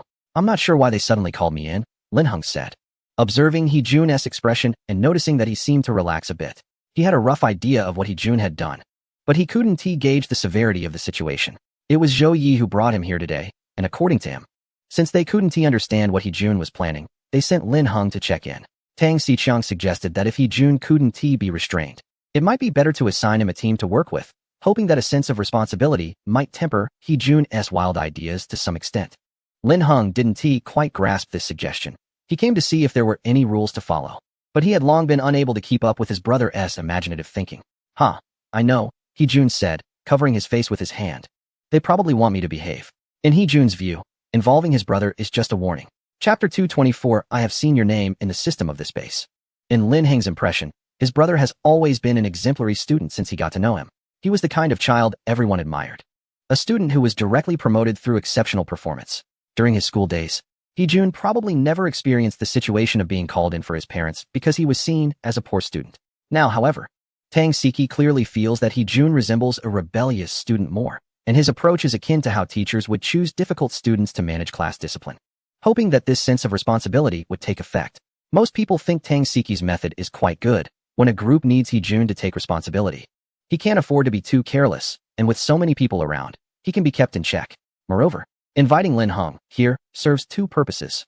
One is to observe the interaction between the two brothers, as Hee-jun cares about few people now, and Lin Heng is the closest. The other reason is that Tang Siki is concerned about a potential issue. If Hee-jun's method of leading the team proves ineffective, Lin Heng, as his brother, has a special status, and if there are any problems later on, it's important for him to be informed right away. It's better to invite him from the start and lay everything on the table, avoiding any complications later that would be hard to explain to Lin Heng. Of course, Lin Heng didn't consider this level of reasoning. He had heard about his brother's achievements on the way here and felt a bit awkward meeting Commander Tang Siki upon arriving at the base. When He-jun mentioned that the base called Lin Hung to make him behave, Lin Hung nodded in agreement, saying He-jun should indeed be more cautious. How could you dare to do anything under the military's nose, bypassing their security checks just to set off fireworks? That's outrageous, brother. What else did they tell you? Don't you have a special job? Didn't your superior protect you? How did you end up here? He-jun relaxed in his chair. Now that Lin Hung was here, he had no other choice but to understand the situation. He felt a bit regretful for being too relaxed after arriving at the Mars base, and didn't he expect the people here would drag his brother into it? Lin Hung was taken aback at first, not quite understanding what his brother was saying. After a while, he finally reacted, "What job? I'm only in my 3rd year. I don't have a superior." "Oh, you misunderstood. I'm not under any supervision. I can leave whenever I want." He suddenly remembered that he hadn't told He-jun about his current situation. Although he didn't hide anything during their conversation in the Simon building, he never had the chance to explain clearly. It's not really a job, just some collaborations. It's a coincidence, but it's a win-win situation now. I can help out a bit. I visited this base a long time ago. He-jun didn't respond. Just looked at Lin Hung seriously until Lin Hung ran out of words. He tentatively said, "I've seen your name in the system of this base." A special mention for Lin Hung. These 6 characters, without any breaks, left He-jun unable to determine whether this was a gift for Lin Hung or from Lin Hung. And he had not even confirmed if this Lin Hung was his brother. Lin Hung clearly thought of this as well. From the day he learned that He-jun was coming to the Mars base, he knew his brother would eventually find out. However, he did not elaborate further, merely nodding to acknowledge that the base was related to him. He-jun was taken aback to discover that it was indeed Lin Hung, and he sat there, pondering for a moment. You can't just make me guess. Once he calmed down, he realized something. So they were giving him a chance to encounter the core of these things because of your influence? So the base wasn't trying to threaten him with his family? He had been puzzled about how such a large military base allowed him to explore and gather information without anyone warning him. He-jun didn't think he was clever enough to evade the people in the base every day, especially since he had never hidden his actions. Now it seemed that Lin Hung had enough influence to be protected by his brother, which He-jun found quite surprising. Having prepared himself mentally for not being able to leave the Mars base for a short time, he was intentionally trying to test the base's tolerance towards him. To his surprise, they didn't hold it against him at all and directly brought Lin Hung over. "Hey, don't cause any trouble. I'm quite busy in my 3rd year and can't keep taking leave to come here. It takes half an hour of walking to get in. And you don't know that the woods are full of poisonous insects. Why don't you save your plans for when I can come visit during my break?" Lin Hung said, placing a few apples on the table, ignoring He-jun's curious gaze and starting to eat. What exactly is going on? For a moment, He-jun didn't dare to ask where the items came from. You didn't participate in some human experiment, did you? What are you thinking? It's just your wild imagination. Lin Hung choked on a piece of apple, coughing for quite a while before continuing. There are no human experiments. Really? He-jun lowered his head, fiddling with the apples Lin Hung had brought. After a while, he quietly asked, "Then how did your genetic condition get better?" The conference room fell silent, and Lin Hung could only hear his own heartbeat. He felt a moment of panic. He remembered when He-jun came to see him at school. Zhou had mentioned that He-jun had checked the medical system and should not have found his case information. The Special Operations Agency had already prepared in advance and had deleted his records. How did He-jun know? Sensing his confusion, He-jun softly said, "I don't know. I was just bluffing you. You really kept it from the family?" Lin Hung might develop a genetic condition, and he and his family were prepared for it, which was also why he had been so eager to finish his task and come back to see Lin Hung. He was afraid Lin Hung would suddenly fall ill, and no one would know. This illness is hereditary. He-jun didn't say more, and Lin Hung understood it himself. When he arrived at the He family, he was already old enough to remember things. Although his adoptive mother had never told him, he roughly knew that she had a good relationship with his biological mother. If the genetic disease he has is indeed hereditary, the adoptive mother must know about it. So it's no surprise that He-jun is aware as well. "Well, I've never had it, so I wouldn't know." Lin Hung was at a loss for what to do other than being stubborn. He-jun almost laughed at his tense expression, saying, "You've never been able to fool me since you were young. You might as well say it's the gene repair agent that's working." Lin Hung was gripping the apple in his hand, his knuckles turning white. He hadn't anticipated facing such a situation. "It doesn't matter now. As long as you're fine, I can feel a bit more at ease."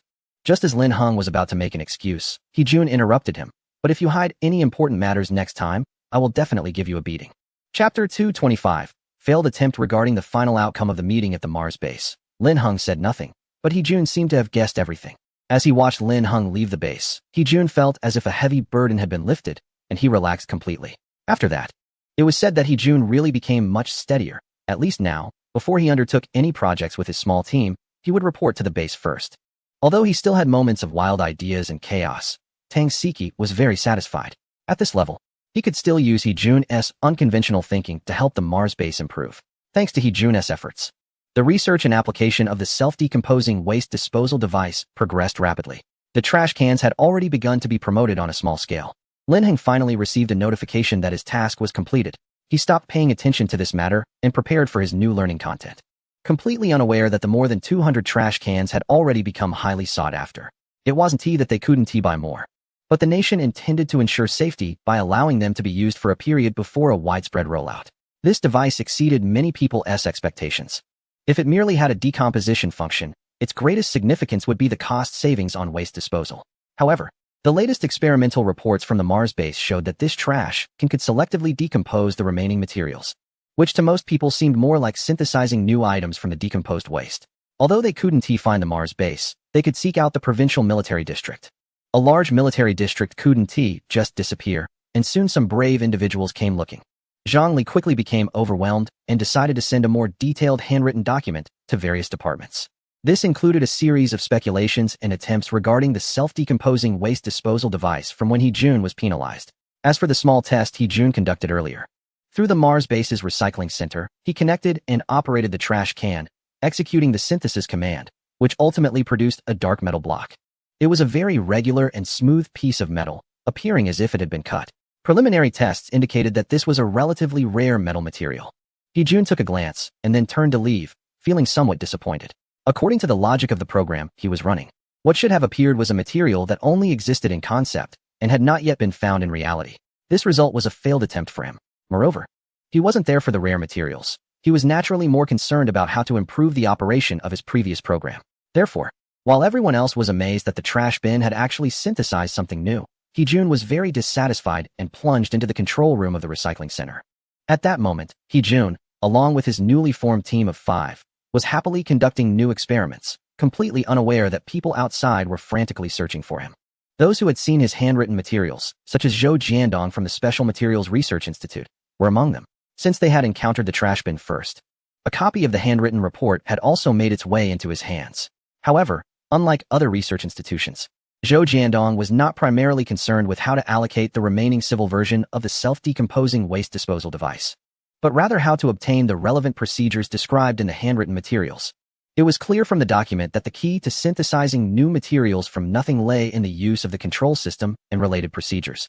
Leader, shouldn't we apply for this to study it properly?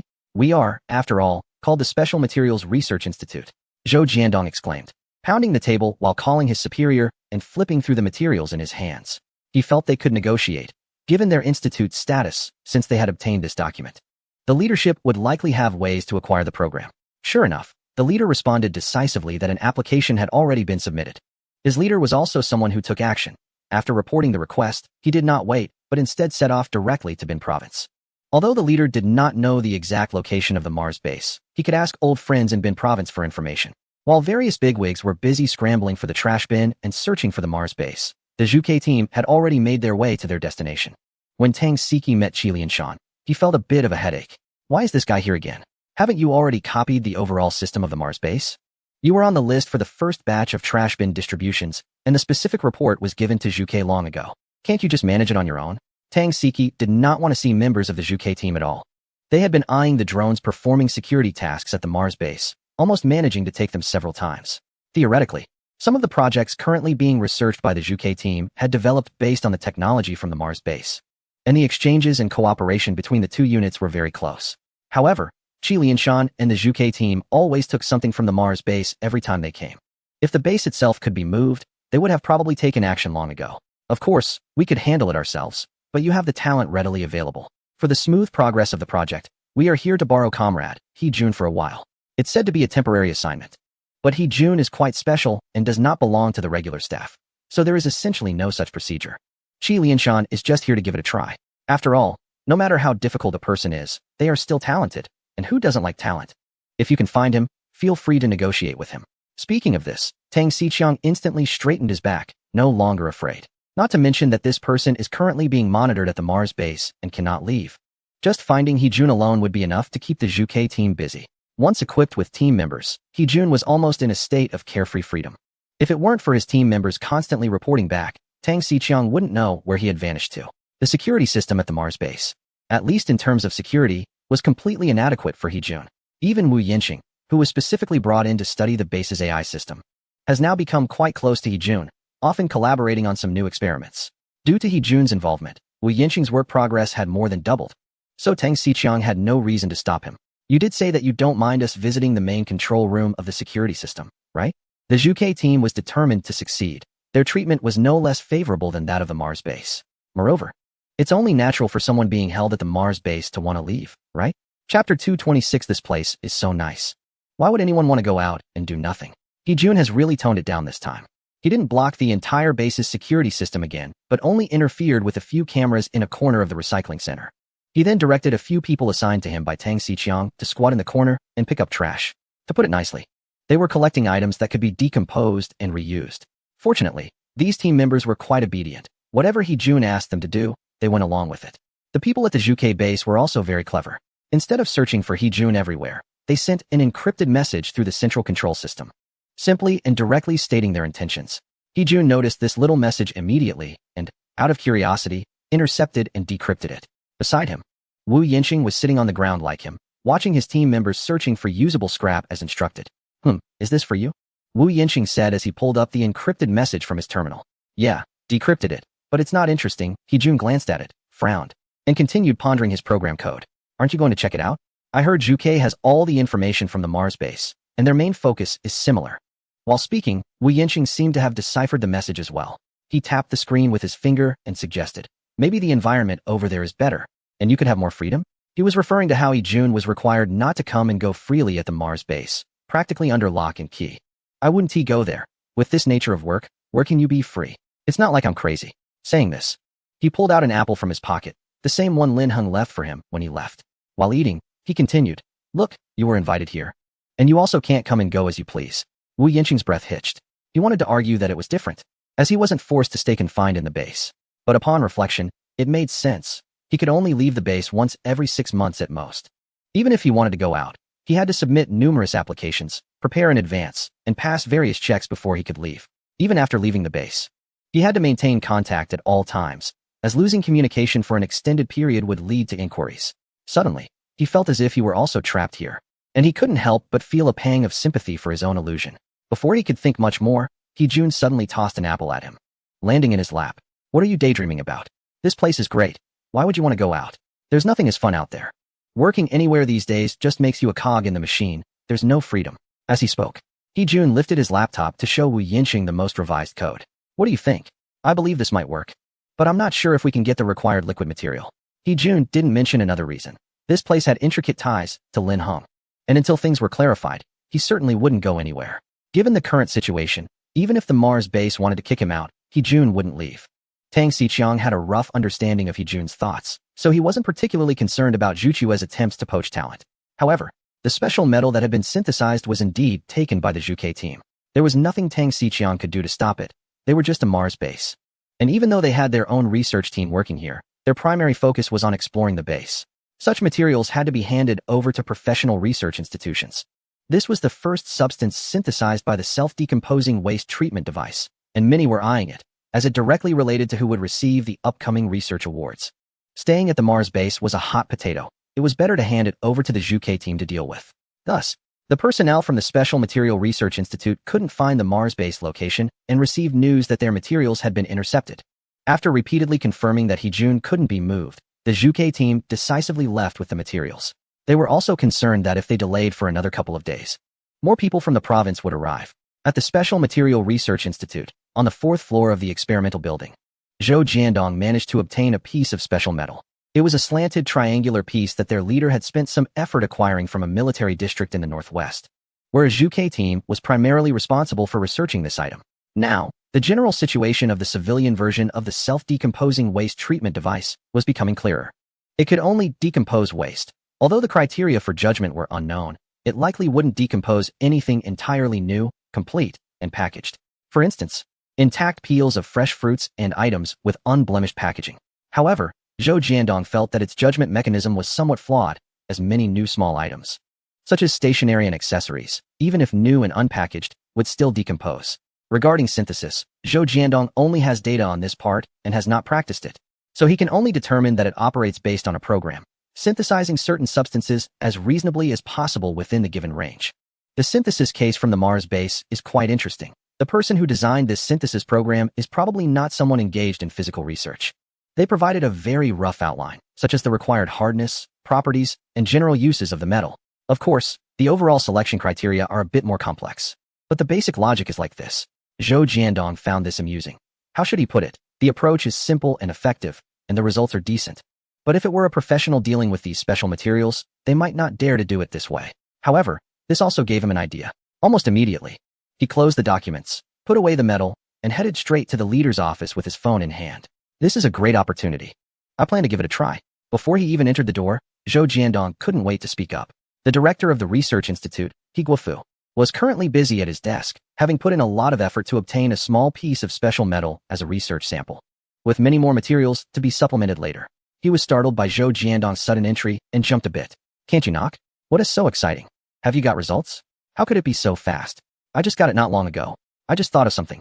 Zhou Jiandong said as he rushed to the desk, eagerly saying, Director, don't they lack physical experts over there? Didn't you say they are still continuing experiments? Don't we have a chance? He spoke animatedly, gesturing, his face flushed with excitement. What do you mean? He Guofu paused his work, trying to keep up with Zhou Jiandong's pace. I mean, should we borrow some specialists who research these materials from over there? Like us. We can take people over and share the research results. Isn't that great?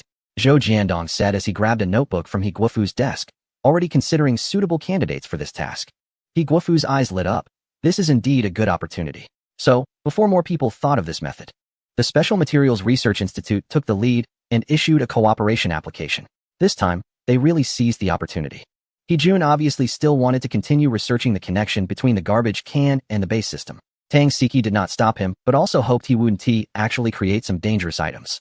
However, their Mars base indeed lacked talents in this area. Most of the team members he assigned to He Jun were in the action group. Having professionals specializing in this area join now is clearly the best choice. As November was approaching, Lin Heng received a message. It was Yin Lei asking him if he wanted to try the gene repair agent. Lin Heng stared at it for a while. He remembered that he seemed to have mentioned this to Yin Lei a long time ago. He had tried the gene repair agent when it first appeared, and it had been ineffective for him. Soon, Yin Lei provided him with an explanation, which was the latest news from the Research Institute.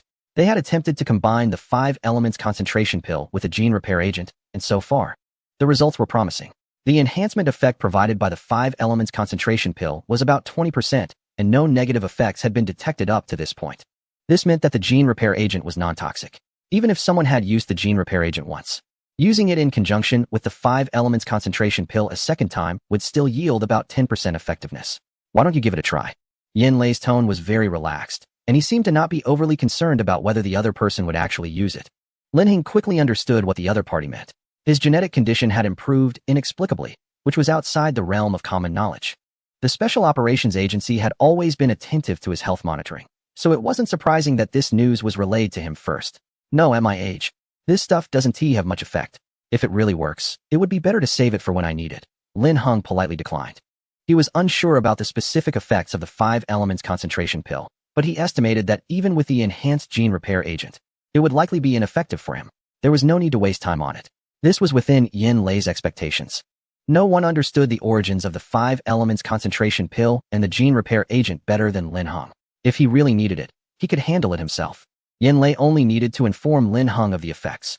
Lin Heng was indeed quite interested in the 5 elements concentration pill. The name sounded very characteristic of the region. Unfortunately, upon checking in the system, there didn't seem to be any upgrade potential for this item. Otherwise, Lin Heng would have been curious about what a higher level version looked like.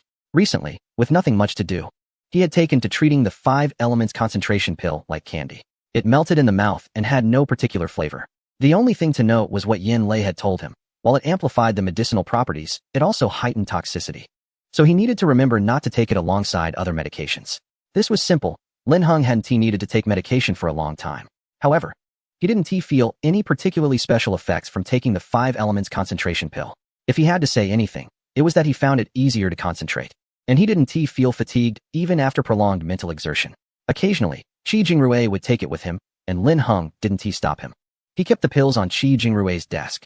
It wasn't that he was careless. Rather, ever since he joined the research center, Qi Jingrui's office had practically become his own.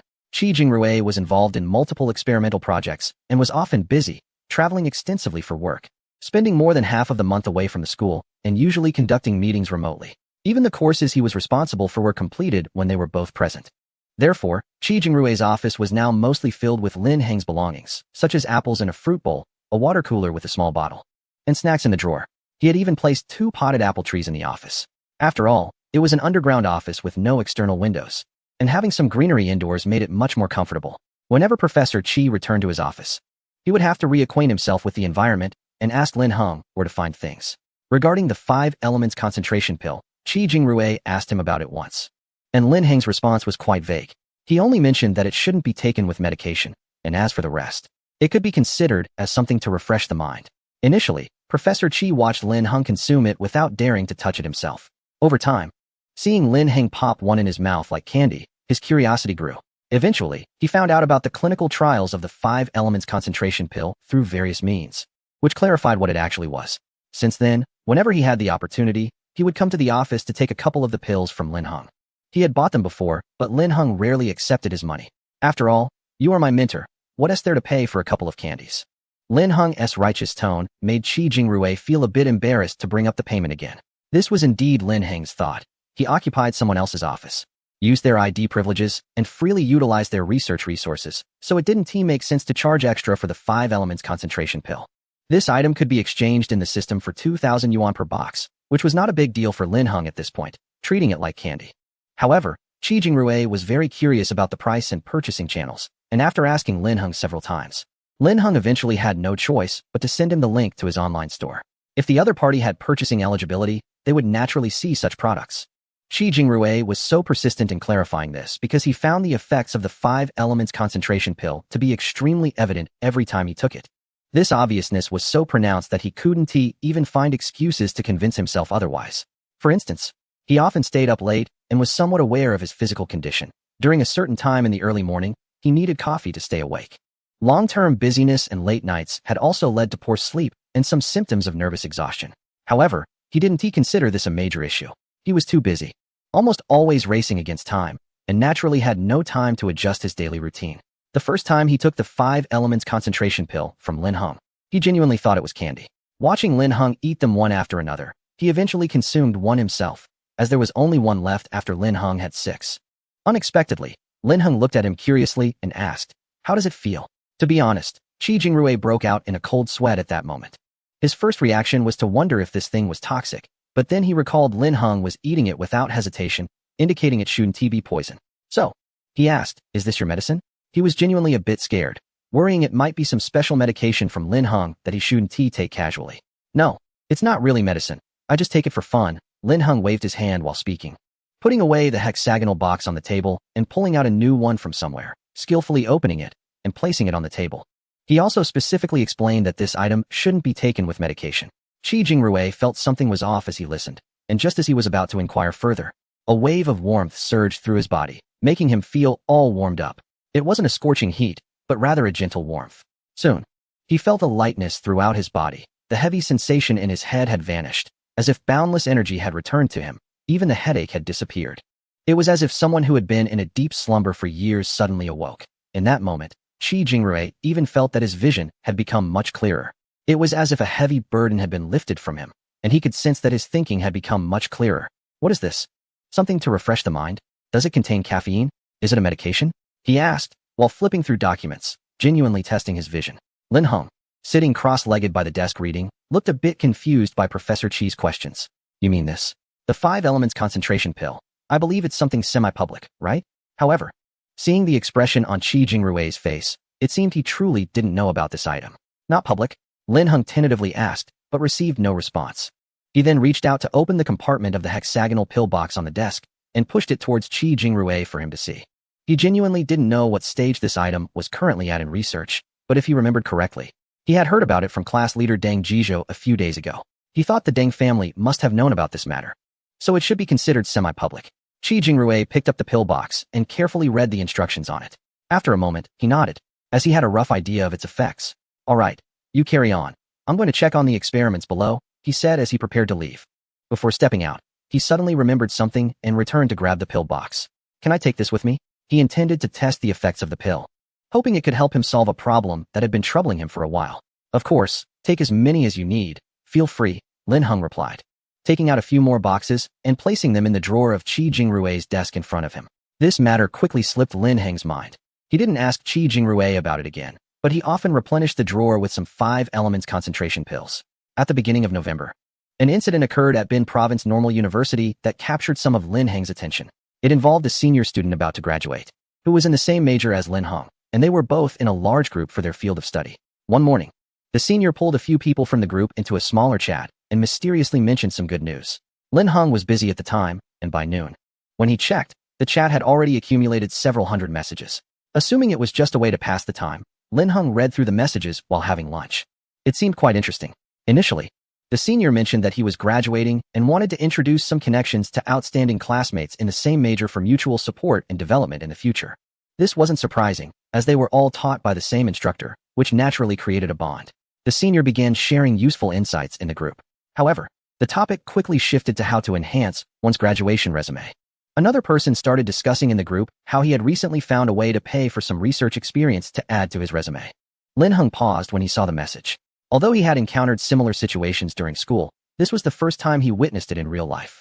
Especially since the start of their 3rd year, many students, eager to find good jobs, were willing to resort to any means necessary.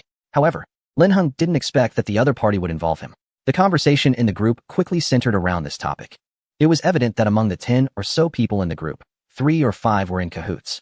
Lin Heng took screenshots and sent them to Yan Lei while continuing to observe the unfolding drama. Most of the students who remained at Binqing Normal University had already been vetted, ensuring that their conduct was unproblematic and their backgrounds were clear. In Lin Heng's view, this incident did not fall under the category of unproblematic conduct.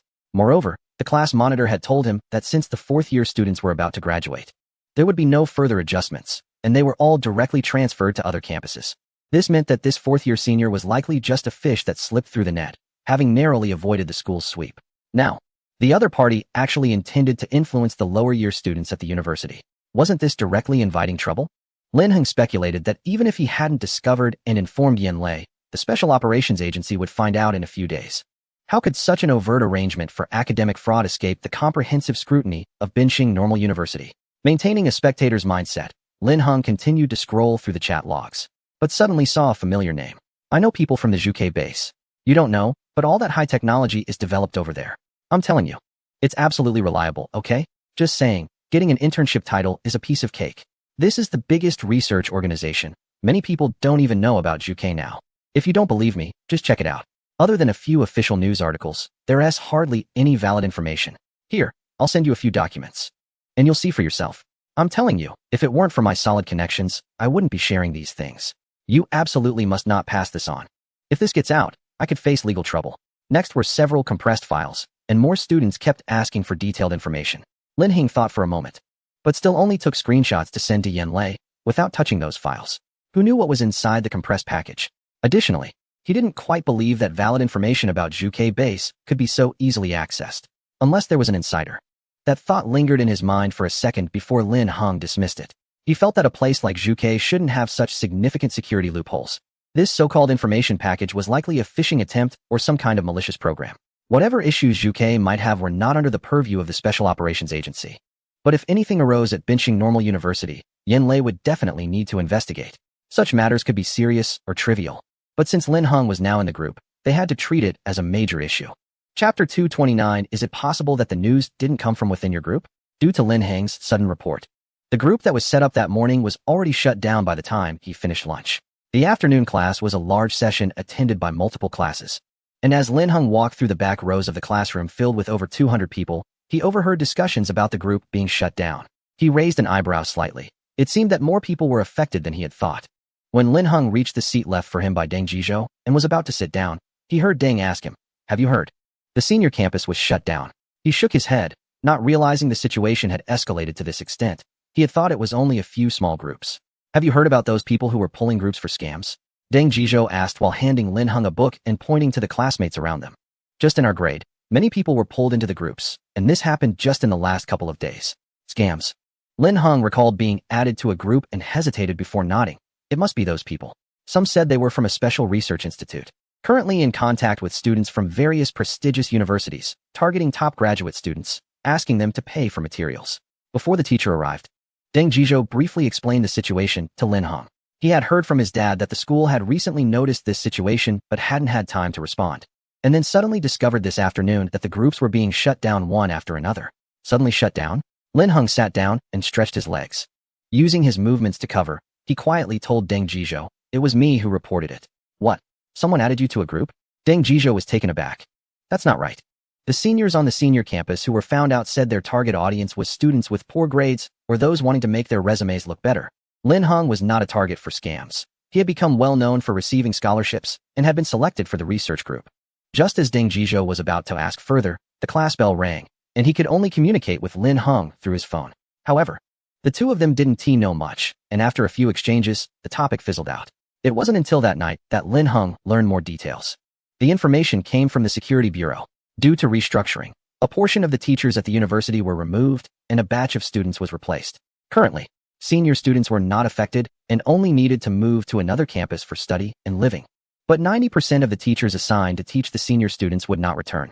These teachers would either be transferred to other schools or dismissed entirely. Furthermore, this year's seniors had already begun internships, and there were not many people left on campus, so some who were relocated began to feel restless. This incident was spearheaded by several teaching assistants. While formal teachers had more options, most teaching assistants had nowhere to go. Essentially, they could only get a recommendation letter and then work hard to find new opportunities. Among them, some with ulterior motives planned to make a quick buck before leaving. A few people discussed among themselves and decided to start forming small groups everywhere. Their pitch was quite similar, creating a sense of anxiety about studying, fabricating fake identities, and then misleading other students by claiming they were selling the latest research materials that could be used for thesis preparation, thus making money from these materials. In reality, most of the content was a mix of half-truths and was likely unusable. The amount charged for each was not particularly large, so many people did not bother to contest it. This wasn't their first time doing such a thing, but this time, they decided to go big. Thus, there was the scene Lin Heng saw in the group, where someone falsely claimed they could arrange research project experiences or internship certificates for students. In fact, all of it was fabricated. Among these individuals, one created information about a sensitive facility, which was later confirmed to be fabricated after verification by relevant authorities. This relieved the authorities, as it meant there was no leak of information. At the same time, they couldn't help but laugh and wonder how these people dared to say such things. They likely had no idea how sensitive the term was. Lin Heng took this incident lightly, laughed it off, and quickly returned to a calm study life. However, the situation surrounding the sensitive facility had escalated dramatically because of this incident. They had not told the authorities the truth. To this day, the authorities believe that the materials distributed in those small groups were all fake, while only the specific group was aware that some of the information was real and still timely. This meant that information from the last month had been leaked somehow. The related information was tightly controlled, and a thorough investigation was ordered.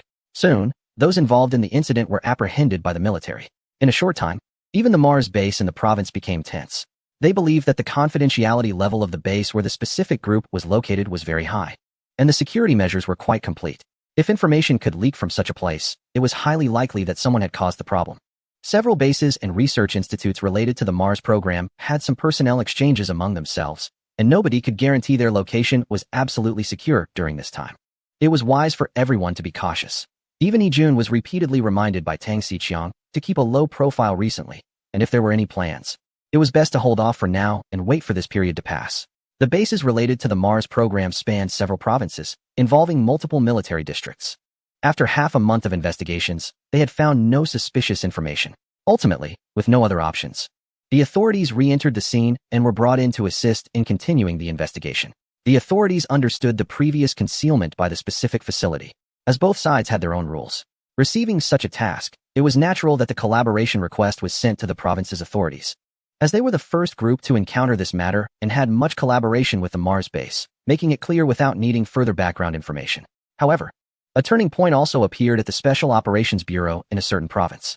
When the call reached Li, the head of the base where the Zhuke team was located personally explained the current situation and their suspicions.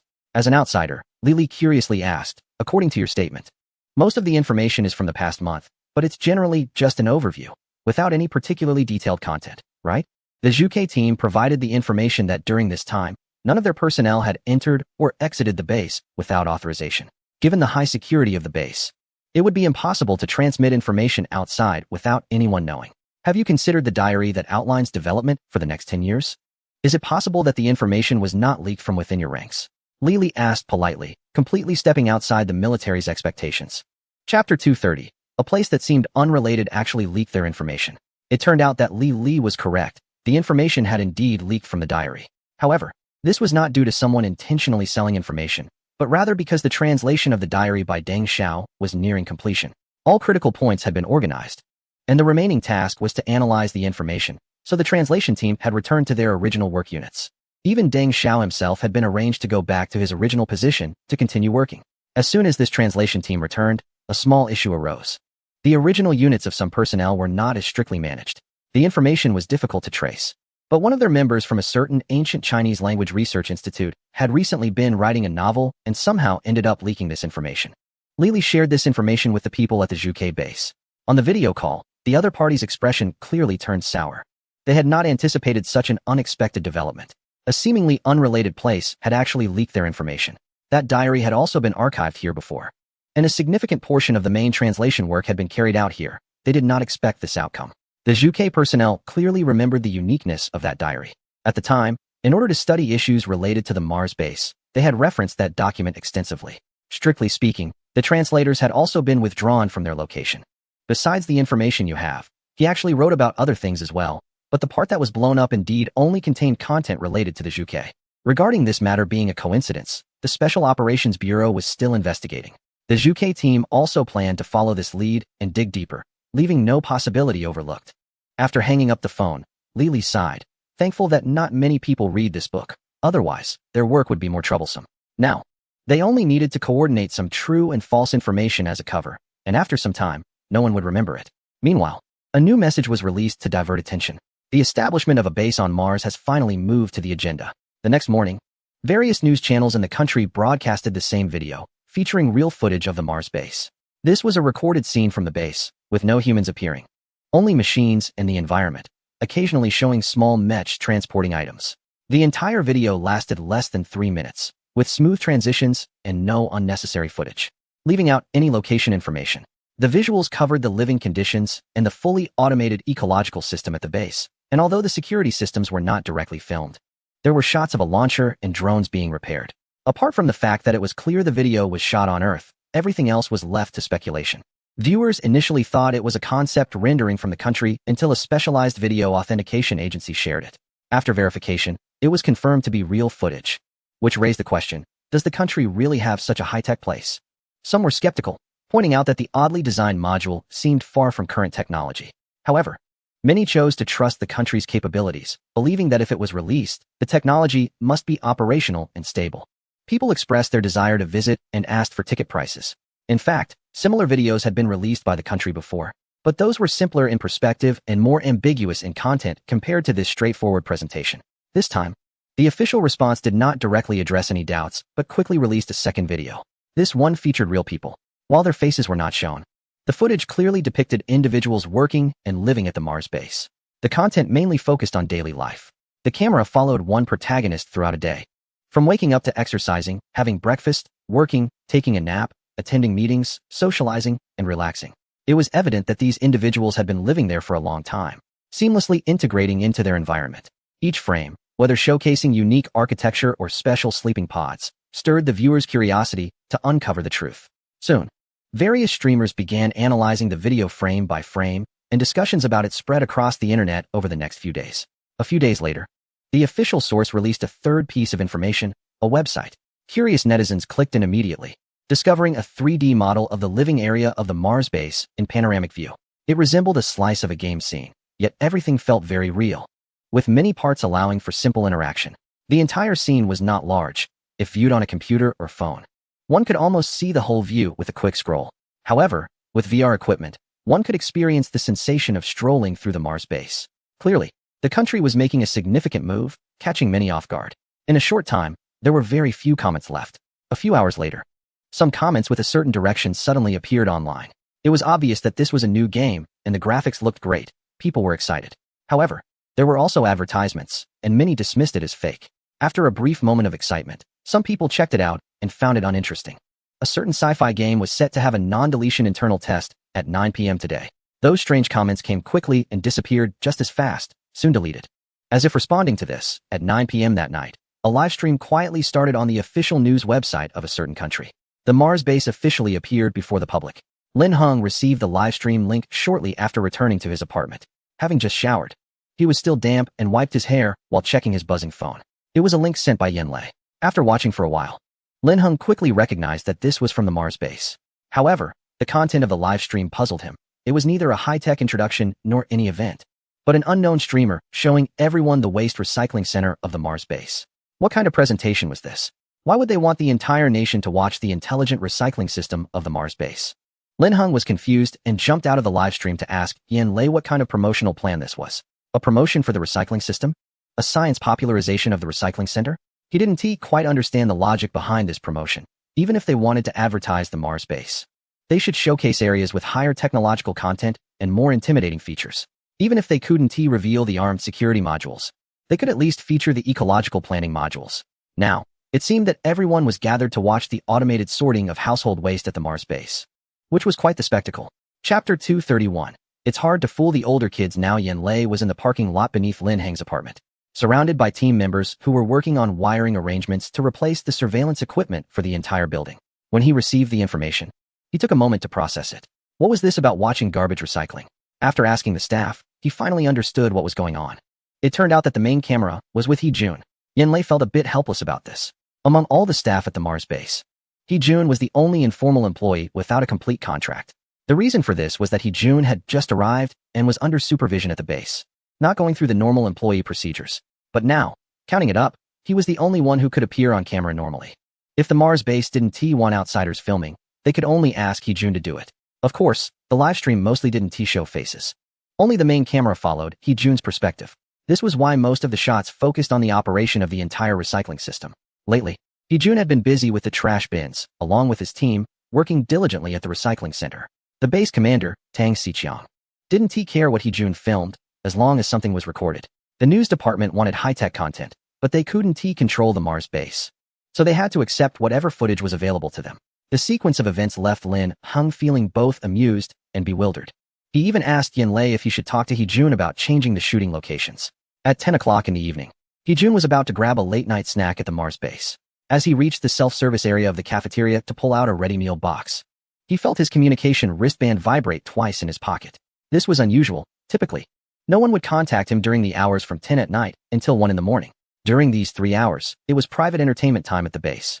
With most leisure facilities open, the multimedia center screening movies, and the underground entertainment center hosting late-night sessions. He usually activated the Do Not Disturb mode during this time to enjoy some solitude. Previously, he noticed that even the guards assigned to him would take a break, making it a rare moment of peace. Unless there was a significant event requiring special notification or someone on duty, he wouldn't receive any messages while in Do Not Disturb mode. Moreover, Hee-jun wasn't on a shift schedule, so something must have happened. As Hee-jun retrieved a meal box from the freezer, tore off the packaging with one hand to heat it up, he pulled out his communication wristband and unlocked it with his fingerprint. Then he saw a message. Bro, can't you take some normal photos? Why do you always take pictures of garbage disposal? He nearly dropped the wristband in shock. This was an internal wristband for the base, and no one referred to him as bro. How could Lin Hung, who was far away at a provincial normal university, send him a message? Even with the message filters, this was puzzling. He furrowed his brow, recalling that the sender mentioned having visited the Mars base. And considering Lin Hung was familiar with special procedures, could it be that the other party had some special device to contact the Mars base? But how was that device connected to his wristband? He found himself lost in thought until the heating device beeped, bringing him back to the present as the aroma of the food wafted through the air. The meal was ready. As he sat down to eat, he operated the wristband to reply. Who is this? It was a straightforward query since he wasn't sure who was contacting him. Soon, the other party sent a video call invitation. It was Hee-jun's first time using the video function on the wristband. The screen was quite small, and video calls weren't typically used at the base. The camera function was mainly for temporarily recording necessary things. On the tiny screen, a black-gray fabric swayed past the lens, accompanied by the sound of rustling, and then Lin Hang's voice came through. Bro, I'm at home, just finished taking a shower. Give me a moment to set up the phone. His voice carried a hint of sleepiness. He had returned early today and planned to sleep soon. Hee-jun propped the wristband against the table and focused on the screen, waiting until Lin Hung finally appeared in the frame before returning his attention to his meal. What are you eating so late? Let me see your meal box. Is it beef? That's delicious. After Lin Heng appeared, he quickly moved out of the camera's range, and his voice echoed from near to far, sounding a bit busy. Hee-jun remained silent, continuing to eat. Lin Heng waited for a long time without hearing a sound. He leaned over to take a closer look at the screen of his phone, where a slanted table came into view, along with the half-eaten food container in his brother's hand. He lay on the bed and flipped through his phone, adjusting the angle to the ceiling and then back to himself. Where are you?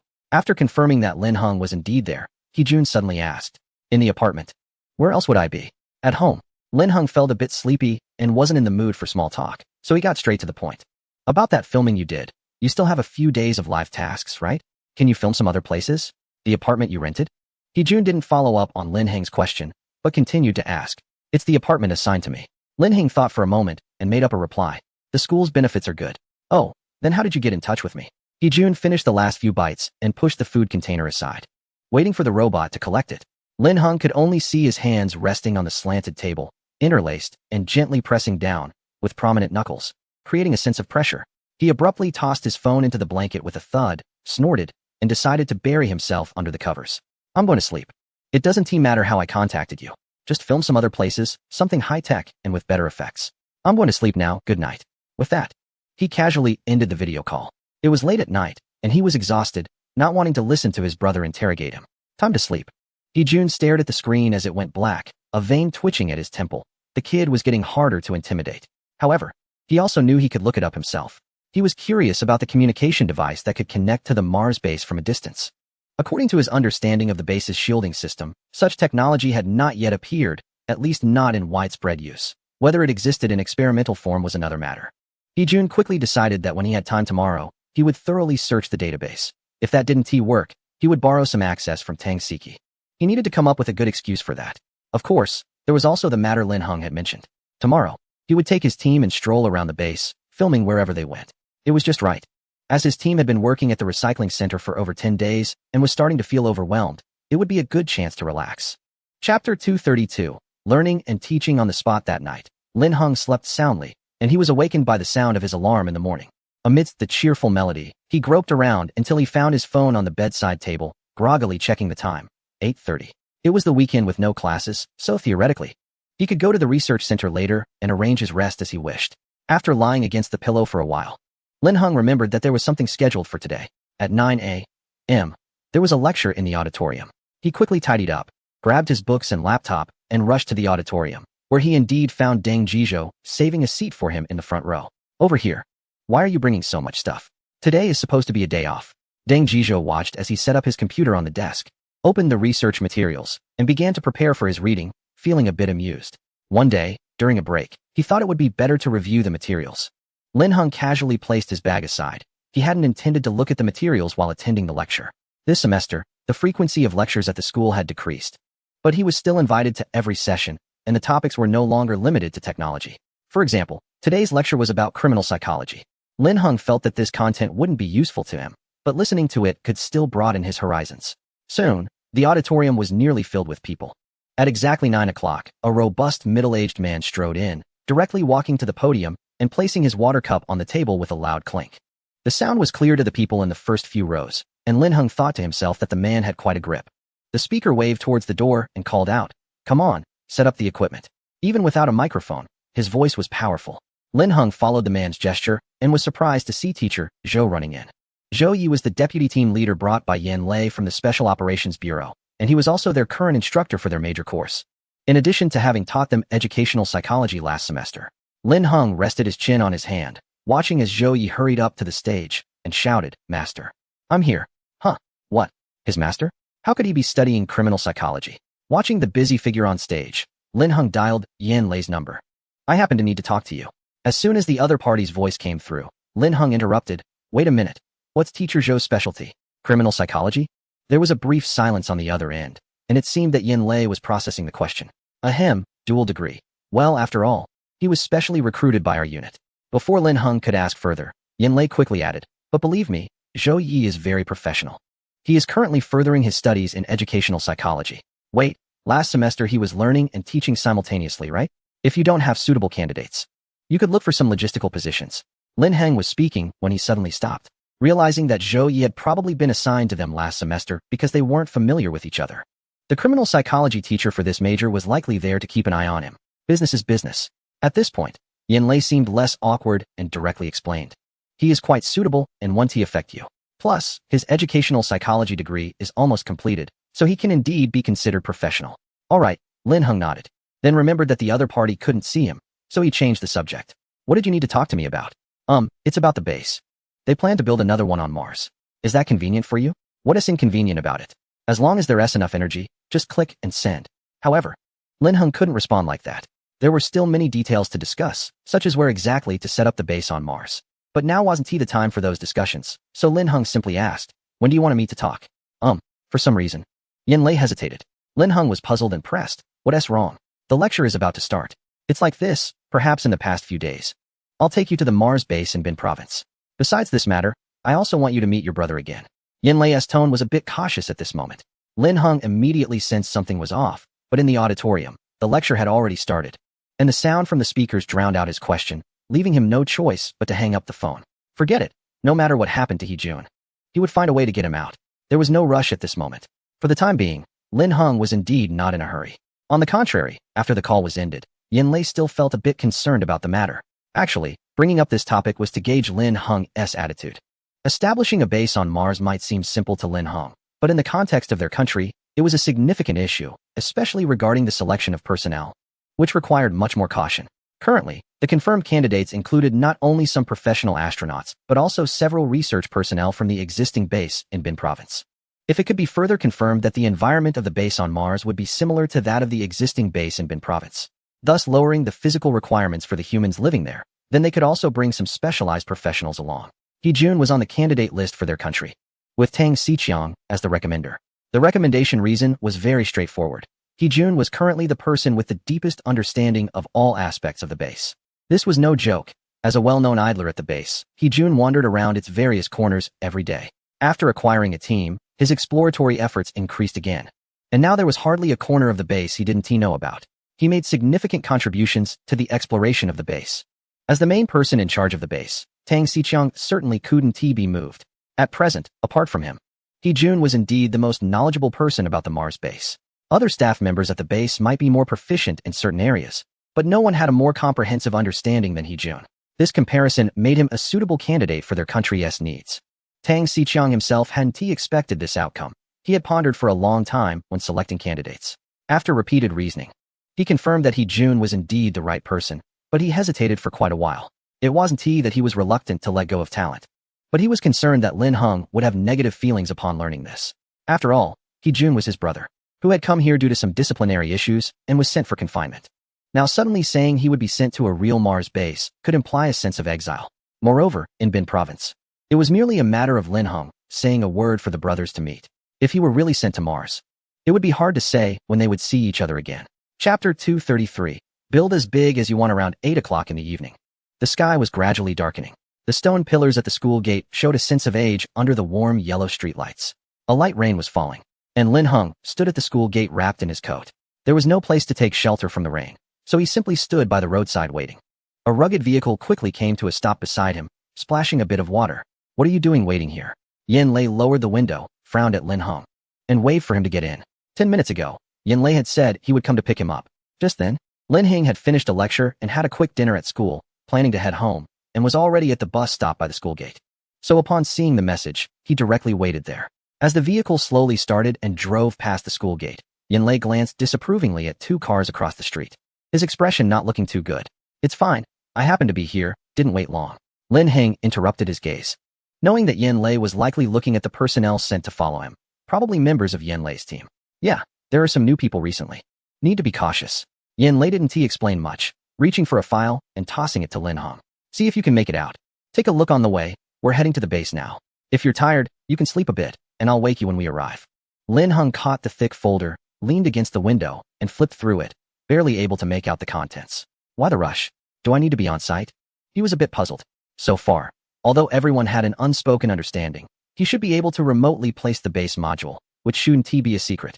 Well, if everything goes smoothly, you'll be able to see the return footage. Yanlei smiled slightly. In fact, bringing Lin Heng along also made everyone feel more at ease. Footage? Is it the kind of drone livestream from last time? Or has someone already gone up? I mean Mars? Lin Heng sat up a bit, surprised. If they had really successfully landed on Mars, why hadn't there been any news? Well, it hasn't officially landed yet. It's just that the test flight to Mars has been successful, with that spacecraft. Yin Lei spoke somewhat ambiguously. But Lin Heng remembered the several aircraft prototypes developed at Zhuke Base. Wow, so it can carry people now, right? That's pretty good. Lin Heng relaxed back into his seat and began reviewing the materials. The pure white cover revealed a simple title, Mars 1 Base Project Proposal. Lin Heng reached out to touch the text and then decisively flipped to the second page. The information provided to him wasn't filled with technical jargon or convoluted explanations. It was straightforward, giving him a coordinate for Mars and speculating on various sizes of the base that Lin Heng might provide. Yes, they were speculating. Although the overall content was presented in a suggestive manner. For example, it detailed several assumptions about the sizes of the bases Lin Heng could provide, all calculated based on data recorded from the existing Mars base systems. As he flipped through the document, Lin Heng checked the system and found that these proposals indeed overlapped significantly with some combinations provided by the system. Additionally, each proposal contained more detailed suggestions, such as the size of certain areas within the base and how to arrange the connections between those areas. The daily area is connected to the rest area, and it is suggested to be close to the ecological center. Lin Heng lightly traced over the documents with his fingertips. For him, this information wasn't particularly significant, as many of the divisions were already organized in his system. By the time night fully fell, Lin Heng had tossed the documents onto the back seat. Finished reading? Yin Lei asked at the right moment. Yeah, not much use anyway, just gave a coordinate, Lin Heng replied, leaning against the car window, staring at the road ahead. Actually calculating the remaining energy value in the system and how large a base he could build. There were no geographical restrictions on Mars, so he could build as large as he wanted. Chapter 234. Fixed combination. It was only when the moon was high in the sky that Lin Heng arrived outside the large gate of the Mars base. Why come at night? He finally couldn't help but ask when opening the